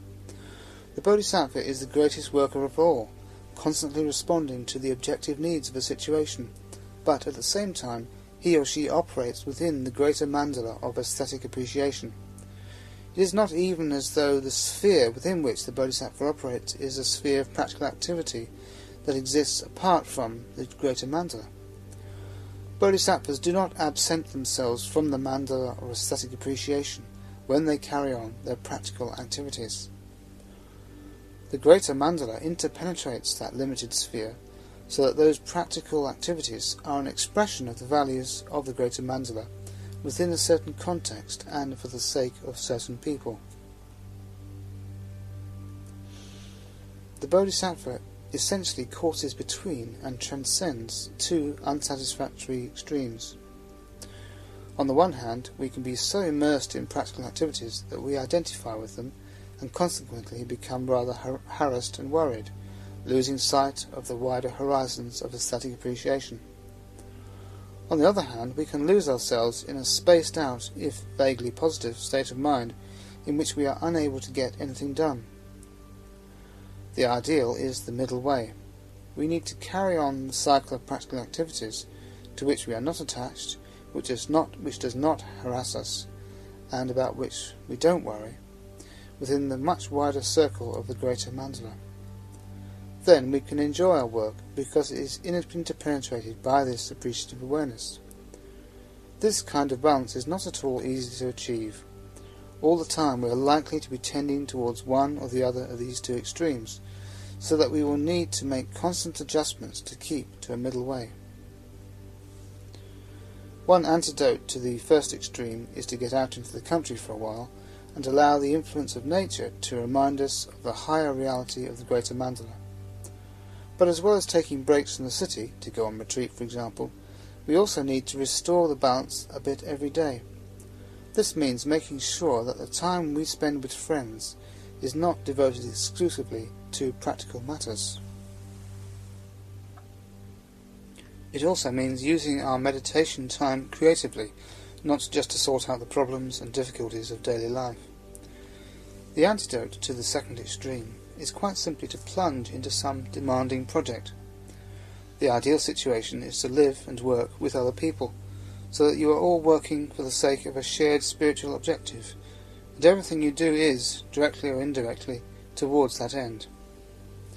You can get a lot of hard and even tough work done if you have an overall atmosphere which is relaxed, peaceful and light-hearted, which may mean living and working with people of the same sex. Of course, you inevitably lose perspective sooner or later, so that the atmosphere starts to get a bit tense or even fraught. That is when at least some of those involved need to go away for a while and get a view of the whole picture again. You do need to be rather careful when you get back from some time away. The refined energy level that you bring back from retreat is likely to be in danger of being dissipated as it comes into contact with coarser, more tense energies. You get irritated. Those who have not been away get resentful.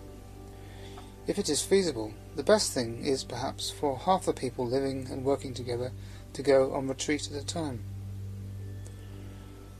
As a general rule, we need to alternate between life in the country, where it is easier to establish contact with the greater mandala, and life in the city, where that attitude of appreciation can readily engage with the situation in which we are giving of ourselves. Both of these are absolutely necessary for the vast majority of people. Our activity requires the serenity of meditation, while our meditation needs to be vibrant and dynamic, not just a pleasant little relaxation session. If we get the balance right, we go on retreat with our energies aroused and return to the city with the perspective of the greater mandala to apply to whatever we do. The aim, which may take a long time to achieve, is to bring an attitude of pure aesthetic appreciation to whatever circumstances come our way.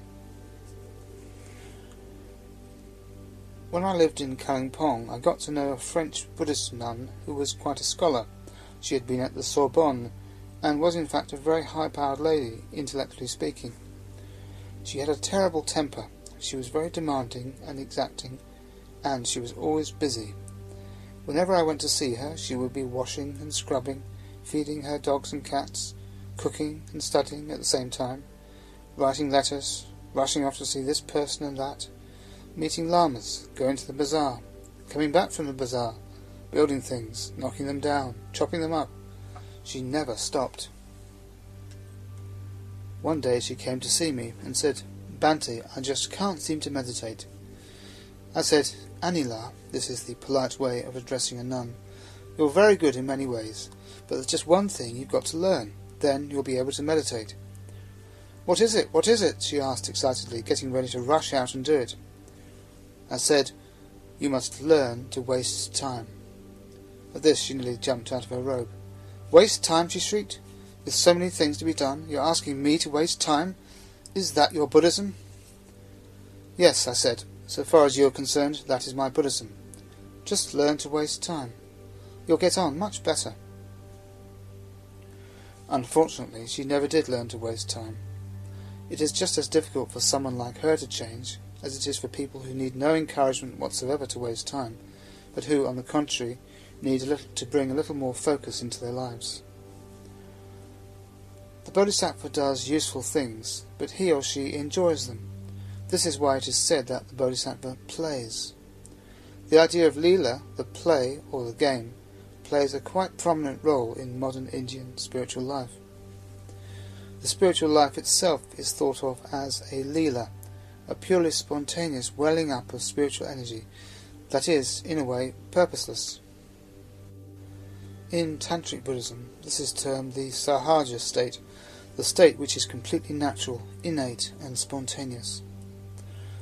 In Mahayana Buddhism, however, it is called the Anubhogacharya, the spontaneous life of the Bodhisattva, which represents the culmination of the whole Charya series. First of these is the pre-Buddhistic Brahmacharya, or Brahma-faring, taken up by early Buddhism. Then Dharmacharya is the Buddhistic, especially Hinayanist term. Sambodhicharya is the general Mahayanist term, and Anubhogacharya comes from the later Mahayana. The idea of Anubhogacharya is even enshrined in the title of a rather late, legendary and embellished life of the Buddha, the Lalita Vistara, or extended account of the sports of the Buddha. His life is described here in terms of sports because, according to the Mahayana, his actions were spontaneous, free and natural, just like the play of a child. The difference between work and play is that play is not necessary. It is not harnessed to any goal. It serves no purpose. In Sanskrit, the fine arts are called lalita kala, the playful arts, because they are of no earthly use. You can live without the arts. No one ever drops dead from lack of art. It is quite superfluous, which is why it is so necessary. Likewise, the Bodhisattva's life, the life that is depicted in the Prajnaparamita, is behovely because it is the useless life. All that meditation and study and right livelihood culminates in the experience of just being happy, just being yourself, with nothing in particular to do. You might just be dancing around the room, aimlessly, unself-consciously, not trying to be playful or spontaneous, just being yourself. Some busybody will then turn up, of course, and say, "Come on, what are you wasting your time like that for? There's work to get on with." But that's putting the cart before the horse, or rather, harnessing the horse to the cart. Someone came to me once and said that he did not feel he could be very useful because he had no particular talent. I told him, think of yourself as an unspecialized human being. People think that if they can't make themselves useful in some way, if they can't type, if they can't keep accounts, can't cook, can't write or give a talk or play a musical instrument, there's something wrong with them. But consider, this apparently useless human being is a product of millions upon millions of years of evolution. You are the goal. You are what it's all been for. You don't have to justify your existence by being useful. You yourself are the justification for your existence. You haven't come into existence after all these millions of years of evolution just to sit down in front of a typewriter or to keep accounts. You are the justification of that whole process. You are an end in yourself. All that you can really be said to be here for is to develop into some higher form of human life, to become a bodhisattva, to become a Buddha. So don't be ashamed of sitting around and doing nothing. Glory in it. Do things spontaneously, out of a state of inner satisfaction and achievement. It is a virtue to be ornamental as well as useful. If you take this seriously, you have to be watchful for people trying to work on your feelings of guilt. How can you be spontaneous if you're riddled with guilt? So don't let people get at you with any kind of emotional blackmail. If someone starts saying to you, "Look how hard I'm working for the Dharma," don't you feel bad just sitting there doing nothing, letting me do it all? You should just say, "No, I feel fine. I'm really enjoying watching you do it all." It is important not to give in to this sort of emotional arm-twisting. It is highly unskillful, appealing to negative emotions in order to get things done, instead of arousing an enthusiasm to work for the joy of it. Don't take your Buddhist activities too earnestly. I'm not advocating irresponsible frivolity or a frittering away of energy in unmindful hilarity. But even while you are doing your best to succeed at whatever you are doing, remember that you are essentially at play, and you don't lose sleep over a game. It isn't worth it. Being serious doesn't mean being solemn, just as practicing puja in front of a shrine does not call for long faces and a dim religious light. There is something further to take into account when we look at the spirit in which we approach dharmic activities, the question of psychological types or temperaments. For example, there are people who are organized, and there are others who are non-organized. Organized types tend to do the organizing, and non-organized types are the people the organized types organize, often whether the non-organized like it or not. But just because you don't function in that organized way, it doesn't necessarily mean that you are lazy or less committed, or even that you are doing less than those who are organized. It is possible to function positively and creatively and energetically in a way that is anathema to the organized type. Unfortunately, any kind of collective Buddhist activity nearly always caters for those who like being organized, and those with the opposite sort of temperament tend to get roped in willy-nilly. But why not cater for the non-organized person occasionally? Why not have a non-organized retreat with no program to it at all? Call it a Dharma holiday. All the retreat facilities would be there, but it would be up to you how you went about benefiting from them. Some people might want to get together, elect a leader, and organize a program, but others would go their own way and still have a very productive retreat. Some might even decide, in the most mindful, objective, responsible, and positive way, that the best thing to do with this Dharma holiday would be to get up late and sit in the garden doing nothing. For some people this could be quite a challenge. Even on a retreat it is possible to fill up the day with useful activities in such a way as to lose sight of the greater mandala. The Bodhisattva has resolved this opposition or antithesis between aesthetic contemplation on the one hand and practical activity on the other, and feels no conflict. But so long as we have to switch over from the one to the other, and so long as the presence or experience of the one implies the absence or non-experience of the other, there will always be some difficulty in the transition. All we can try to do somehow is to try to carry the aesthetic experience into the practical activity. which is exactly what the Bodhisattva does, as represented in the perfection of wisdom, a very difficult process. We can make a start by adopting a more light-hearted attitude towards practical things. By all means be useful, but only within the much larger context of complete uselessness. Taoism is quite good on this whole theme. Taoists say that the man of Tao is like a great tree, which is so big that it is good for nothing. The branches are too thick for making axe handles, and so on. One should try to be too big to be useful.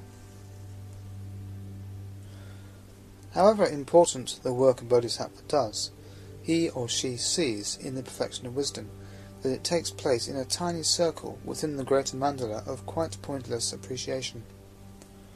This, then, is the vision of the perfection of wisdom.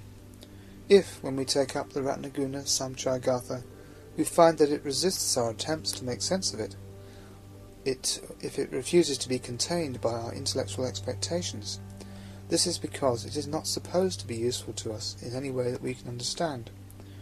It speaks to us in the common currency of all our intellectual transactions, but in such a way as to demonstrate that it is coming from somewhere altogether different. It comes, so to speak, from the greater mandala. The Sutra. Homage to all the Buddhas and Bodhisattvas.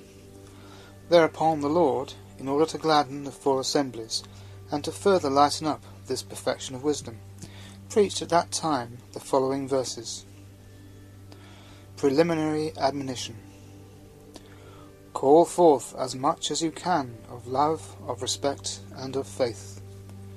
Remove the obstructing defilements, and clear away all your taints.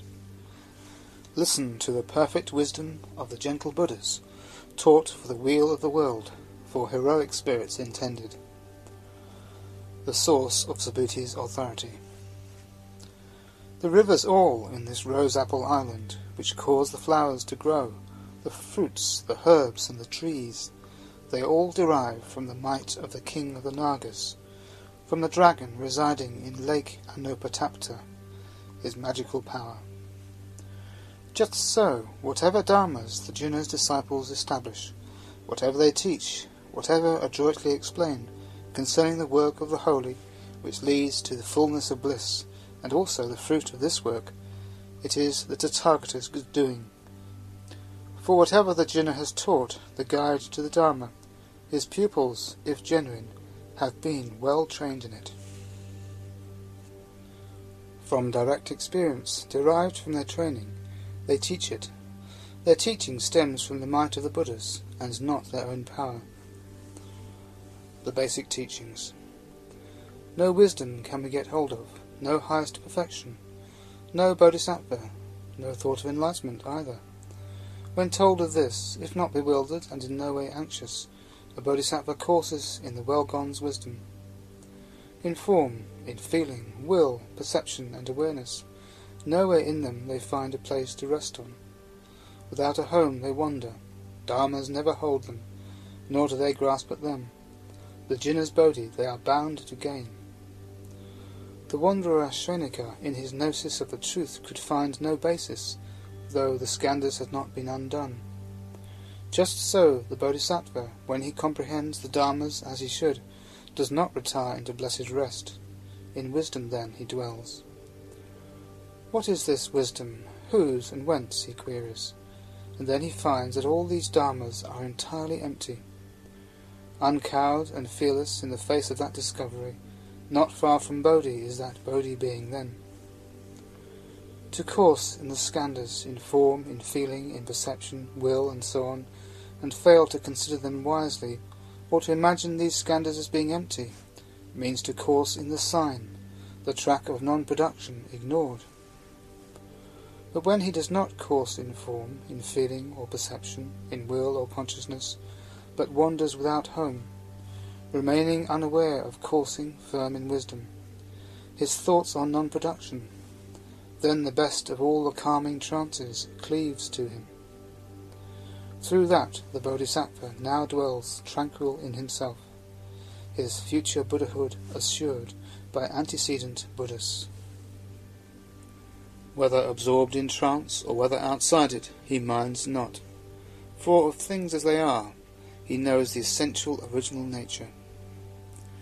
Coursing thus, he courses in the wisdom of the Sugatas, and yet he does not apprehend the dharmas in which he courses. This coursing he wisely knows as a no-coursing. That is his practice of wisdom, the highest perfection. What exists not, that non-existent, the foolish imagine. Non-existence, as well as existence, they fashion. As dharmic facts, existence and non-existence are both not real. A bodhisattva goes forth when wisely he knows this. If he knows the 5 skandhas as like an illusion, but makes not illusion one thing and the skandhas another, if, freed from the notion of multiple things, he courses in peace, then that is his practice of wisdom, the highest perfection. Those with good teachers, as well as deep insight, cannot be frightened on hearing the mother's deep tenets. But those with bad teachers, who can be misled by others, are ruined thereby, as an unbaked pot when in contact with moisture. 3 key terms defined. What is the reason why we speak of bodhisattvas? Desirous to extinguish all attachment and to cut it off, true non-attachment, or the bodhi of the jivas, is their future lot. Beings who strive for bodhi are they therefore called. What is the reason why great beings are so called? They rise to the highest place above a great number of people, and of a great number of people they cut off mistaken views. This is why we come to speak of them as great beings. Great as a giver, as a thinker, as a power, he mounts upon the vessel of the supreme jivas. Armed with the great armour, he'll subdue Mara the artful. These are the reasons why great beings are so called. This gnosis shows him all beings as like an illusion, resembling a great crowd of people conjured up at the crossroads by a magician, who then cuts off many thousands of heads. He knows this whole living world as a mock show, and yet remains without fear. Form, perception, feeling, will and awareness are ununited, never bound, cannot be freed. Uncowed in his thought, he marches on to his bodhi. That, for the highest of men, is the best of all armours. What then, again, is the vessel that leads to the bodhi? Mounted upon it, one guides to nirvana all beings. Great is that vessel, immense, vast like the vastness of space. Those who travel upon it are carried to safety, delight, and ease. The transcendental nature of bodhisattvas. Thus transcending the world, he eludes our apprehensions. He goes to nirvana, but no one can say where he went to. A fire is extinguished, but where, do we ask, has it gone? Likewise, how can we find him who has found the rest of the blessed? The bodhisattva's past, his future, and his present must elude us. Time's 3 dimensions nowhere touch him. Quite pure he is, free from conditions, unimpeded. That is his practice of wisdom, the highest perfection. Wise bodhisattvas, coursing thus, reflect on non-production, and yet, while doing so, engender in themselves the great compassion, which is, however, free from any notion of a being. Thereby they practice wisdom, the highest perfection. But when the notion of suffering and beings leads him to think, suffering I shall remove, the wheel of the world I shall work, beings are then imagined, a self is imagined, the practice of wisdom, the highest perfection, is lacking. He wisely knows that all that lives is unproduced, as he himself is. He knows that all that is no more exists than he or any beings. The unproduced and the produced are not distinguished. That is the practice of wisdom, the highest perfection. All words for things in use in this world must be left behind. All things produced and made must be transcended. The deathless, the supreme, incomparable gnosis is then one. That is the sense in which we speak of perfect wisdom. When, free from doubts, the Bodhisattva carries on his practice, as skilled in wisdom he is known to dwell. All dharmas are not really there. Their essential original nature is empty. To comprehend that is the practice of wisdom, perfection supreme. Where Bodhisattvas stand. He does not stand in form, perception, or in feeling, in will or consciousness, in any skandha whatsoever. In Dharma's true nature alone he is standing. Then that is his practice of wisdom, the highest perfection. Change and no change, suffering and ease, the self and not self, the lovely and repulsive, just one suchness, in this emptiness they are. And so he takes not his stand on the fruit which he won, which is threefold, that of an arhat, a single Buddha, a Buddha fully enlightened. The leader himself was not stationed in the realm which is free from conditions, nor in the things which are under conditions, but freely he wandered, without a home. Just so, without a support or a basis, a bodhisattva is standing. A position devoid of a basis, has that position been called by the jina. Wherein bodhisattvas train. Those who wish to become the Sugata's disciples, or Prajnaparamita Buddhas, or likewise kings of the Dharma, without resort to this patience they cannot reach their respective goals. They move across, but their eyes are not on the other shore. Those who teach Dharma, and those who listen when it is being taught, those who have won the fruit of an arhat, a single Buddha, or a world saviour, and the nirvana obtained by the wise and the learned, mere illusions, mere dreams, so has the Tathagata taught us. 4 kinds of person are not alarmed by this teaching. Sons of the jina skilled in the truths, saints unable to turn back, arhats free from defilements and taints and rid of their doubts, those whom good teachers mature, are reckoned the 4th kind. Coursing thus, the wise and learned bodhisattva trains not for arhatship, nor on the level of Prajnaparamita Buddhas.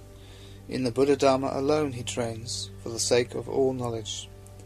No training is his training, and no one is trained in this training. Increase or decrease of forms is not the aim of this training, nor does he set out to acquire various dharmas. All knowledge alone he can hope to acquire by this training. To that he goes forth, when he trains in this training, and delights in its virtues. The facts of existence. Forms are not wisdom, nor is wisdom found in form, in consciousness, perceptions, feeling, or in will.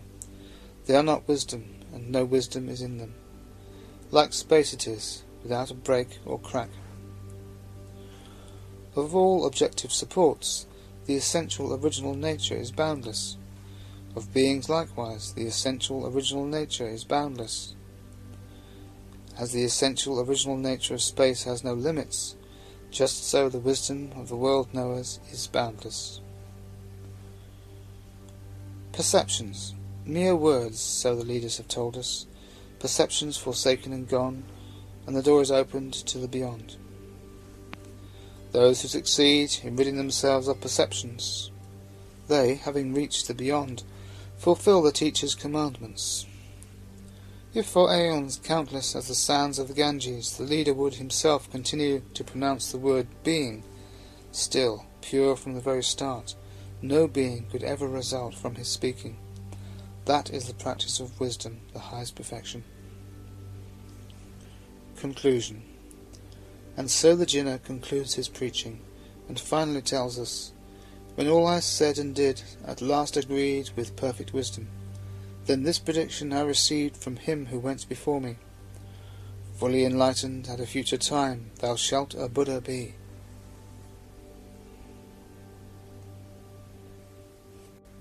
Chapter 1. For Heroic Spirits Intended. Homage to all the Buddhas and Bodhisattvas.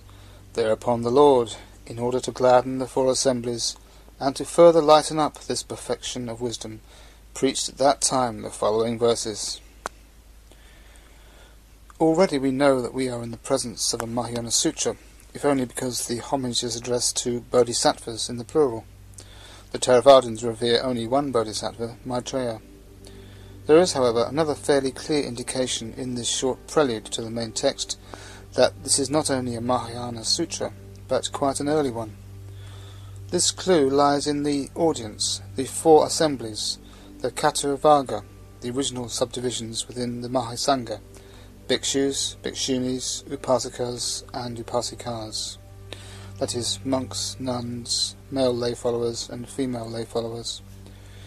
Whoever adopted this term categorization probably, though I do not know whether this has occurred to anyone else, intended a parallel with the Brahminical categorization, the four colours, or as we would say, the four castes of Brahminical society, the Brahmin, the Kshatriya, the Vaishya, and the Shudra, that is, priests, aristocrats, merchants, and labourers.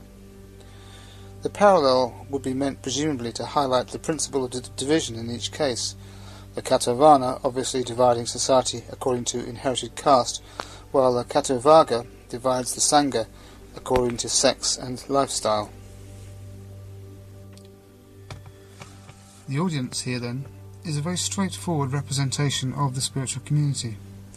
Later sutras were at pains to exercise a more open admissions policy to the Mahasangha, and the congregation became, in these works, altogether more colourful, including not only bodhisattvas and arhats, but also devas, nagas, gandharvas, and even animals, representatives, in fact, of all the different classes of living beings.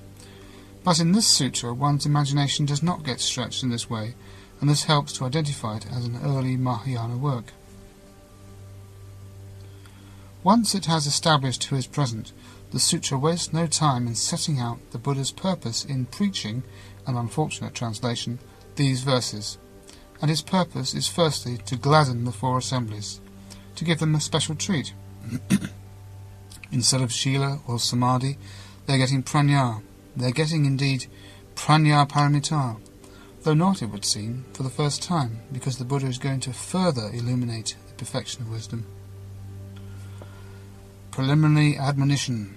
Call forth as much as you can of love, of respect, and of faith. Remove the obstructing defilements, and clear away all your taints. Listen to the perfect wisdom of the gentle Buddhas, taught for the weal of the world, for heroic spirits intended. The translator's heading is apt. Here is a cautionary word of advice. Reflect on the emotional attitude you are bringing to this sutra.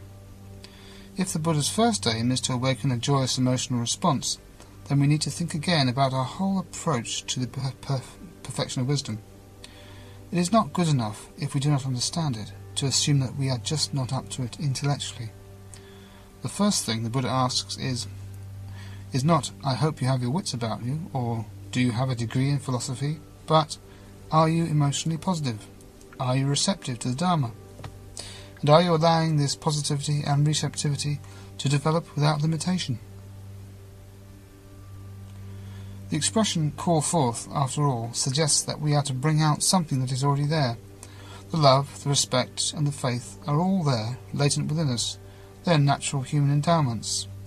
It is as though the Buddha is saying, let them express themselves, let them manifest themselves.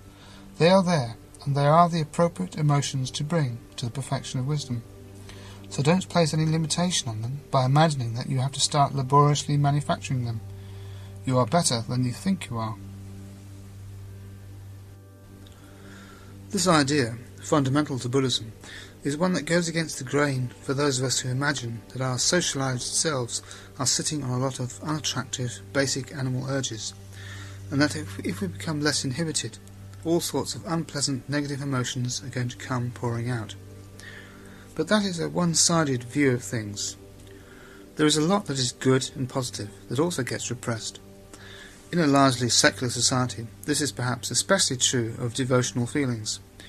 If you no longer believe in the Blessed Virgin Mary, for example, you cannot even offer so much as a candle in a church, and in this way your love and reverence and faith remain unused and stifled. You may even come to the conclusion that you simply have no devotional feelings. I have known a lot of apparently quite intellectual people who, while they used to find the devotional demands of Christianity quite suffocating, nevertheless discovered, when they eventually took up Buddhist devotional practices, that they enjoyed being devotional. They found, rather to their surprise, that they really rather enjoyed offering flowers and lighting candles, that it was in fact quite a relief to be able to do so at last. So, call forth as much as you can of love, of respect, and of faith.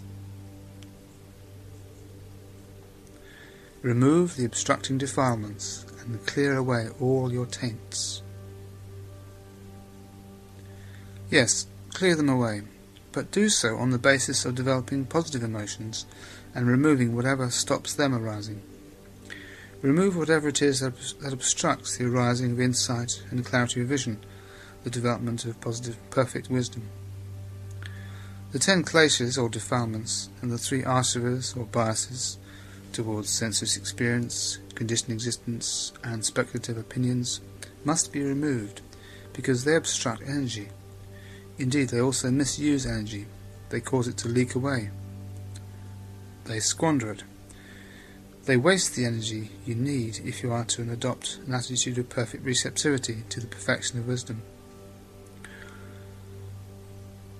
Listen to the perfect wisdom of the gentle Buddhas. This may come as a bit of a surprise. Surely we are about to receive a very strong teaching here, the ultimate teaching in fact. Surely it should be trumpeted forth in a voice like thunder. Why the gentle Buddhas? Well, strangely enough, spiritual power bears no relation to anything we would recognize as potency. This is demonstrated in the Bible, in the well-known passage in Kings 1, in which God pays a visit to the prophet Elijah. Quote, "And a great and strong wind rent the mountains, and brake in pieces the rocks before the Lord. But the Lord was not in the wind. And after the wind, an earthquake. But the Lord was not in the earthquake. And after the earthquake, a fire. But the Lord was not in the fire. And after the fire, a still small voice." Elijah recognizes this as the voice of the Lord and goes out to meet him. The perfection of wisdom does not call for physical power. It does not express itself in a lot of psychophysical energy. It has nothing to do even with intellectual power. It is something of an entirely different character. For a parallel to this, consider the way mantras are chanted. The Tara mantra, Om Tare, Tutare, Ture, Swaha, is recited softly, but that does not make it weaker than the Padmasambhava mantra, Om Mahung, Jetsanguru Padma, Siddhi Hung, which is usually recited more loudly, although it is really a mistake to think that you can express the spiritual vigour of the Padmasambhava mantra by shouting and roaring. In the Vajracchedika Prajnaparamita Sutra, we are given the perfection of wisdom that cuts like a diamond. Han Shan, the Zen master, called it the diamond cutter of doubts, representing perfect wisdom in its function of cutting through all doubts like a vajra. In the Diamond Sutra, perfect wisdom is powerful, thrusting, and effective. Don't imagine, however, that you're going to get a great, powerful blast from the Ratnaguna Samchara Gatha. Here, perfect wisdom comes softly, gently, unobtrusively. It does not come by way of a great upheaval from the depths, nor does it descend cataclysmically from the heights. Rather, it seems to come sideways, obliquely, indirectly. You don't quite notice which direction it's come from at all, just that it's there. It is little wonder that when the Prajnaparamita became embodied as a bodhisattva, it should have appeared in female form. The perfection of wisdom is subtle and elusive. It evades your grasp. You can't quite get hold of it. Thinking about it rationally is as useless as it would be for a man to try and understand a woman, and this is to speak traditionally, even mythically, by taking a course in logic. The only real chance you have lies in the non-rational, devotional approach. Of course, the logical corollary of this idea would be to suggest that women should be more capable of grasping, or rather of not grasping, the perfection of wisdom than men. But this is the literal, so-called masculine mind at work again. Logic simply does not apply here. To avoid further misunderstandings, let us briefly unpack this whole parcel of male prejudice towards the female mind. Certainly women can be frustrated when their deep-rooted desires are not satisfied, but that has nothing to do with being irrational. Women only appear to men to be irrational when men ignore or fail to acknowledge these deep motivations. In fact, everybody is irrational, nobody is guided by objective logical considerations. If anything, women are more practical and less irrational than men, in that they are less likely to disguise their irrationality beneath a layer of rationalization. My own experience is that men tend to fly off as a tangent and react in a highly emotional way, rather more than women do. The elusiveness of woman is, more simply, a symbol. It retains its symbolic value, even when we look a little more deeply at this fabled feminine elusiveness, when we recognise that, from the point of view of the male psyche, the feminine is ungraspable because it isn't out there to be grasped at all.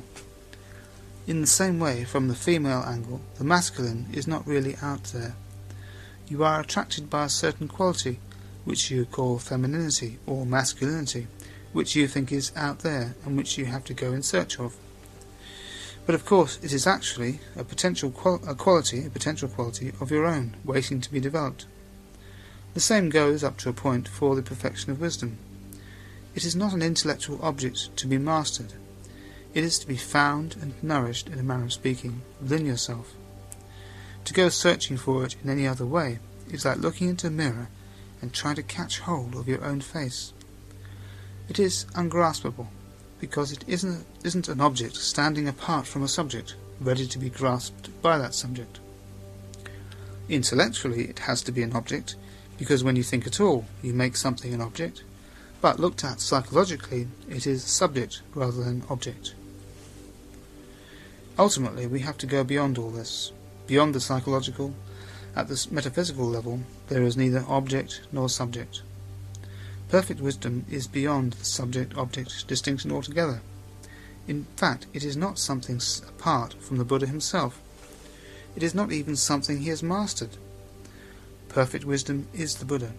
The Buddha is perfect wisdom, as well as all the other paramitas. When a Buddha thinks, perfect wisdom comes into operation. If Prajnaparamita is said to be the Janamata, the mother of the conquerors, it is in the sense that a Buddha comes into being through the arising of perfect wisdom.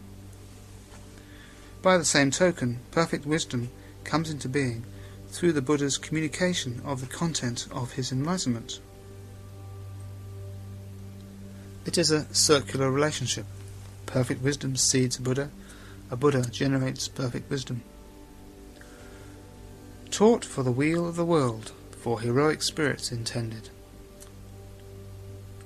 When the Buddha sent out his first 60 disciples, he told them to go forth and teach the spiritual life as he had made it known to them, to the common people, for their welfare and their happiness. So the sublime teaching of the perfection of wisdom is taught for no other purpose than this simple and straightforward one, to make everybody happy. Of course, you will only be happy if you are evolving, developing, moving forward, not if you are standing still and stagnating, and this means making demands on yourself. The demands made by the teaching of the perfection of wisdom are tremendous, and only to be met by a heroic spirit. This conquering spirit is that of the Bodhisattva, the ultimate practitioner of the perfection of wisdom, the hero of all the Mahayana Sutras. Brave, enterprising, resolute, adventurous, and pioneering, always taking initiative, always taking responsibility. Chapter 2. The Voice of the Buddha. The rivers all in this rose-apple island, which cause the flowers to grow, the fruits and the herbs and trees, they all derive from the might of the king of the Nagas, from the dragon residing in Lake Anopatapta, his magical power. Just so, whatever dharmas the Jinna's disciples establish, whatever they teach, whatever adroitly explain concerning the work of the holy, which leads to the fullness of bliss, and also the fruit of this work, it is the Tathagata's doing. This rose-apple island is Jambudvipa, sometimes translated as the land or island or continent, because of course it refers to the Indian subcontinent of purple fruit trees. To the ancient Indians, however, India was more than a continent, it was the whole world. This world was dominated by the Himalayas, and amongst those peaks is Mount Kailash, at the foot of which is the lake called by the Hindus Manasarovar, and by Buddhists Anopatapta, which means not hot, in other words, cool. Ancient Indian belief held this lake to be the source of all the rivers of Jambudvipa. A glance at any map of India confirms that this is in fact so. The Brahmaputra rises from the eastern side and flows through Tibet and back into India. The Indus rises from the north, the Sutlej from the west, and the Karnali from the south. Given the great significance of Lake Anopatapta, it is no surprise that the Naga who resides there should be the greatest of all the Nagas or dragons that animate the waters of the world. What, though, are we to make of this Naga? Well, we can view it in so-called primitive, animistic terms as a spirit of the waters, a spirit, if you like, of the depths, or more suggestively, the life of the waters. In ancient Indian thought, nothing is regarded as inanimate. The idea that matter is dead is an entirely modern concept, and really rather a perverted one. The Jains, for example, have always looked upon the elements as living beings. Not, you notice, living things, but living beings.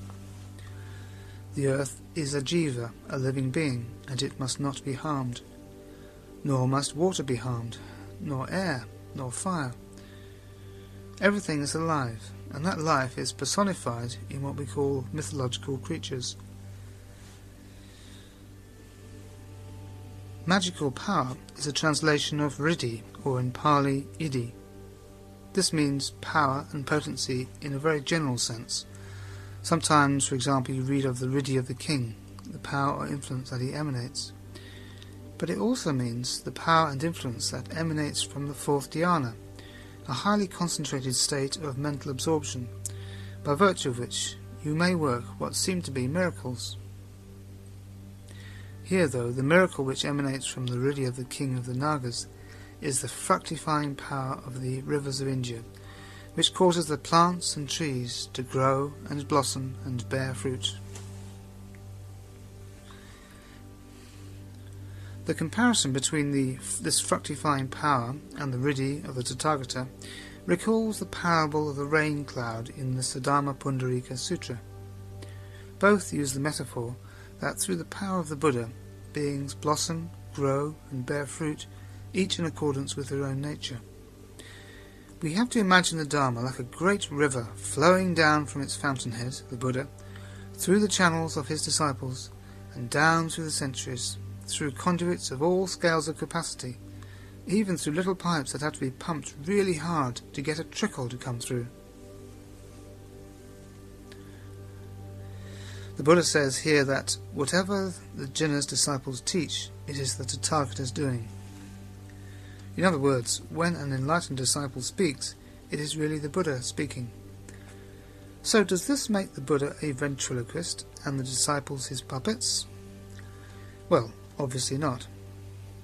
If you have recapitulated, as it were, the Buddha's experience within yourself, it is not as though another individual or person was speaking through you.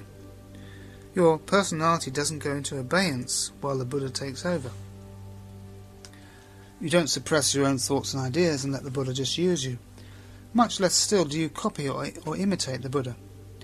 Just as the ideal of the imitation of Christ has often been misunderstood in the West, So in the East, people make the mistake of trying to imitate the Buddha by just reproducing the externals and repeating what the Buddha said. What we are aiming for is not to reproduce the Buddha's way of communicating the enlightenment experience, but to have the experience itself, without of course thinking of it as a thing to be experienced. It is more as though we should be functioning in the way that the Buddha functions. So why does the text imply that when an enlightened disciple speaks, it is the Tathagata's doing? It is because the egoistic part of that individual has not just gone into abeyance, but has gone completely. When you give up your own will, then you really do have your own will. When you give up insisting on having your own way, then you really do get your own way. To the extent that you are enlightened in the way that the Buddha was enlightened, to the extent that you have any real insight, any real experience of reality, to that extent you will feel strongly that the words you are uttering are indeed the words of the Buddha. Of course, the corollary is also the case. When you speak from your deepest essence, it is in truth the Buddha who is speaking. In this verse, the Buddha stipulates that the adroit explanation should be concerning the work of the holy, which leads to the fullness of bliss. It would be possible to give a very interesting series of talks based entirely on the Majjhima Nikaya, the middle-length sayings, about social and economic conditions in the Buddha's day. It would all come straight out of the Buddhist scriptures. But would you be communicating the Dharma? No, you would simply be looking at the wrappings of the Dharma, not the essentials. If you are setting out to teach the Dharma, you would speak of manners and customs in the time of the Buddha, to take that example, only so far as that might be helpful in providing a suitable framework for the Dharma, and as a point of departure for the teaching. You might bring in such details to make the whole thing come more alive, but not for their own sake. For whatever the Jinna has taught, a guide to the Dharma, his pupils, if genuine, have well been trained in it. From direct experience, derived from their training, they teach it. Their teaching stems from the might of the Buddhas, and not their own power. The Buddha is a guide.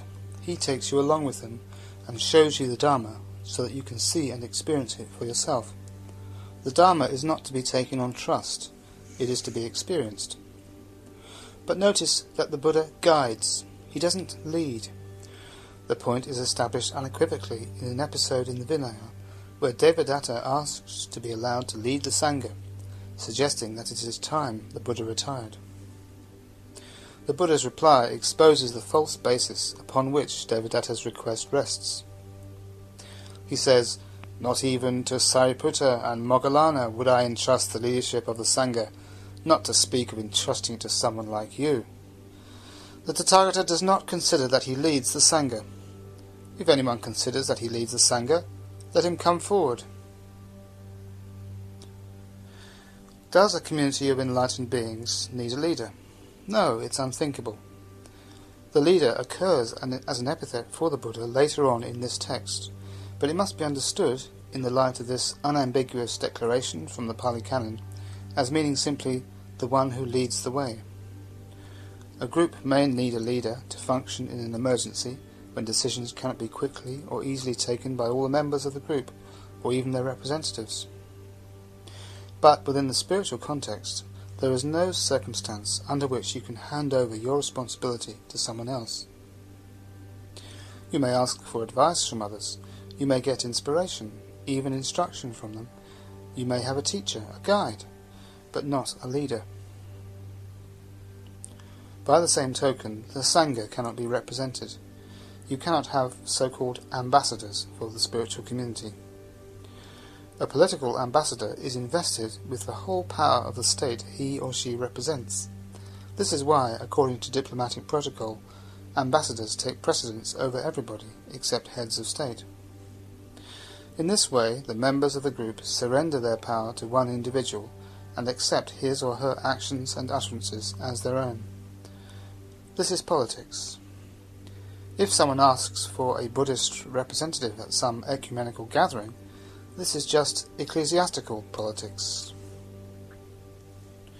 It is certainly not for your guru to represent you. If there were to be any question of representation, it would be the other way round. The spiritual community would represent the guru.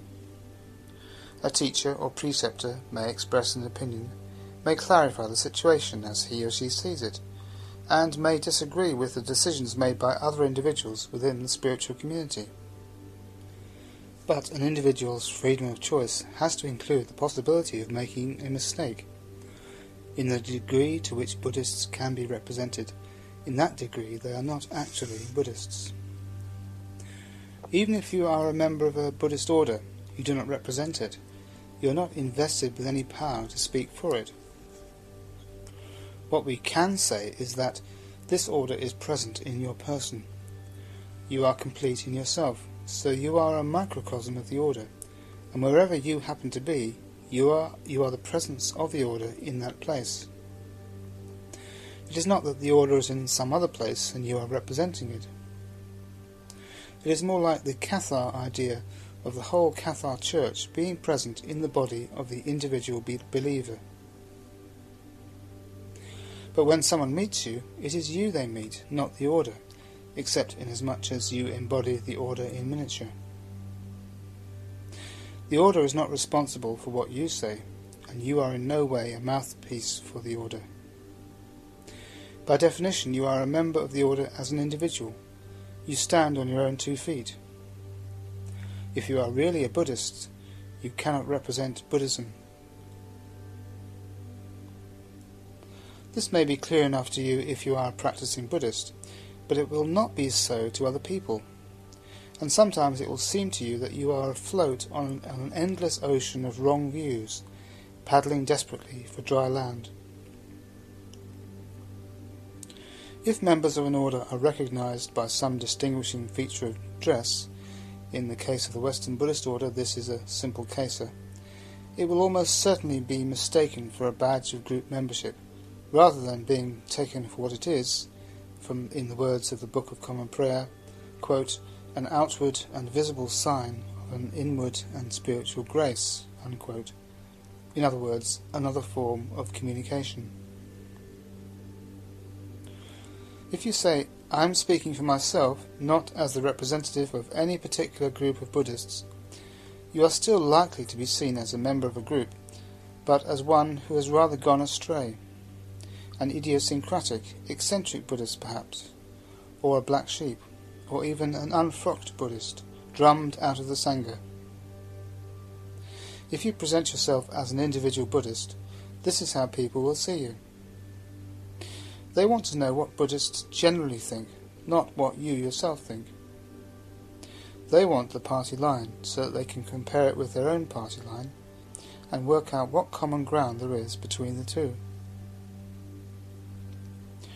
You make yourself a channel for the Dharma to the extent that you have realized it, but to the extent that you have not realized it, you can only be a representative, and this can be quite a false and uncomfortable position to be in. It is like the situation you can find yourself in when you are abroad. If you come from a democracy, people often feel justified in holding you personally responsible for the actions of your own government, which you are supposed to have had a hand, albeit nominal, in appointing. When I had been living in India for 10 years, people would come and ask me, "Why have you done this?" I would say, "Done what?" And they would say, "Invaded Suez, of course. Why have you invaded Suez?" Similarly, as a Buddhist, one is strangely held accountable for all the sins of omission and commission of all Buddhists everywhere. A Buddhist is not even answerable for a Buddhist state. In fact, a Buddhist state is really a contradiction in terms. A state might well decide to, say, repel an invader by force, or alternatively to offer no resistance and take the option of unequivocal non-violence. But either way, it would not be acting as a Buddhist state. As a Buddhist, you make your own individual decisions. If someone else were to make them for you, they wouldn't be a Buddhist, and if you accepted their decisions on your behalf, you wouldn't be a Buddhist either. The notion of government has no place within the spiritual community. It is ideally an anarchy. Anarchy doesn't mean not having any government. It means not needing any government because you are governing yourself. Inasmuch as we are all governing ourselves according to the same spiritual principles, we don't need any external government. Within the spiritual community, within the Sangha, there should be complete anarchy, a smoothly functioning, harmonious anarchy. In this respect, the modern political development towards regionalism and devolution, the principle of subsidiarity, is altogether healthy. What our rulers are afraid of is not that anarchy doesn't work, they are afraid that it does. They'll say, if Great Britain splits up into smaller and smaller independent self-governing units, there will be complete anarchy. Well, yes, there will be. That's the whole idea. No doubt there will be confusion at first. No doubt a certain amount of coordination between these units would need to go on, and various international agencies would have to be developed to sort out differences. But people should be able to sort out their own affairs. They don't need some higher authority doing it all for them. The Buddha may say of his disciples, from direct experience, derived from their training, they teach the Dharma. But we may find ourselves in the position of speaking about the Dharma when we are still short of realization, when we do not yet speak Dharma. In these circumstances, we must make it clear, both to ourselves and to others, that we are handing something on which is not our own.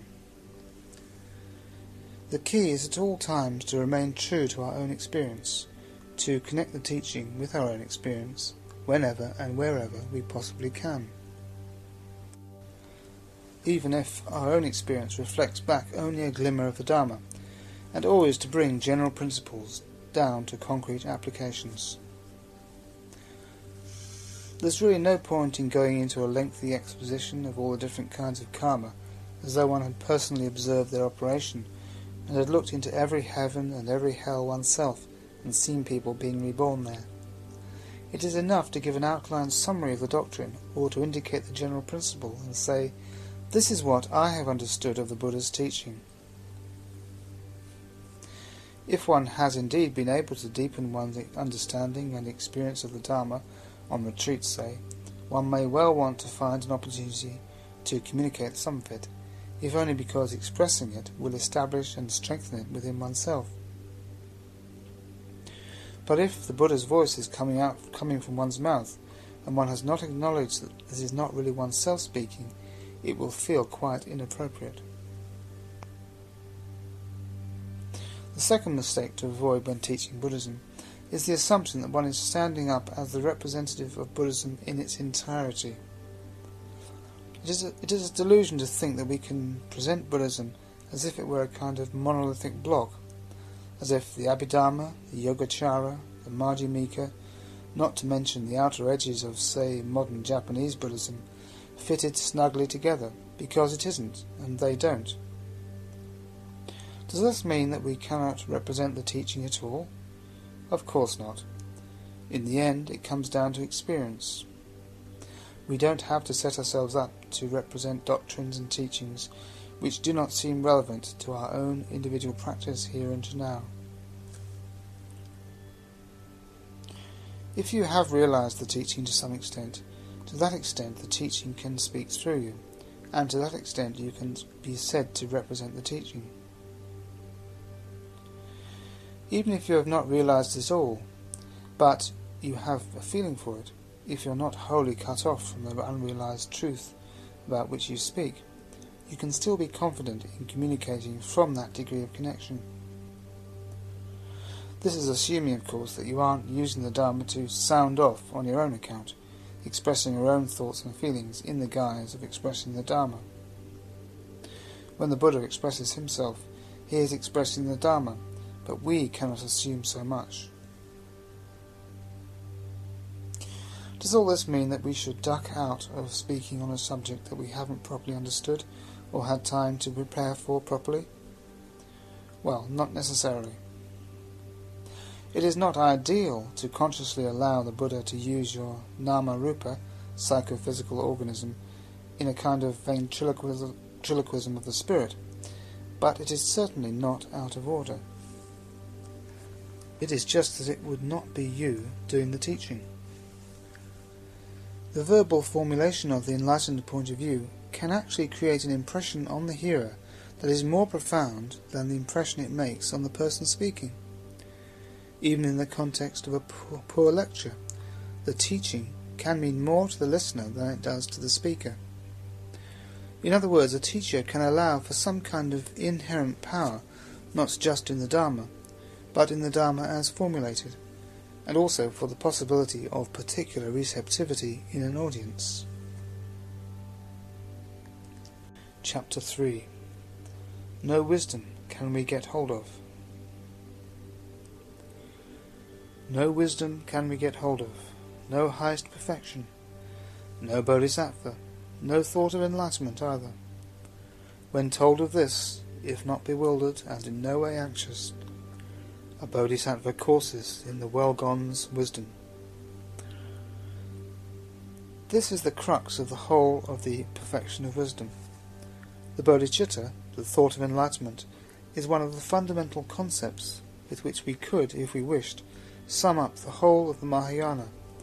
The others would be Bodhi, Buddha, and Bodhisattva. Because it is such a crucial concept, it must be very clearly understood. For a start, thought of enlightenment, in the sense of a mere concept devoid of experiential content, is not actually quite right. The bodhicitta is more like the will or aspiration to enlightenment. Enlightenment, of course, for the sake of all sentient beings. As for the bodhisattva, he or she is supposed, in the Mahayana, to be the living embodiment of that aspiration. Even these definitions are not scrupulous enough.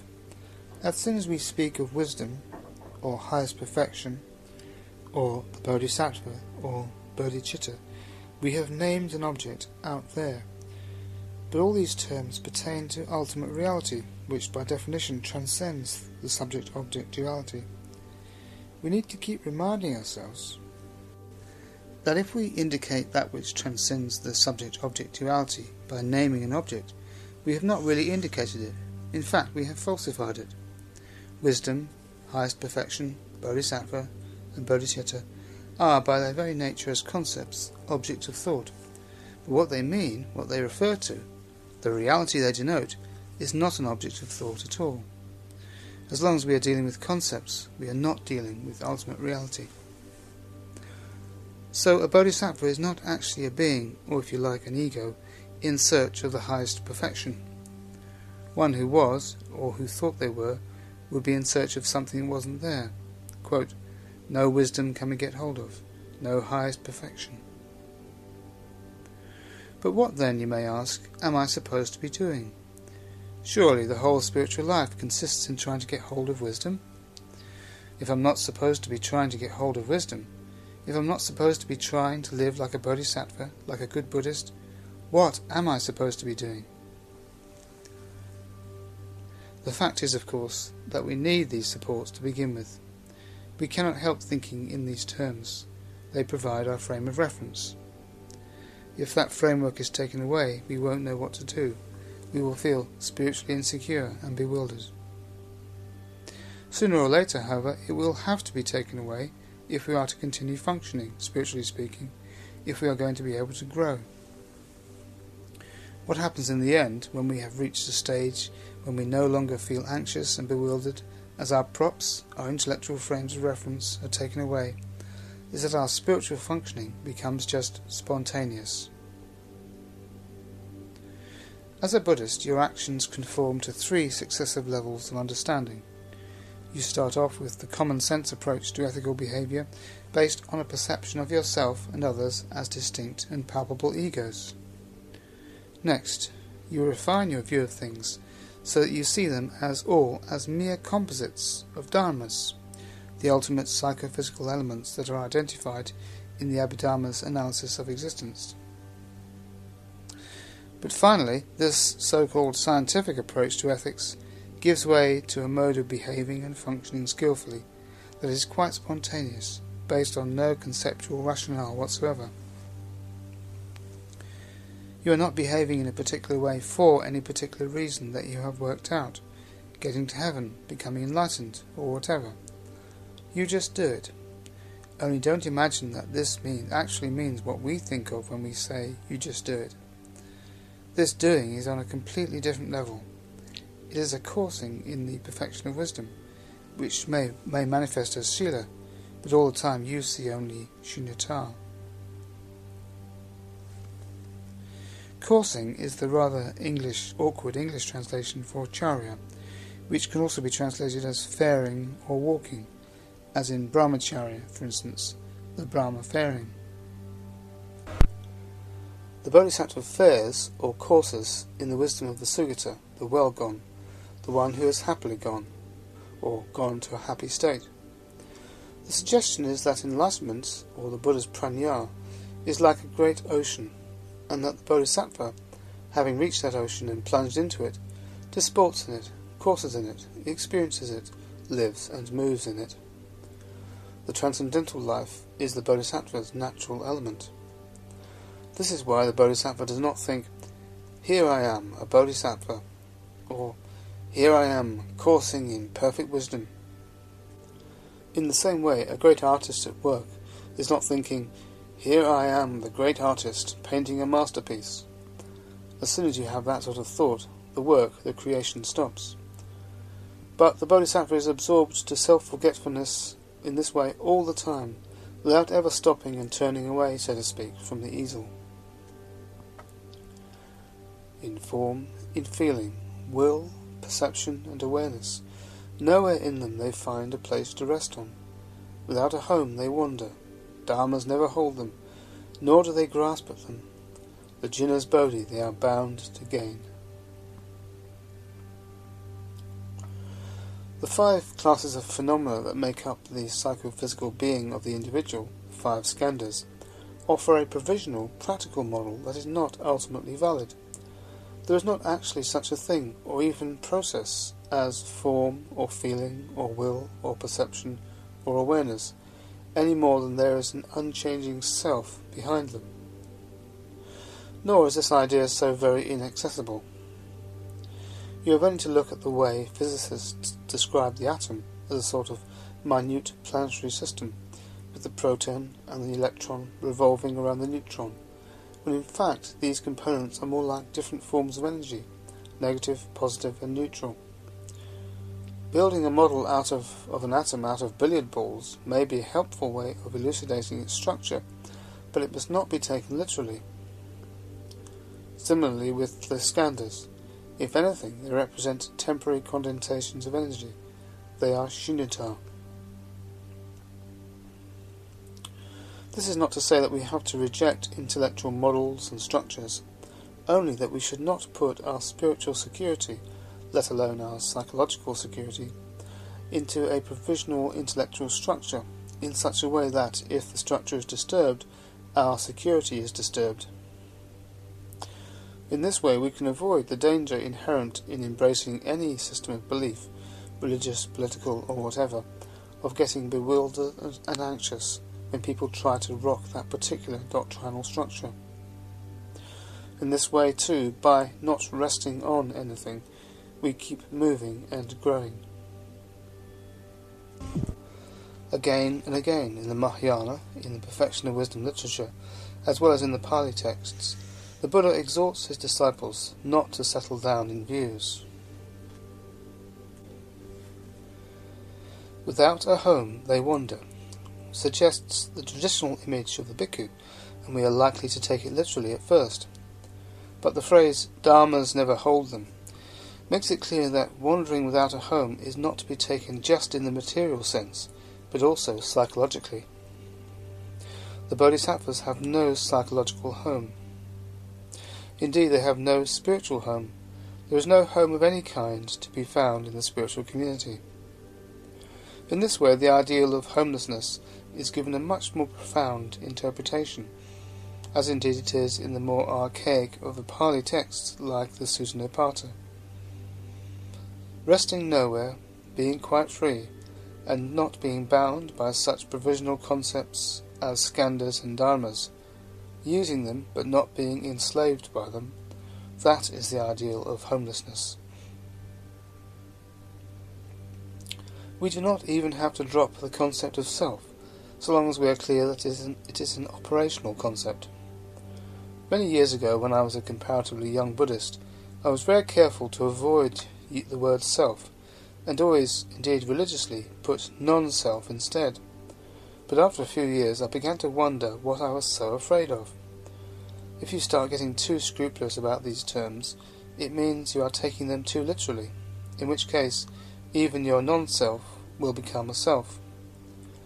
As for trying to avoid using personal pronouns, that is at best pseudo-impersonal vagueness, as in the phrase, "it has been decided that," and at worst completely alienating.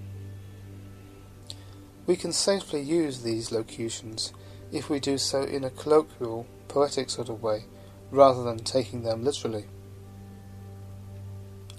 Intelligence is sometimes defined as the creative use of concepts, and the intelligent Buddhist makes a creative use of Buddhist concepts. They are not to be taken literally as matters of dogma or blind belief. The Dharma is probably closer to poetry than to science, and really communicating it is more like putting across the beauty of a work of art that you have experienced, than trying to convey a set of scientific laws that you have understood. The wanderer Srenika, in his gnosis of the truth, could find no basis, though the skandhas had not been undone. Just so the Bodhisattva, when he comprehends the dharmas as he should, does not retire into blessed rest. In wisdom then he dwells. The wanderer Srenika is a figure from the Sanskrit tradition, appearing in a Sarvastivadin text, who approaches the Buddha with a theory of his own. This is that the Tathagata is to be identified with the true self, or rather that the true self is to be identified with the Tathagata. To this the Buddha replies that Srenika is mistaken. The Tathagata is not to be considered as identical with the skandhas, nor as different from them, nor to be found in their absence. In other words, the Tathagata cannot be comprehended in terms of the 5 skandhas at all. He is ineffable, inexplicable. Nonetheless, in a supreme act of faith, Konza's expression, Srenika goes for refuge to the Buddha, even though he has no intellectual grasp of what the Buddha actually is. Srenika goes for refuge from a basis of emotion. Even though he has no reason to go forth, he is carried forward by momentum that he has generated and can't stop. This is what is meant by faith. Does this mean that faith is irrational? By no means. After all, do we necessarily have to be able to work things out intellectually before we act? Do we ever, in fact, determine the pros and cons of a situation fully and exhaustively, without possibility of error, before taking any action? Of course not. It is simply impossible to know what all the different factors involved in a particular situation might be. We can never act with complete knowledge. We really do live by faith. This is not to say that faith is the only thing to live by, but having found out as much as we reasonably can, we always have to take a chance. We can have a reasonable number of facts at our disposal before we make a decision, but we can't have all of them. In certain situations like that in which Srenika finds himself, we cannot have any facts at all. Then we really do have to take the plunge. We really do have to commit ourselves, because of course we cannot commit ourselves to something we know. To commit yourself to the known is a contradiction in terms. You always commit yourself to the unknown, or at least there is always an unknown element in whatever you commit yourself to. It's like getting to know another person. Can you ever say you know them completely? Committing yourself to a friendship has to be an act of trust, an act of faith. Indeed, the deeper and more creatively a friendship runs, the more there is within it that is unknown. The more deeply you can rely on someone, the less predictable they become. Conversely, If you really are sure of what someone is going to do next, what they're going to say, or how they're going to respond to a particular situation, you can also be pretty sure that they are essentially reactive rather than creative in how they behave, that they move along deep ruts of unconscious habit, and that in the end they're going to be deeply unreliable. Srinaka could find no basis in which to settle down with an idea that the Buddha was this or that, or was not this or that, even though the Buddha's skandhas had not been undone, even though, that is, the Buddha's psychophysical personality had not yet finally ceased with the attainment of paranirvana. There were the Buddha's skandhas in front of him, but he could not decide whether the Buddha was to be found in them or outside them, or in their absence.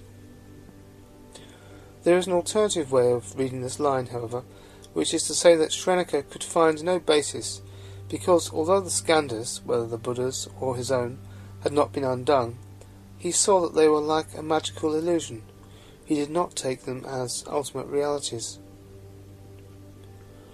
The verse tells us that, just as Srinaka could find no basis, the Bodhisattva, when he comprehends the Dharmas as he should, does not retire into blessed rest.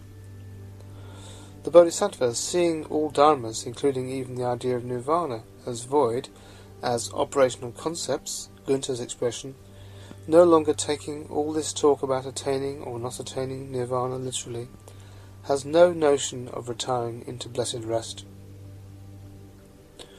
The Bodhisattva rejects nirvana not in the ultimate sense, but in the pejorative sense given to the word by the Mahayana, as something attainable for the individual alone. This conception is not, however, to be taken literally. In the Pali Canon, nirvana is a term for the ultimate realization. But how can you conceive of possessing nirvana for yourself to the exclusion of others? It is a contradiction in terms, because in nirvana there is no question of self in contradistinction to others. In fact, pejorative as the Mahayana may be, this way of thinking is just as typical of the Pali Canon as of the Mahayana. There is a Pali Sutta, for example, in which Ananda notices that his friend Sariputra is looking very fresh and bright, and remarks on it, saying, "You look like you've had a good meditation." By way of explanation, Shariputra replies that he has spent the whole afternoon meditating in the forest, abiding all that time in the second dhyana. He goes on to say, "Although I spent the day abiding in second dhyana, there never came to me the thought that I was abiding in second dhyana." If the archetypal Hinayana Arahat Sariputra does not perceive even an attainment as basic as the second dhyana to be his own experience, can it be remotely possible for anyone to say, "Well, here I am attaining nirvana"? Is it even possible to reject nirvana as a personal attainment? If there's a question of your rejecting it, this means that you are still thinking of the possibility of attaining it for yourself. If blessed rest could be retired into, it wouldn't be blessed rest. It would not be nirvana.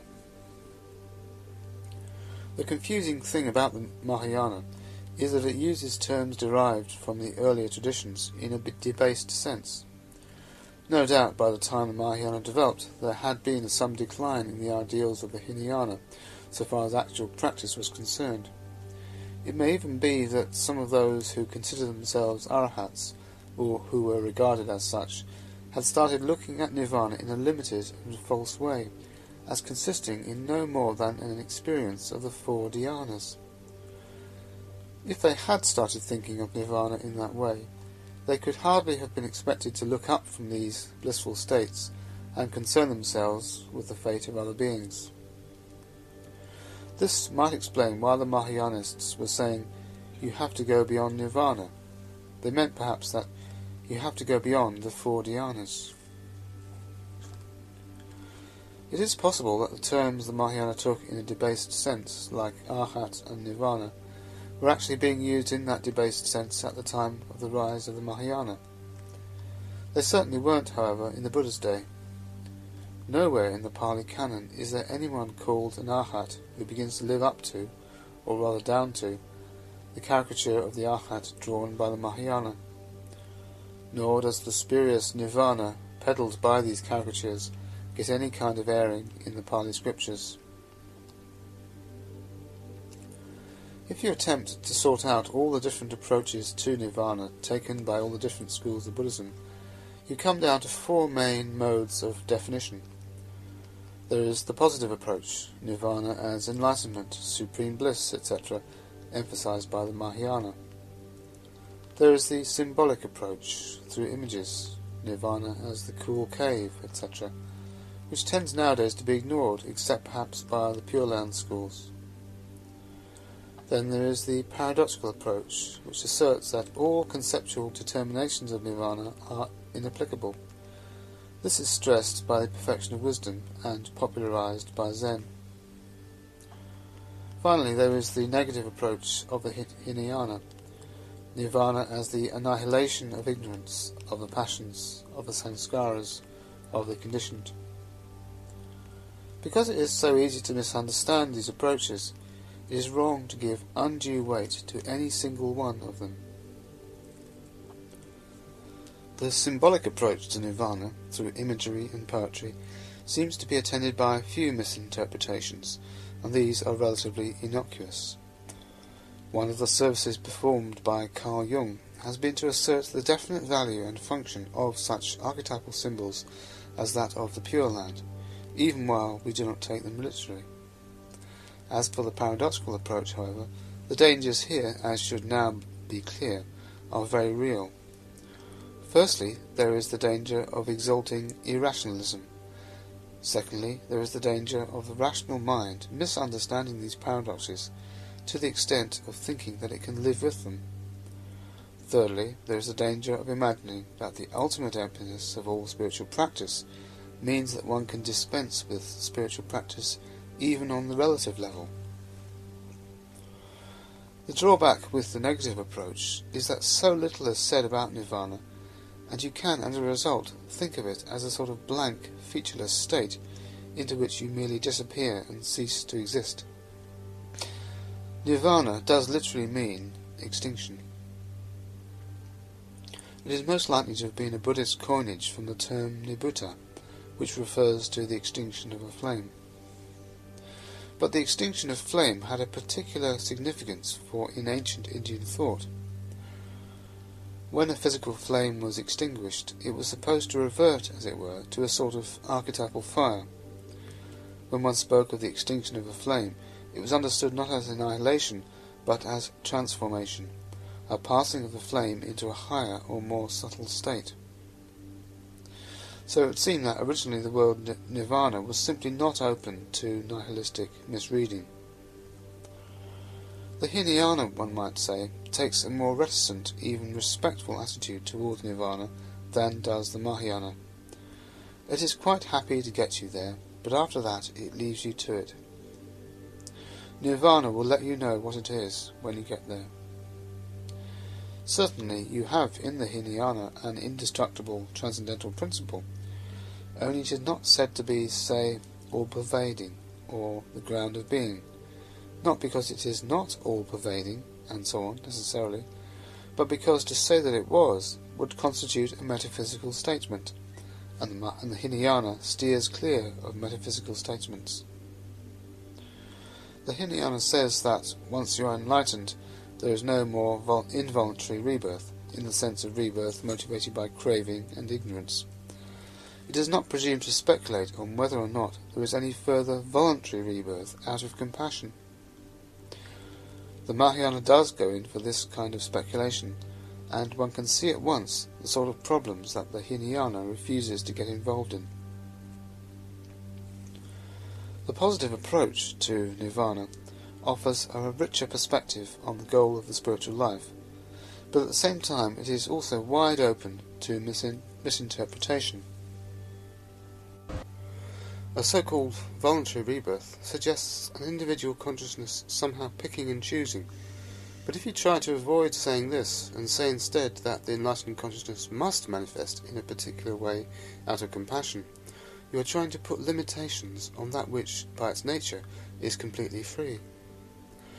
To say that it expresses itself at all presupposes a distinction between what is to be expressed and the expression itself. That is inapplicable. The enlightened consciousness is infinite. It is already in all things. It is already ubiquitously expressed and expressing and expressible. It is not to be conceived as something static, a blessed rest into which you retire once and for all.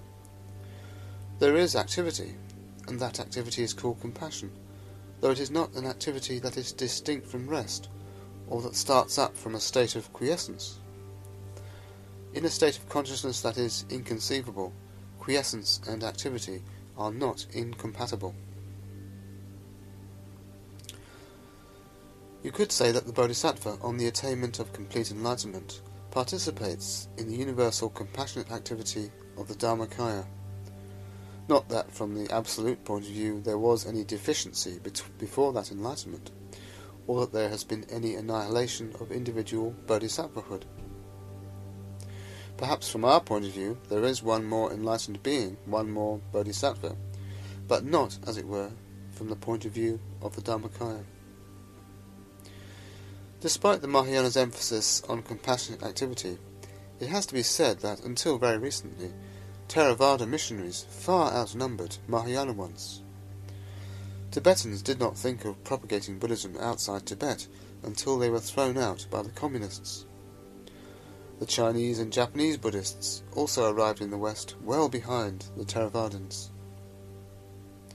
The most one can say for the Mahayana really is that it stresses the altruistic implications of the spiritual life more than the Hinayana, and aims more deliberately at making the spiritual life in its fullest expression available to as many people as possible through the Bodhisattva ideal. The Bodhisattva ideal, in its popular version, is commonly misunderstood. According to this exoteric version, you selflessly postpone your attainment of nirvana until all beings are enlightened. But you cannot literally postpone nirvana. It is more that, as you progress, you are less and less able to make any distinction between helping yourself and helping others. You see more and more that they are different aspects of the same process. You gradually find that you cannot help yourself without helping others. You cannot help others without helping yourself. So there are not really two distinct spiritual ideals, the Arhat ideal and the Bodhisattva ideal, each of which may be followed separately through to the end. The further you progress on either so-called path, the more you see that the two ideals coalesce. The historical distinction, which is in fact a threefold one, between the way of the Arhat, the way of the Pratyeka Buddha, and the way of the Bodhisattva, is an unfortunate one, really. It took the White Lotus Sutra to stress as its main teaching that the three ways are in fact one way, Ekayana. What then is going on when we are told that the Bodhisattva deliberately turns down an exclusive nirvana in favour of the enlightenment for the sake of all sentient beings? Actually, what is being turned down is not nirvana as a personal possession, but the idea of nirvana as a personal possession.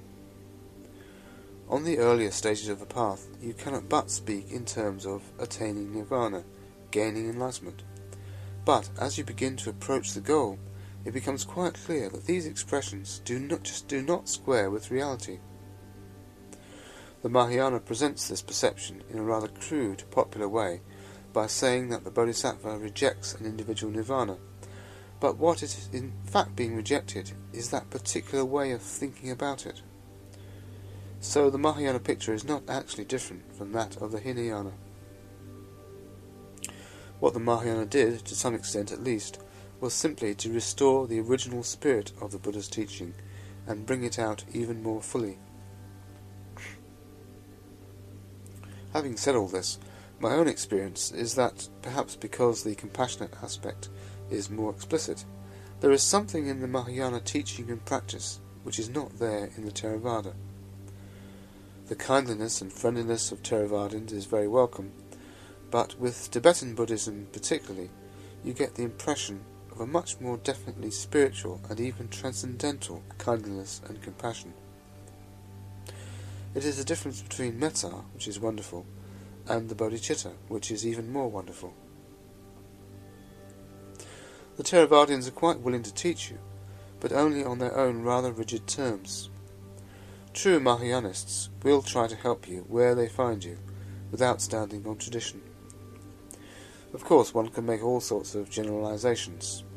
Burmese monks who go in for the Abhidharma, and Mongolian monks who are often very good geshes and pursue the Mahayana equivalent of the Abhidharma, tend to be hot-tempered.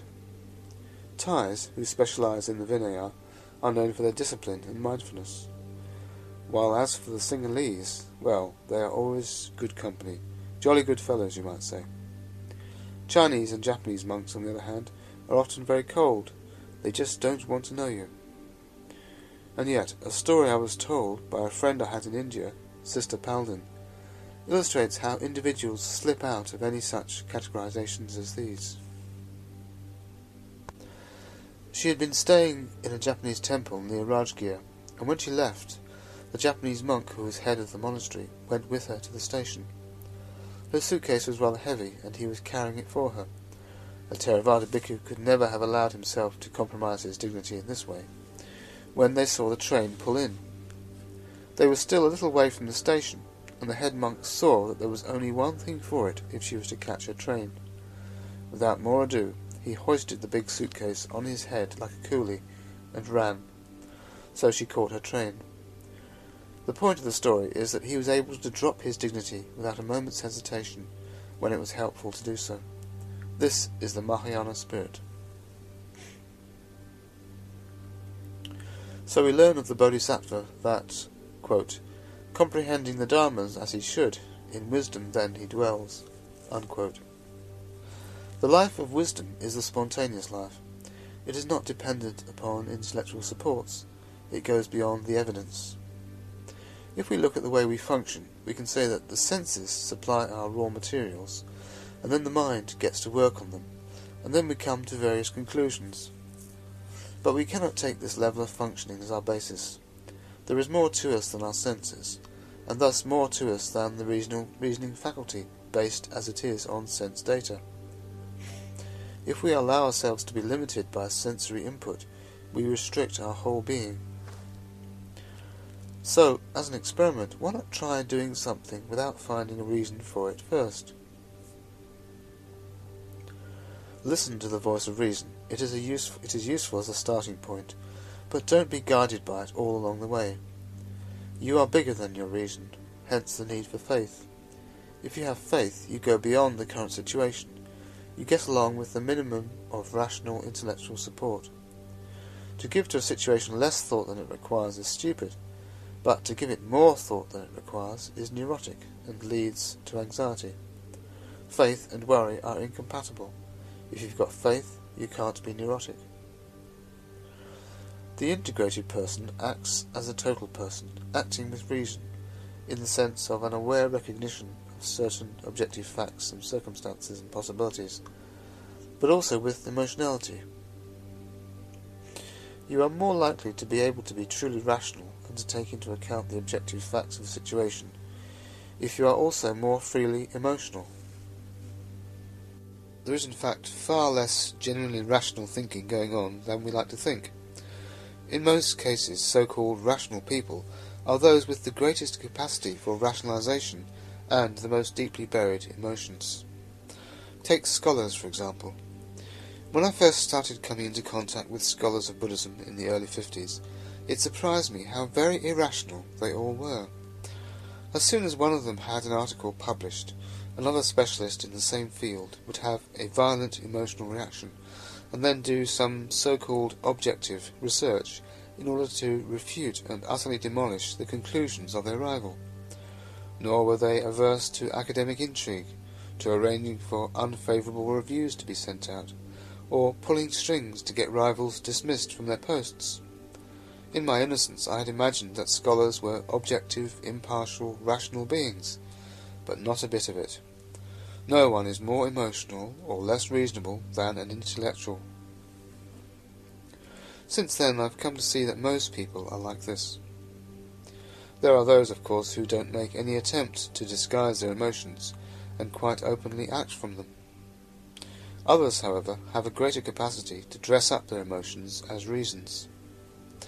We may find reasons for doing things, but really it is our emotions that are pulling the strings.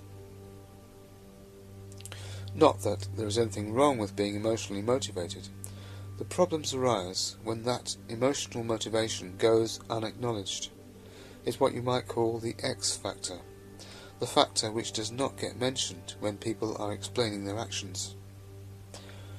The X factor is not exactly unconscious, but people get into an absolute and thus practically unconscious habit of not acknowledging it, so that it finds a subterranean, indirect, and therefore negative expression. It is better to clarify the emotions, have them in the open, have them out in the open, and, if not make them more positive, at least act from them more directly. If we allow the emotions a more free and open play, they will be more amenable to reason, where reason is called for. We can see them for what they are, and take steps either to bring them under control with awareness, or to purify them and make them more translucent and refined. If you can't reason things out, you have little chance of finding any direction for your energies. At the same time, you are unlikely to get much done if your heart isn't in it.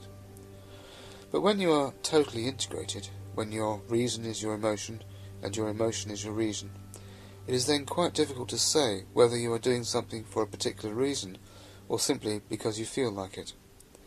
At your best, you are unable to say whether you are reasoning or emoting. You are aware of why you are doing things, why you are doing whatever you are doing, and you are emotionally engaged in what you are doing, but they seem to come to the same thing. This is intelligence.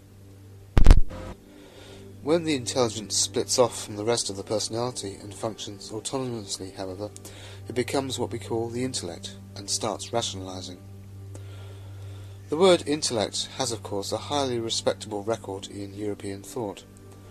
Reason, or intellect, originally meant the supra-individual higher faculty for the apprehension of truth, and Kant was able to initiate a distinction between this and what he called the understanding.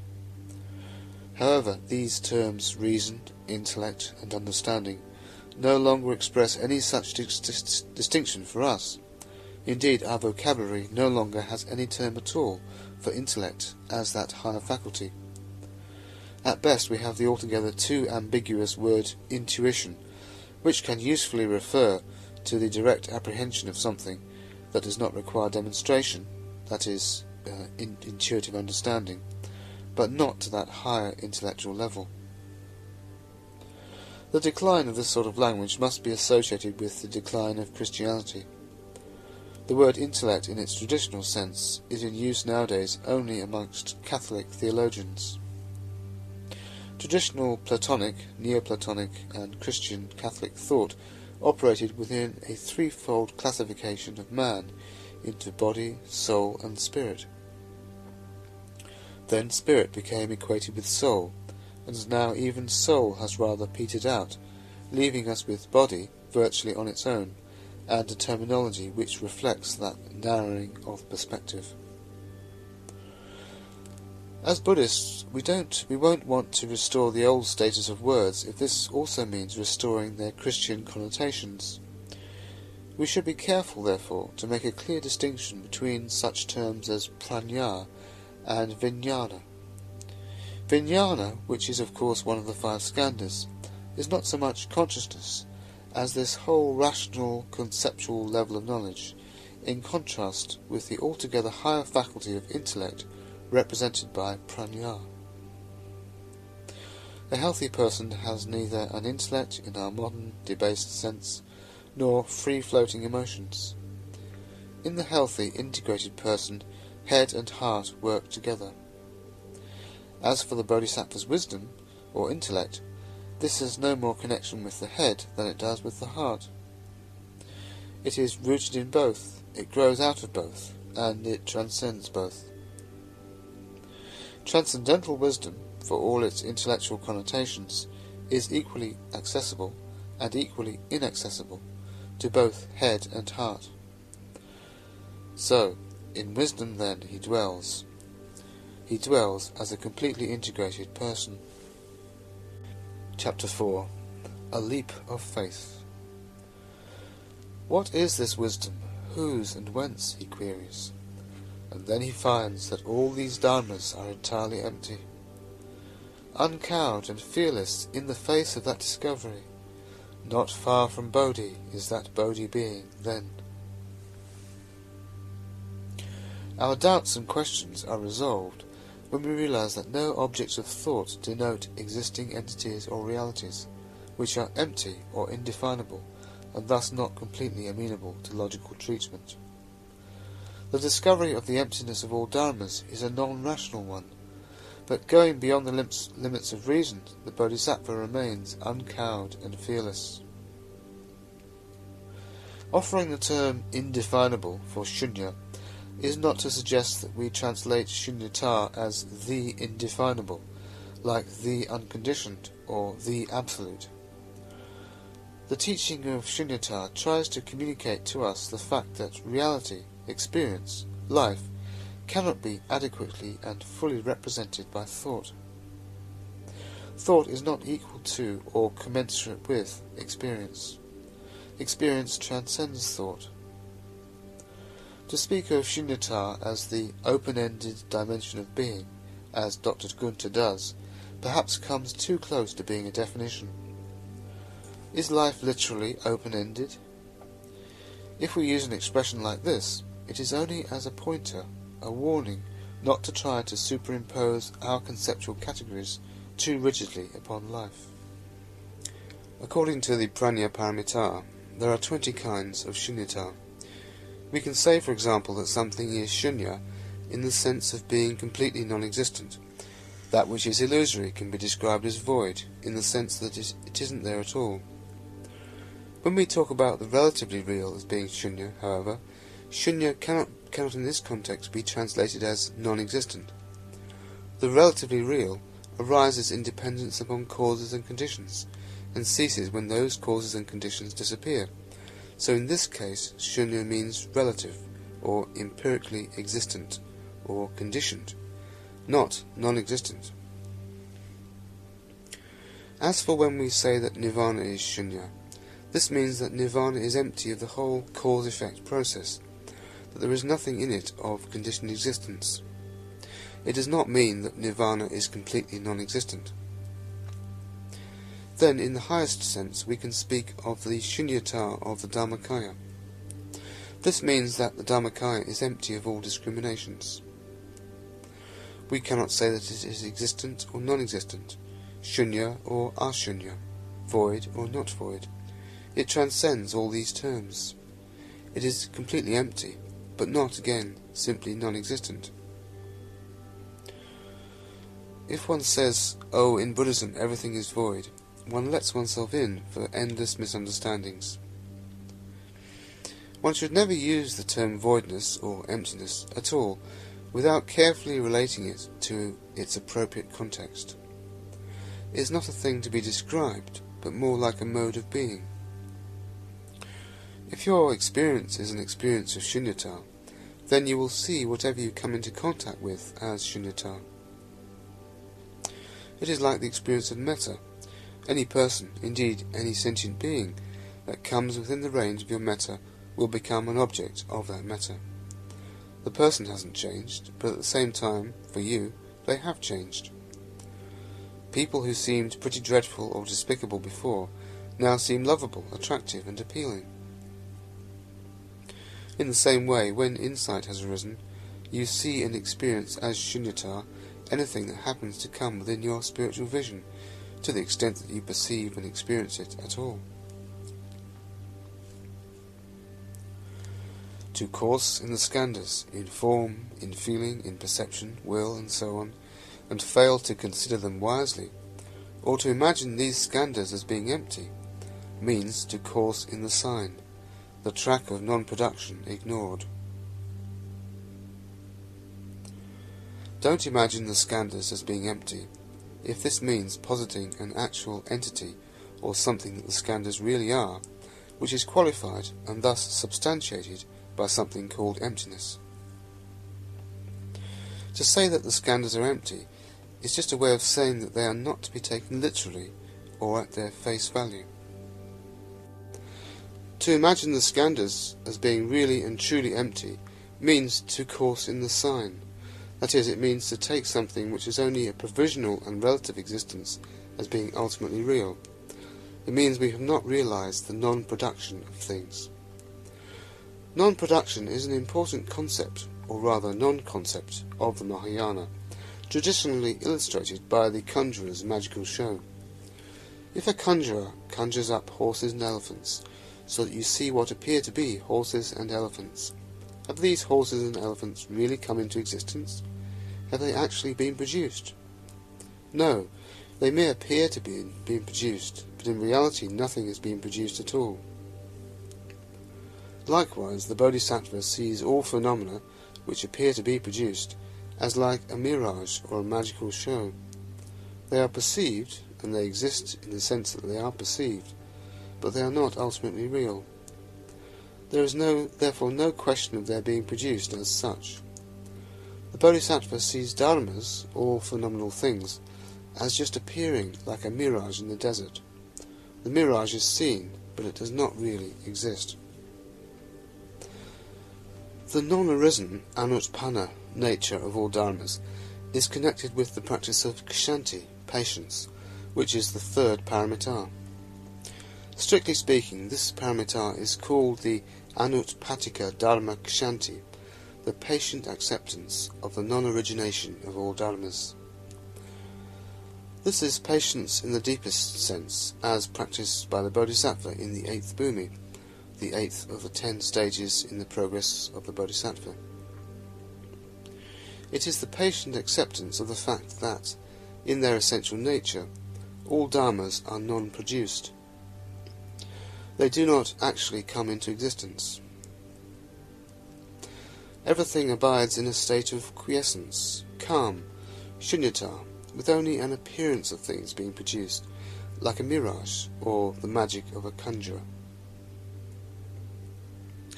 The Bodhisattva's patient acceptance of the non-origination of all dharmas is the seeing and accepting of the fact that all things are like this.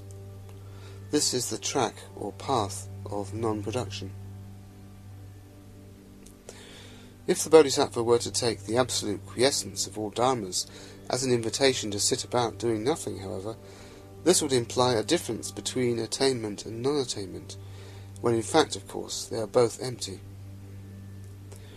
Thus, the compassionate activity of the Bodhisattva is based not on any mundane and thus essentially self-centered humanitarian ideal, but on the realization of emptiness. When we, quote, course in the sign, unquote, we are taking all the subjectively conditioned ideas and concepts with which we invest a particular sense perception in order to make it an object of our perception, preeminently the concepts of being and non-being, as constituting the true nature of that perception. But when he does not course in form, in feeling or perception, in will or consciousness, but wanders without home, remaining unaware of coursing firm in wisdom, his thoughts on non-production, then the best of all the calming trances cleaves to him. When a bodhisattva does not settle down in any particular set of ideas, like the 5 skandhas, and does not take those ideas as representing absolute realities, but remains concentrated in the patient acceptance of the non-origination of all dharmas, so that there is no self-consciousness in the firm treading of the path of wisdom, then that bodhisattva will naturally come to dwell in the dhyanas, the blissful states of higher consciousness. Through that, the bodhisattva now dwells tranquil in himself, his future Buddhahood assured by antecedent Buddhas.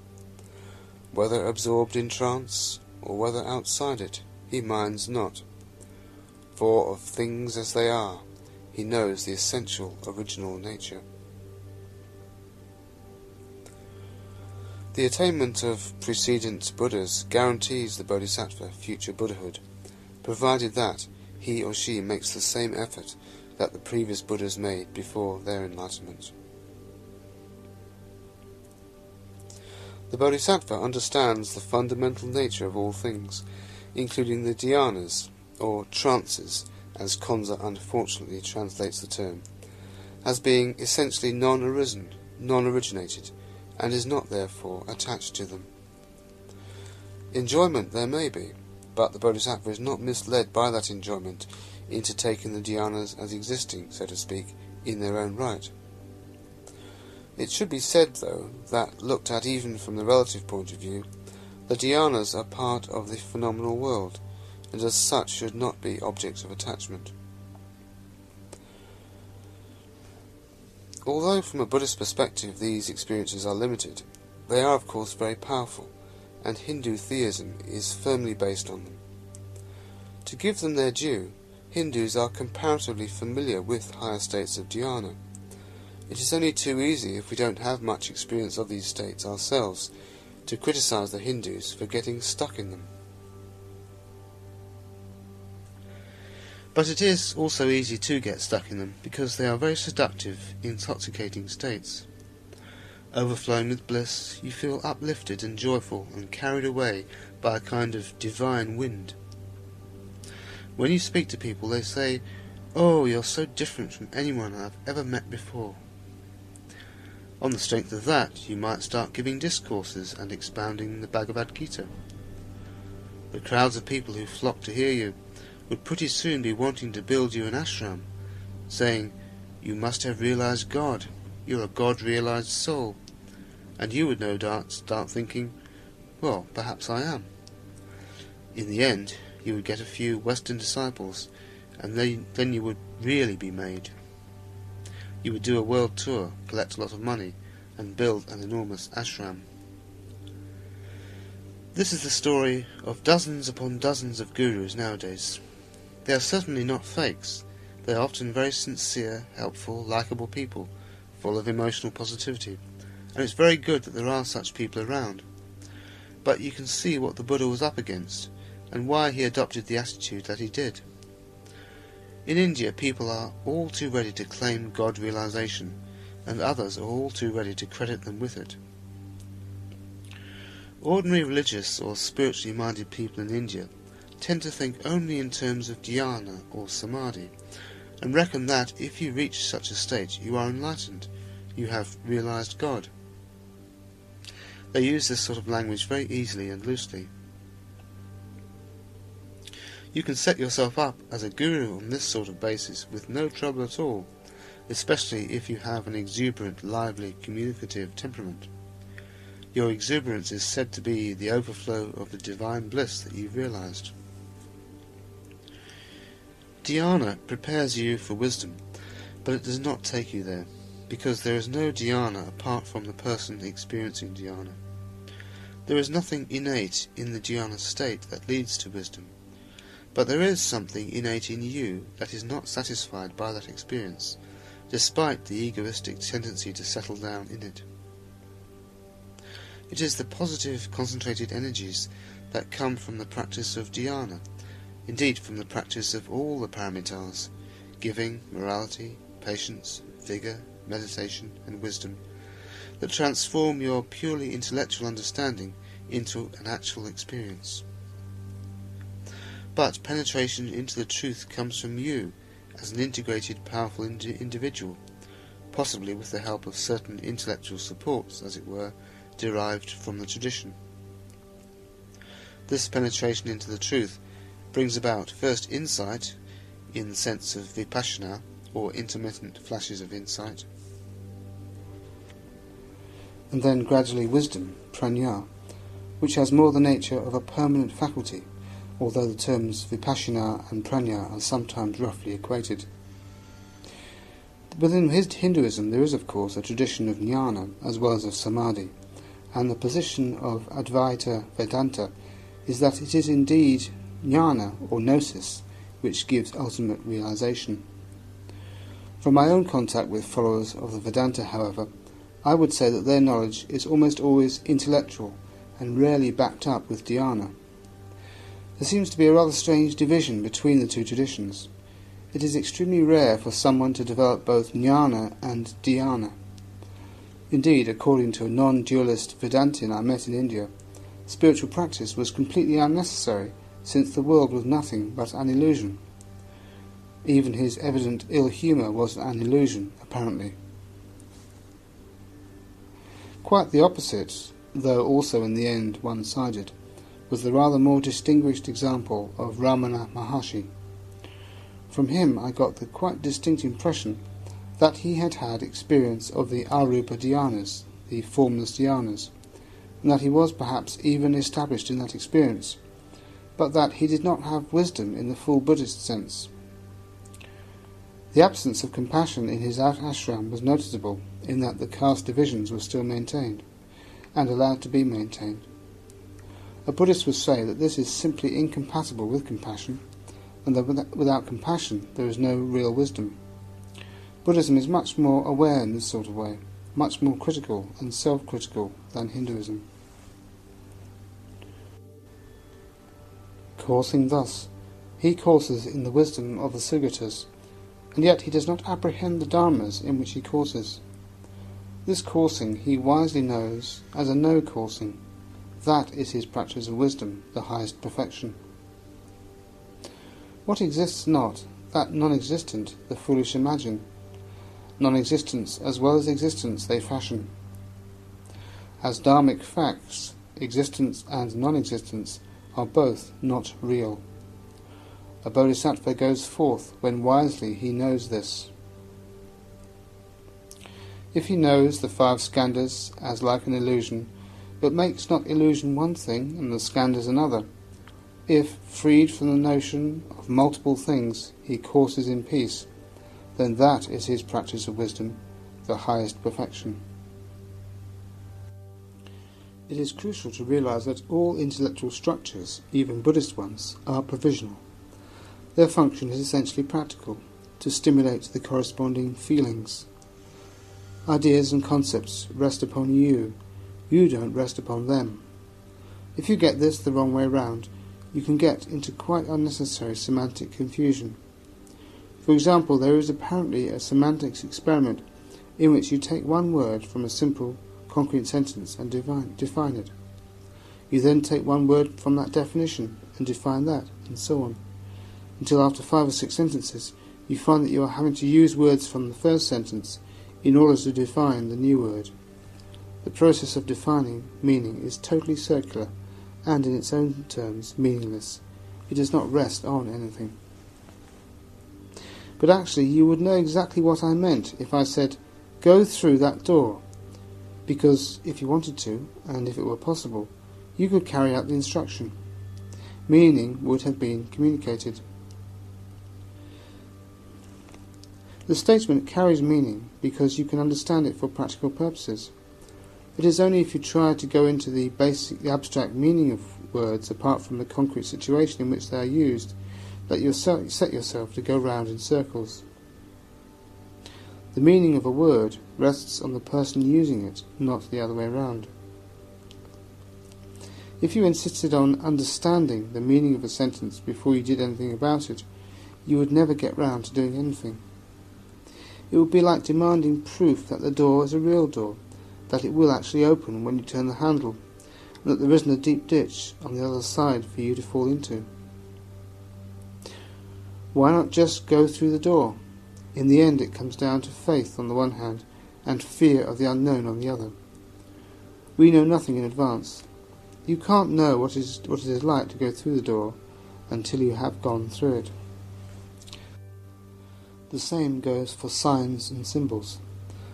The Bodhisattva reads signs and symbols in the same way that we read road signs, simply registering what each sign conveys about the destination and the condition of the road ahead. There is no question of stopping and wondering what each square sheet of painted tin really means. Why is it blue? Why square? The Bodhisattva just sees the sign and drives on, assuming it's the right road, of course. those with good teachers, as well as deep insight, cannot be frightened on hearing the mother's deep tenets. But those with bad teachers, who can be misled by others, are ruined thereby, as an unbaked pot when in contact with moisture. The mother is, of course, Prajnaparamita, the mother of all the Buddhas. This verse concludes what Konza entitles the basic teachings, with a severe warning to handle them with extreme care. Those who do not have the sense to be able to discriminate between a good teacher and a bad one, and who do not properly exercise their own judgment, will misunderstand the perfection of wisdom, and will not get the requisite guidance in its practice. To try to go beyond the intellectual categories of Buddhism before one has grasped and worked with these categories is ruinous. The perfection of wisdom needs to be approached with a sense of awe and reverence, because without a good teacher it is very easy to get it wrong. But how can we recognize a good teacher? If there is a tendency in the teaching of Buddhism towards one particular weakness, it is a tendency towards becoming institutionalized and conformist. A useful rule of thumb that one can use to ascertain whether there is any real communication of wisdom going on between teacher and disciple is to observe how faithfully the disciples appear to follow the example of the teacher, and how like-minded they are. The more closely the disciples emulate the lifestyle, temperament and expression of the teacher, the more superficial the communication is likely to be. If the disciples are carbon copies of the teacher, this is highly suspect. It's like looking at some modern Thai paintings of scenes from the life of the Buddha, in which the Buddha is surrounded by 20 or 30 so-called disciples, all spitting images of himself. The Buddha may be distinguished by a few black curls, but otherwise they could all have popped out of one mould. If you have a very devotional guru surrounded by a lot of devotional disciples, for example, you have to be on your guard. They could just be getting on together on the basis of a common temperament, an intense kind of gregariousness, which would make it unlikely that insight is being passed on. If you have anything of wisdom to communicate to a disciple, it is something that goes beyond temperament.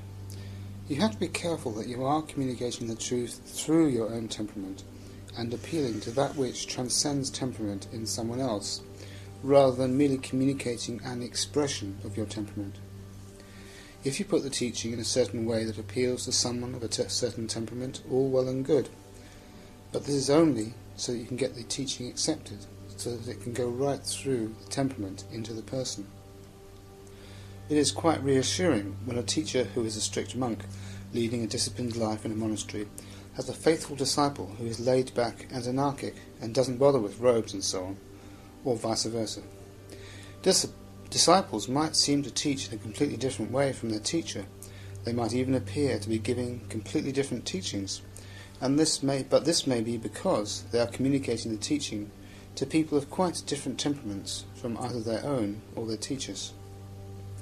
No one experiences the same thing in the same way, and you have to allow for that. The medium is important, but it is not the message. We must not be misled by externals. Think of Marpa and his disciple Milarepa. Differences of temperament were transcended, and something was really passed on. You best imitate your teacher by being yourself. If you deliberately try to copy the externals, it means that you are unsure of yourself, and unsure, in the end, of your essential nature, which, like your teachers, is shunyata. You are equally suchness, equally unique. Chapter 5. The Nature of the Bodhisattva. What is the reason why we speak of bodhisattvas? Desirous to extinguish all attachment and to cut it off. True non-attachment, or the bodhi of the jinnas, is their future lot. Beings who strive for bodhi, are they therefore called? In the Pariyesana Sutta, the Buddha refers to himself before he attained enlightenment as the Bodhisatta. This is the Pali word, the Sanskrit form apparently having come later. In the context of the Pariyesana Sutta, the term clearly refers to the Buddha himself when he was bent upon enlightenment. But in Pali, satta can mean either being or striving. so that we can take bodhisattva as meaning either a bodhi being or one who strives for bodhi. The Sanskrit equivalent, sattva, however, means just being, so strictly speaking bodhisattva can only mean bodhi being. If you take bodhisattva as meaning one who strives for bodhi, and it is likely that this is the original meaning, the Sanskrit equivalent becomes, strictly speaking, bodhisattva, but for some reason it was taken to be bodhisattva. We could even render bodhisattva, in the sense of bodhisattva, as one who is capable of enlightenment. In modern Hindi, for instance, shakta means can. If you want to say I can do it, you say me shakta hun. So shakta signifies capacity, energy or power. Probably the best translation of bodhisattva then is one who is bent upon enlightenment, or even one who is oriented in the direction of enlightenment. In the Mahayana, all Mahayana Buddhists anyway, are regarded as bodhisattvas, inasmuch as they all accept the bodhisattva ideal, at least in principle. One could take the term bodhisattva, again in the sense of bodhisattva, but without restricting it to the specifically Mahayana ideal, and applying it to anyone who has bodhi, enlightenment, for their ultimate goal. It could then be used in a non-sectarian sense in place of the term Buddhist, because the Buddhist is simply one whose going for refuge is a striving to become enlightened. The definition of bodhi not as supreme knowledge or supreme bliss, but as true non-attachment, is telling. The force of true non-attachment lies in its application not just to worldly things, pleasures and knowledge, but in a more profound sense to ideas, to the teaching as doctrinally formulated. There is, however, a simpler and more practical way of looking at it. Given that attachment is what we immediately come up against when we start trying to lead the spiritual life, it is only natural that we should project the goal of enlightenment as a state of non-attachment. What is the reason why great beings are so called? They rise to the highest place above a great number of people, and of a great number of people they cut off mistaken views. This is why we come to speak of them as great beings. When the Buddha sent out the first 60 disciples, he said, I, O monks, am freed from all bonds, human and divine. You too, O monks, are free from all bonds, human and divine. Go forth, therefore, then, O monks, for the weal and happiness of many people. Clearly, in passages like this, no distinction is made between the enlightenment gained by the Buddha and that gained by the disciples who came to be called arhats. Arhat is actually a pre-Buddhistic term, meaning literally one who is worthy or worshipful. And it seems to have been used originally as a mode of address, just as we say, His Worship the Mayor. In the early days of Buddhism, it came to mean someone who is spiritually worthy, but it was not used in a very precise sense. Later on, though perhaps still within the lifetime of the Buddha, it came to have the technical meaning of a disciple who had gained enlightenment, although the Buddha himself continued to be called Arhat. As time went on, however, there was an increasing tendency to glorify the Buddha, and his enlightenment was seen as special, as a sort of supererogatory enlightenment, by comparison with which that of the Arhat came to be regarded as something less. The distinction crystallized in the term Anubodhi, or subsequent Bodhi, which was applied to the realization of one who has attained the same Bodhi as the Buddha, but only by following in his footsteps. Eventually, this slight distinction in the mode of attainment rather than in the attainment itself between Buddha and Arhat widened to such an extent that the Mahayana was able to say, don't aim at the lesser enlightenment of the Arhat, aim at the superior enlightenment of the Buddha. Clearly this exhortation rests upon a false antithesis. Enlightenment was the same for the Arhats as for the Buddha, Anubodhi is exactly the same in content as the Buddha's Bodhi. Nevertheless, the Mahayana does get us back to the original Buddhist position that there is just one goal for all. It offers its own hierarchy, in contradistinction to the Hinayana hierarchy of the Arya Pudgalas, the stream entrant and so on, based upon the 10 bhumis, with the difference that, on accomplishing the 10th bhumi, you become not just an arhat, but a Buddha. Great being, Mahasattva, is a synonym for bodhisattva in Sanskrit. In the Perfect Wisdom texts, bodhisattvas are frequently referred to as bodhisattva mahasattvas. Late Mahayana thought defined a great being as a bodhisattva mahasattva, as a bodhisattva who had attained at least the 10th bhumi. At this early stage, however, such a distinction does not seem to have been made. Of course, the prefix maha appears in other compound words like mahaprajna and mahakaruna. According to a friend and teacher I had in Kalimpong called Mr. Chen, who was a master of Chan Buddhism, maha in these contexts signifies shunyata. It wasn't to be taken in the sense of spatial extension, but as emptiness.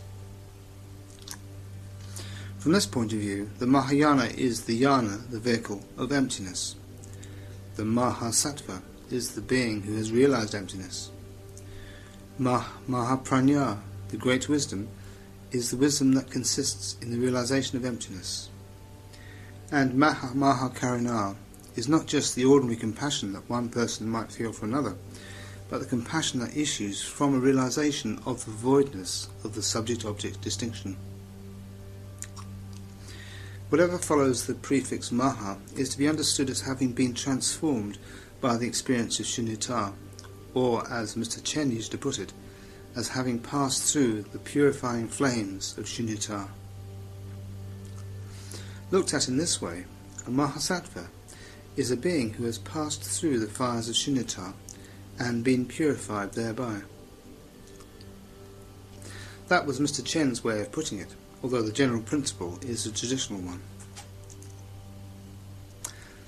In the next verse, the great armour is another way of representing shunyata, the armour of shunyata as the true protection, the source of true fearlessness. Quote, "Great beings rise to the highest place above a great number of people." Unquote. This is because they are very few and far between. The suggestion is that the bodhisattva is a real individual. Well, you have to be an individual to make up your mind to set out for enlightenment, the highest place. Although cutting off mistaken views of a great number of people is a special function of the bodhisattva, indeed it is one of the things that make him or her bodhisattva, this is in no way to suggest some sort of intellectual guillotine in operation. It seems clear from various statements by the Buddha in the Pali Canon that a micchaditti, a false view, is essentially a rationalization for a basic wrong attitude that is as much emotional as cognitive. The wrong view is like a symptom from which you can infer the presence of the deep-seated disease which is the wrong attitude. For example, the Buddha clearly associated vibhava-tanha, craving for non-existence, with the micchaditti of uccavada, literally cutting-offism or nihilism. The belief that when you die you are cut off, that death is absolutely the end. Likewise, the basic attitude of bhava-tanha, thirst for existence, finds a conceptual expression in the micchaditti of sasatavada, eternalism, the belief that something unchanging and immortal, like the soul, survives death. In other words, we believe that we are in some way eternal, because we want to be eternal. Or alternatively, we realize that death is an absolute full stop for us, because that is how, at some level, it suits us to think of it. So a wrong view is not simply an intellectual proposition that someone has arrived at by quite disinterested and objective intellectual means, which just happens to be wrong. It may be given a purely conceptual expression, but as a miccha-ditthi it is pseudo-rational, because it is held in accordance with an unacknowledged emotional basis. A miccha-ditthi is said traditionally to be an extreme view, and the truth is said to reside in the middle way. If you have a temperamental inclination to compromise, to paper over differences, however, and you call that the middle way, then your middle way becomes miccha-ditthi. Just how far you can get it wrong when you really want to is nicely illustrated by a question I was once asked by a rather clever caste Hindu at a public meeting. He said, "Buddhism teaches the middle way, doesn't it?" I agreed. "In that case," he went on, "we should steer as a middle way between truth and falsehood. And yet Buddhism also prompts us to speak the truth, in which respect it is surely not being faithful to its own principle of the middle way, is it?" The answer to this, of course, is that truth is the middle way between the two extremes of exaggerating and minimizing. Unless one is schizophrenic, it is hardly possible to think without emotion.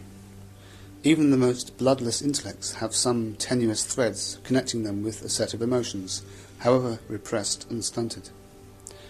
Mistaken views can therefore only be cut off by reaching their emotional basis. When someone has no real contact with their emotions, there is of course no hope of changing the wrong view until the emotions are freed, and there are various ways to do this. Inasmuch as people who are not in contact with their feelings may also not have much bodily awareness, then massage or even sport may help. Music or art provide very positive ways for people to contact their emotions, and for quick results, a little alcohol may be the lesser of two evils. I confess that there was a time in the early 70s when if someone visiting me seemed altogether too excruciatingly tongue-tied, I used to send out for a bottle of something to loosen their inhibitions. It never failed. It does seem, however, as though one very often has to get back to negative emotions before one can experience positive ones, and stronger emotions are usually bound up with other people. If one is really deeply blocked emotionally, it is because there is something quite deeply wrong in one's relationships with other people and in one's whole attitude to them. This is where the damage has been done, and this is where it has got to be undone. If one has violent feelings of resentment, they are not towards trees or flowers or against nature in general. They are towards individuals one has encountered and known, maybe when one was very young, and an expression of that resentment has to be experienced in connection with another person. This is where simple communication exercises, or just straightforward interactions with open and sensitive individuals, are especially useful. More serious cases, of course, call for counselling or psychoanalysis, and some kind of therapy may be quite liberating in the short term. Then, however, we need to orient ourselves towards a positive goal. It is not necessary to explore our negativity exhaustively. We don't need to experience our anger, say, week after week. In fact, a therapeutic group situation can be quite unhelpful inasmuch as it tends naturally to create the feelings it is supposed to be exorcising.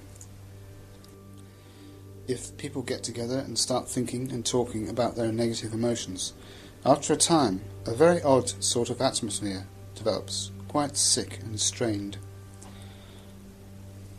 There is a line to be drawn between the purging of old emotion that has lain like a poison in the system all our lives, and the creation of brand new negative emotion under this cathartic guise.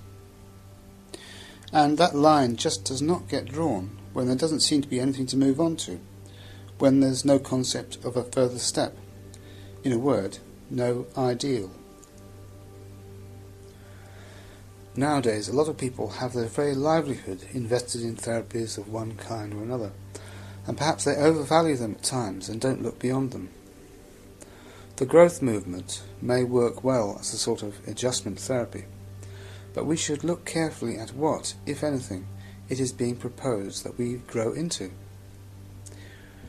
If we really want to root out mutadities, we have to work with our most deep-rooted conditionings in a way that challenges the most radical of conventional values.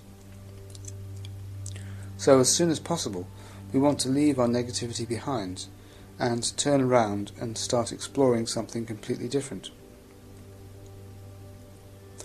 We want to start releasing not just the anger and the pain, but the love and the delights and the appreciation that we have also perhaps repressed for too long.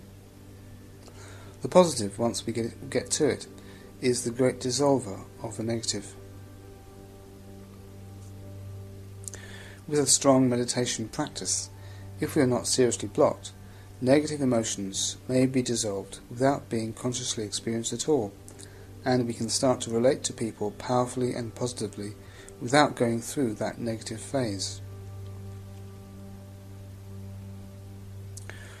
Great as a giver, as a thinker, as a power, he mounts upon the vessel of the supreme jinnahs. Armed with the great armour, he will subdue Mara the artful. These are the reasons why great beings are so called.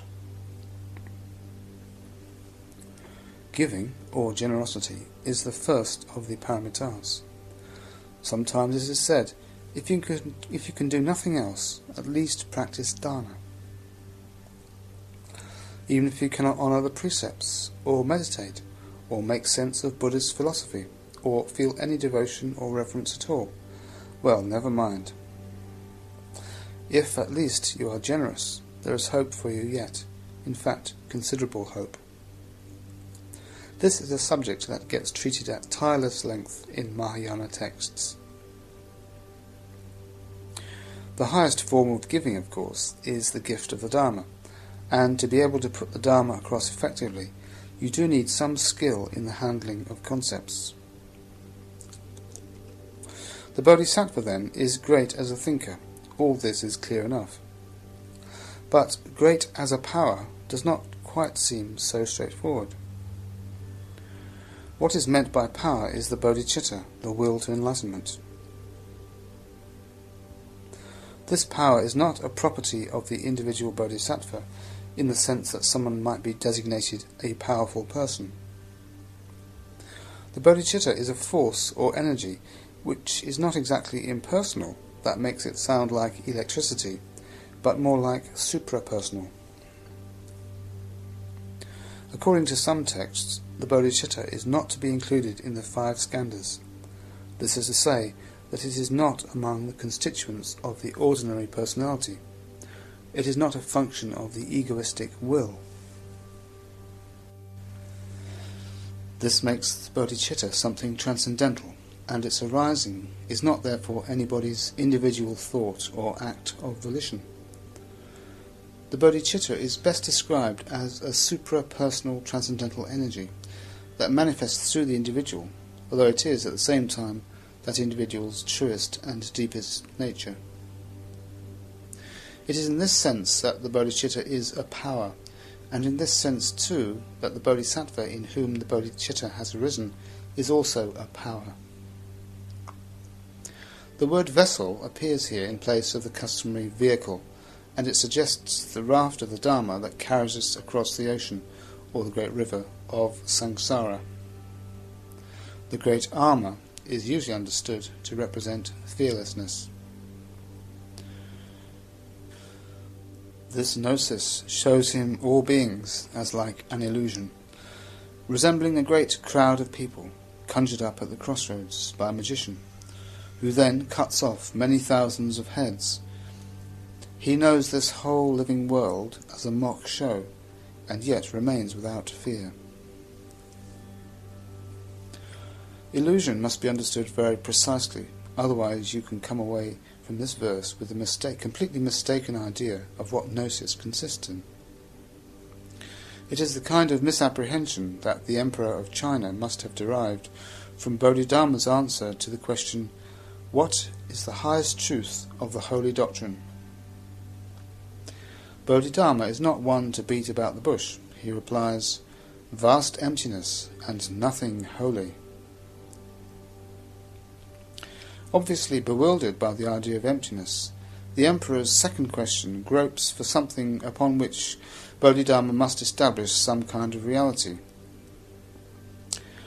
Who is he, then, who stands before me? Are you not a holy man? Bodhidharma is not to be toppled from his lofty viewpoint, however, and replies, I don't know. We must assume that Bodhidharma was very clear about what he was doing, and as a koan, the whole exchange is to be investigated in the context of meditation. But it is a very big mistake indeed to try to communicate the perfection of wisdom and shunyata in this enigmatic way, unless this absolute perspective is actually your perspective. Even then, you must remember that one of the Bodhisattva precepts is to refrain from preaching the doctrine of shunyata to those who are spiritually unprepared, because they cannot but interpret it nihilistically. It is not enough to announce the absolute truth.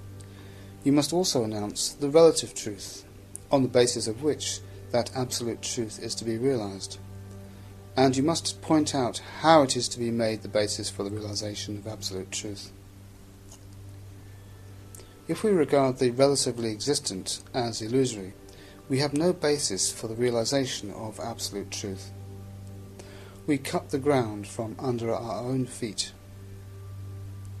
It is most important to distinguish between that which is really illusory, parikalpita, and that which is relatively real, paratantra.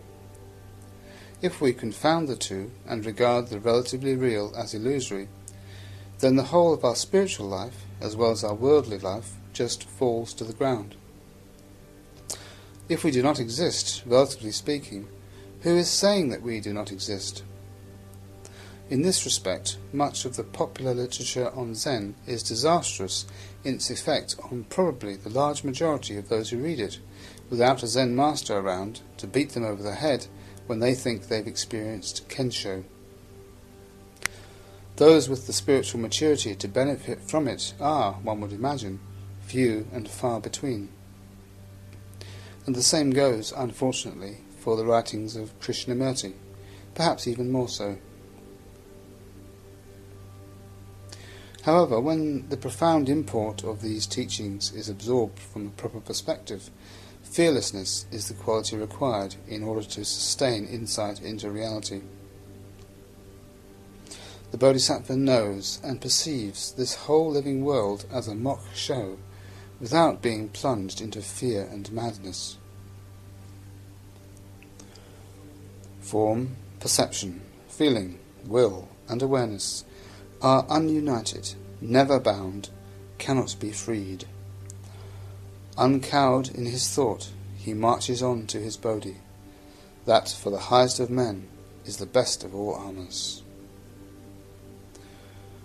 According to the Abhidharma, the 5 skandhas are brought together by the force of karma, but the Buddha is here saying that in reality they are never united and never bound, so they cannot be freed.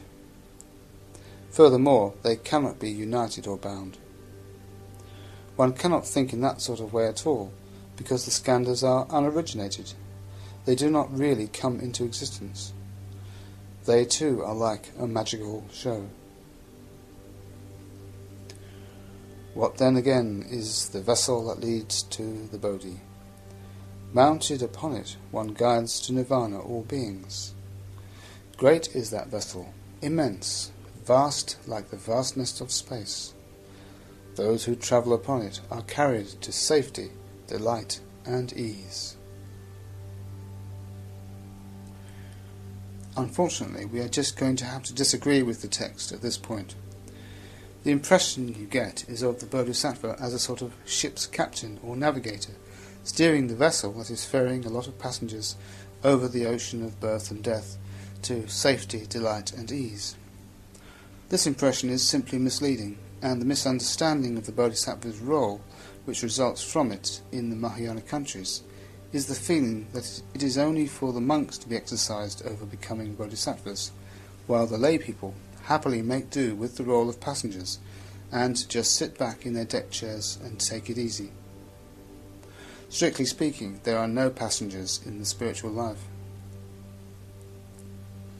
The admirable Mahayana emphasis on the dedication of the Bodhisattva to helping others can leave you with the idea that those who are being helped are quite passive, that they are hitching a ride on someone else's vehicle or vessel. In fact, all the Bodhisattva can do is help people to help themselves. If the Bodhisattva leads the way, they have to follow on their own 2 feet.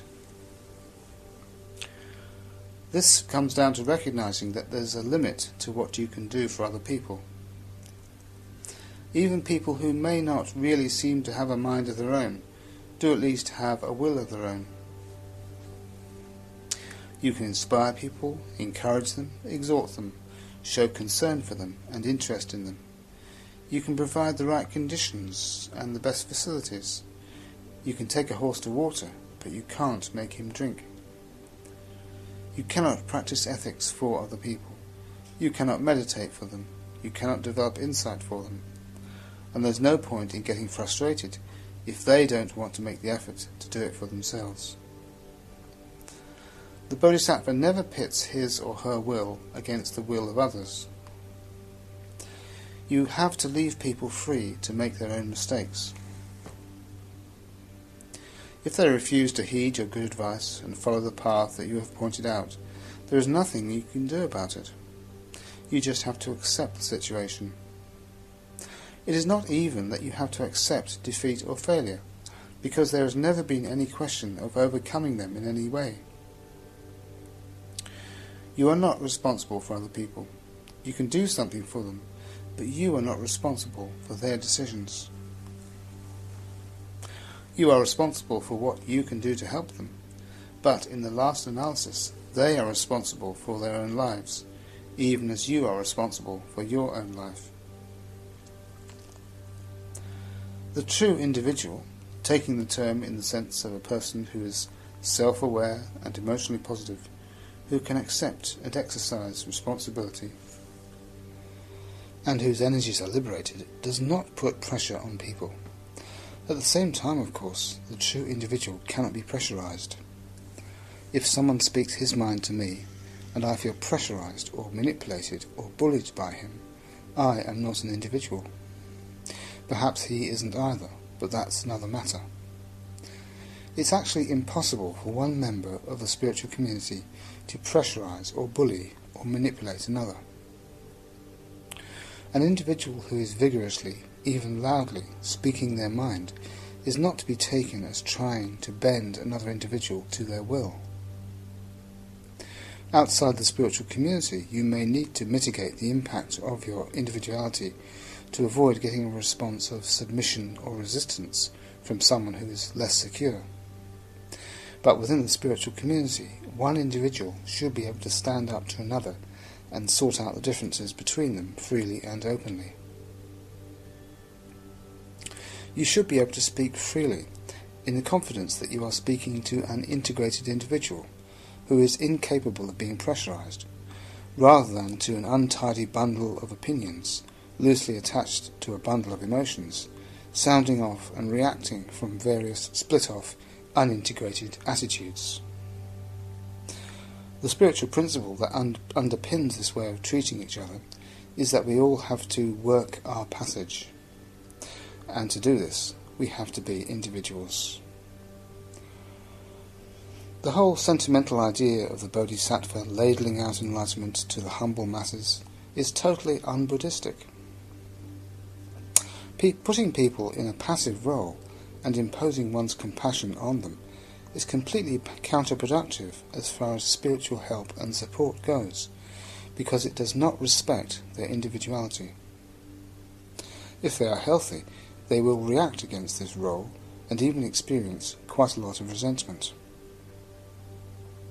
Spiritual development is achieved by the individual, and this development may well include a refusal of patronizing help. In fact, there is very little that we can do for others, even though that very little is important and should be done. Chapter 6. The Unfathomable Individual. Thus transcending the world, he eludes our apprehensions. He goes to nirvana, but no one can say where he went to. A fire is extinguished, but where, do we ask, has it gone to? Likewise, how can we find him who has found the rest of the blessed? The Bodhisattva's past, his future, and his present must elude us. Time's 3 dimensions nowhere touch him.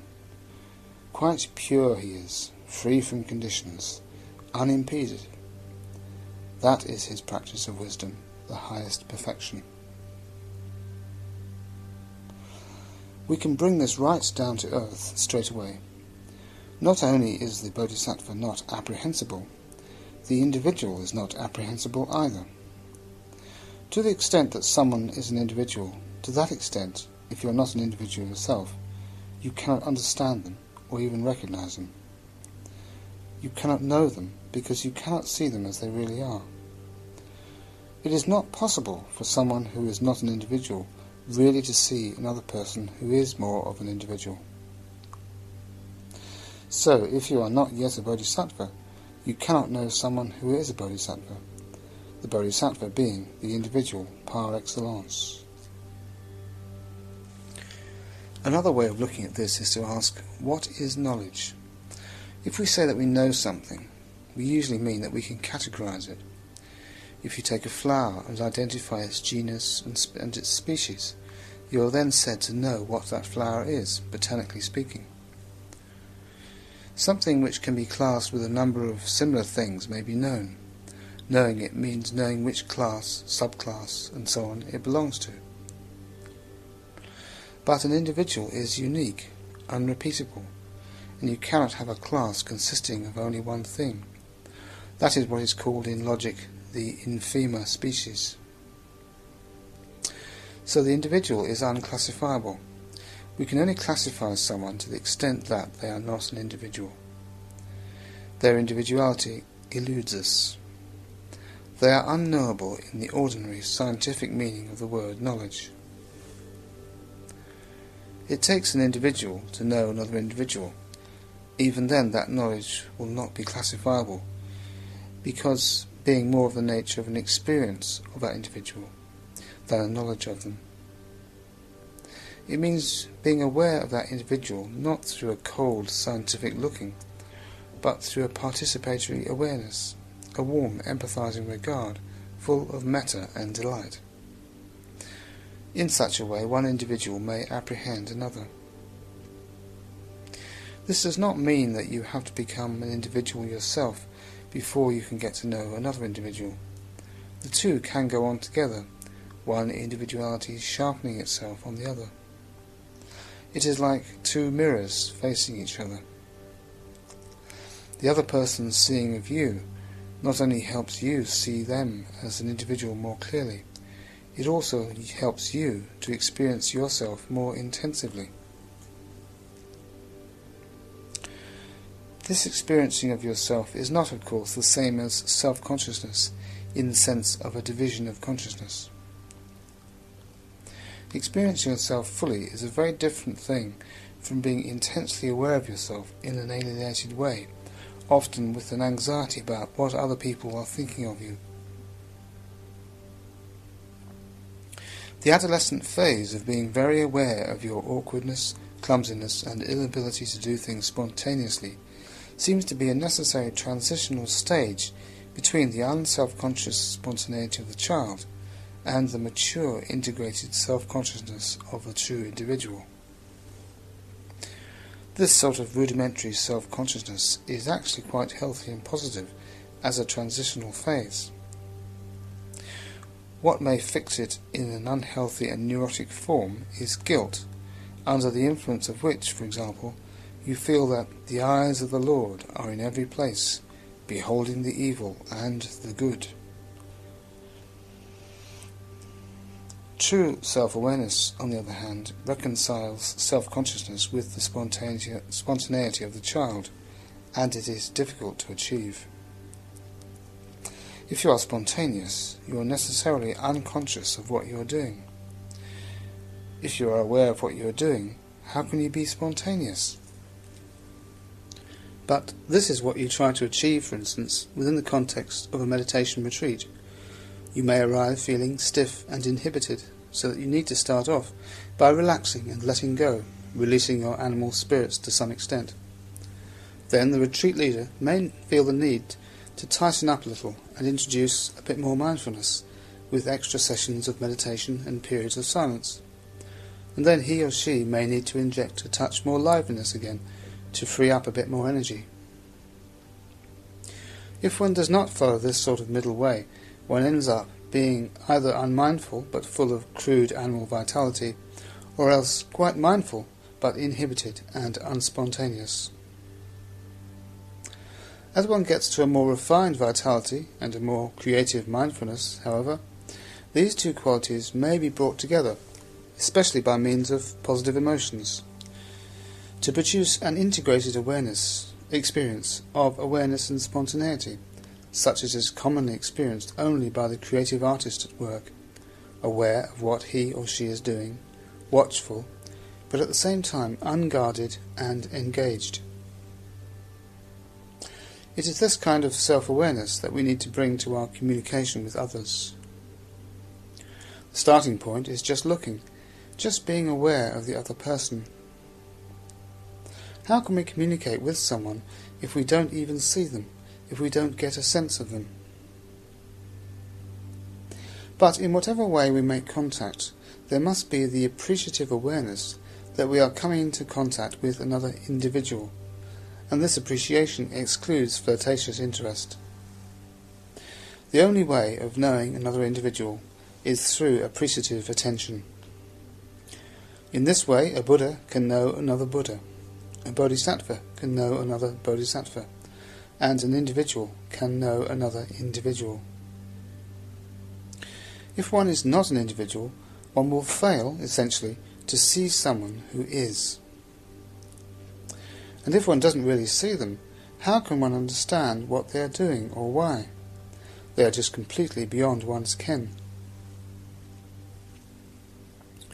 But even a true individual is going to be at a loss when looking for any trace of the Bodhisattva, the transcendent individual. We may say, he goes to Nirvana, but no one can say where he went to. A fire is extinguished, but where, do we ask, has it gone to? Likewise, how can the ordinary individual find him who has found the rest of the blessed? The Pali texts similarly establish that the Buddha, the Tathagata, cannot be known, fathomed, or classified. He is not a Deva, nor a Gandharva, nor a Yaksha. He is not even a human being. He is just the Buddha. To call him a Buddha is strictly inaccurate as well, because it relegates him to a class, whereas the Buddha is unique. When we speak of a plurality of Buddhas, that plurality is metaphysical, not numerical. It is like the Neoplatonic idea that the One, which is designated the Absolute, is not a numerical one. That is, it is not one as distinguished from two or any other number. We cannot entertain any idea that reality is one or many, or that there are one or many bodhisattvas, or one or many Buddhas. Our ideas of number in no way apply to the Absolute. That is why the Buddha says to Aniruddha that it is inept to say of the Tathagata that after death he either exists or does not exist, or that he both exists and does not exist, or that he neither exists nor does not exist. Just as during his lifetime it cannot be predicated of the Buddha that he exists or does not exist, or both or neither, so in death. The Buddha is saying that he is as unfathomable in death as he is in life. As the complete individual, he cannot be categorized in any way whatever. It is in this way that the transcendental nature of the bodhisattvas is to be understood, rather than through any metaphysical reading of these verses that one might be tempted to adopt. Wise bodhisattvas, coursing thus, reflect on non-production, and yet, while doing so, engender in themselves the great compassion, which is, however, free from any notion of a being. Thereby they practice wisdom, the highest perfection. So, coursing thus, wise bodhisattvas reflect on non-production, do they? Who says they reflect on non-production? How do we know? What does it mean to reflect on non-production? Really, the words mean nothing to us at all. Well, luckily the text goes on to contradict itself. Wise bodhisattvas, it says, reflect on non-production, and at the same time they produce great compassion, without having any notion of a being as an object of that compassion. Right, it's a paradox. That seems clear enough. Thereby they practice wisdom, the highest perfection. And we think we've got an idea of what the bodhisattva is about. But let's be frank, we haven't. Not an inkling. We haven't the least idea of it at all. This is the danger of the perfection of wisdom texts and their conceptual way of putting things. We think we've understood because we understand the words. We even understand the ideas. Although they are quite abstruse, we can work them out, or we can get Dr. Konza, or Dr. Suzuki, or Dr. Gunther to do it for us. But what this paradox is telling us is that if we think we understand what is being said, we have not even begun to understand it. Actually, we have not understood anything at all. When we have understood that, well, then we are getting somewhere, but not before. But when the notion of suffering and beings leads him to think, suffering I shall remove, the wheel of the world I shall work, beings are then imagined, a self is imagined, the practice of wisdom, the highest perfection, is lacking. Now there's no problem here, is there? This is what the bodhisattva shouldn't be thinking, and if it is what he or she is thinking, then it's a sure sign that he or she isn't practicing the perfection of wisdom. And it's easy enough to see from this how the bodhisattva should think. If this is how we respond to this verse, we are doing exactly what the bodhisattva is not supposed to be doing. By thinking what the bodhisattva is supposed not to be thinking, we think we have understood what the bodhisattva is not supposed to be thinking. In this way we make complete fools of ourselves. It is like the old Zen illustration of the finger pointing at the moon. The finger is the teaching, which points towards the moon of enlightenment. And, at the risk of defeating the object of this image by expressing it in words, we may say that taking the teaching too literally is like mistaking the finger for the moon. So another finger is needed to point this out, and this often takes the form of a negation of any literal understanding of the original pointing out. But we remain engrossed in the finger, even though it is pointing more subtly. So yet another finger points this out. And so the history of Buddhist thought goes on, and we have to struggle through a whole series of progressively more subtle pointing fingers. But is it all really necessary? The Buddha just pointed at the moon, so to speak. It is the subtle medieval mind that came after him which we have to thank for all this intellectual juggling. Maybe we are much more simple-minded and practical, like the Chinese.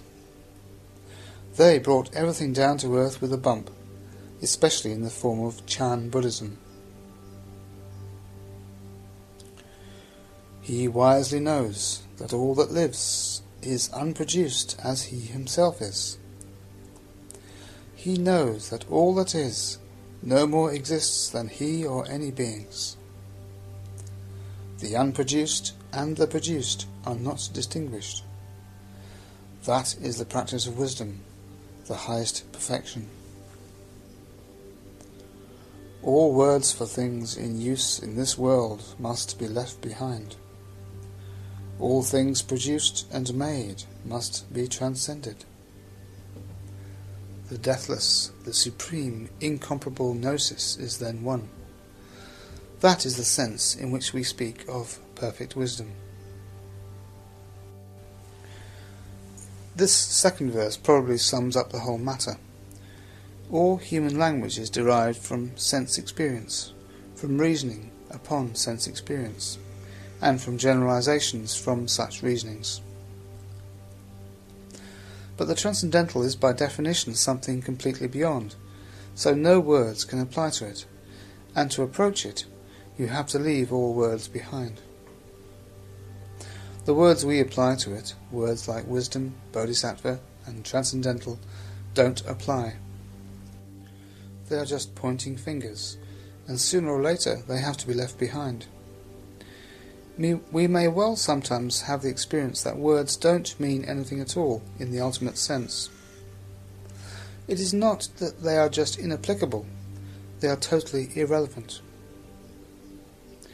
All the time that we are talking about Buddhas and Bodhisattvas and coursing in perfect wisdom and the unproduced, etc., etc., we are preoccupied with words, or at least with thoughts, and so long as we are pondering on these words and ideas, we are nowhere near what they purport to indicate. It is not that there is still a long way to go, we are nowhere near it at all. There are no degrees, no gradations between perfect wisdom and our words and thoughts, however profound. They all just have to be dropped. When, free from doubts, the Bodhisattva carries on his practice, as skilled in wisdom he is known to dwell. All dharmas are not really there. Their essential original nature is empty. To comprehend that is the practice of wisdom, perfection supreme. The Bodhisattva carries on his or her practice because he or she is free from those particular doubts to which Bodhisattvas are prone, doubts about non-production and so on. On our own level too, we carry on our practice only to the extent that we are free from the kind of energy-sapping doubt that expresses emotional resistance. To get that energy going, we need to cultivate faith. And as faith is a form of emotion, to cultivate it, we have to be in touch with our emotions. Then we must direct those emotions, indeed the whole of our emotional nature, towards the objects of faith, towards things that are higher, nobler, and more sublime. In the Buddhist tradition, this means contemplating the three jewels, dwelling on the positive qualities of the Buddha, the Dharma, and the Sangha, and admiring those qualities, delighting in them, yearning for them. That is faith. Chapter 7. Topsy-turvy views. He does not stand in form, perception, or in feeling, in will or consciousness, in any skandha whatsoever. In Dharma's true nature alone he is standing. Then that is his practice of wisdom, the highest perfection. We have met with the idea already, but not quite in these terms. Instead of coursing, the Buddha now stands. The word suggests a confidence in one's position. Standing in the skandhas, you're actually standing on thin ice, and it's melting all the time, yet you're standing your ground, standing firm. So is this the extent of the imagery we can take from this verse? Well, no, because the expression is, in fact, not standing on, but standing in. It is about roots. We should be familiar, from the Dhammapada, with the image of a tree with shallow or weak roots that can easily be blown down by the wind. If we are not rooted in the spiritual life, we are rooted in shallow, stony, loose and shifting soil, maybe even in sand. We are rooted in phenomenal reality, and we can be blown over by Mara. So if we are not bodhisattvas, we stand very precariously. But if we are rooted in reality, our roots go much deeper. We draw our sustenance from a much deeper level, and we therefore stand much more firmly and grow much more vigorously. The bodhisattva stands in the true nature of the Dharma, in the sense of being rooted in it, with roots that go very deep down, as deep as existence itself, you could say, and beyond. The last line, then that is his practice of wisdom, the highest perfection, now becomes more intelligible. If you are rooted in reality, you don't have to think about practicing anything. Sure, there is effort in the sense of virya, but it's not a question of will. It's not the ego-based effort that we usually make. Just as the sap flows up through the tree quite spontaneously and naturally, so the power needed for the practice of wisdom flows spontaneously from the bodhisattva's being, rooted as it is in ultimate reality. By sending roots ever deeper into the Dharma, the bodhisattva enables the energy to flow ever more freely and abundantly. But just as the tree is only artificially separate from the sap that flows through it, so there is no distinguishing between the bodhisattva and the energy that springs from the source of ultimate reality. When you are totally absorbed in something creative, you and the energy are one. Thus, the bodhisattva's acting from ultimate reality is his practice of wisdom, the highest perfection. When you live from the deepest level of reality, that is your practice of wisdom. Your practice is the way you live. Your whole life is the expression of what you are rooted in, just as all the leaves and flowers on the tree are the expression of the sap which rises from the earth. This verse is saying, don't draw your nourishment from any aspect of your conditioned being. Go deeper. Draw it from the depths of the unconditioned. Draw it from the true nature of Dharma, which is also, in a sense, your own true nature. If you do that, everything you say, everything you do, and everything you think will be your practice of wisdom, the highest perfection. This way of thinking of the bodhisattva as a deeply rooted tree gives us a more correct idea of the nature of the bodhisattva and the bodhisattva's life than can any generalized or abstract account.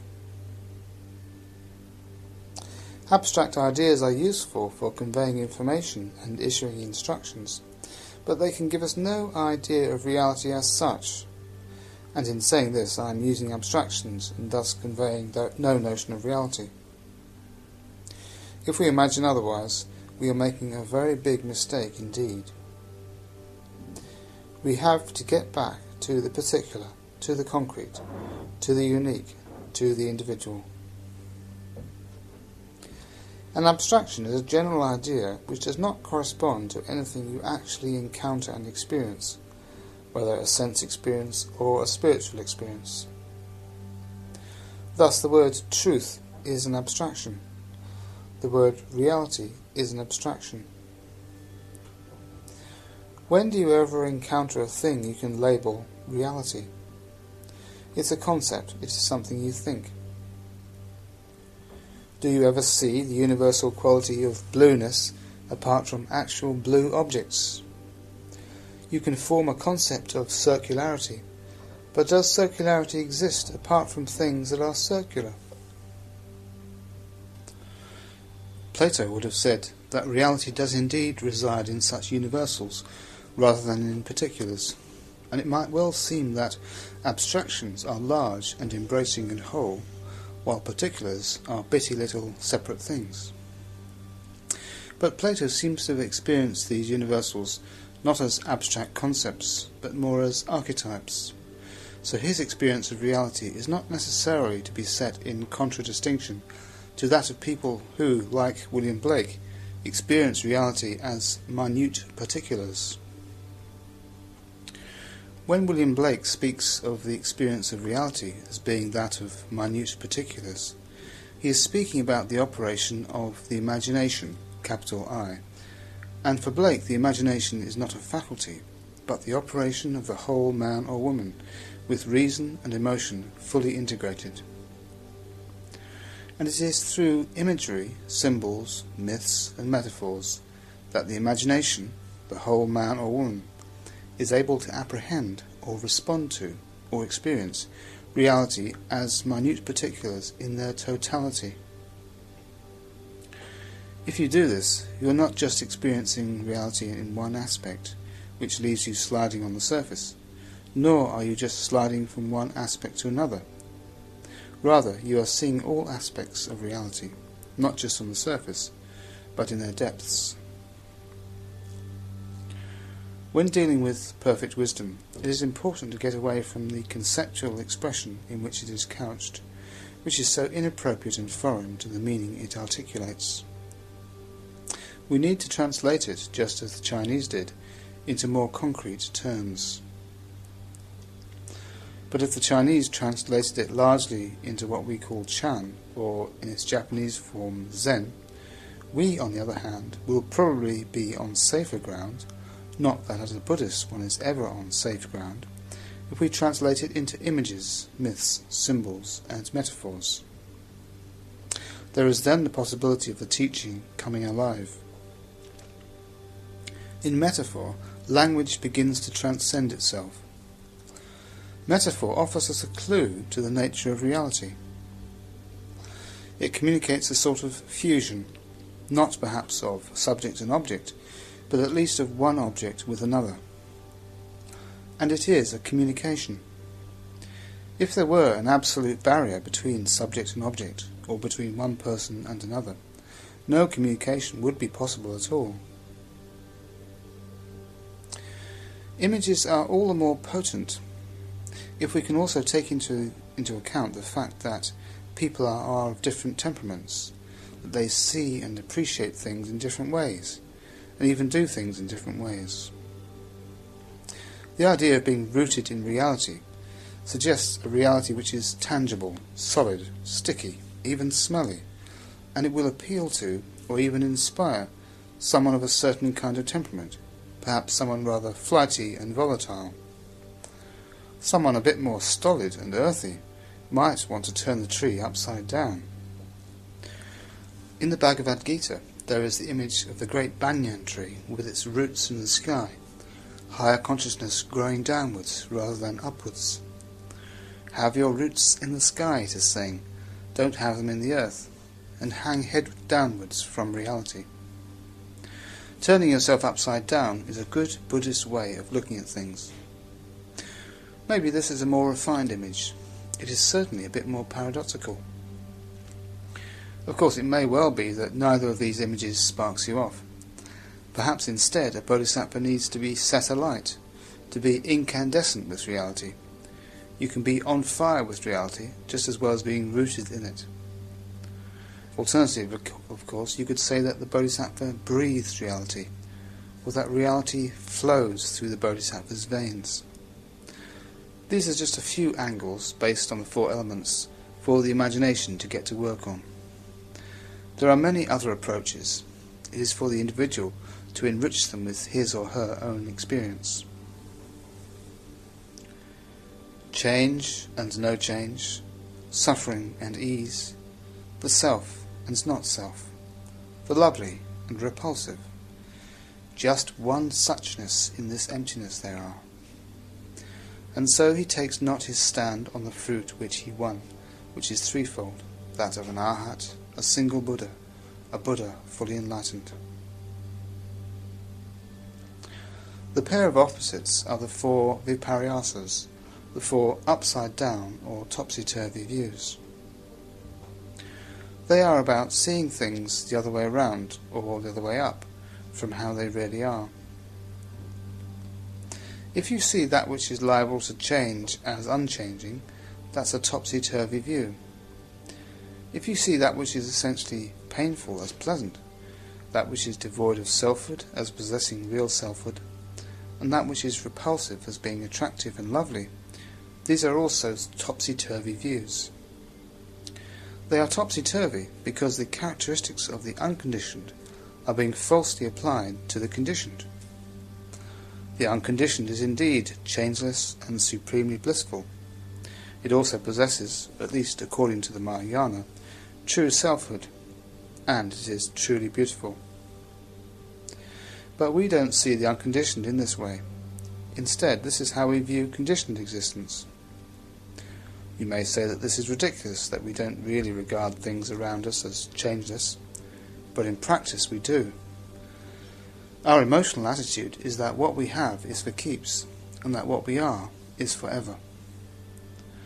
In early Buddhism, and in much of the Mahayana, great importance is attached to overcoming the viparyasas. At the same time, however, this teaching rests on a dualistic basis, and the Mahayana does not regard dualism, the notion that we have the conditioned on the one hand and the unconditioned on the other, and that we simply have to go from the one to the other, as the last word, as ultimately valid. This is not to say, however, that the Mahayana rejects dualism as the necessary basis on which to establish a spiritual practice strong enough to sustain any kind of non-dualistic realization. At the start, we cannot afford to be non-dualistic. In the Arya Pariyesana Sutta from the Majjhima Nikaya, the Buddha says that when he was a bodhisattva, that is to say, before his enlightenment, being himself conditioned, he at first went in pursuit of conditioned things. But then it occurred to him to pursue not conditioned things, but the unconditioned, whereupon he began his quest for enlightenment, and eventually attained it. So this duality is basic to Buddhism. For practical spiritual purposes, you must think in terms of going from a lower state of consciousness to a higher state. Any kind of spiritual development has to be based upon dualistic assumptions.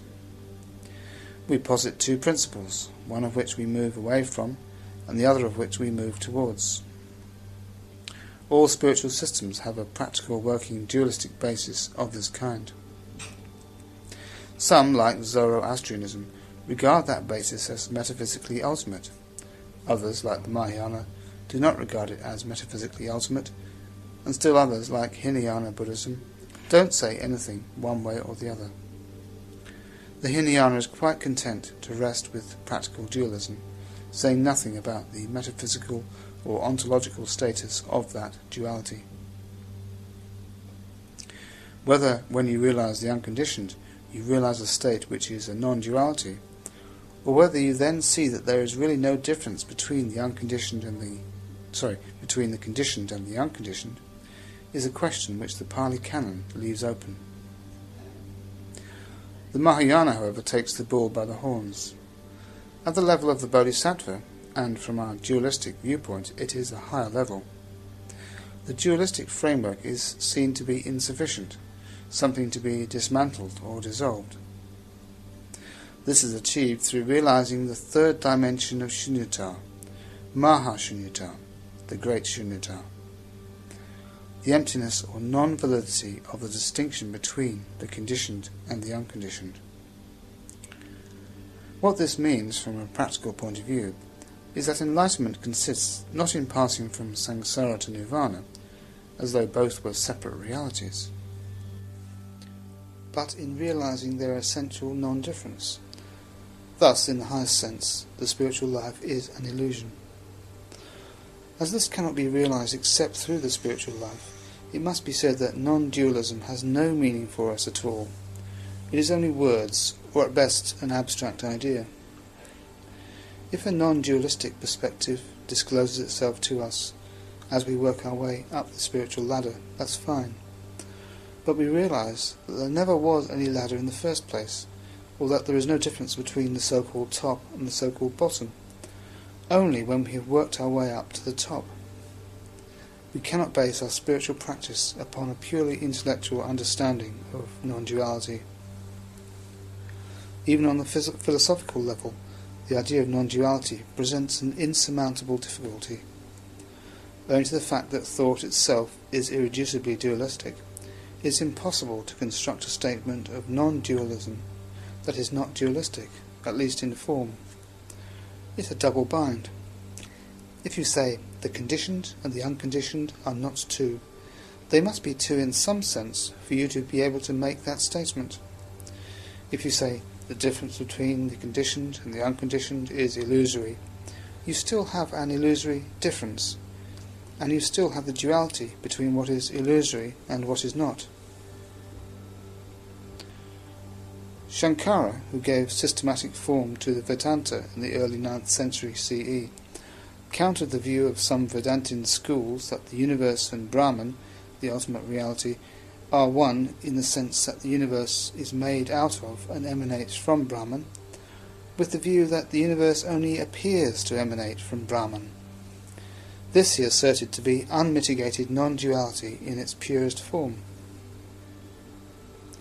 However, even if you maintain in this way that the universe does not originate in reality, but only in appearance, there is still a duality between appearance and reality.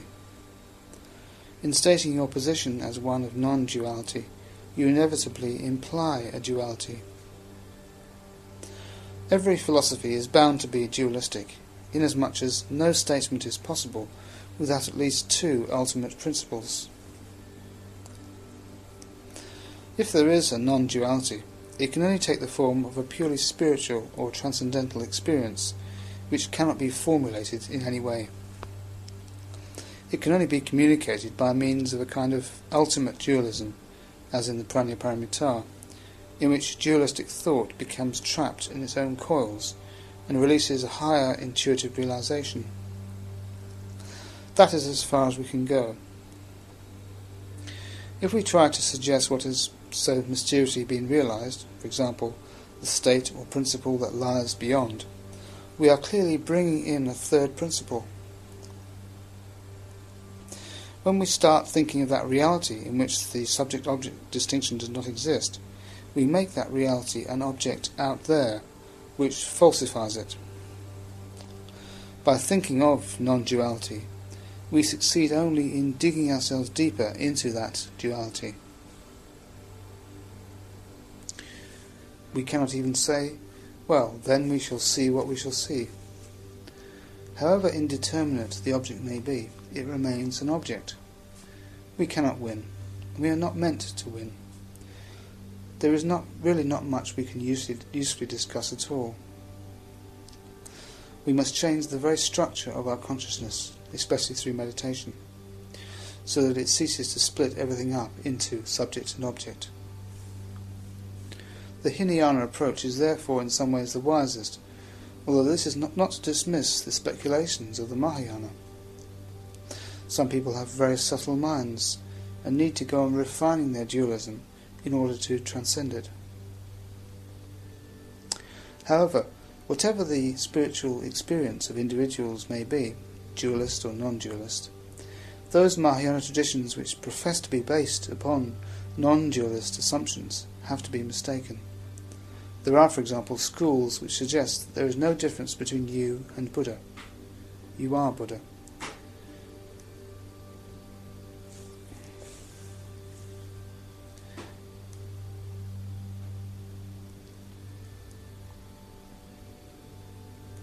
It might seem that a duality is being negated here, but in negating duality you are in fact setting it up.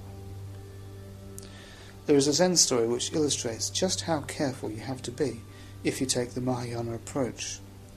The story concerns a Zen master who finds himself haunted by a spirit fox, not so much an unusual ghost as a very unusual fox, though not uncommon in Japanese folklore. Falling into conversation with it, the Zen master learns that it has undergone 500 rebirths as a spirit fox, but that before this run of disagreeable rebirths, it was a great Zen master. His fall from grace was the result of an answer he gave to the question, when one realizes one's Buddha nature, what happens to the law of karma?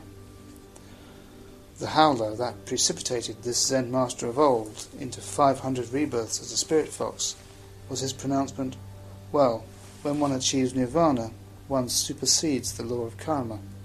The law of karma is wiped out. The spirit fox goes on, "Obviously I got it wrong. What should I have said?" And the Zen master tells him the correct answer. When you are enlightened, the law of karma doesn't get in your way.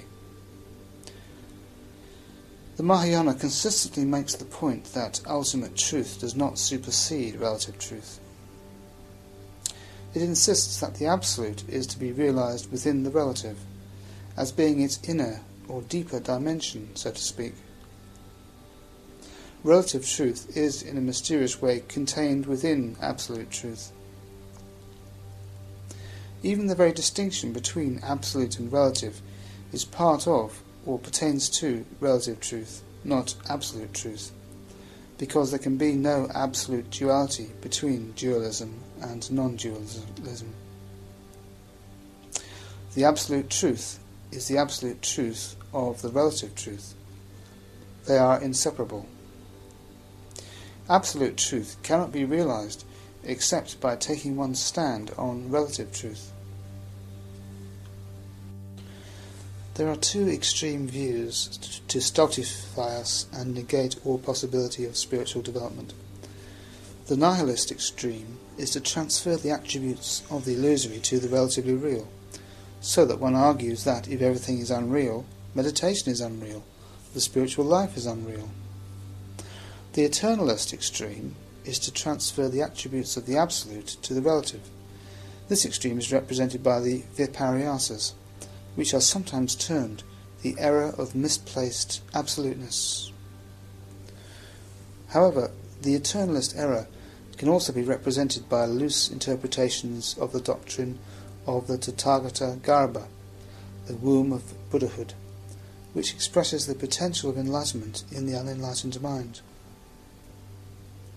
If we take the idea that every being has the Buddha nature literally, if we reify the concept of Tathagata Garbha, if we forget that it is empty, we can argue, well, if I already have the Buddha nature, it is useless for me to make any effort to attain it. If I try to attain it, I am missing the point.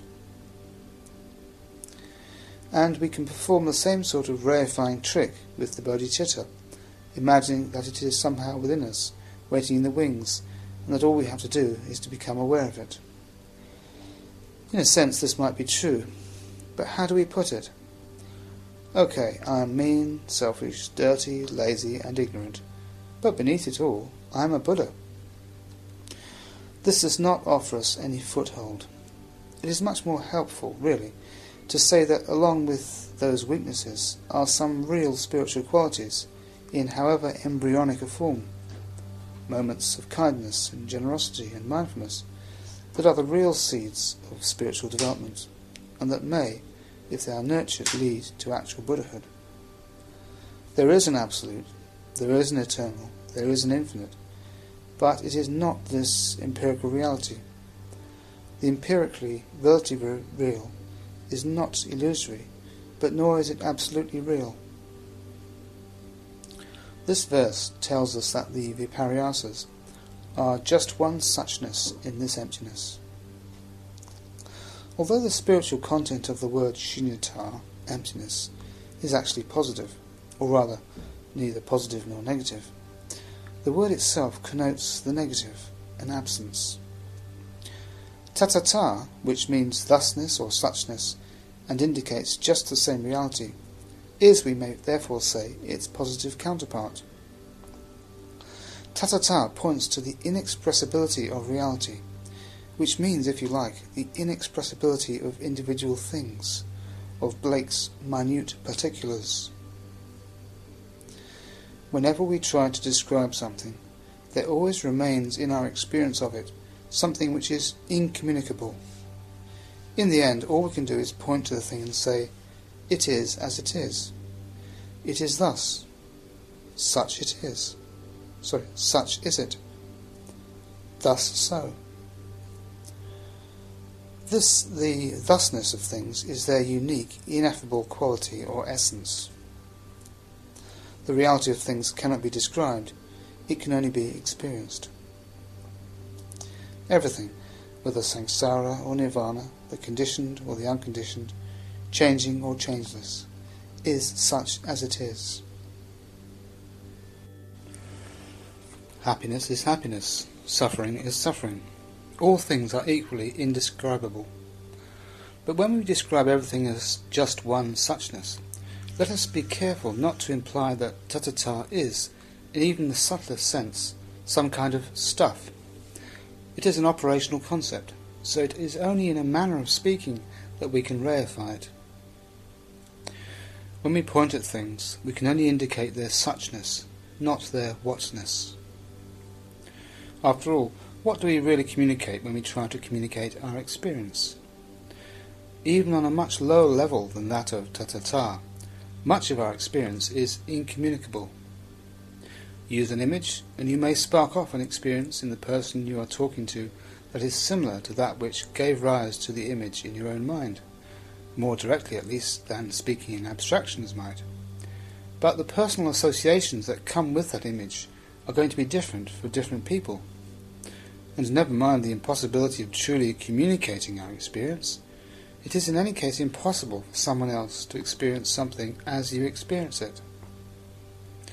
Another person is not going to relate to an object exactly as you relate to it, because, in a sense, you modify the object by virtue of your very experience of it. You cannot take the object out of the context of your experiencing it. Experience is another of those abstract terms that we tend to take literally, as if we could experience an experience. But how can we lift the experience out of the context of having the experience? You alone can have your experience. Another person will have another experience, which is their own. Give someone a book that you have enjoyed, and they may also enjoy it, but their experience of it will be quite different from yours. Hold up a flower to someone, and their experience of that flower will be their own, not the same as yours. Same flower, different person. In this way, on an ordinary, mundane, subject-object level, we can develop an awareness of the uniqueness and inexpressibility in our experience of things. This is not, however, going to be the same as the Bodhisattva's realization that just one suchness in this emptiness they are. And even if this is literally inconceivable to us, the Bodhisattva does not stop there. He takes not his stand on this or any other attainment. There is no resting content even with the fruits of full enlightenment. Surely, though, there is nothing more to do at that point. Why this emphasis on not resting on one's laurels? One answer is to say that the Bodhisattva does not put his or her roots down in enlightenment, because even full enlightenment is not the attainment of a fixed position, but rather the continuity and irreversibility of a process. Think of it perhaps, if provisionally, as a spiral. A spiral just going on and on, up and up, in ever-expanding circles to infinity. The leader himself was not stationed in the realm which is free from conditions, nor in the things which are under conditions, but freely he wandered without a home. Just so, without a support or a basis, a bodhisattva is standing. A position devoid of a basis has that position been called by the Jinna. The leader is of course the Buddha, and he is not stationed in the unconditioned as distinct from being stationed in the conditioned, because he has transcended that duality. He freely wanders without a home in either the conditioned or even the unconditioned. The Mahayana distinguishes two kinds of nirvana: pratisthita, the nirvana which is established, and apratisthita, the non-established nirvana, the nirvana which cannot be located in, you might say, any particular spot. So if the Buddha is stationed anywhere, he is stationed in the Mahashunyata, the great void. He is free from all concepts, all dualistic thinking, and his position is a no position. His basis is a no basis. His support is to have no support at all. What this verse suggests is an attitude of faith and trust towards life as a whole. Some people almost by nature have more of this than others. They are less anxious, less worried, less bothered, so that they can get along without plans and plots and structures. those who wish to become the Sugata's disciples, or Pratyeka Buddhas, or likewise kings of the Dharma. Without resort to this patience, they cannot reach their respective goals. They move across, but their eyes are not on the other shore. Those who teach Dharma, and those who listen when it is being taught, those who have won the fruit of an Arhat, a single Buddha, or a world saviour, and the Nirvana obtained by the wise and the learned. Mere illusions, mere dreams. So has the Tathagata taught us. In very general terms, this patience means being receptive to spiritual truths that go completely against the grain of your natural response to the world. You patiently accept the unacceptable. There is no patience called for in accepting what is acceptable. We can all put up with acceptable behaviour. It is only when we are confronted with the unacceptable that we can begin to try out our patience. So someone who tests your patience is, if inadvertently, doing their best to make you patient. Blaming someone for making you impatient is like blaming a beggar for making you mean. So whereas the Bodhisattva is spoken of in the Perfect Wisdom texts as penetrating into wisdom, prajna being feminine in gender, the practice of patience calls for a feminine posture in the face of reality. One of the 4 functions of Buddhahood, according to this Tantra, is to seduce, to fascinate. And though it is an idea that is developed much more fully in Hinduism, with the figure of Krishna and the gopis, it is not excluded from Buddhism. Indeed, the Metta-bhavana practice involves seeing everything as Shubha, as the purely beautiful. So why not be seduced by reality? You can lay yourself open to the possibility of an experience coming upon you, which you had never anticipated. Maybe reality fancies you. One must be open to all sorts of possibilities of expression. Don't forget that the Bodhisattva is represented in Buddhist iconography with a hook of compassion to pull you in, or a lasso to haul you in, like some reluctant steer. Transcendental patience, the patient acceptance of the absolutely unacceptable, is like, it has to be said, allowing reality to have its way with you. Here again is the Anutpatika Dharma Kshanti, the patient acceptance of the unnerving, indeed unacceptable fact that in reality nothing arises, because things have no objective existence which can arise. Everything is unborn, unoriginated.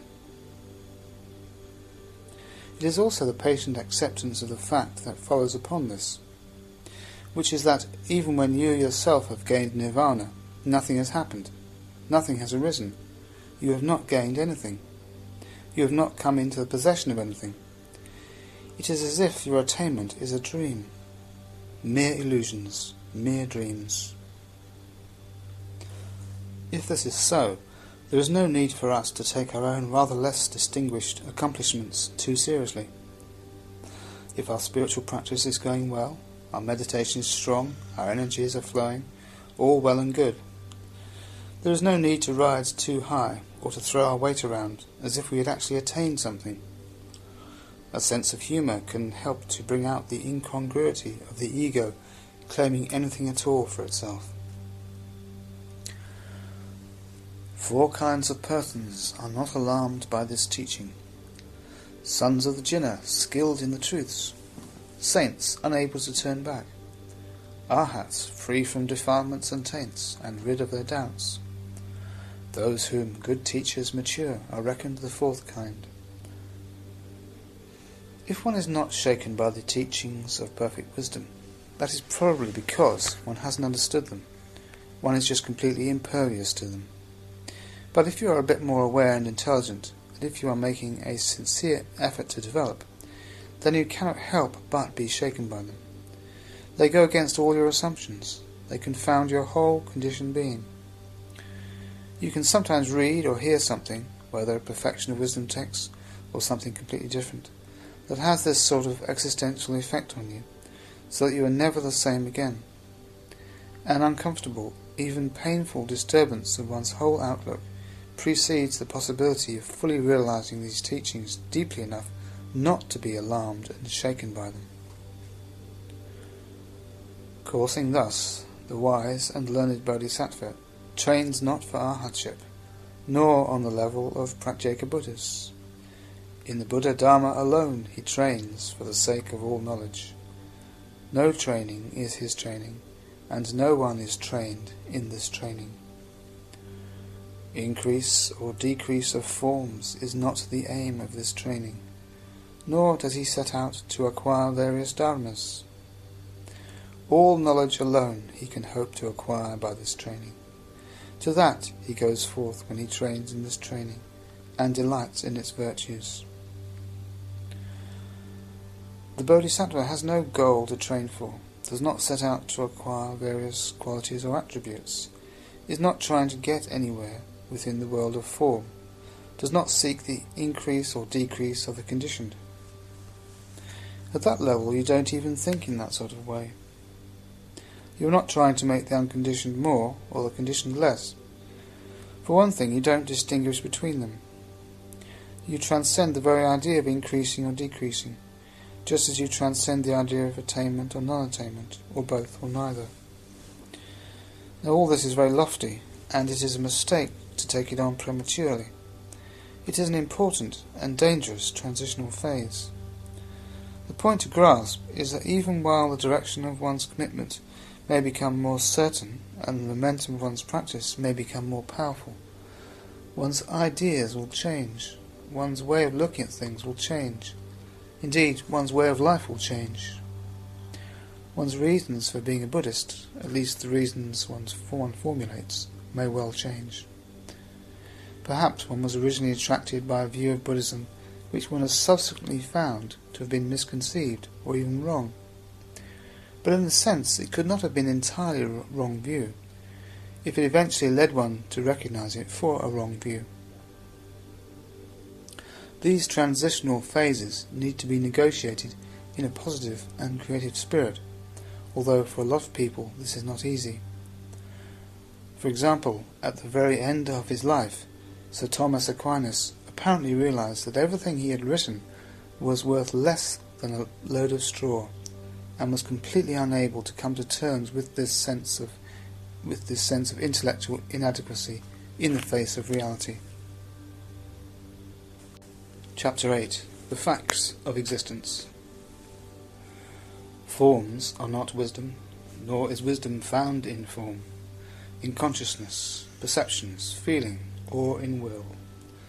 They are not wisdom, and no wisdom is in them. Like space it is, without a break or crack. Of all objective supports, the essential original nature is boundless. Of beings likewise, the essential original nature is boundless. As the essential original nature of space has no limits, just so the wisdom of the world knowers is boundless. Wisdom is like space because the only thing you can conceive of that is without breaks or cracks is space. Space can only be conceived of negatively through the things in it. It can't be divided or carved up. It doesn't consist of parts. It is omnipresent. These are the characteristics of wisdom, in that cracks or breaks or divisions are only conceptual. You can't cut up space, and you can't cut up being. You can't cut up wisdom. Wisdom is wholly present everywhere.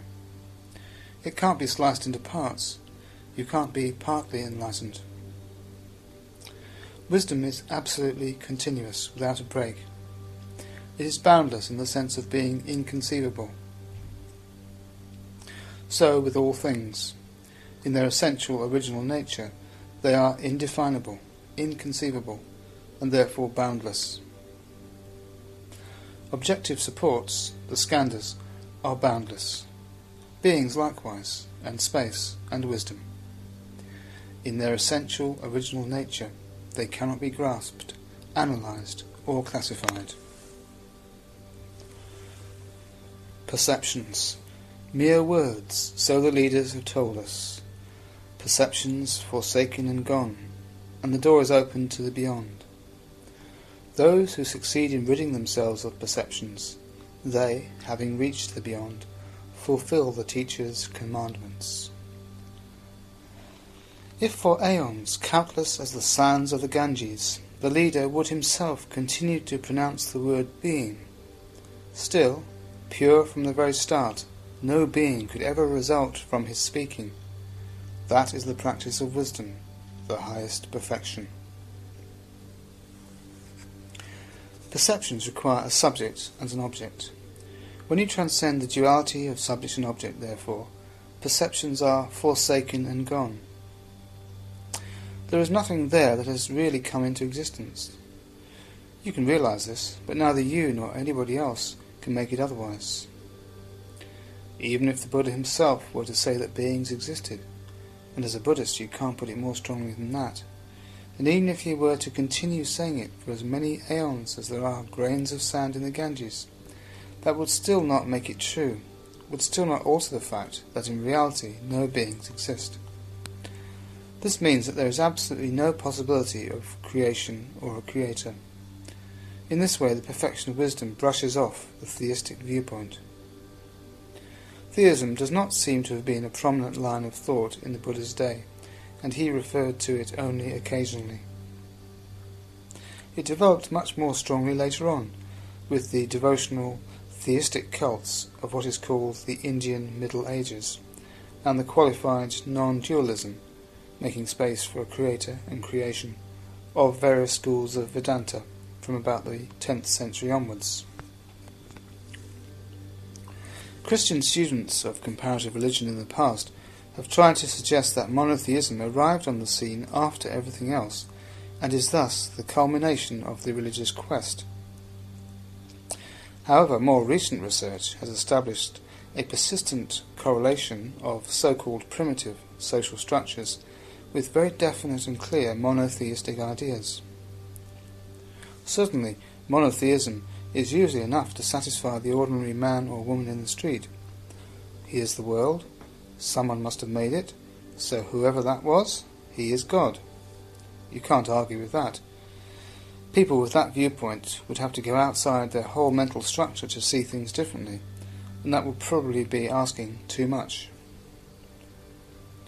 That aside, the whole question of the evolution of ideas begs one or two questions. Do you get an abstract development of ideas dissociated from the individuals who have them? Does the fact that you can arrange ideas in historical sequence necessarily invite theories of evolution?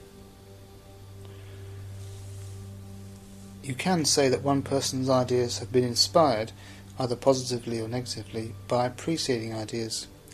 But religion itself, or philosophy itself, doesn't develop. To say it does is just a manner of speaking.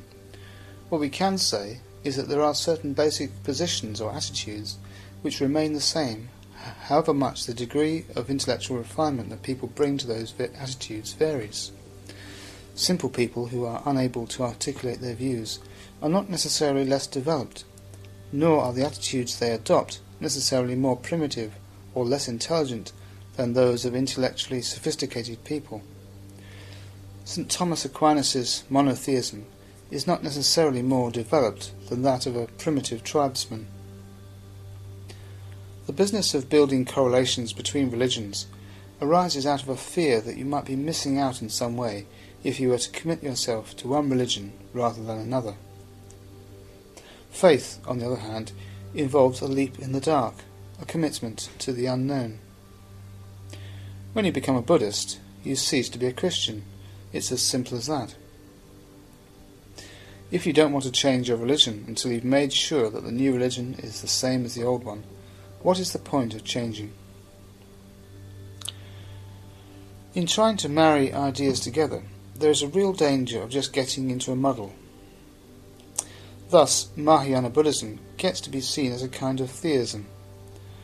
The Buddha watches over us and protects us. Well, that's basically what God does, and so on.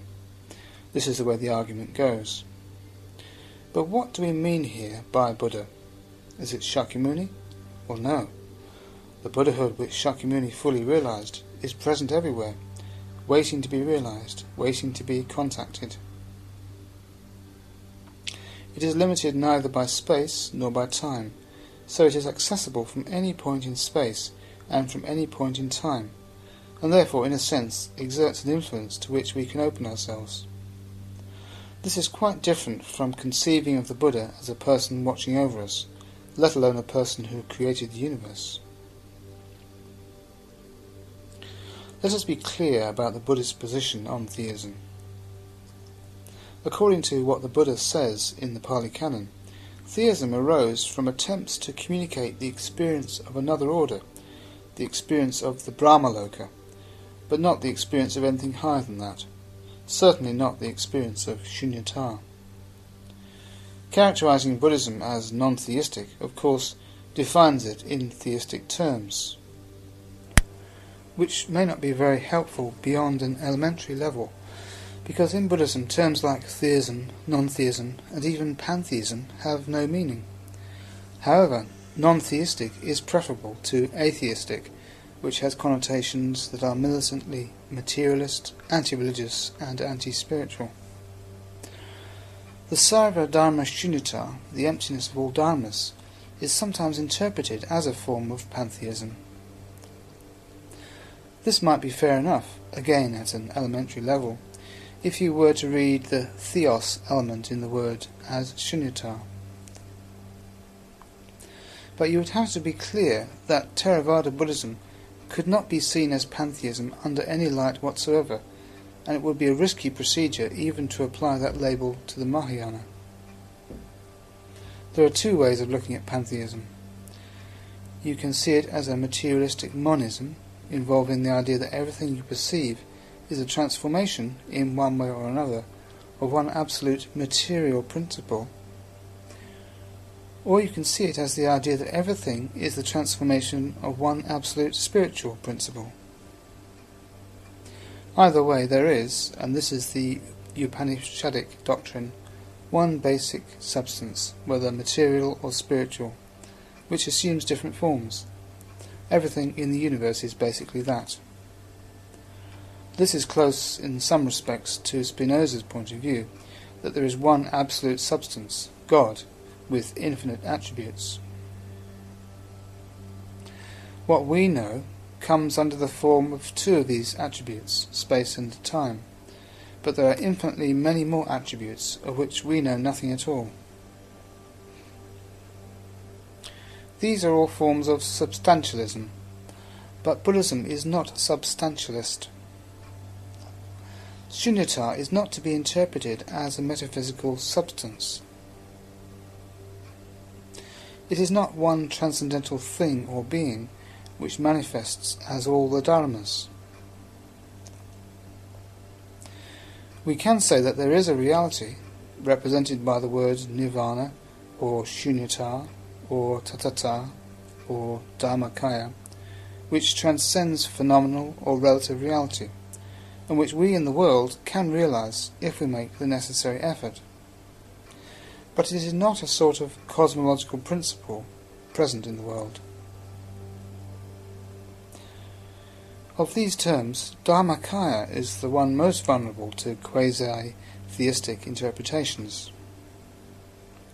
In its original development by the Mahayana, the Dharmakaya meant the ultimate reality of the human historical Buddha and the archetypal Buddha, that aspect of his nature in which he is one with ultimate reality, as opposed to the aspect in which he appears on the human level, the Nirmanakaya, and the aspect in which he appears on the archetypal level, the Sambhogakaya. So the Dharmakaya is not to be personified and thought of as a kind of cosmic force freely engaging in activities. The activity of the Dharmakaya manifests through enlightened beings. Because the Buddha is at one with reality, reality functions directly and without impediment through the Buddha. The Dharmakaya manifests to the extent that any individual is Buddha-like, and that partial manifestation is technically called the bodhicitta, which, you could say, progressively fills up the gap between unenlightenment and enlightenment. However, the concept of the Dharmakaya was extended in China and Japan to mean the ultimate spiritual principle, not just of the Buddha himself, but of the whole universe, which itself then became a manner of collective Nirmanakaya. Obviously, when popularly expounded, this can all become a bit pantheistic. The point of difference is that in the earlier Indian version, the Buddha is consciously at one with the Dharmakaya, whereas in the case of the Far Eastern development of this idea, the same can hardly be said for the entire cosmos. We therefore need to be a little careful in our interpretation of this universal Dharmakaya, not to see in it the one as against the many. For a start, we can perhaps see it quite simply as a kind of positive counterpart to the Anatman doctrine, so that there is no question of regarding the ultimate spiritual principle as a state of annihilation. It tells us in which direction to look for reality. Then, without saying what it may be in itself, we can say that it is the inexhaustible source of spiritual meaning and activities which we personify in the form of bodhisattvas. We may go on to say that the term Dharmakaya is used to denote the transcendental principle as the principle through which everything else connects, which in the ultimate analysis and within the widest possible perspective enables all things, inasmuch as they are, to interrelate, to be woven into the great harmony that we call the Dharmadhatu. It is in this way that we can see the Dharmakaya as the principle of unity, not in the sense of the truth being one and duality being false, but in the sense of the principle of harmony. It is the pole or axis around which everything orients itself, the principle which enables everything, when seen rightly, to make up the great mandala which is the cosmos. At the same time, this image of the mandala is not to be taken literally. There is no periphery to it. You can find a periphery to something finite, but how can you be peripheral to reality? We should not allow the Mahayana's fondness for abstract speculation to steer us too far away from individual experience. All this speculation has to be understood in the light of the perfection of wisdom. If we take the structure of language as somehow reflecting the structure of reality, and start taking statements about transcendental reality literally, rather than, say, poetically, we very quickly go off the rails. The extent to which Mahayana philosophy can be interpreted ontologically, indeed the extent to which Buddhism has an ontological standpoint at all, is really very questionable. Once we admit the concept of a cosmological principle, it is easy to start thinking in terms of a life force and end up with a naive sort of naturalistic pantheism. There may well be something that corresponds to some kind of life force operating throughout the universe. It is quite a positive and healthy belief. It may even be a spiritual force.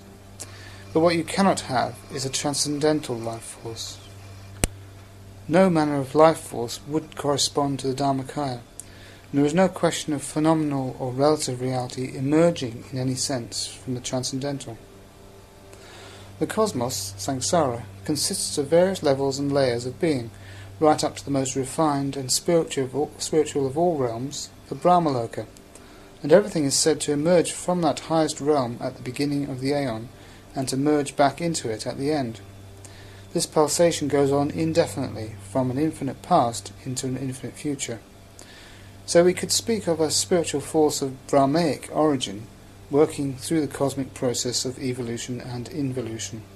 We could even call it God. But if we wanted to make that equation, we would have to be prepared to accept that God was relative and phenomenal, because the transcendental is something different.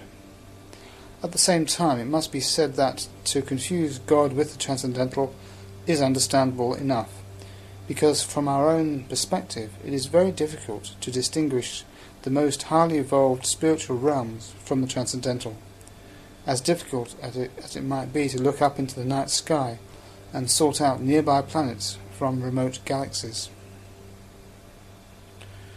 When you look at the world process and try to trace it back to its origins, however far back you go, you can never identify a point where it all begins. According to Buddhism, that is all you can say, and it is easy to see why. Time is itself part of our way of looking at things. It is, in a sense, subjective. So to ask the mind to go back to the beginning of time is self-contradictory. Where there is a mind, an ordinary consciousness, there will be a world perceived by that mind. The mind can never get back to a point where there is nothing to perceive, where everything begins and there is only the mind. It will be like trying to have just one side of a coin. The Buddha says simply, when world ceases, mind ceases. When mind ceases, world ceases. If you want to get to the end of the world, you must stop the mind.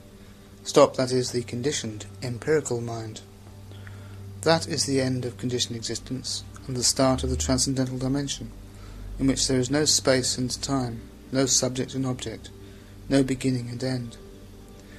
There is simply no perceivable causal nexus between the world process and the Absolute. The finite mind cannot simultaneously perceive these two dimensions, and they cannot therefore be embraced in any kind of intellectual synthesis. However far back we go, we don't find a point at which the whole cosmic process issues out of, or is caused or created by, the Absolute. We want explanations, however, and so we find pseudo-explanations. For example, why does a flower grow? It is activated by a principle of growth. An inflated restatement like this is no explanation at all. Why are people good? Because they are activated by a principle of goodness. How does the universe come into being? Well, it emerges out of a universal principle. How do things evolve and develop? Through some kind of life force or evolutionary energy. These are all pseudo-explanations. Another plausible explanation for the world is to say that it is created by avidya, ignorance. But in order to say this, we have to reify an abstract concept, making the idea of ignorance into a principle of ignorance, and then into a sort of creative principle.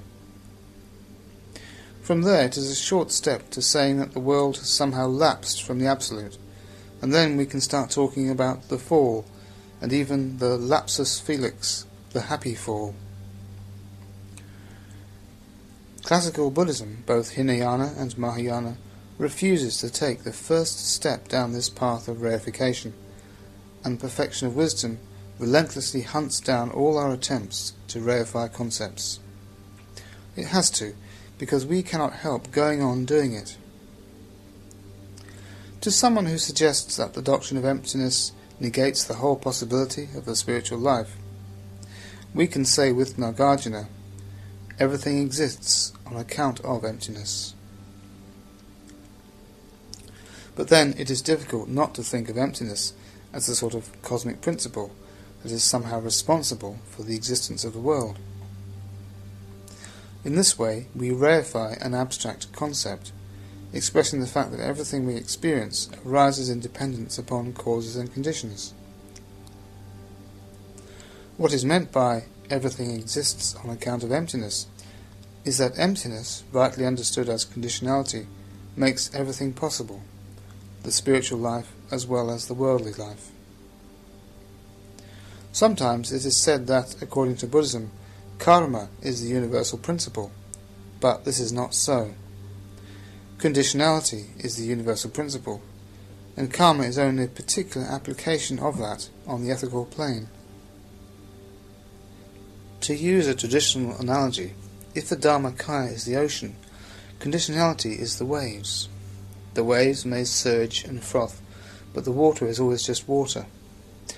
This rather crude image is not one to hang on to, of course, because it might encourage us to think of the Dharmakaya as some kind of spiritual substance. It is important to distinguish clearly between this universal principle of conditionality and the notion of cause and effect. In Indian philosophy, there are basically two schools of thought on cause and effect. One, that of the Satkaryavadins, says that cause and effect are identical. If you take a lump of gold and turn it into an ornament, it is still the same gold. There is only a change of form. The substance remains the same. Therefore, according to the Vedanta, which is of the Satkaryavadin persuasion, the whole universe is a transformation of the Brahman, the Absolute, the first principle. And inasmuch as cause and effect are identical, so God and the world, Brahman and the cosmos, are one. The opposing view, that of the Asatkaryavadins, represented by the Sarvastivadin school of the Hinayana, maintains that, on the contrary, cause and effect are different, just as, although curds are produced from milk, the one is sour and the other sweet. Nagarjuna, however, points out that if cause and effect are identical, causation is impossible, and that if cause and effect are different, again, causation is impossible. The Buddhist idea of conditionality simply amounts to the observation that certain facts and events are sequentially connected. This being, that becomes. From the arising of this, that arises. This not becoming, that does not become.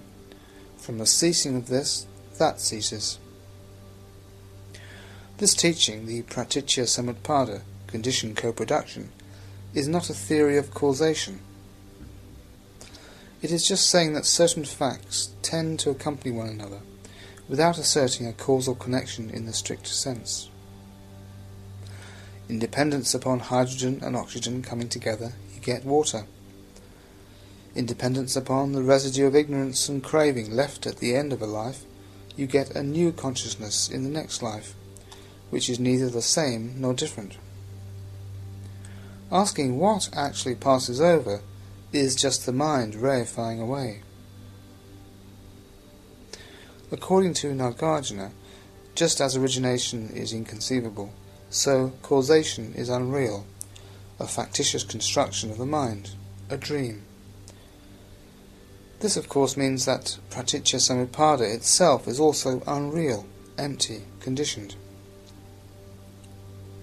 It teaches not a real causal relation between somehow autonomous entities, but that things are mutually dependent, and therefore lack independent selfhood. It connects together not realities, but appearances. It cannot be said to exist, or not to exist, or both, or neither. It is empty. In such fashion, Buddhist doctrines contradict themselves when they are taken literally. Their validity is relative, not absolute. They are a means to an end, enlightenment.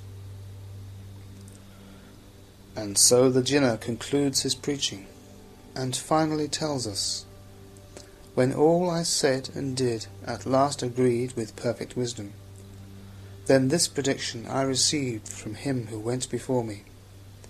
Fully enlightened at a future time, thou shalt a Buddha be." The end of Wisdom Beyond Words.